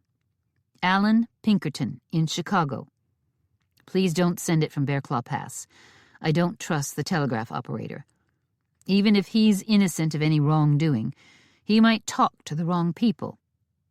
But Casper would be all right, and you can ride there and back in a short day. Contact him. He'll verify he sent me out here. A telegraph can go anywhere to anyone, Cheyenne said stubbornly. You could give us the place to send it knowing someone back there would cover for you. Falcon thought it'd be a pretty fancy, long, planned-out scheme for that to work. For her to have partners elsewhere who'd intercept a wire and know how to lie for her? Then figure out who Alan Pinkerton is and how to contact him yourself. He lives in Chicago and runs the Pinkerton Agency. I'd think that would be enough for a telegraph office to send it for you. Tell him you met Rachel Hobart, and she told you to mention the Bishop case. That'll be enough for him to know I sent you, and he'll answer right quick. Bishop? Wynne said the name quietly. They all turned to look at her. The faint, rather sick tone to her voice was impossible to ignore. Falcon saw every drop of color leach out of her face until he braced himself to jump at her and catch her when she fainted. Kevin was at her side before Falcon moved. What's the matter? Amelia Bishop was the name of Father's last housekeeper. Wynne's legs went limp, and she collapsed. Chapter 27. Wynne! Kevin caught her before she hit the floor, swept her up in his arms, and carried her to a chair where he then sat, holding her in his lap. Andy rushed over with a cool cloth. Cheyenne headed for Wynne, so distracted she forgot all about Mrs. Hobart, for far too long. When her attention snapped back, Hobart was on her feet, not running. She rounded the table, not making a break for the door, but rushing to Wynne's side, her eyes sharp, taking in every word that had been spoken. Keen curiosity gleamed in her blue eyes. Not like a woman who'd been sneaking in planning murder at all. More like a lawman. Lawwoman, in this case.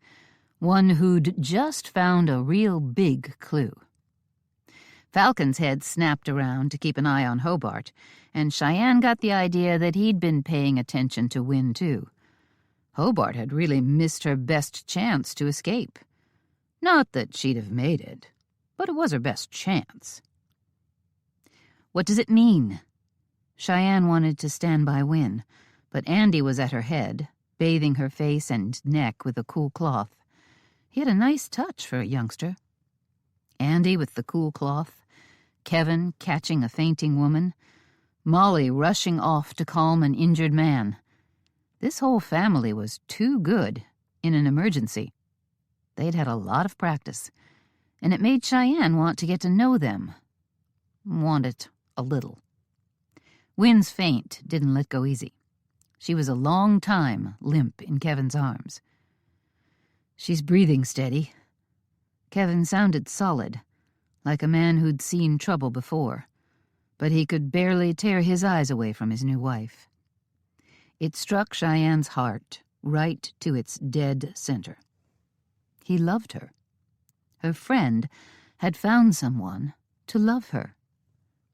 Cheyenne and Wynne had shared a few girlish dreams since she'd come home from boarding school. They'd been too young for such things before she'd been sent away. And now, both mature young women, their talk had been more of work, the ranch, Wynne's school.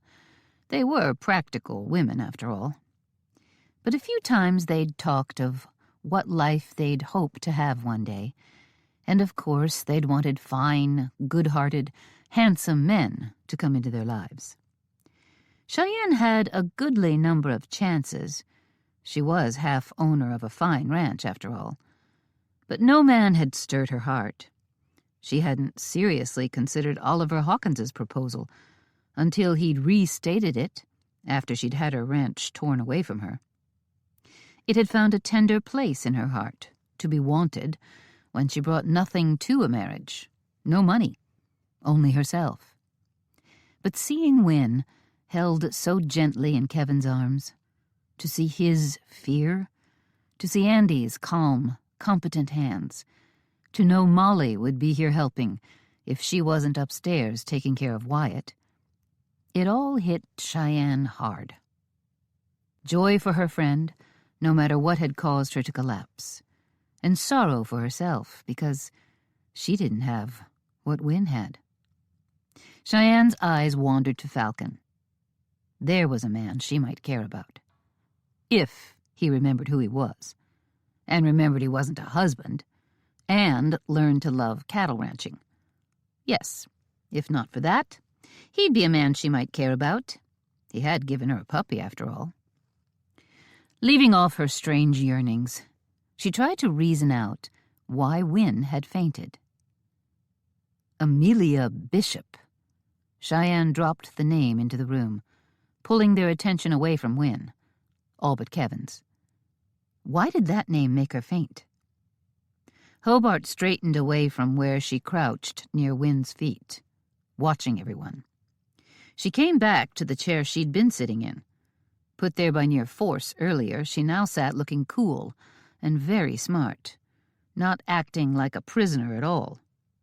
She'd noted the same thing everyone else had, but it meant more to her.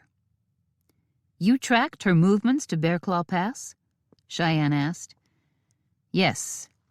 She arrived here over 3 years ago. It took me a while to pick up her trail.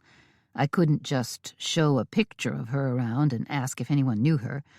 And she'd been missing for nearly a year when her family hired me. They'd waited too long to start hunting. They kept expecting to hear from her." Cheyenne said, "The West is well known for swallowing people whole." Without admitting who I was, I poked around, asked questions that might open folks to talking, without them realizing I wanted more than it seemed. It worked, in Omaha and Kearney, other stops along the railroad line, and what I learned sent me here. Amelia definitely left the train here. She'd wired her father from here, as she did from nearly every stop.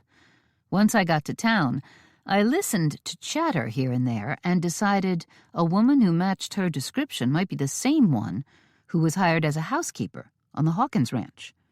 Her family said she was looking for adventure. A ranch would have appealed to her. "You went out to see her, and she wasn't there." Falcon seemed to be ahead of the story. "I found Oliver Hawkins had lost his housekeeper. He'd been without one for a while when I got there. The place was a wreck. His clothes everywhere. The whole place was in shambles. I found out he'd advertised for a new housekeeper, but hadn't found one yet.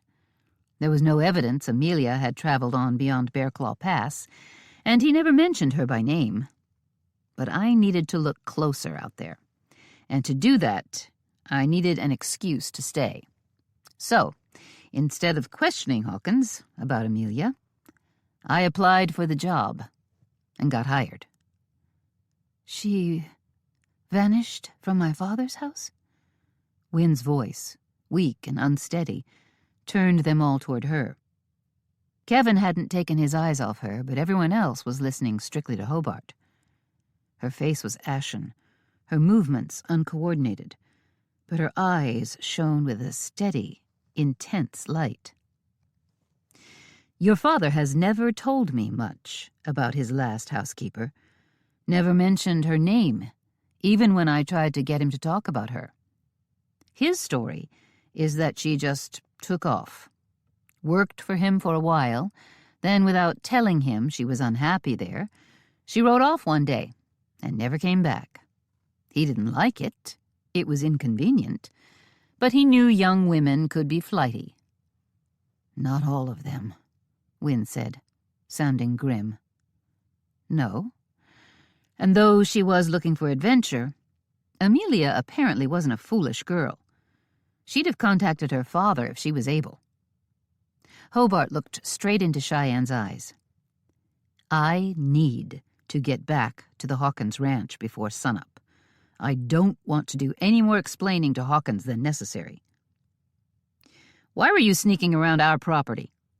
Cheyenne hated it that she found herself believing Hobart, even trusting her. It made her feel like a gullible fool.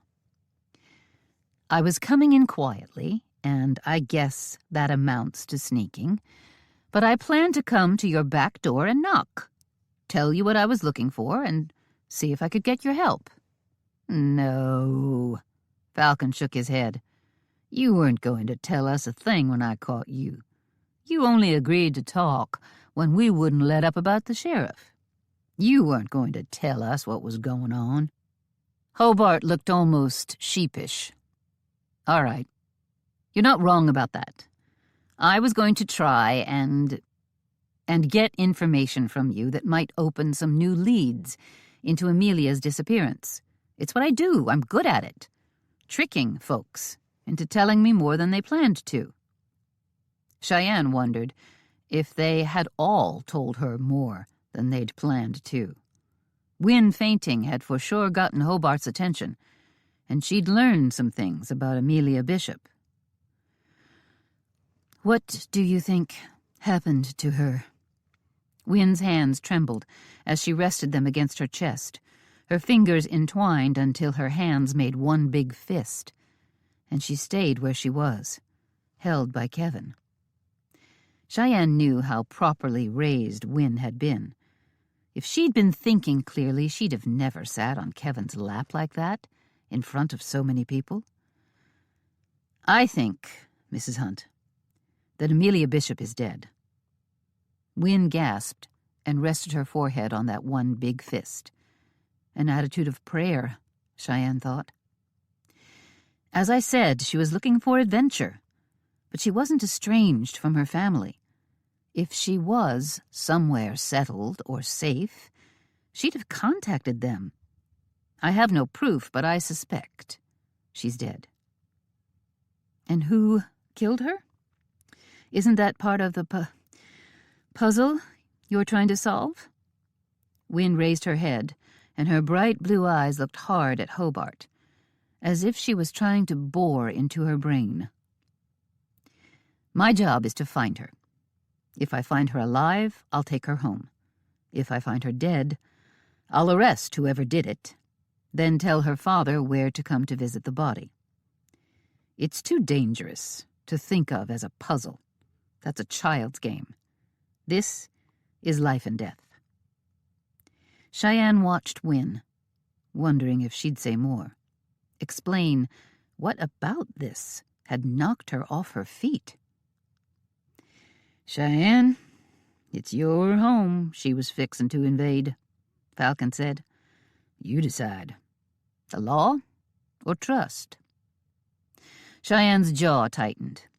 Everyone in the room was dead silent until she could hear the clock ticking.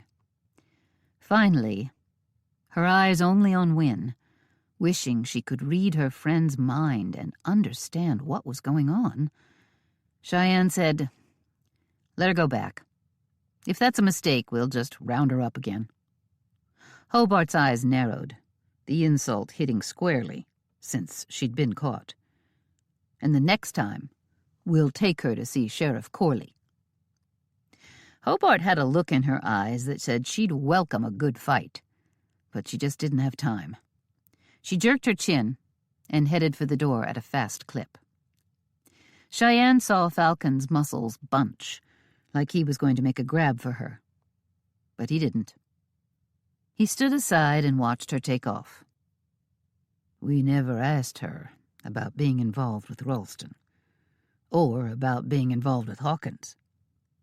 Wynne moaned quietly, shamed by her father, afraid. That's what Cheyenne saw in Wynne. Fear. She opened her mouth to demand some answers. Kevin stood up, Wynne still in his arms. I'm taking her out of here. She needs time to recover. He left the room, and like with Hobart, they didn't stop him. Andy followed on his heels. Cheyenne and Falcon turned to each other. Cheyenne felt so grim, she didn't think she could speak. We might have just let the woman who shot your brother walk out. Cheyenne gave a tiny nod of her head. She told a good tale. Truth or lies? Falcon shook his head slowly. I couldn't tell, partner. But Wyatt's going to get a fever, you know he is. Molly can do all the doctoring in the world, but he's going to need you with him.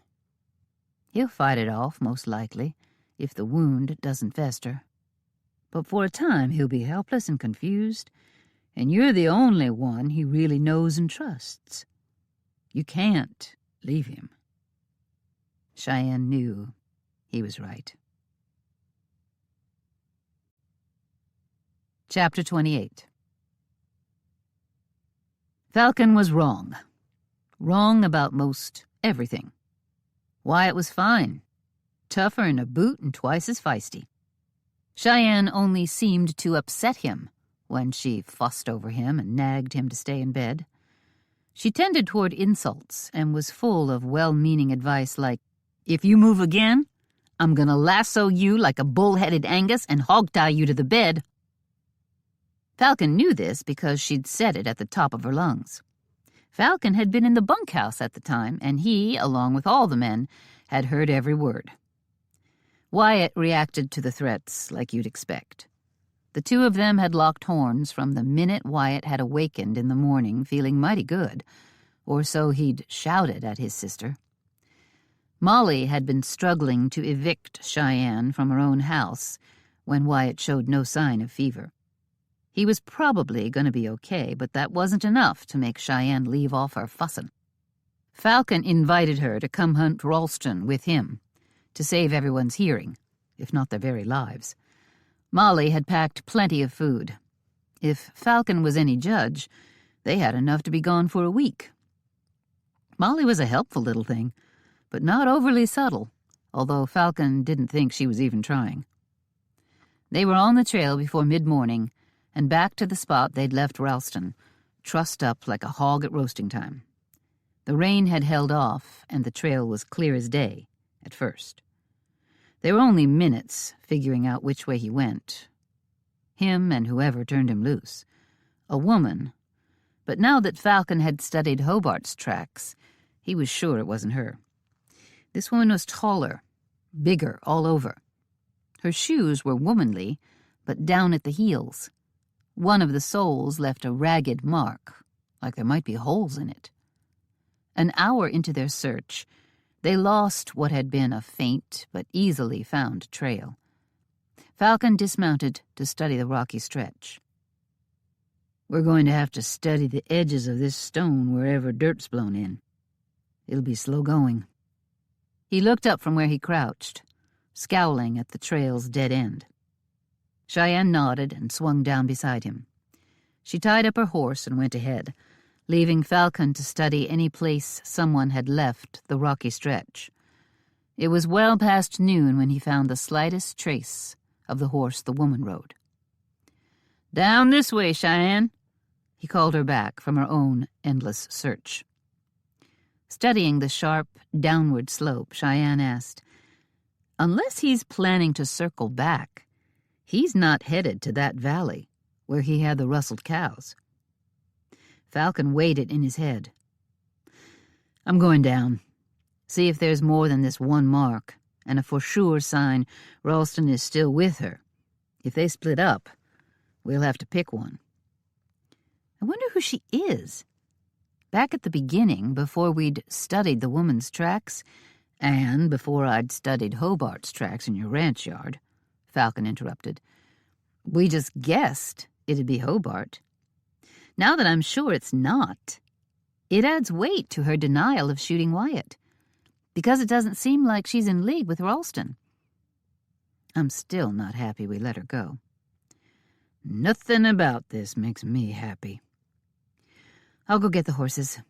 Cheyenne headed back. Keep a sharp eye. Falcon hesitated to let her go, just as he wondered if he ought to not go off on his own. Suddenly it was more than hesitation.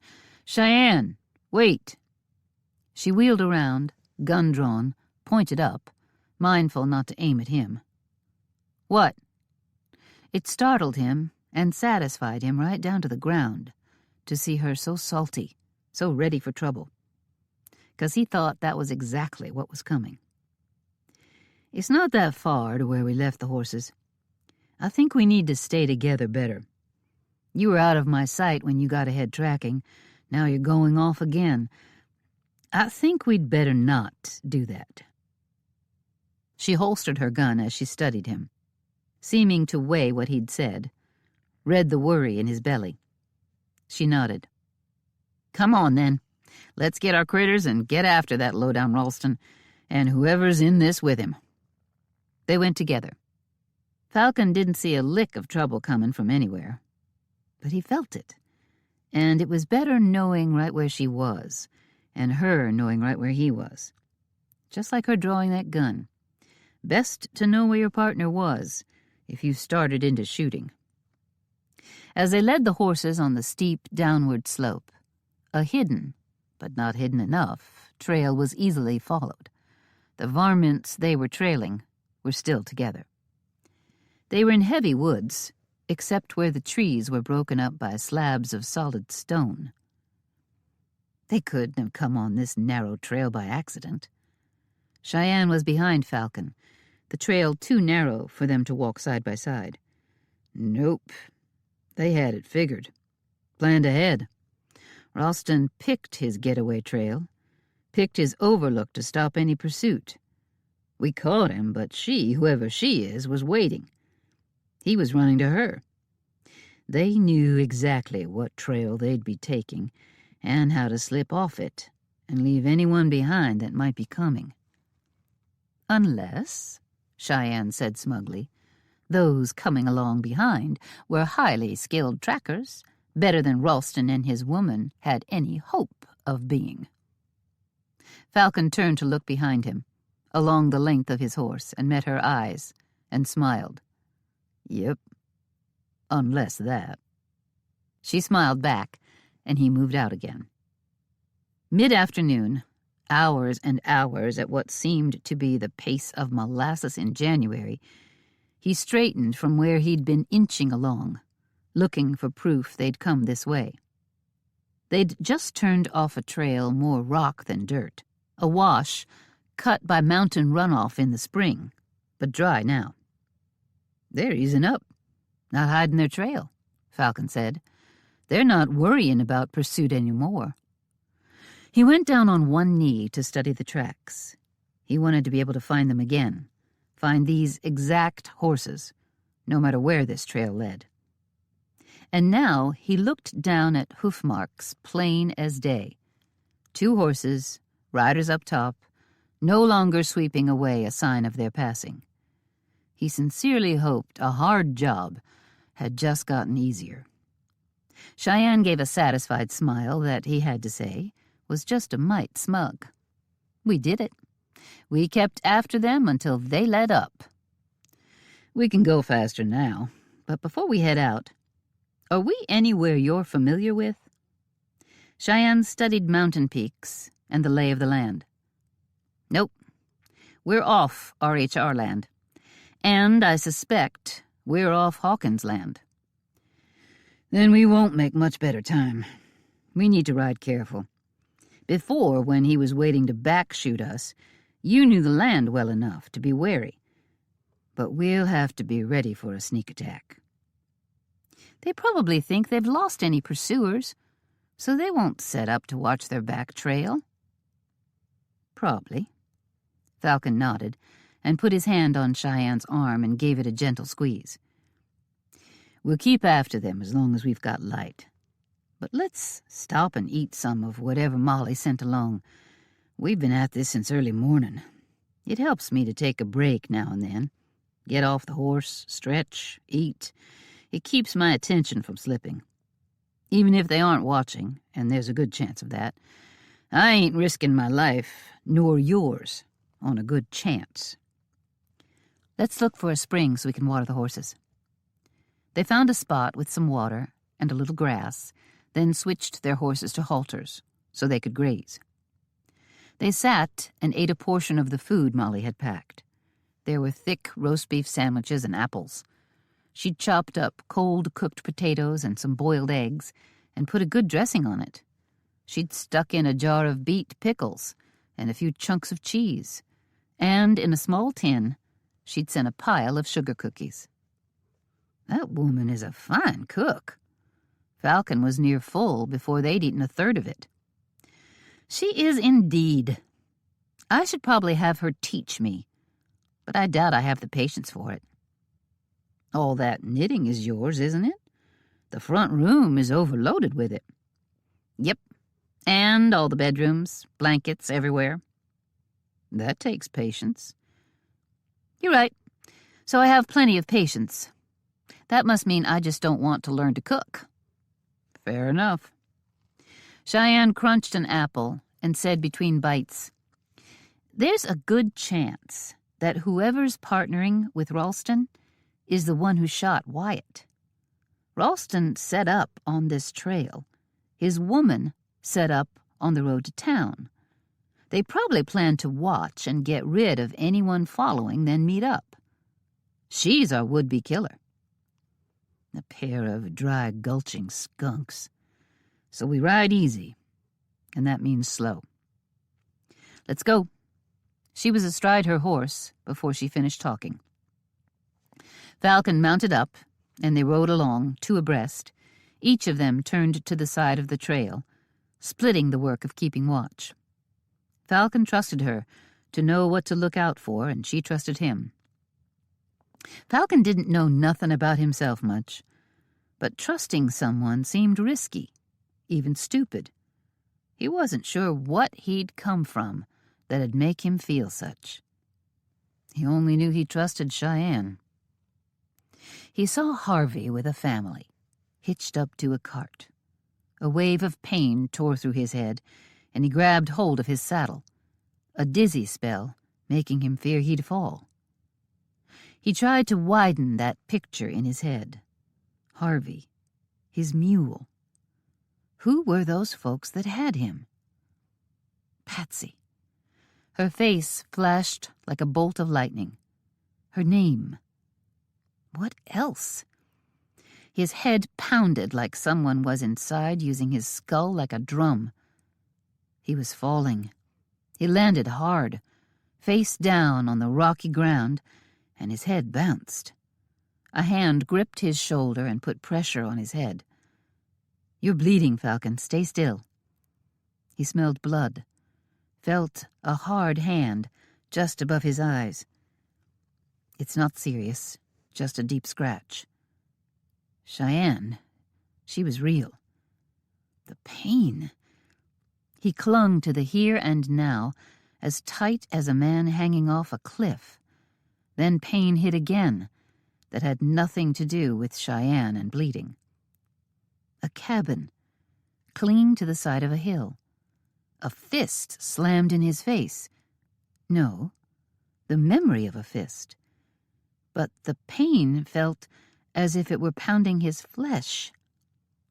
Patsy sulky. A beating. Another memory flashed. Harvey going along with someone else. The cabin. The beating over... His head rested on the soft ground. No, the ground wasn't this soft. The grave. I dug a grave. What? A calloused hand brushed over his forehead. A grave. Patsy's dead. Warm hands, strong and steady, gentle. He felt her fiddling with his forehead and knew, distantly, he'd hurt himself falling from his horse. He heard soft words of prayer. Patsy's dead. Burying her, setting out for Wyoming was... He fumbled for more. I just know I left because there was nothing there for me. Not anymore. Your wife is dead? Falcon felt tears burn behind his eyes. The notion that he might cry was a horror, and he fought down the need, focused on the pain in his head. Do you remember more? Cheyenne pressed a kiss on his forehead. Do you remember your mother? I know Ma's dead. It's just a strange, deep knowing that when Patsy died, I was alone. I can't remember when or how, but I know Ma's dead. Falcon gathered himself enough to rub at the battering pain in his temples. His hands were brushed aside, and Cheyenne replaced his rubbing with her own. It was the nicest feeling he could imagine. Pa. My pa is dead. And he's been dead for years. Falcon tried to sit up. A man needed to stand to face ugly things. Cheyenne's hands were too strong in his current shape. She scooted, so she held his head in her lap. He relaxed onto her, let himself be treated gently. The pain eased. The throbbing slowed to a dull ache. He managed to open his eyes and look at her. Those black eyes, only inches above his, as she cradled his head. When their eyes met, she pulled him close into her arms until her cheek rested on the top of his head. Do you know what this means, Falcon? A swoop of pain made him wince. Those men you and I killed, I remember them trying to kill me in Missouri. Tuttle and Ross? Yes, I saw them, caught them, left them tied up. He opened his eyes again to push away from the throbbing pain. He didn't feel guilty, but he wondered if he should. I left them with nothing, unconscious, tied up back in the woods. Figured they'd get loose eventually. How did they get back here so fast? I was a few days in Omaha, selling their stuff, and Harvey. And I stopped in Casper to talk to the lawyer. If they got their hands on enough money, which they could have done if they knew who to send wire to back here, and they reached someone capable of transferring funds to them. Maybe, but you could be thinking overly on it. They could have robbed someone, bought a train ticket, got here fast by doing that. They weren't no honest men, for a fact.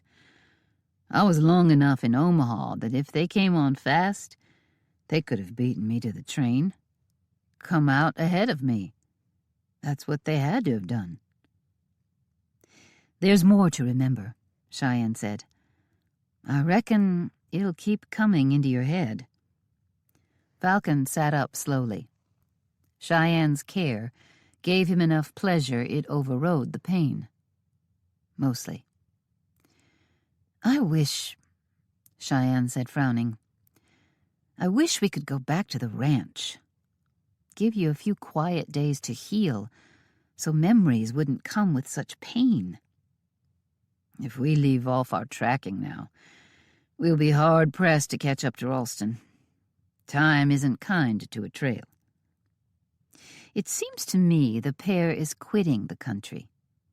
With this last turn and the clear tracks, they seem to be making fast time and going straight west. Falcon met her eyes, both of them silent for a stretch, as they thought of what they were dealing with. I'd say let him go, if it was just cattle rustling. Falcon watched her burr up like an angry wolf. Rustling was serious business in the West, it seemed. But if they shot Wyatt, then we have to keep after them. He was relieved when Cheyenne nodded without going on a shouting rampage about cattle rustlers. He figured he had some time to learn on that score. But how far did a body ride to fetch around a man who'd stolen cows, especially when they'd gotten them back? The sky is clear, so we should have no rain to make the trail harder to follow, Cheyenne said. It's late enough in the day. Let's camp for the night. No, I can ride. We'll get on after 'em for now. I can rest my poor puny head when we can't see to ride. If this trail is them lighting out, then it ought to go steady for a long time. If they take to sneaking again, we'll have to stop for the night. Right now, I wouldn't be much good on a well-hidden trail. Nodding, Cheyenne got the horses while Falcon got to his feet. He was surprised at how hard it was. They set out again. The tracks left by the two riders they chased were as clear as a hand-painted sign. When the trail was narrow, Cheyenne led the way. Sometimes it was wider and they'd ride two abreast. They'd been an hour down the trail in silence, which was good, because it was taking a lot for Falcon to hang on to his horse. New memories flashed into his head every now and then, adding to what he'd remembered. How Patsy could skin a possum. What a woman. How his heart had broken when she'd died. How he'd ached for that little, unknown child. The loneliness, the beauty of the Blue Ridge Mountains. On and on, his thoughts fully occupied. His ma. Memories about her popped in and out, fast, old, mixed up with a terrible fear at being left alone. An attacking bear, holding a rifle that was near as tall as he was, and struggling to hold the musket. Ma, strong, work-weary, weathered skin, a kind smile. The memories beat at him, the old and more recent, whirling in and out of his head, bringing pain until he felt like he was more knocked out than awake. We'll stop here. Cheyenne's voice brought his attention to his surroundings. I'd hoped to ride on into the night, see a campfire in the distance, but it's been a long day, after a sleepless night. Falcon thought of Wyatt and wondered how he was holding on. And this is a good stopping place. He realized he'd paid no mind to their safety. It had all been on Cheyenne since his headaches hit. Through blurred eyes, Falcon saw the sun low in the sky, and a clearing showed plenty of grass and a solid rock wall that'd reflect the heat of a fire as the night cooled and shelter them from the mountain breeze. Riding up to the rock wall, Falcon realized the night was turning cool and the windbreak was welcome. As he dismounted, he staggered. Only a hard grip on his saddle horn kept him on his feet. He hoped Cheyenne, dismounting her horse on the far side of his mount, didn't notice. Then she led her horse forward so he could see her clearly. Before, when I said, "Do you know what this means?" I wasn't talking about your memory of the attack in Independence, nor any of the other things you recalled. You started speaking of it, but that wasn't what I was getting at. Oh? Then what does it mean? It means there's no reason on this earth we can't get married. She grabbed his reins to lead his horse along with hers to stake them out to graze. Without the saddle horn, and her words swatting him in the face, Falcon's knees buckled, and he sat down on the nice, soft grass. As long as he was down there, he let his eyes fall shut. He heard a distant shout of his name, then Cheyenne's strong hands helping him to lie flat. That was the last thing he knew until morning. Chapter 29. Cheyenne gently rocked Falcon's shoulder, not wanting to jar him awake. If he didn't wake up at all, she'd be in trouble, but she'd fuss about that when she needed to, and not a second sooner. She'd watched him cling to his horse, more asleep than awake last night. When she realized how used up he was, she'd begun looking desperately for a place they could camp. She knew he didn't have long, and she admired watching a strong man go on when others would have folded up. Finally, she found a place, when she knew she was within minutes of simply stopping and letting him sleep flat on the trail, with no good place for a fire, which would mean no way to keep warm against the cold of a high mountain summer. She'd marveled that he had the strength to dismount, but she didn't realize how little he had left until, trying to be helpful, she'd led his horse away, planning to tend it so he didn't have to, and he collapsed. Unless it was her talk of marriage that had knocked him to his belly. As it turned out, he'd picked a decent spot to sleep. She'd staked out the horses, built a fire, and fed herself, but didn't bother trying to wake Falcon to feed him. She covered him with a blanket, then slept across the fire from him, getting up often to make sure he was breathing or hadn't kicked off his blanket. She fed the fire through the night to keep him warm. The poor man. The poor, widowed man. It was really sad his wife had died. But here he was, and here she was. All she'd learned in life was to dislike Clovis Hunt and to never marry a man like him, but rather a man she respected like her grandpa or her real father, though he was only known to her through stories. She'd hoped for a man she could respect, or in the case of Oliver Hawkins, a man she could manage.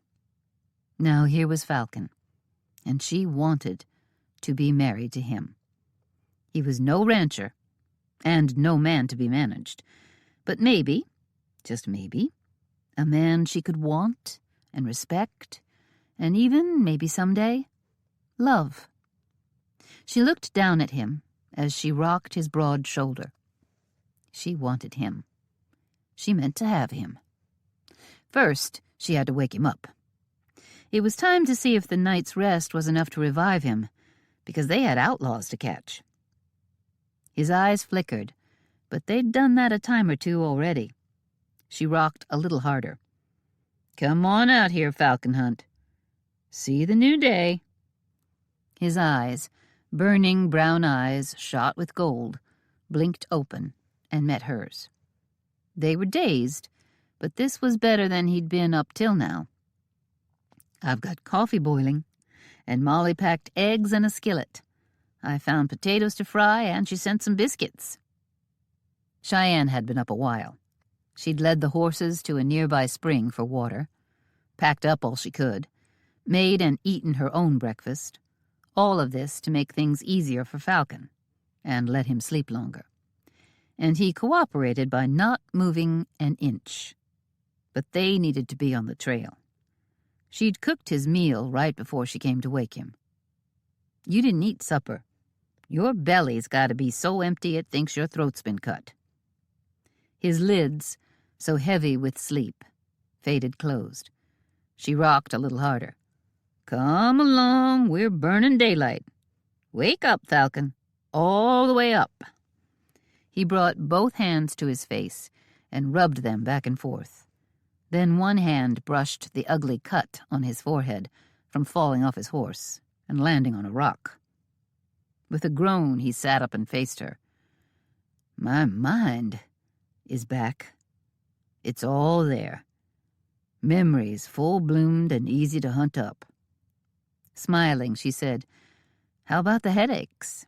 Is the pain still as bad?" Careful with his new cut, he slid his hands up into his hair and rubbed his head for a while. Not so's you'd notice. Nope. The pain, it didn't make no sense. I'd long been over that pounding I took in the stream. Why keep hurting so long after? A quick jerk of one shoulder went with Cheyenne's words. Reckon something in there wasn't all the way healed. Doubt many know what addled your thoughts, stole your memories, and just as few know why they cleared up. I'd imagine any doctor worth a hoot would want to talk to you and learn all you've been through. But things seem to be straightened out. Nodding, Falcon looked around. You set up camp, built a fire, staked out the horses. He looked down at the blanket covering him. You did everything. All the work. Yep, and now I've torn most of it down so we can head out. A smile wouldn't stay hidden when he said, You're a mighty fine woman, Miss Cheyenne. Do I remember you asking me to marry you last night, right before I took a nap? She arched her brow and gave him a stern look that didn't hide the flash of humor in her eyes. Why, I have no idea what you mean, Mr. Hunt. A fine lady like me would never do such a brazen thing as that. Falcon pulled her close and wrapped her tight in his arms. They sat like that, there before the fire, for a long stretch of moments. A mighty fine woman, for a fact. He cupped her cheek with one hand. He seemed content to just look. At last he turned to the fire. I find my belly to be very interested in breakfast, if you please. You've taken fine care of me. I hope you're never ailing, but I stand ready to return that care should you ever need it. And I thank you kindly. She ran one hand through his hair. He was a terrible mess. He'd gotten a haircut since he'd come west, but his face was grizzled with a day's growth of whiskers, and his hair was next to standing on end after he ran his hands through it. She smoothed it, noticing how heavy it was, how silky. I like the idea of touching your hair any time I want for the rest of our lives. Then I'll eat, and we'll go catch us some varmints so we can get back to Bear Claw Pass to stand in front of a preacher. Smiling, she touched his hair one more time. That plan runs right along in agreement with my own. He kissed her on the forehead, one long lingering kiss. Then she turned away to get his plate of eggs and biscuits. They'd eaten a fine meal. Cheyenne had shown Falcon a spring dribbling out of a stone where she'd watered the horses. He washed the sleep away, worried the ends of a green twig until it made a likely brush, then used it to clean his teeth. Cheyenne packed up the rest of the camp. I could find it insulting that you'd do work I consider a man's job, Falcon said, as he mounted up on a horse she'd cared for and saddled before he could help this morning. But I am finding myself uncommon fond of you, Cheyenne. I reckon you're about the best kind of woman there is, and I'm proud to think you're agreeable to joining your life to mine. He looked at her solemnly, and she felt the truth of his words, the depth of his sincerity. I think we'll deal well together, Falcon. I think we're a good match. She smiled. And I'm uncommon fond of you, too. With a firm jerk of his chin, they set out to catch a low-down pair of coyotes and drag them before the law. Molly slipped into Wyatt's bedroom to find him feverish. Cheyenne should have stayed. Wyatt would want her here. The rest of them were strangers to him. Molly rushed out, quietly but with no time to lose, to fetch a basin of cool water. She should have checked on him before breakfast, but it seemed sleep was the best healer. Only now, no one else was around to help her with the fever. They had all eaten fast and gone with the foreman, Reuben Walsh, to check the cattle. With the traitorous ramrod Ross Baker dead, and no Wyatt or Cheyenne to work, there was a lot neglected around the RHR. Wynne might not be much help out there, but she wanted to stay at Kevin's side. Her devotion was touching, also a little sickening. Andy, of course, couldn't bear to let a ranching chore pass him by without throwing his back into the work. Admirable, but annoying, when Molly could have used some help around here from someone. Anyone. But they were all gone. Cheyenne and Falcon, Kevin and Wynne, Andy and all the hired hands. And now Wyatt had taken a bad turn. She set the basin on the table beside his bed and wrung out a cloth. When she rested it on his head, his eyes flickered open. They had a glazed look, one that often went with a fever. "Can you drink some water?" She'd scooped out a cup and had it ready. Nodding, he seemed to gather his strength for a moment, then shoved himself up. The pain that lanced his face had her sliding an arm under his back. "No, let me bear your weight, and use your right arm. Rest your left." For as groggy as he seemed, he understood and was careful with his left arm. He drank deeply from the tin cup. Then she scooped up more, and he drank half again. "Cheyenne?" Wyatt's strength seemed to teeter and threatened to vanish. She wanted to get some broth down him, but didn't have it handy.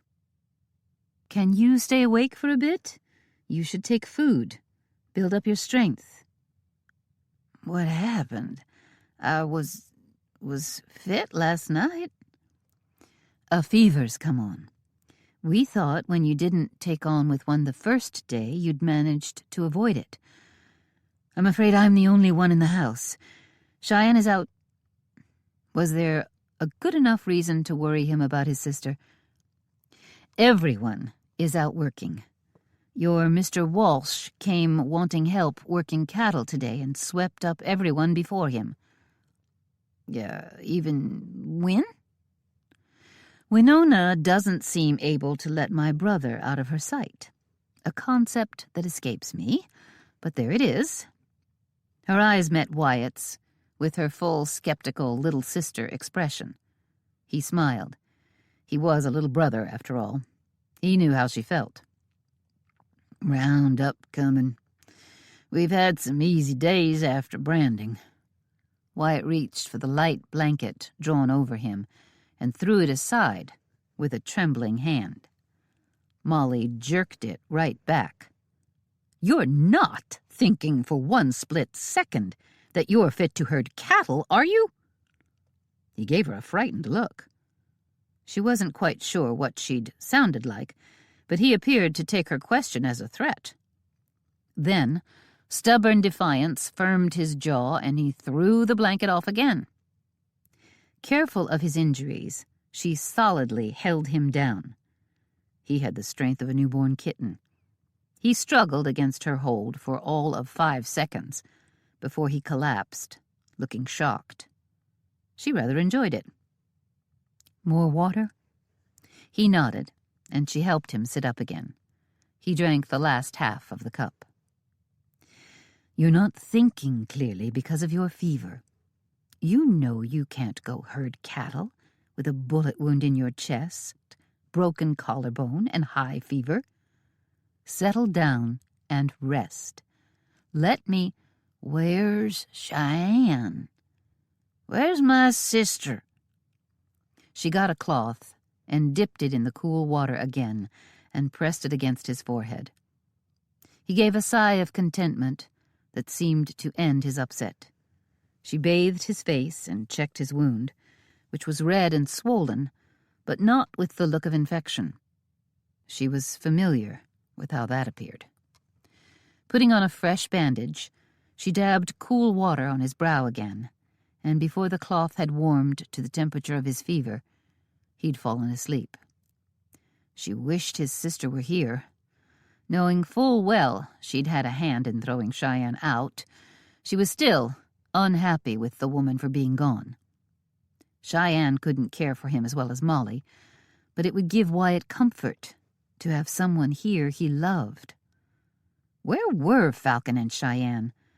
How far did they plan to ride? How long would they search before they gave up, found their man, or died under the coyotes' guns? Molly had plenty to occupy her thoughts as she struggled to bring down Wyatt's fever.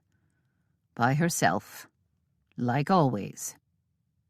At the same time, she resented them all for abandoning Wyatt.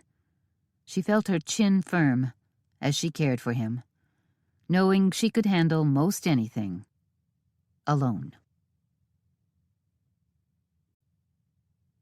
Chapter 30. Falcon's hand came out, hard and fast. He snatched hold of Cheyenne's reins and dragged both mounts to a halt. "Get down!" He was on the ground before he breathed the order, and Cheyenne was a heartbeat behind him. "The tracks here are fresh. We are close." Cheyenne took off to the left side of the trail, the side she'd ridden on. Falcon went right. He studied the land past the edge of the woods, wishing for an easy way ahead, but finding none. He met Cheyenne coming out of the woods on her side. "We've got to get shut of this trail, leastwise when we're heading around a corner like the one ahead. They could be in sight." Cheyenne gave a jerk of her chin, saying she agreed, and it warmed a man's heart. She caught his arm and led him back to where she'd left her horse. She pointed to a rabbit trail and let him lead. A good woman, a fine woman in all ways, and she'd said she'd marry up with him. He went forward with a smile on his face. The rabbit trail wasn't much, and there were deadfalls across it, and scrub pines lacing their scratching arms to block anyone more than rabbit high. But until Falcon saw a better option, he'd go forward best he could. They reached past the curve of the trail and saw nothing, went back for their critters, and led them around the trail only to tie them up again at the next twist. Onward they went like that through the afternoon. They camped with no fire and had a fresh start the next day at the same crawling speed. Their sandwiches were gone, and so were the eggs and biscuits. They were eating jerky from their packs and drinking from their canteens. They still had a good supply of cookies and apples, as if Molly had sent them on a picnic. Falcon enjoyed every bite. They'd been at it for 3 whole days, stopping at every curve, hitching the horses, walking through the woods until they could see what lay beyond, then going back for the horses. They moved at such a deadly slow pace, Falcon was almost turned to daydreaming. Then they found someone. This time Cheyenne grabbed his arm. "That's him." Crouching together, side by side, they studied the man tearing down a noon camp. A woman helped him. "Have you seen her before?" Falcon asked. Shaking her head, Cheyenne stayed silent. Neither of them was familiar to Falcon, but then he didn't know a soul. He'd only just started knowing himself again. Falcon urged Cheyenne to sit. They stayed there, silently watching the pair ahead of them. One, who'd laid in wait to kill them, the other, who most likely shot Wyatt, pack up to move. Falcon turned to Cheyenne's ear. "Now?" Cheyenne hesitated, then shook her head no. Falcon tried to reason out why. He'd surely agree with her if she said it out loud. Knowing he held such trust for her was enough to keep him quiet. A skillet clanged against metal as it got slipped into a saddlebag. The pair was good at handling a campsite. They didn't talk, like they worked well as a team and didn't need to. They didn't take time to strip away any signs they'd been there, and they'd had a good-sized fire. 2 folks who weren't feeling hunted. It was a pure pleasure to know these savvy folks were making such a big mistake. Falcon thought of how long Ralston had spent building a herd in that canyon. He had to be good in the wilderness. Cheyenne whispered in his ear, "No limp." That's right.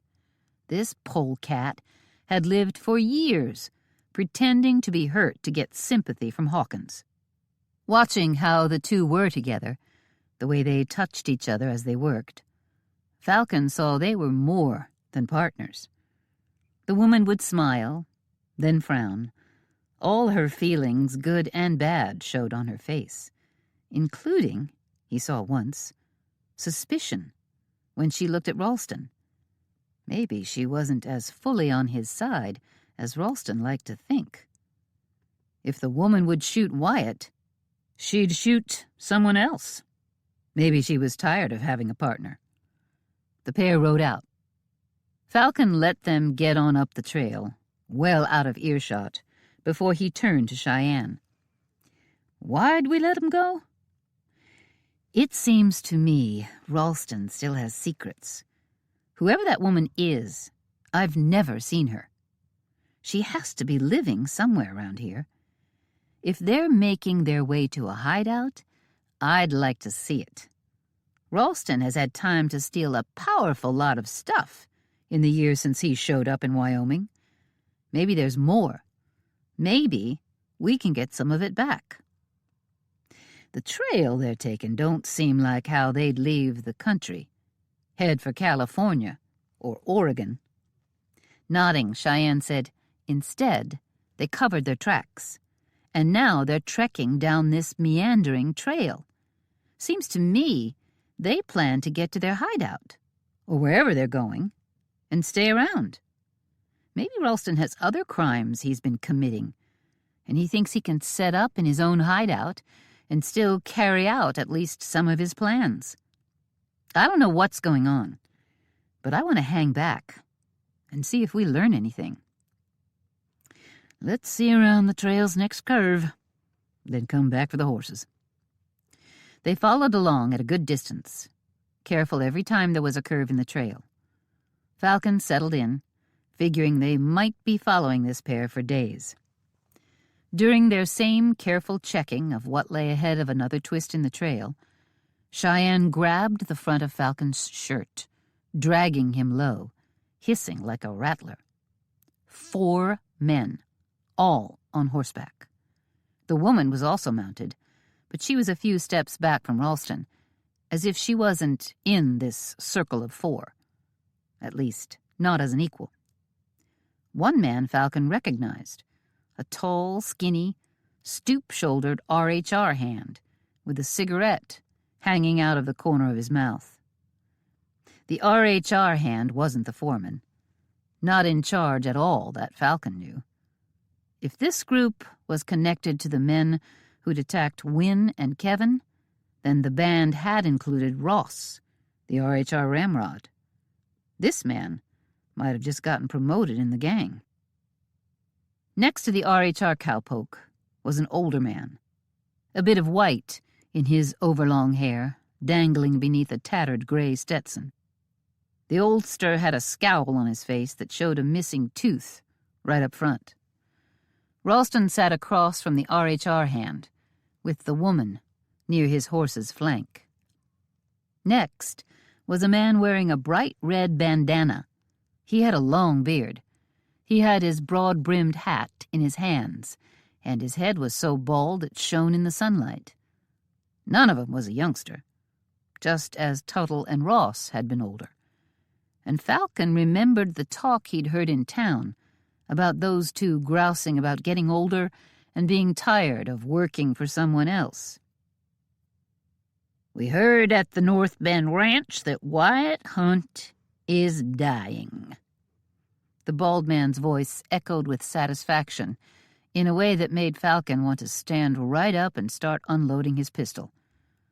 He kept quiet instead and seethed. "Not what they're saying in the house," the RHR hand said.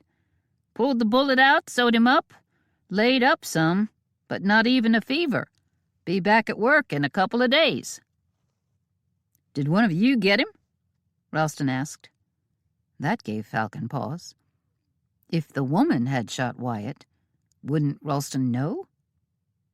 To a man, they all shook their heads, or said no. Even the woman shook her head, though no one paid her any mind. Cheyenne's hand tightened on Falcon's shirt front until he started to worry about being strangled. "Why are we meeting clear and away out here?" Missing Tooth sounded grumpy, in a way that made Falcon think he always sounded that way. A complainer, and the others so used to it they paid it little mind. But the cold glint in the man's eyes told Falcon when there was shooting trouble, this man would be one to watch. "It's far out for you, Norm," Ralston said, "but I had to put space between me and the RHR and the Hawkins place. When the sheriff came to tell Hawkins about Tuttle, I knew I had to run. So I sent riders to you all with the message to meet here, at the base of the Hoot Owl Trail." Cheyenne's hand clutched again, just when Falcon was breathing well again. Hoot Owl Trail must mean something to her. "I know they'll notice you're gone from the HC, Norm. But we have to clear out the rest of the cattle, get 'em sold fast, and quit the country." Cheyenne leaned to Falcon's ear. Rest of the cattle? Their eyes met. They'd removed all the cattle from the valley they'd found. So what other cattle were there? "We've tried to thin the herd at the hunt place and missed every time. It's time to take our money and leave," Ralston insisted. "Roger Hanson's an old curly wolf from the high-up hills," Norm snarled.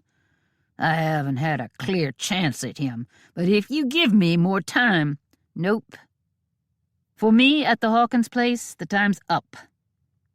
It wasn't a bad plan. These 4 ranches looked to be easy picking. No crowd of family to fight for the land. Hanson, a tough man but alone in the world. Hawkins, his daughter don't care if he lives or dies and doesn't seem interested in the ranch. Judd's a mighty dangerous man. Always figured we couldn't take the North Bend, but we got some cattle, and the Hunts, just a sister and brother, but otherwise no one, until that fool Clovis turns up more sons. I thought we could come away with a lot of cattle and maybe 2 of the ranches. Now we're done, as far as the land grab, and half our cows are gone." Falcon saw the woman looking confused and distressed, but she didn't speak up. Whoever she was to Ralston, she seemed to be no kind of partner in whatever was going on. "We either need to make a break for it now or get back," Baldy said. "We'll be missed." "I can't go back," the RHR hand said. "Walsh, the foreman, is too sharp-eyed, especially with the boss being shot. When I slipped away today, it was for good." Ralston nodded. "Hope your bosses figure you for hitting the trail, and that's that. We'll get the cattle down the road to Laramie and be there before sunup. We'll have them sold, divide the money, and hit the trail by first light." "This wasn't the plan." Norm slapped his hat on his leg, hard enough to make his horse dance sideways. "We were supposed to come out of this owning a ranch apiece." The woman's eyes had turned bleak, but she sat silently, lowering her head as if to cover her expression. Falcon felt Cheyenne's fingers digging into his wrist until his hand was strangled. She dragged Falcon back slowly. One look in her eyes told Falcon she knew something and needed to tell him. And they had a bigger job ahead of them than rounding up Percy Ralston. Chapter 31. Those men are from the 4 biggest ranches in the area. Cheyenne could barely keep from jumping out of cover and telling them all to throw down their guns or draw. If she'd had Wyatt at her side, maybe. And she didn't doubt Falcon was a tough man, but he didn't know what she was so foam-at-the-mouth mad about. He'd fight at her side, she had no doubt, but he might hesitate to just open fire. Because she knew a furious falcon hunt was a sight to freeze a man in his tracks, she needed him to know what she was asking him to fight for. Ralston is from the Hawkins place. Wells, that no-account coyote, is one of ours. I recognize him from the bunkhouse. Nodding, Cheyenne said, I'm sure he was in cahoots with Ross. The white-haired man with the missing tooth is Norm Mathers. He's a hard man. He works for Roger Hanson. A tough man, but getting older, with no sons to look out for him. He hired Mathers to enforce his orders. Looks like Mathers has plans to start giving his own orders. Falcon's eyes were sharp and cold. The bald man, I don't know. But Ralston mentioned the North Bend Ranch. It's along a bend in the North Platte that's south of Casper. I don't know the ranch well, but I know the man who owned it died a while back. He does have a son, Judd Black Wolf. He's a Cheyenne. Not full-blooded, but he's got plenty of it in him. Like me. I met the old man years back and remember his son. We were both youngsters. Judd was fierce, even as a boy, and I know his reputation now. I'll promise you they'll have to kill him to steal his land. Married, with a family, too. If they planned to come out of this with a ranch apiece, they've been plotting to kill each and every one of the owners. Oliver wouldn't be a hard man to get rid of. Hanson, if Norm Mathers turned on him, he'd be gone. It doesn't sound like Hanson was making it easy. Cheyenne smiled to think of that tough old man. I'd like to hear if any attempts have been made on any of them. Seems to me all these fools are nothing but big-talking failures. They tried to get rid of Kevin and me before we got here. Then they went after Wyatt with notions, according to Ross and Tuttle, of marrying you and Wynne. Cheyenne snorted at the thought. And all any of them have managed to do is rustle cattle. They must have more cows somewhere. If we follow them, maybe we can get this second herd back too, and arrest every one of these men. I think Ralston's been at the rustling alone for a while, she continued. I know Mathers hasn't been here all that long. I'll bet Ralston's been cheating Hawkins for years, pretending he's had a badly broken leg that never healed. He met some complainers in the saloon in Bear Claw Pass. They realized they came from all the big ranches in the area. Ralston knows most ranchers are on their own. The sheriff doesn't come out in the country much, unless someone can show him a crime and point a finger at who committed it. They cooked up this plot. If they'd been at it, all four, very long, they'd have done some killing by now. What are we going to do? Cheyenne smiled. She saw Falcon's eyes narrow. She knew she had a mean smile, but it didn't seem to scare him none. I've got a plan. You're letting them do all the work? Falcon hadn't known he admired a woman with a twisted way of thinking, but he was finding he did. They settled in along a trail the others followed into a canyon on another high mountainside. She and Falcon had scouted a bit, and it appeared to be a box canyon. No other way out showed itself, and Falcon could see the whole of it well enough. Not many trees, and the edges of the canyon were plain to see. Another herd of cattle and a tidy little cabin sat in this valley. From the curtains on the window and the flowers planted in the front, Falcon had a feeling they'd found where the woman lived. The men battled to get the cattle to go where they wanted them to go. It was hard to watch, and Falcon was no hand at driving the critters. He had to admit Cheyenne's plan was better than anything he could think up. I am letting them do the work, even though watching them be such bunglers is painful. None of them are very likely hands. I knew Wells wasn't all that good, but I took him for a raw cowhand, or not a cowhand at all, just a man down on his luck hunting work. I decided he could have his chance, figured we'd teach him. He was too old to be working cattle, but he was hungry and willing. Now, I know he was also a traitor. Falcon smiled at her, wishing she'd give him that mean smile again. This time he'd taste it. They had nothing much to do while those fools tried to gather the cattle. They didn't even have to be overly quiet, as the men had gone down a long, narrow-necked passage to fetch the cattle. "Do you know how to skin a possum?" he asked. Her brow wrinkled as she gave him a confused frown. "No. Can't recall ever having cause to do such. Are you fond of eating possum? Or does it have a nice pelt?"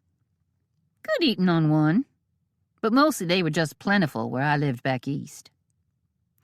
I can bring down an elk, butcher it, and haul it home to feed the whole ranch for a week. Then I can skin and tan its hide and make a coat or a pair of chaps out of it. Is that as good as possum skinning?" "That's good," he patted her hand. "Mighty good."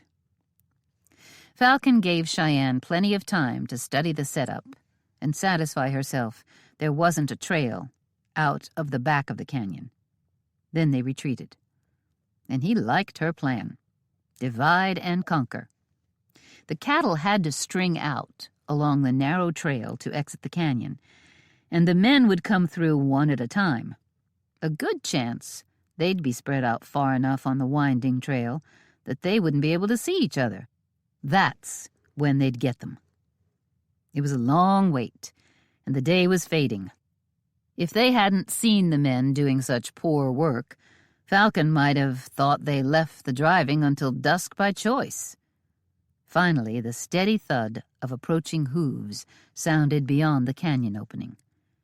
There were a couple of 100 head in this holding, mainly longhorns crossed with Angus in Cheyenne's judgment. Falcon tried to remember all the names Cheyenne mentioned. The HC had Angus, she'd said, and the North Bend Ranch ran longhorns. This canyon had been a gather of rustled cattle held from the two ranches, just like the valley on Mount Gilbert had been for cattle from the Hawkins Ranch and the RHR. A patter of horse hooves sounded as they picked up speed. "Pay close attention, Falcon. No reason for a horse leading cattle to be galloping. Whoever it is should be plodding along to keep the cattle on his tail. We need to take this one quietly, but something strange might be going on." Falcon shifted as close to the trail as he could get and still stay hidden, as did Cheyenne. Out front, before any cattle came into sight, the woman galloped, bent low over her horse.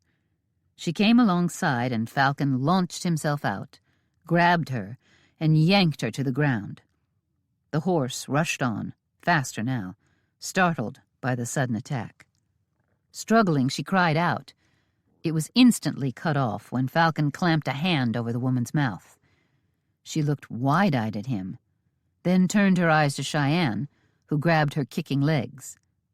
The fight went out of the woman, and she let them carry her into the woods without anything close to a protest.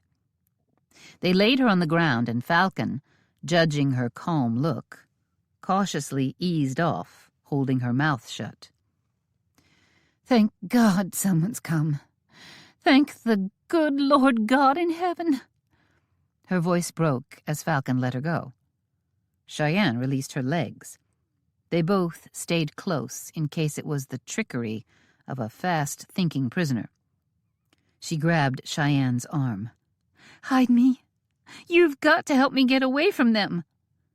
The woman threw her arms around Cheyenne's neck. "You're Cheyenne from the RHR, right?" "Yes, and you are?" Cheyenne's eyes narrowed as she looked up at Falcon. Then she took the woman by the shoulders and held her away. "I know who you are.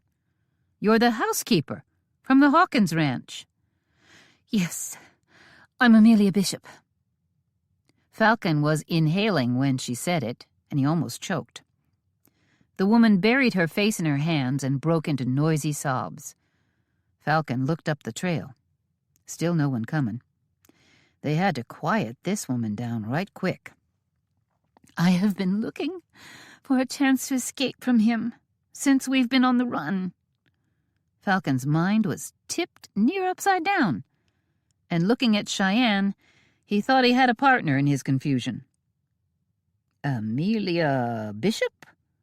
Falcon wasn't apt to trust this woman, but Cheyenne said she'd seen her before. Was she telling the truth? Or had the outlaws spotted Falcon and Cheyenne watching them and sent Amelia to distract them?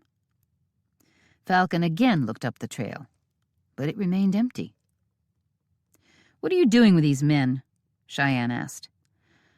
I'm ashamed to admit I am married to Percy Ralston." Cheyenne's eyes went wide, and her jaw dropped. "Married? When did that happen?" "When I took off. We didn't tell anyone. I came into this canyon to hide from Mr. Hawkins. He frightened me, and I was looking for a chance to get away from him.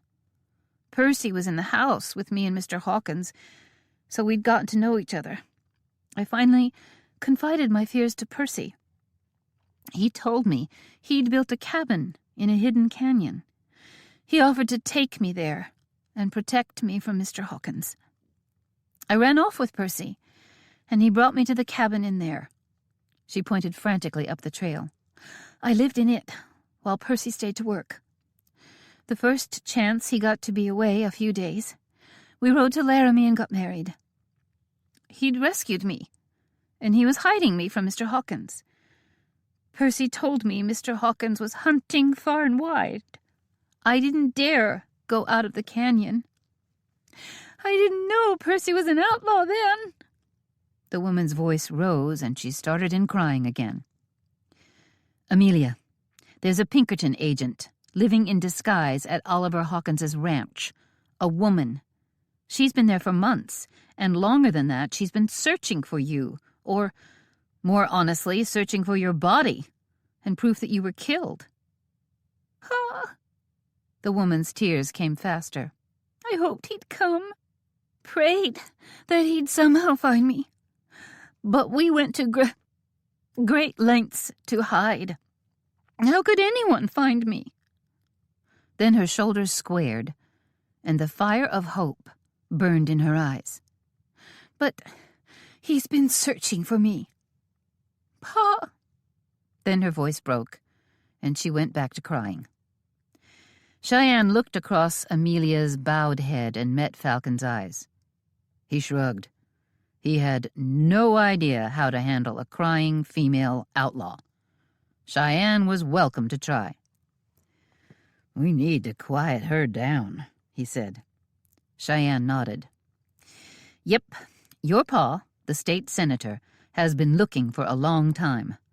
The Pinkerton followed your trail to Bear Claw Pass and to the Hawkins Ranch, but there was no evidence you were here, and none that you'd gone farther. Your brother, the general, has been in on the search."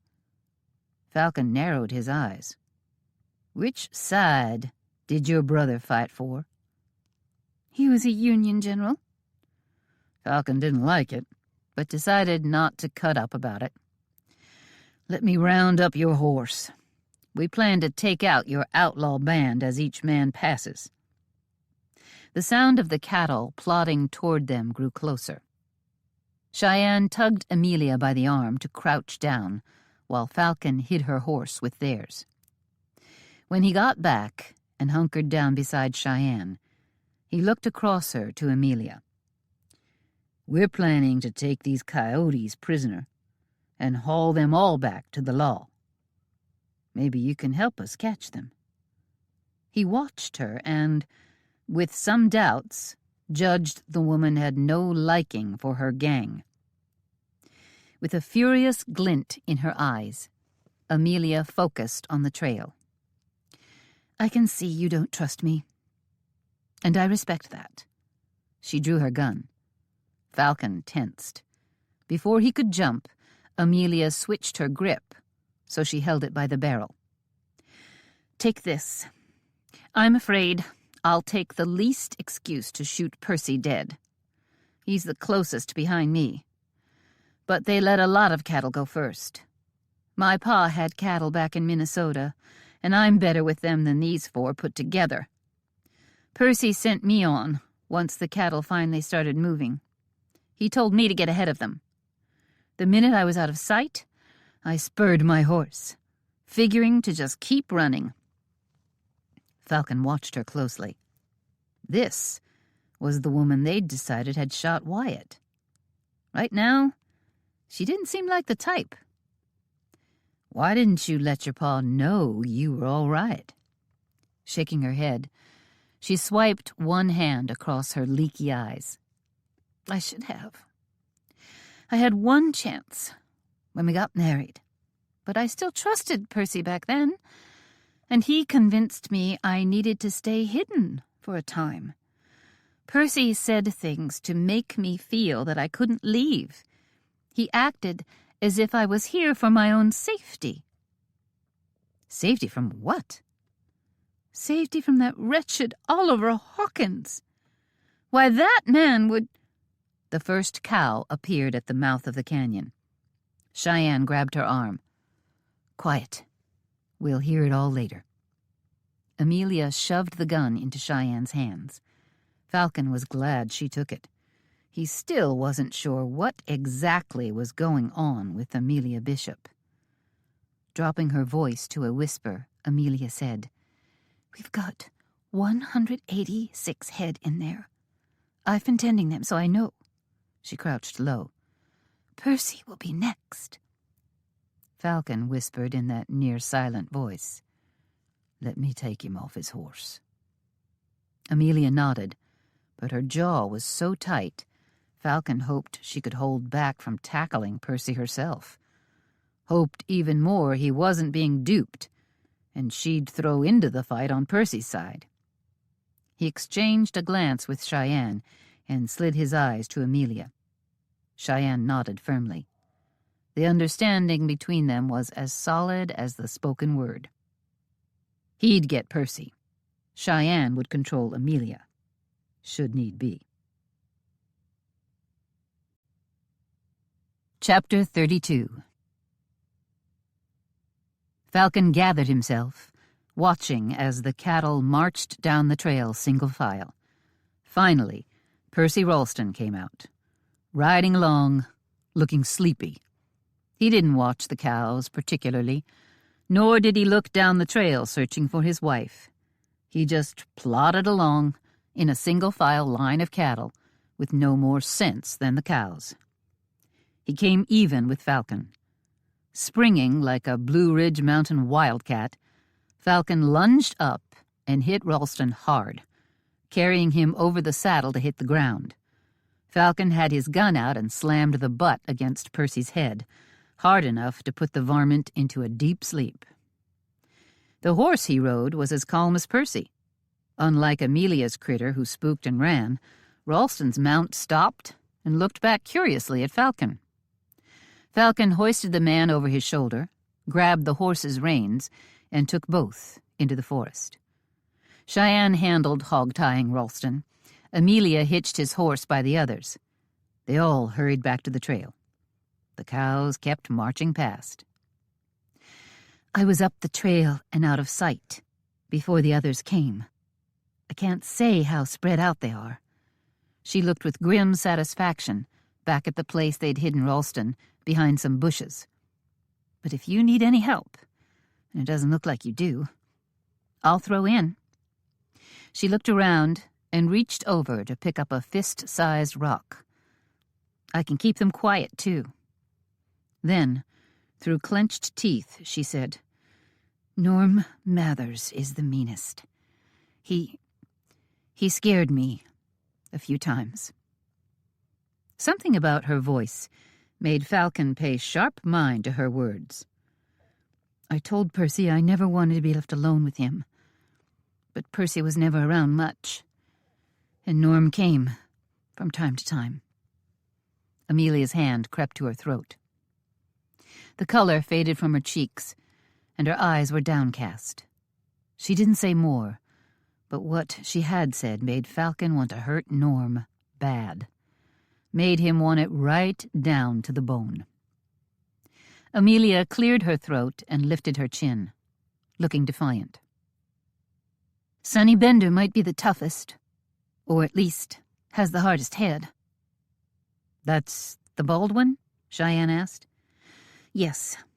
Sonny and Norm will fight, given a chance. Wells, I don't know about him. I've never met him before today. There are other men in on this, but only these 4 came today. Ross Baker and Bern Tuttle? Cheyenne asked. Amelia nodded. I recognized Bern Tuttle from when I worked on the Hawkins ranch. They came around pretty regular until a few weeks ago. A week or so ago, Percy said we'd be moving. He was ready to get us to a better location, far away from Hawkins, which I wanted badly. He brought horses into the canyon. It was the first time I had one. A few days ago, after one of Norm's visits, I decided I wasn't waiting for Percy. I saddled up and followed the trail toward Hawkins's place. I was going to have it out with my husband, but I found him tied up on the trail. We're the ones who tied him up. Then my brother got shot, and we had to take care of him. When we came back for Percy, he was gone, and we saw a woman's footprints. That was me. I cut him loose, but by then, with Norm and the way a few cattle would show up in that canyon from time to time, and then finding him bound, I was ready to be done. Ready to run for home and my father. I knew I had to find an opportunity to get away from Percy and his friends. That's all that was on my mind when you dragged me off the horse. Cows kept moving steadily down the trail. Falcon wondered where they'd go without a lead horse, and now a second driver down. It'd be Cheyenne's job to round them up. Better yet, whoever owned them. The new one is Jeff Wells. Cheyenne pulled her gun, checked that it was fully loaded, then holstered it again. I know him. He's a hand from my ranch, and these cattle are all stolen. A hiss came from Amelia. I didn't know. I'd begun to suspect, but I swear to you, I didn't know what I was getting into when I married Percy. I've been scheming how to leave him, and I didn't dare let him know I was planning it. But I don't even really know where I am, or where Bear Claw Pass is from here. Then this meeting today, and I knew I'd fallen in with a den of thieves. Cheyenne faced the trail, her eyes cold. I'd say with Wells, we need to worry about him running. He might be the hardest to catch, because if he's close enough to see us capture one of his gang, he'll take off, worried only about himself. That'd warn anyone who's behind him. It's a box canyon. Amelia hefted her rock. He'd have to leave his horse and climb out. They won't want to be afoot. Wells probably won't think of that until he's over the canyon wall. Falcon saw the nose of a horse and shushed them. Sonny Bender, the bald one. Didn't much matter which order they came in, but Falcon planned to hit and hit hard with this one and Norm Mathers. The 3 of them fell silent as Bender came down the trail. Ralston? Where are you? Bender was alert. He was watching the cattle, looking ahead. The trail twisted enough he wouldn't expect to see Ralston, but Ralston had ought to hear him and call back. Falcon watched the man come on, crouched even lower, hoping Cheyenne and Amelia were being mindful. He bunched his muscles to jump, but Bender was looking all around. He'd see Falcon the second he leapt. He might even get his gun drawn. Falcon held off, letting Bender draw even with him. Then Bender stood up on his stirrups to look hard down the trail.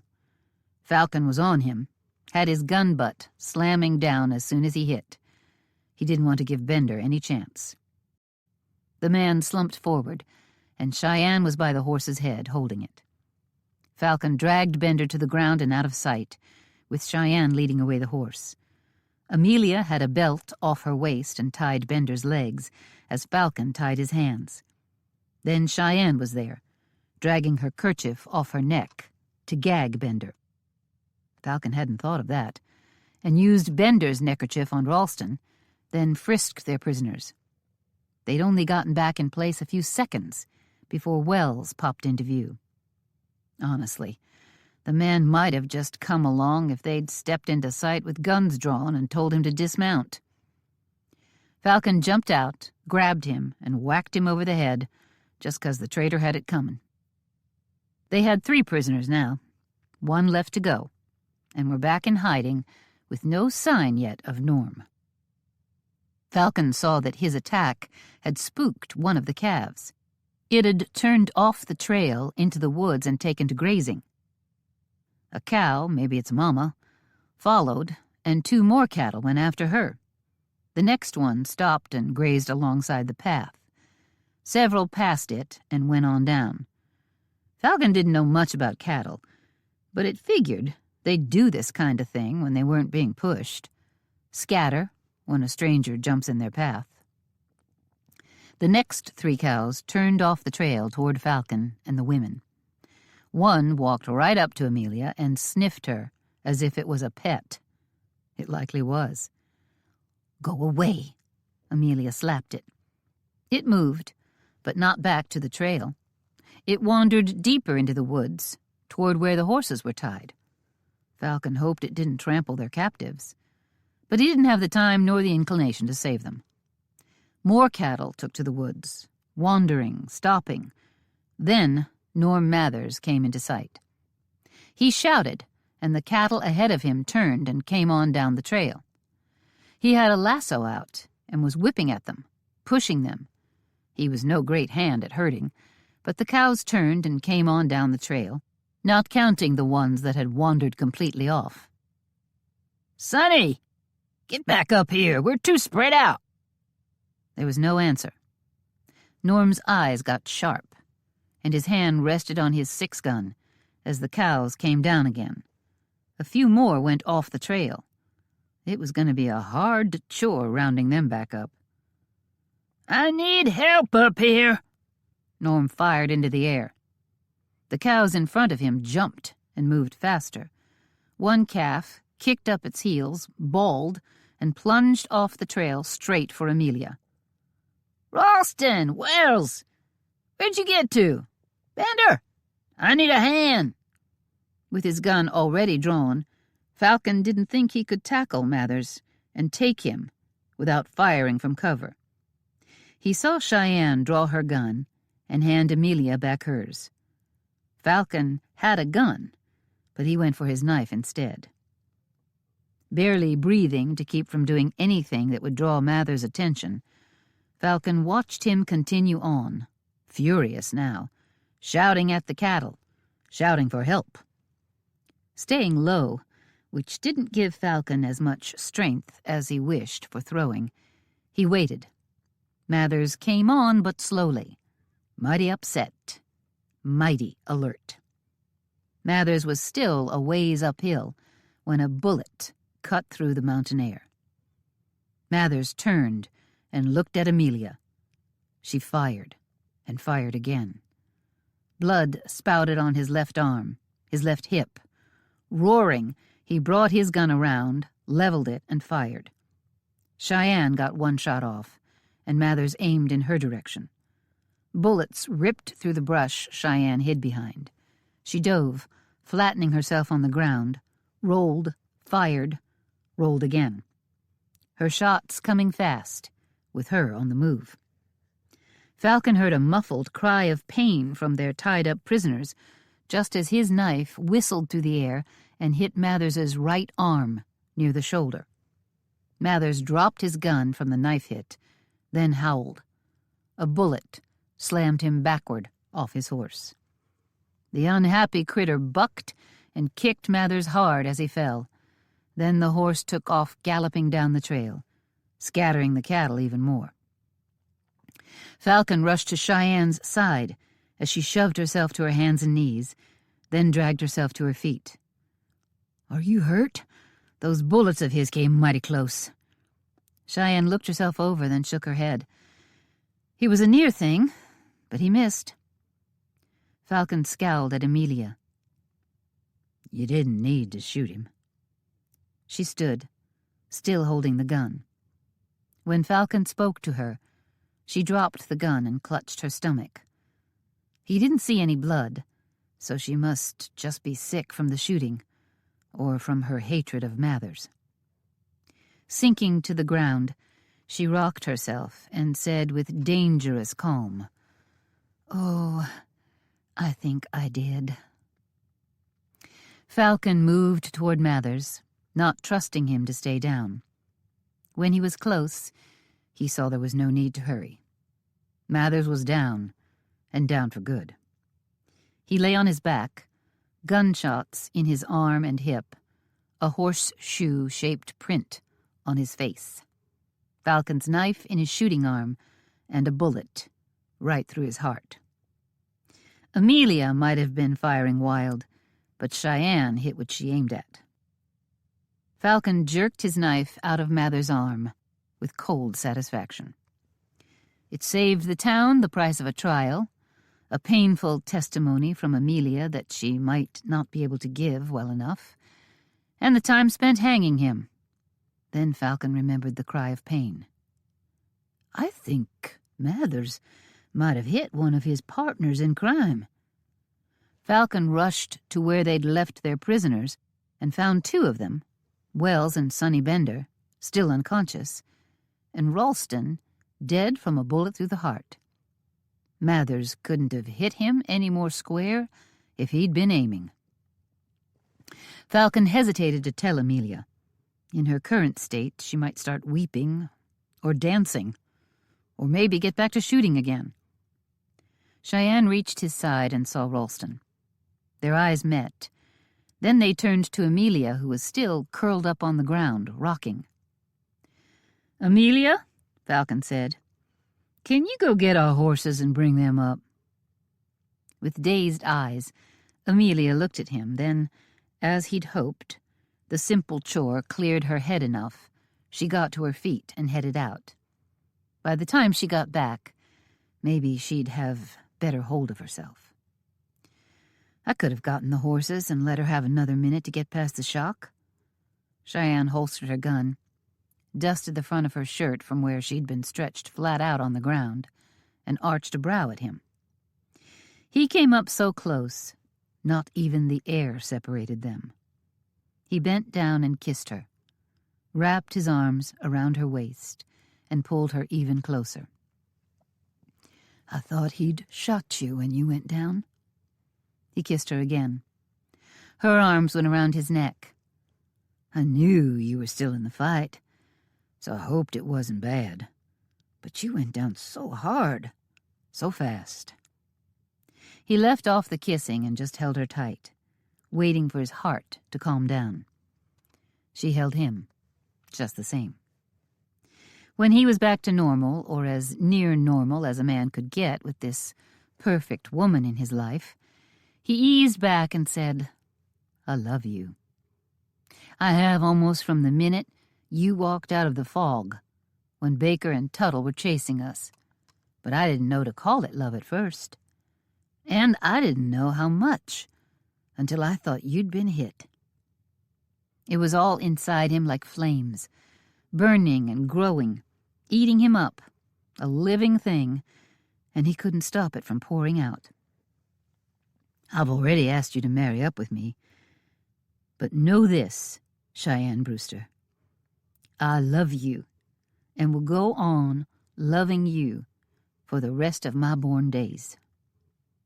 Cheyenne's face, a little pale, a little messy from trail dust, turned into a smile. Her hair was flying loose from diving around, but also from Falcon's fingers in it. Her lips were swollen from kissing him. "I love you too, Falcon. I want to spend the rest of my life with you, and I can't wait for that to begin." Amelia came through the forest leading the horses, and Falcon sighed. She was bound to notice Ralston was dead, so he braced himself to tell her. Before she got close, he muttered to Cheyenne, "It ain't gonna begin any time soon. Let's load these coyotes up and take 'em to meet the sheriff. And then, Cheyenne, you and I can get married and get started living." Chapter 33. "What do you mean he's dying?" Kevin rushed up the stairs behind Molly. "He was shot days ago, and yes, he had a little fever, but it was nothing serious. Why did it go up so high today? Just help me?" She'd been going half mad all day, waiting for someone, anyone, to come home. She wasn't in the mood to answer questions. Wynne was on Kevin's heels, Andy thundering up the steps after Wynne. Molly had raced for the kitchen when she'd heard them come riding in and called for help. They gathered around Wyatt's bed as she bathed his face. "I need cool water. I need willow bark. I dosed him with the last of it. Someone needs to ride to Bear Claw Pass for more." A movement at the door drew her attention. Reuben Walsh had followed them up. "I've got some willow bark in the bunkhouse, and a few other things." He spun away and was running downstairs. "He needs to be packed in something cool. I got ice earlier, but I need more." She looked at Andy. "You, go fast." Her little brother was gone, sprinting. "Wynne, we'll need you to pack the ice somehow. I want a lot of it. Enough to put some on his head and behind his neck, along his sides, anything to get his fever down." "Pillowcases, towels, I'll get it." And she was gone. "I thought the fever was going down yesterday," Kevin asked. "It was, but when I came up here to check on him, I found him like this. I had hoped he might break the low fever today, but—" Wyatt tossed his head and muttered, "Cheyenne? Shy? Where's Shy?" He's been saying that off and on all afternoon. He wakes up enough to drink water and have some broth, then he lapses back into this delirium. Kevin rested a hand on Wyatt's forehead, while Molly dunked her cloth to cool it and wrung it out. "He's burning up." Pressing the cloth to Wyatt's face, his neck, his chest above his nightshirt collar, she said, "The fever came down for a time after the willow bark tea, but I used the last of it. I tried a second batch, using the willow over again, but it didn't work. I'd have ridden to town myself, but I just didn't dare leave him that long." "I'm sorry, Molly. I should have checked before we left. I've been leaving everything in the house to you and the doctoring, and there's been plenty of it. I've wanted the job. I've needed a way to help out. But Kevin—" Molly's eyes came up. She felt the fierce anger of being abandoned with too few supplies and a man who might well be dying. "What?" Kevin was only kind. Only always her best friend as well as her brother. But he'd betrayed her when he'd eloped with Wynne. Oh, not a terrible betrayal. Understandable, honestly. But it had shaken Molly wide awake. This day, this long, frightening day had hit her too. None of this was hers. It might be that Kevin had an honest claim to it, but she didn't. Andy had cowboying. Kevin had Wynne. Cheyenne was a rancher. Wynne, a married lady now. The school session should start up any day now. I believe I mentioned I'm going to apply for the job, and if I get it, I'll go. "Molly, no, you can't." She cut him off. "I'm going to find a life of my own." I want you here with me. I'm building a cabin soon. Talking over him, she said, "A cabin for you and your wife. And that's as it should be." Something flickered in Kevin's eyes and was gone so quickly she could lie to herself and say she hadn't seen it. But she had. She did her best not to flinch. But she saw the truth in him. He did want a cabin and a life with Win. It was as it should be. That was only right. Cheyenne and Falcon haven't come back. It's been too long. She wrung out a cloth and pressed it to Wyatt's fevered brow. I can only hope they're after Ralston, and we'll finish this by capturing him. Win rushed in with the pillowcases and towels. A glance at her told Molly that Win had heard enough to know Molly was leaving. Well, Win couldn't go back to teaching. She had told Molly that when they'd talked about the teacher job. No married woman would be allowed the job. Now that they knew Clovis and her ma's marriage wasn't legal, Molly wasn't even born outside of marriage anymore. Kevin was. Her reason for being fired from teaching back in Kansas was no more. Andy rushed in with a bucket of ice, chipped from a block, ready to use. "Thank you, Andy, that's just what I needed. If Wyatt gets well—" Win's shocked gasp stopped the words. "No!" Andy shouted. "When," Molly corrected quickly. "I meant when he gets well." She looked at Andy, sorry for scaring him. "I do mean when, Andy. I expect him to be fine." She prayed in her deepest soul God would protect Wyatt, protect this whole family, protect her when she was out on her own, with no one. "When he gets well, I'm going to get the teaching job and move to Bear Claw Pass." She talked as she worked.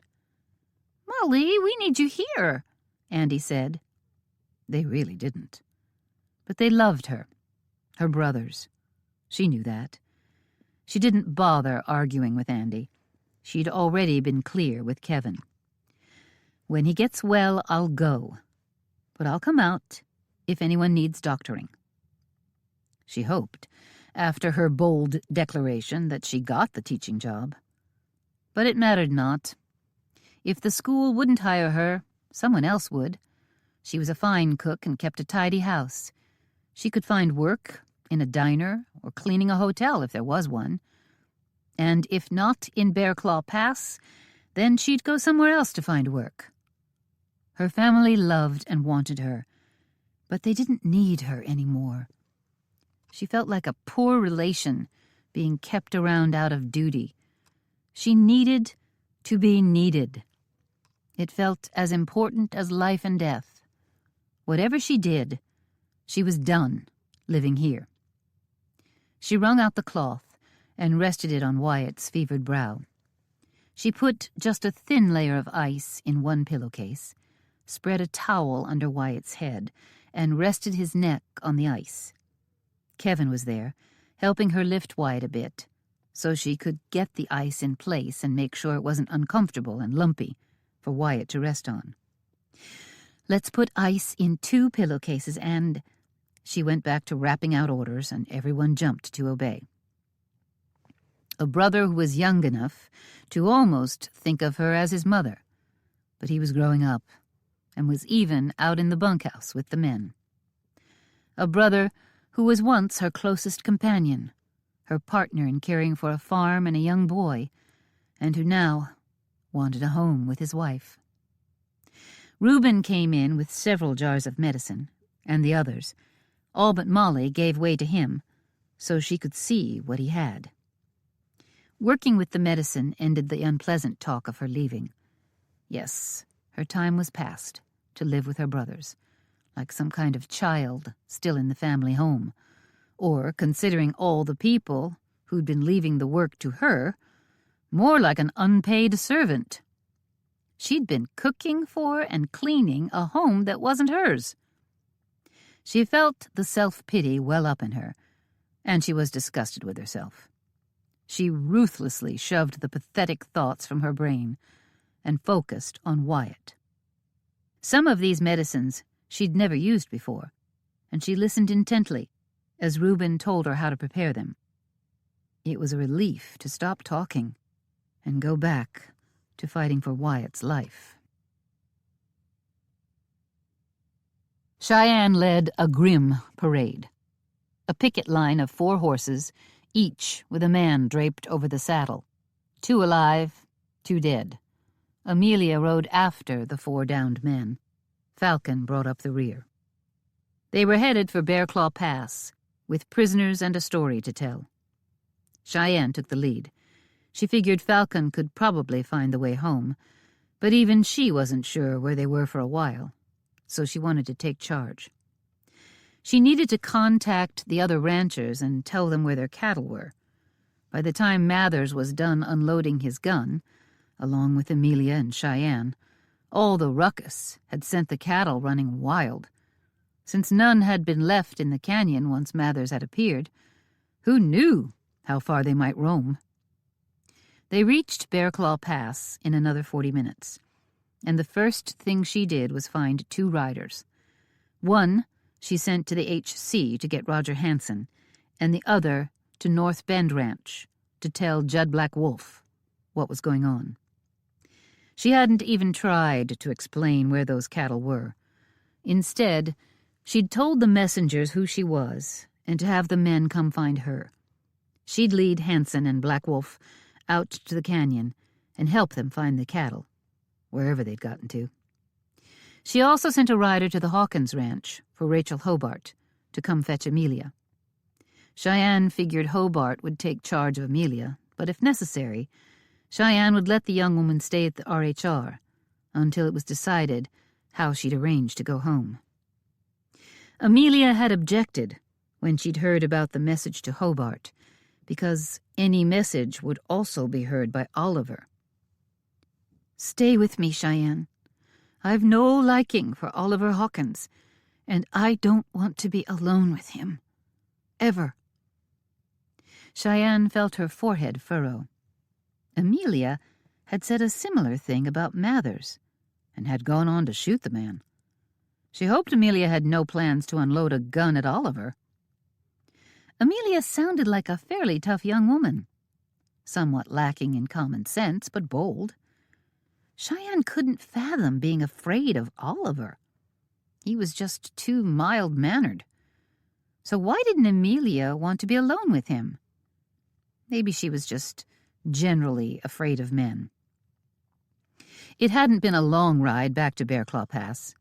They'd been days on the trail following Ralston, but those had been slow, painstaking miles, searching for a well-hidden trail. Cheyenne pressed hard to get to town in a fraction of the time, since the fool outlaws had squandered most of the day with their poor cattle driving. They had ridden into Bear Claw Pass just as the sun was setting. She was weary to the bone and wanted desperately to sleep in her own bed. She hoped the sheriff locked these prisoners in a cell and let Cheyenne, Falcon, and Amelia come back tomorrow to explain things.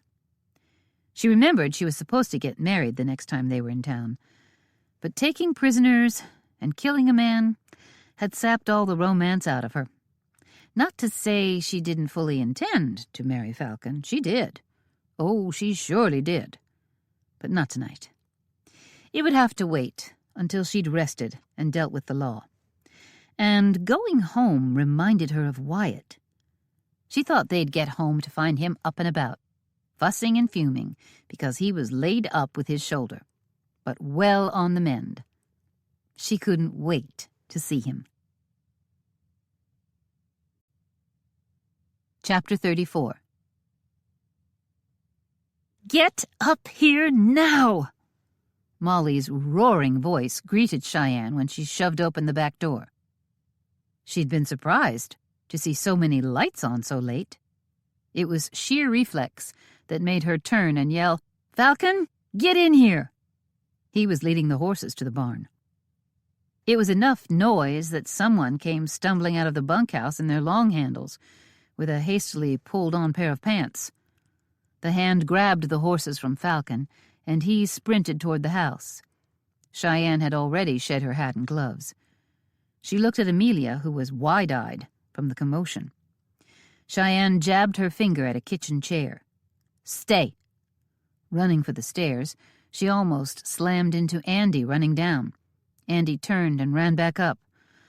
"Why, it's bad. Bad." Andy looked behind him, one lightning glance full of dread. Cheyenne saw grief. Running faster, she stormed into Wyatt's room. Full of people. Falcon came in hard on her heels. Molly was frazzled. Her fine blonde hair was sticking up as if it hadn't been combed in 2 weeks. 2 months, maybe.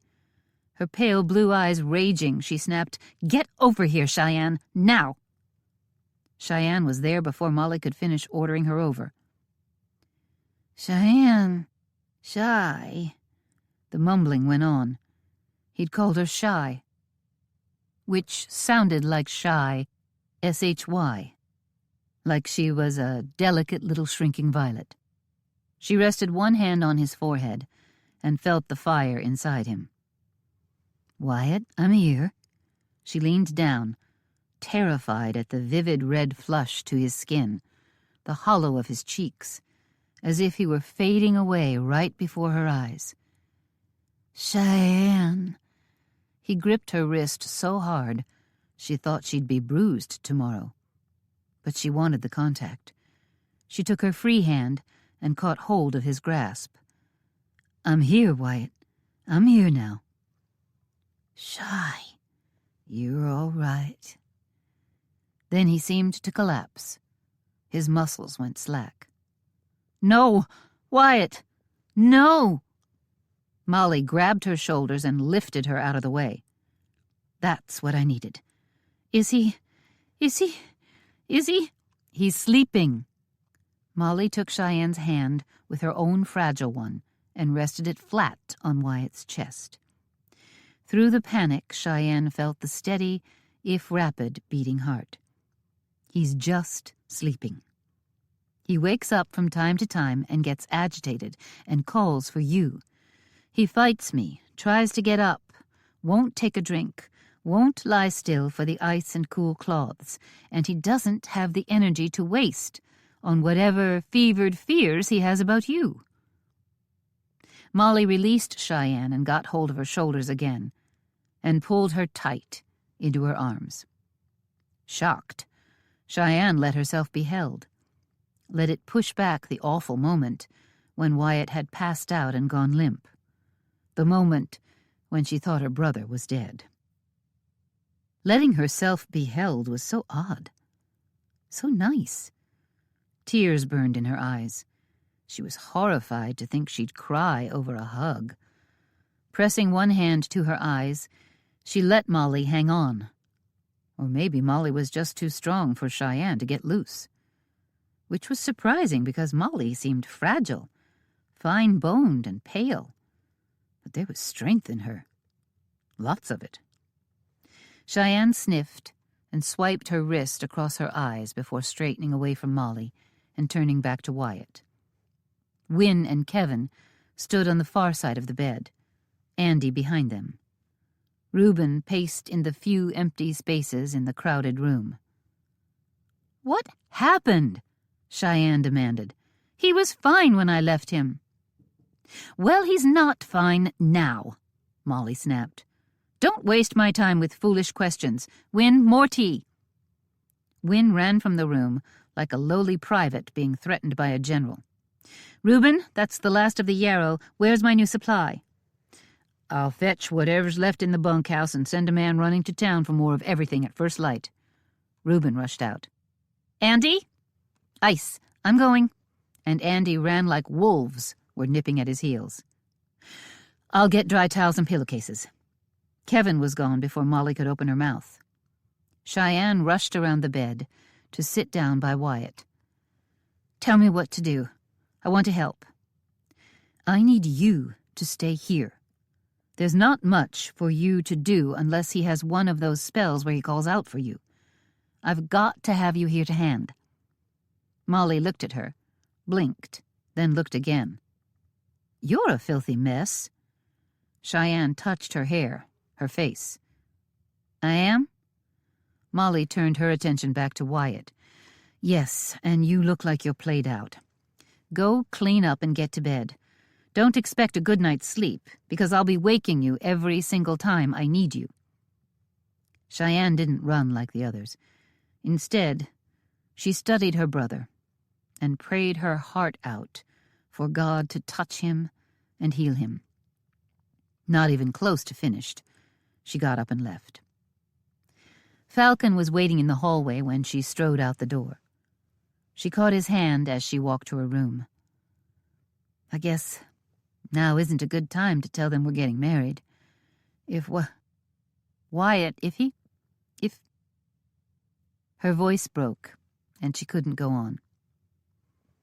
Get in there and clean up, Falcon said. You should sleep. But if she needs you to be with him, then you'll go be with him. We'll tell them we solved all the crimes, found Amelia. Cheyenne punched herself in the head. I forgot about her. Send her up here. She can sleep in Wynn's old room tonight. Okay. And we can tell them we're getting married as soon as Wyatt can stand up for the I-do's. Cheyenne threw herself into Falcon's arms. He looks so weak, so sick. Falcon held her tight. She thought he might have gone on holding her, just standing there, forever. He would have, if she'd needed him. Knowing that warmed her trembling, frightened heart. Finally, she let go and rushed into her room to shed her trail-worn clothes, wash up, and get back to her brother. While she changed, she heard Falcon go back to Wyatt's room and ask what he could do to help. She met him going out while she was going in. I'm going to bring Amelia up, he said. I keep forgetting we even brought her home. Cheyenne found her first smile since she'd gotten home. I do too. She caught his arm. Their eyes met. He didn't hug her or draw her close. He just raised his hands to support her elbows as she rested her hands flat on his chest. Just for a few seconds, he held her up. Everything she'd ever wanted in a man was in that support, in that one short stretch of time. Then he gave her a firm nod and stepped out of her way, to let her care for her brother, knowing he'd take care of everything else for as long as she needed him to. Chapter 35. Cheyenne woke with a start, sat up, as if a bolt of lightning had hit her in the backside. Then she was on her feet, twisting around to see Wyatt, still more unconscious than asleep, his face red from the fever, wet from Molly's relentless, cool bathing. Molly worked on. She raised her eyes for a brief second to look at Cheyenne, then went to wring out her cloth. We need more ice. Cheyenne took one step before she realized Andy was there. He grabbed the basin he'd brought ice in before and ran. Then Cheyenne looked more closely at Molly. When's the last time you slept? Molly rested the cloth on Wyatt's forehead before she answered. I slept some in the night. But Cheyenne hadn't slept much, and she'd never seen Molly stop.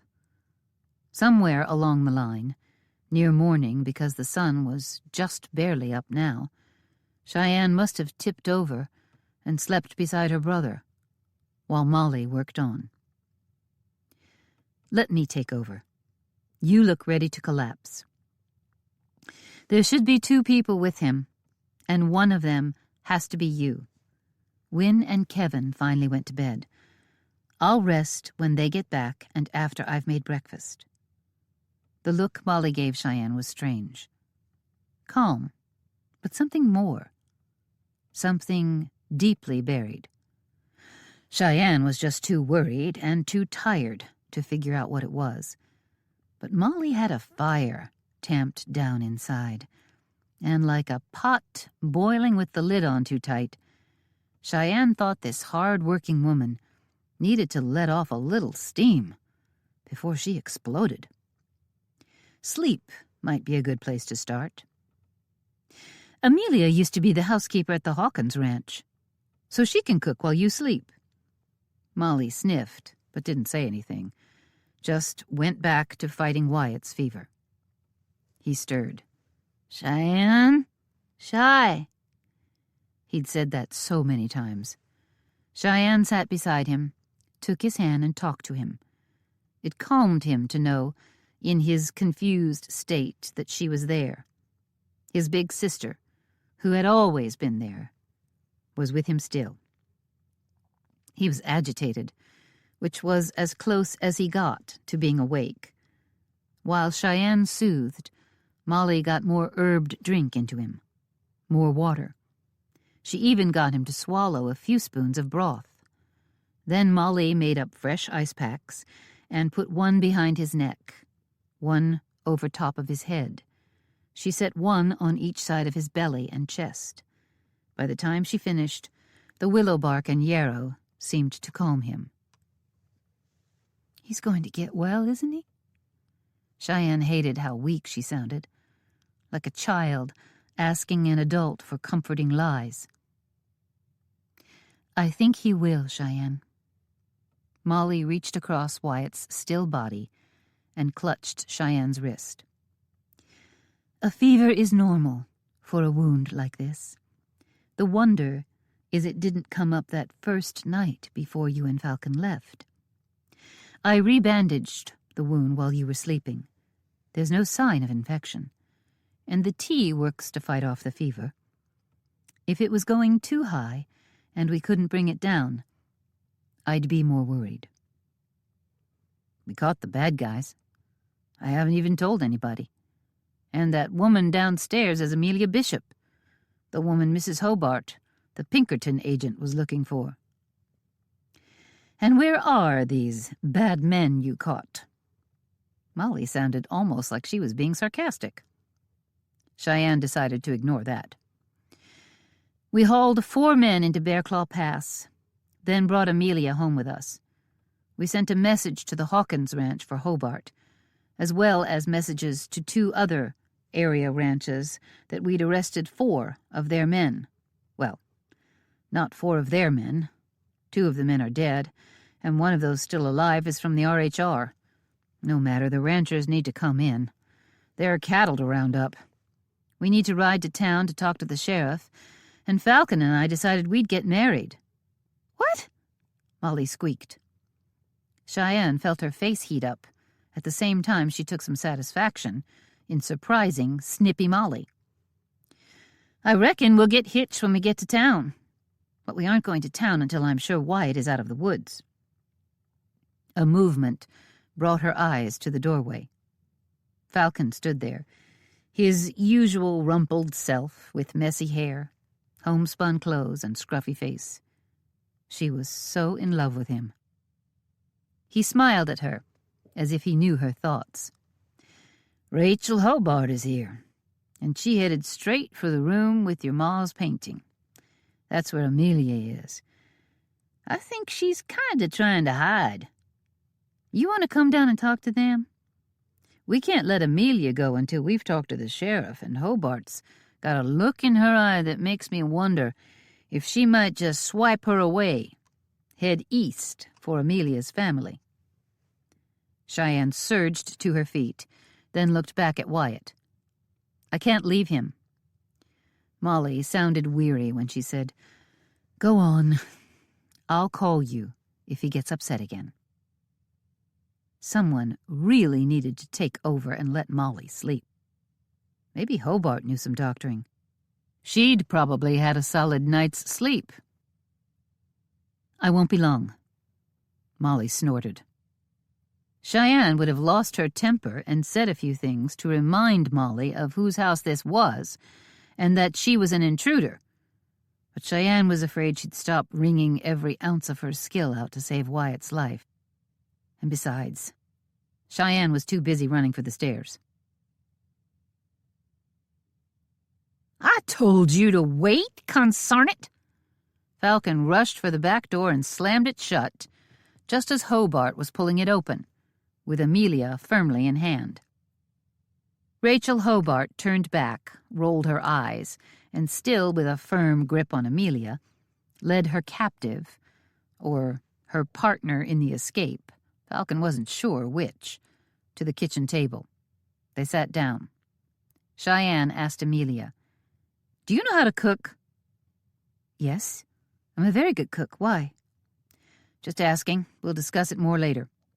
Cheyenne sat at the head of the table. "I told you we needed Amelia to explain what went on out there to the sheriff." Falcon stomped around the table and sat down to face the pair. Amelia had a faint pink blush on her cheeks. She knew she'd been caught. Hobart looked as steady as stone. She only narrowed her eyes at Falcon. "You don't need her. The sheriff will believe the story you and Cheyenne tell.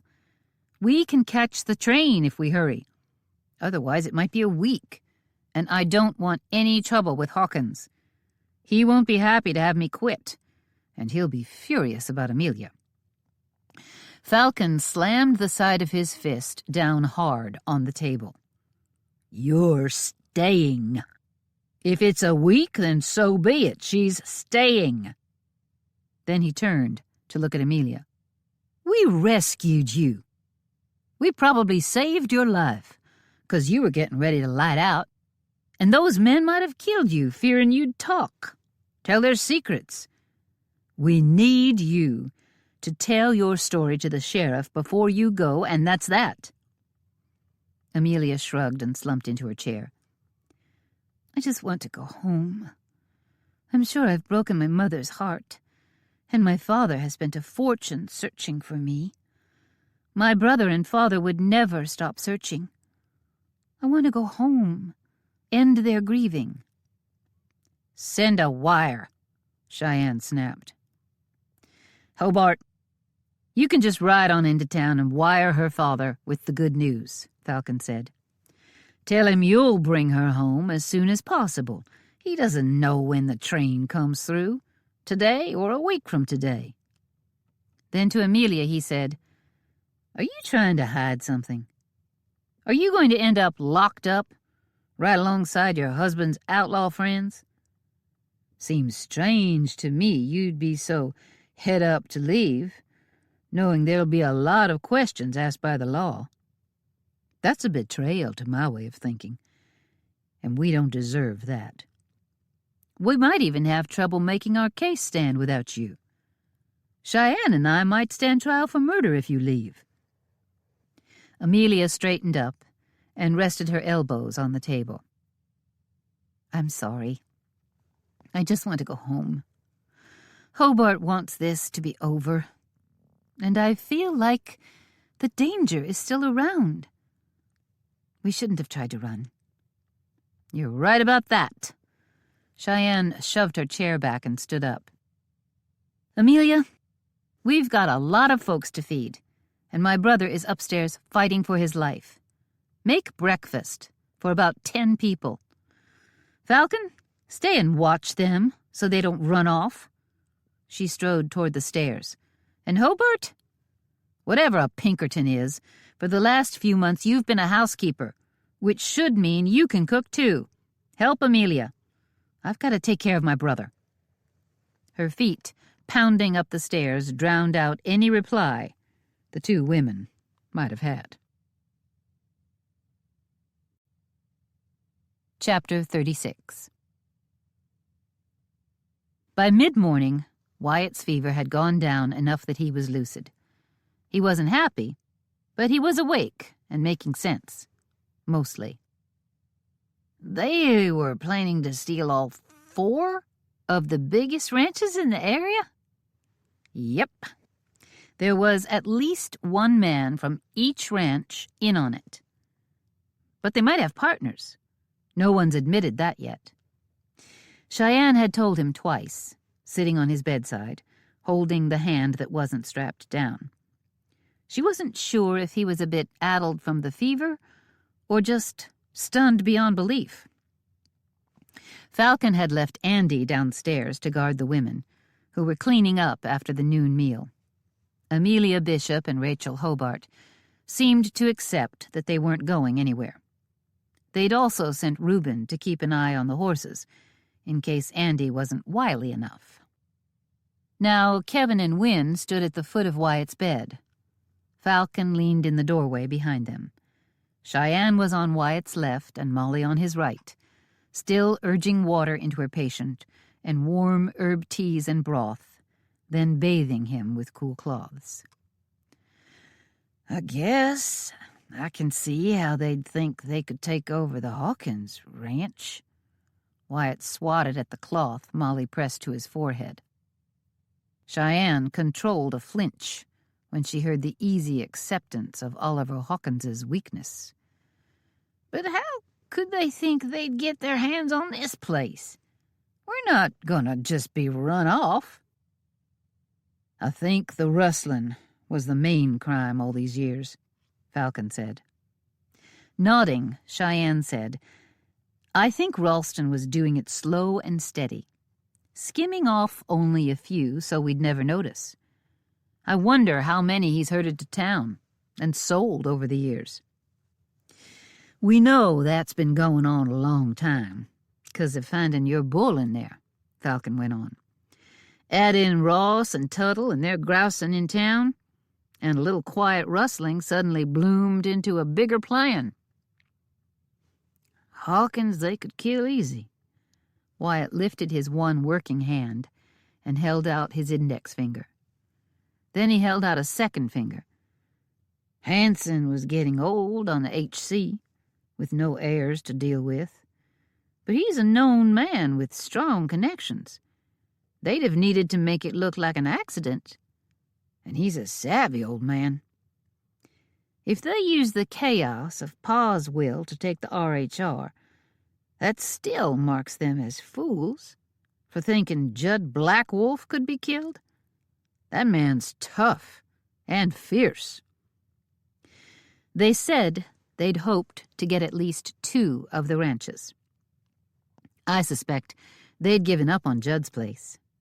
Cheyenne squeezed Wyatt's hand, so glad he seemed to be past the worst of it. But the fever had come down once, then gone back up. She hoped this time it was down for good. "He's got a reputation as a dangerous man," Wyatt said, "but we don't really know what's going on over there. Maybe his cowhands are all in on it. Maybe he has enough traders on his ranch they figured to win a fight against him." They all fell silent for a time. Wyatt rubbed his shoulder gently. "Which one of them shot me?" "If they're smart," Falcon said, "they'll blame it on one of the dead guys." Molly eased Wyatt into a sitting position, and Cheyenne helped to hold him up. Molly brought a tin cup of water to his lips. Falcon said quietly, "Cheyenne and me are getting hitched today." Wyatt spit water half the length of his bed. "You're what?" He inhaled wrong, or something, and started choking. Cheyenne glared at Falcon. Not the right time. Molly patted Wyatt's back until he started breathing right again. "You're marrying my sister?" Falcon rubbed his forehead in a befuddled way. "Your brother's marrying your sister." He looked at Cheyenne.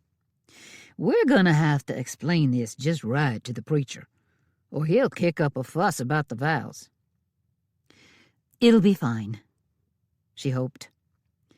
"I thought we'd do it in town when we go to talk to the sheriff. Cheyenne, maybe we had ought to go while Wyatt's feeling good." "You can't marry him," Wyatt said. "You've only known him a few days, and for most of it, he didn't know his own name." "I liked him real well without his memory," And now that he's got it back, I like him still. Especially now that we're sure I'm not a married man." Wyatt shot straight up in bed. Then he grabbed at his shoulder with a yelp of pain. "You need to either shut up or get out of here." Molly tried to get Wyatt to lie down again. "Ready, Cheyenne?" Falcon made a gesture to the hall, as if he'd let her go first. "You thought he might be married? And you were already—" Wyatt batted Molly's hands aside with his arm that wasn't pinned tight to his body and groaned in pain. "We weren't already anything." Cheyenne talked before he could say more. "Leastways, not exactly." Cheyenne wanted to look at Falcon, but he wasn't helping. "Get out! All of you!" Molly stepped back from Wyatt's agitated motions, scowling, hands on her hips, as she seemed to be considering what to do to get him to be still. "They're not going anywhere over my dead body." "Well, considering your dead body was almost upon us last night," Cheyenne patted him on his good shoulder, "I take that threat seriously. But we're getting married. I admire Falcon's woodland skills. He's a strong man I can respect and who'll work hard at my side and be good protection for me and any children we may have. I want to marry him, and I'm going to." It was quite a little speech. "You're just doing it to get a third of the ranch back. And Kevin already gave you his third." Wyatt was reminding her he was a pesky little brother. "I think his bullet wound has started bleeding again." Molly leaned so her face was right in front of Wyatt's. "You need to be still." "I do think, if my figuring is correct," Falcon said, "that my ma might have still been alive when Clovis married your ma, Wyatt. I would need to think on it some, try and pin down the year she died, and I don't know what year your ma hitched up with Pa. If they had you right away and you're 6 or 8 years younger than me—" Falcon stopped and scratched his head. "I don't rightly know just how old I am. But I know how old I was when she died. I think Pa's marriage to your ma isn't legal, which means Pa's will isn't legal. So you go back to the original will your ma left, and this ranch is divided between you and Cheyenne. She won't get my third. I'll get her half. And anyway, I have no interest in being a rancher, so it don't matter to me how much of a ranch I own." Molly looked at Kevin. "If the will isn't legal, then we're out." She sounded chipper about that. Cheyenne couldn't believe how many people didn't want her ranch. "I'll get packed up just as soon as we're sure Wyatt is going to live." Molly looked ready to start filling up her satchel right now. "I'll get the job at the school. Kevin, you get a job in town. I'll live with the parson, and you and Win can find a place to live until you can afford some farmland. Andy can either come with you or stay here and be a cowpoke. Unless, Win, you want to go to your home and take Kevin there. Live on your pa's land. It's bound to be yours one day." "Kevin and I are going to be farmers on a corner of this ranch." She met Cheyenne's eyes. "If we don't own a piece of it, we'll buy a few acres just off the RHR. I'd like to stay close to you all, and Kevin would like to stay close to Molly, if she's teaching in town. I have my schoolteacher money. I never spent much of it, so we can afford to buy a few acres." "Now, Win," Kevin sounded embarrassed, "a man hadn't ought to let his wife—" "Out!" Molly shooed her hands at them. "Except I need more ice. And Win, can you mix up more herbs and—" The general was back in command of her patient. Falcon grabbed Cheyenne's hand and dragged her out of the room.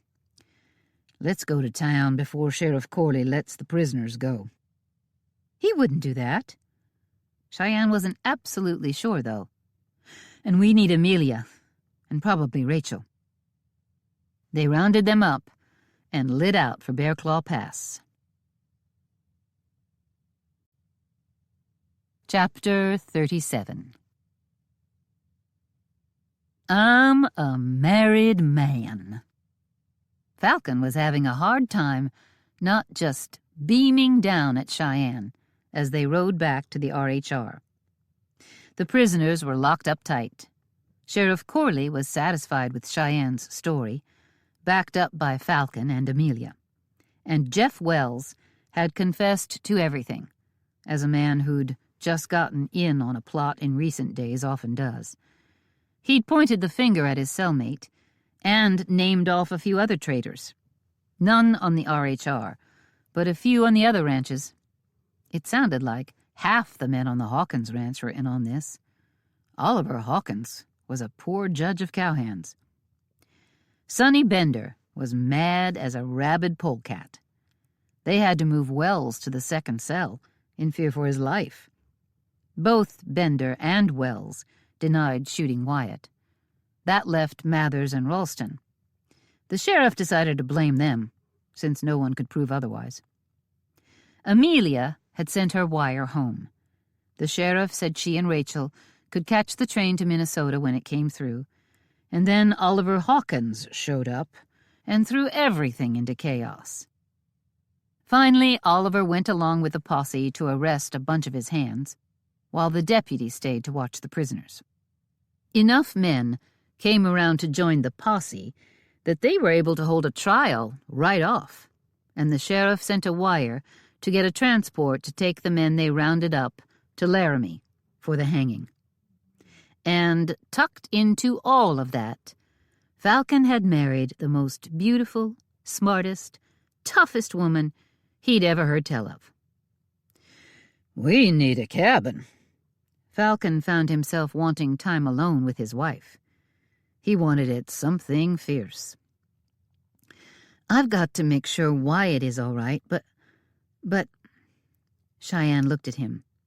She was deeply tanned, but under it, she was blushing. "But what?" He thought he knew. He might have felt a little heat in his own face. "Well, it's just... well, it seems to me... it's..." In a rush, she said, "You can stay in my room, with me." She blinked at him, those black eyes almost burning into his, the color running high under her tan. "I don't want to do that. Stay in that house with folks all over everywhere?" "There's really only two, Wyatt and Molly." "That's too many." "Haven't you been sleeping in the bunkhouse?" "Yep, and we're not staying there." They rode in silence for a while. He said, "We could camp out?"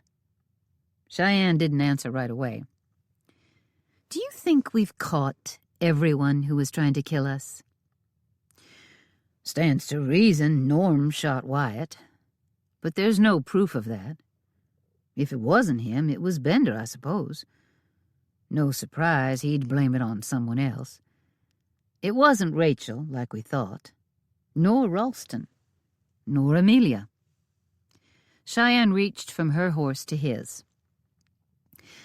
"I don't feel like I can go off just yet. Not until I'm sure Wyatt's all right. I suspect I'll spend the night tending to him, so we won't have what you'd think of as a proper wedding night." Her hand tightened on his arm until he flinched. Then she turned those beautiful black eyes on him. "But if I do get a few hours' sleep, I'd like to have you beside me, Falcon. Can you please stay in the house with me?" "There ain't much I'd say no to you about, Mrs. Hunt." "I'm a Hunt?" Cheyenne shook her head almost violently. "Well, at least it's only by a roundabout way, that it's because of Clovis." Falcon laughed. He shifted, so she was torn loose of his arm, and he held her hand as they rode along. "I'm a man who's never had much family, Cheyenne. My ma and me alone, until I was barely old enough to fend for myself in the wilderness. Then once I was growed up, Patsy for a short while. But more than anything, I've lived my life alone." She squeezed his hand tight. "For a time, I didn't even have a past I could remember. But now, I'm a man with a past and a future with you. More important, I've got right now.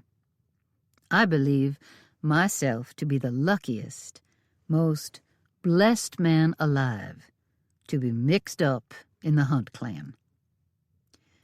Losing my ranch, losing what I saw as my future, led me to you. Or, better, to say led you to me." She looked at him, enjoying those brown eyes streaked with gold.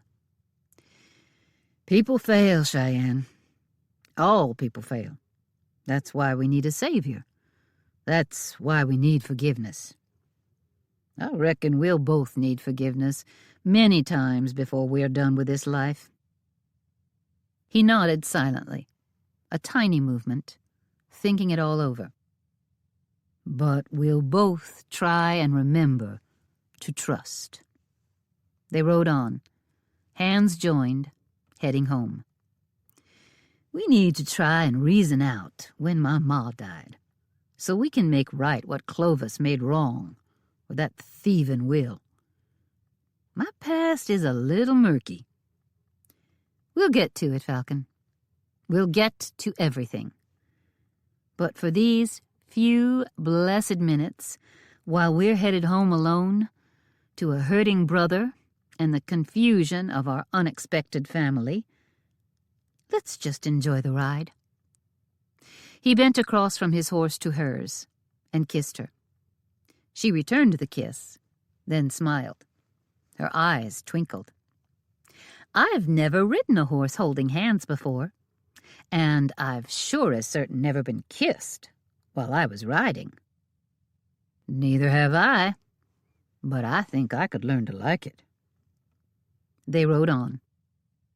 Falcon wondered if their troubles were finally at an end. He wondered if they'd ever know who shot Wyatt. He wondered if he owned a third of a ranch or nothing. But he didn't wonder about love. He had Cheyenne. The end. This is Barbara McCullough.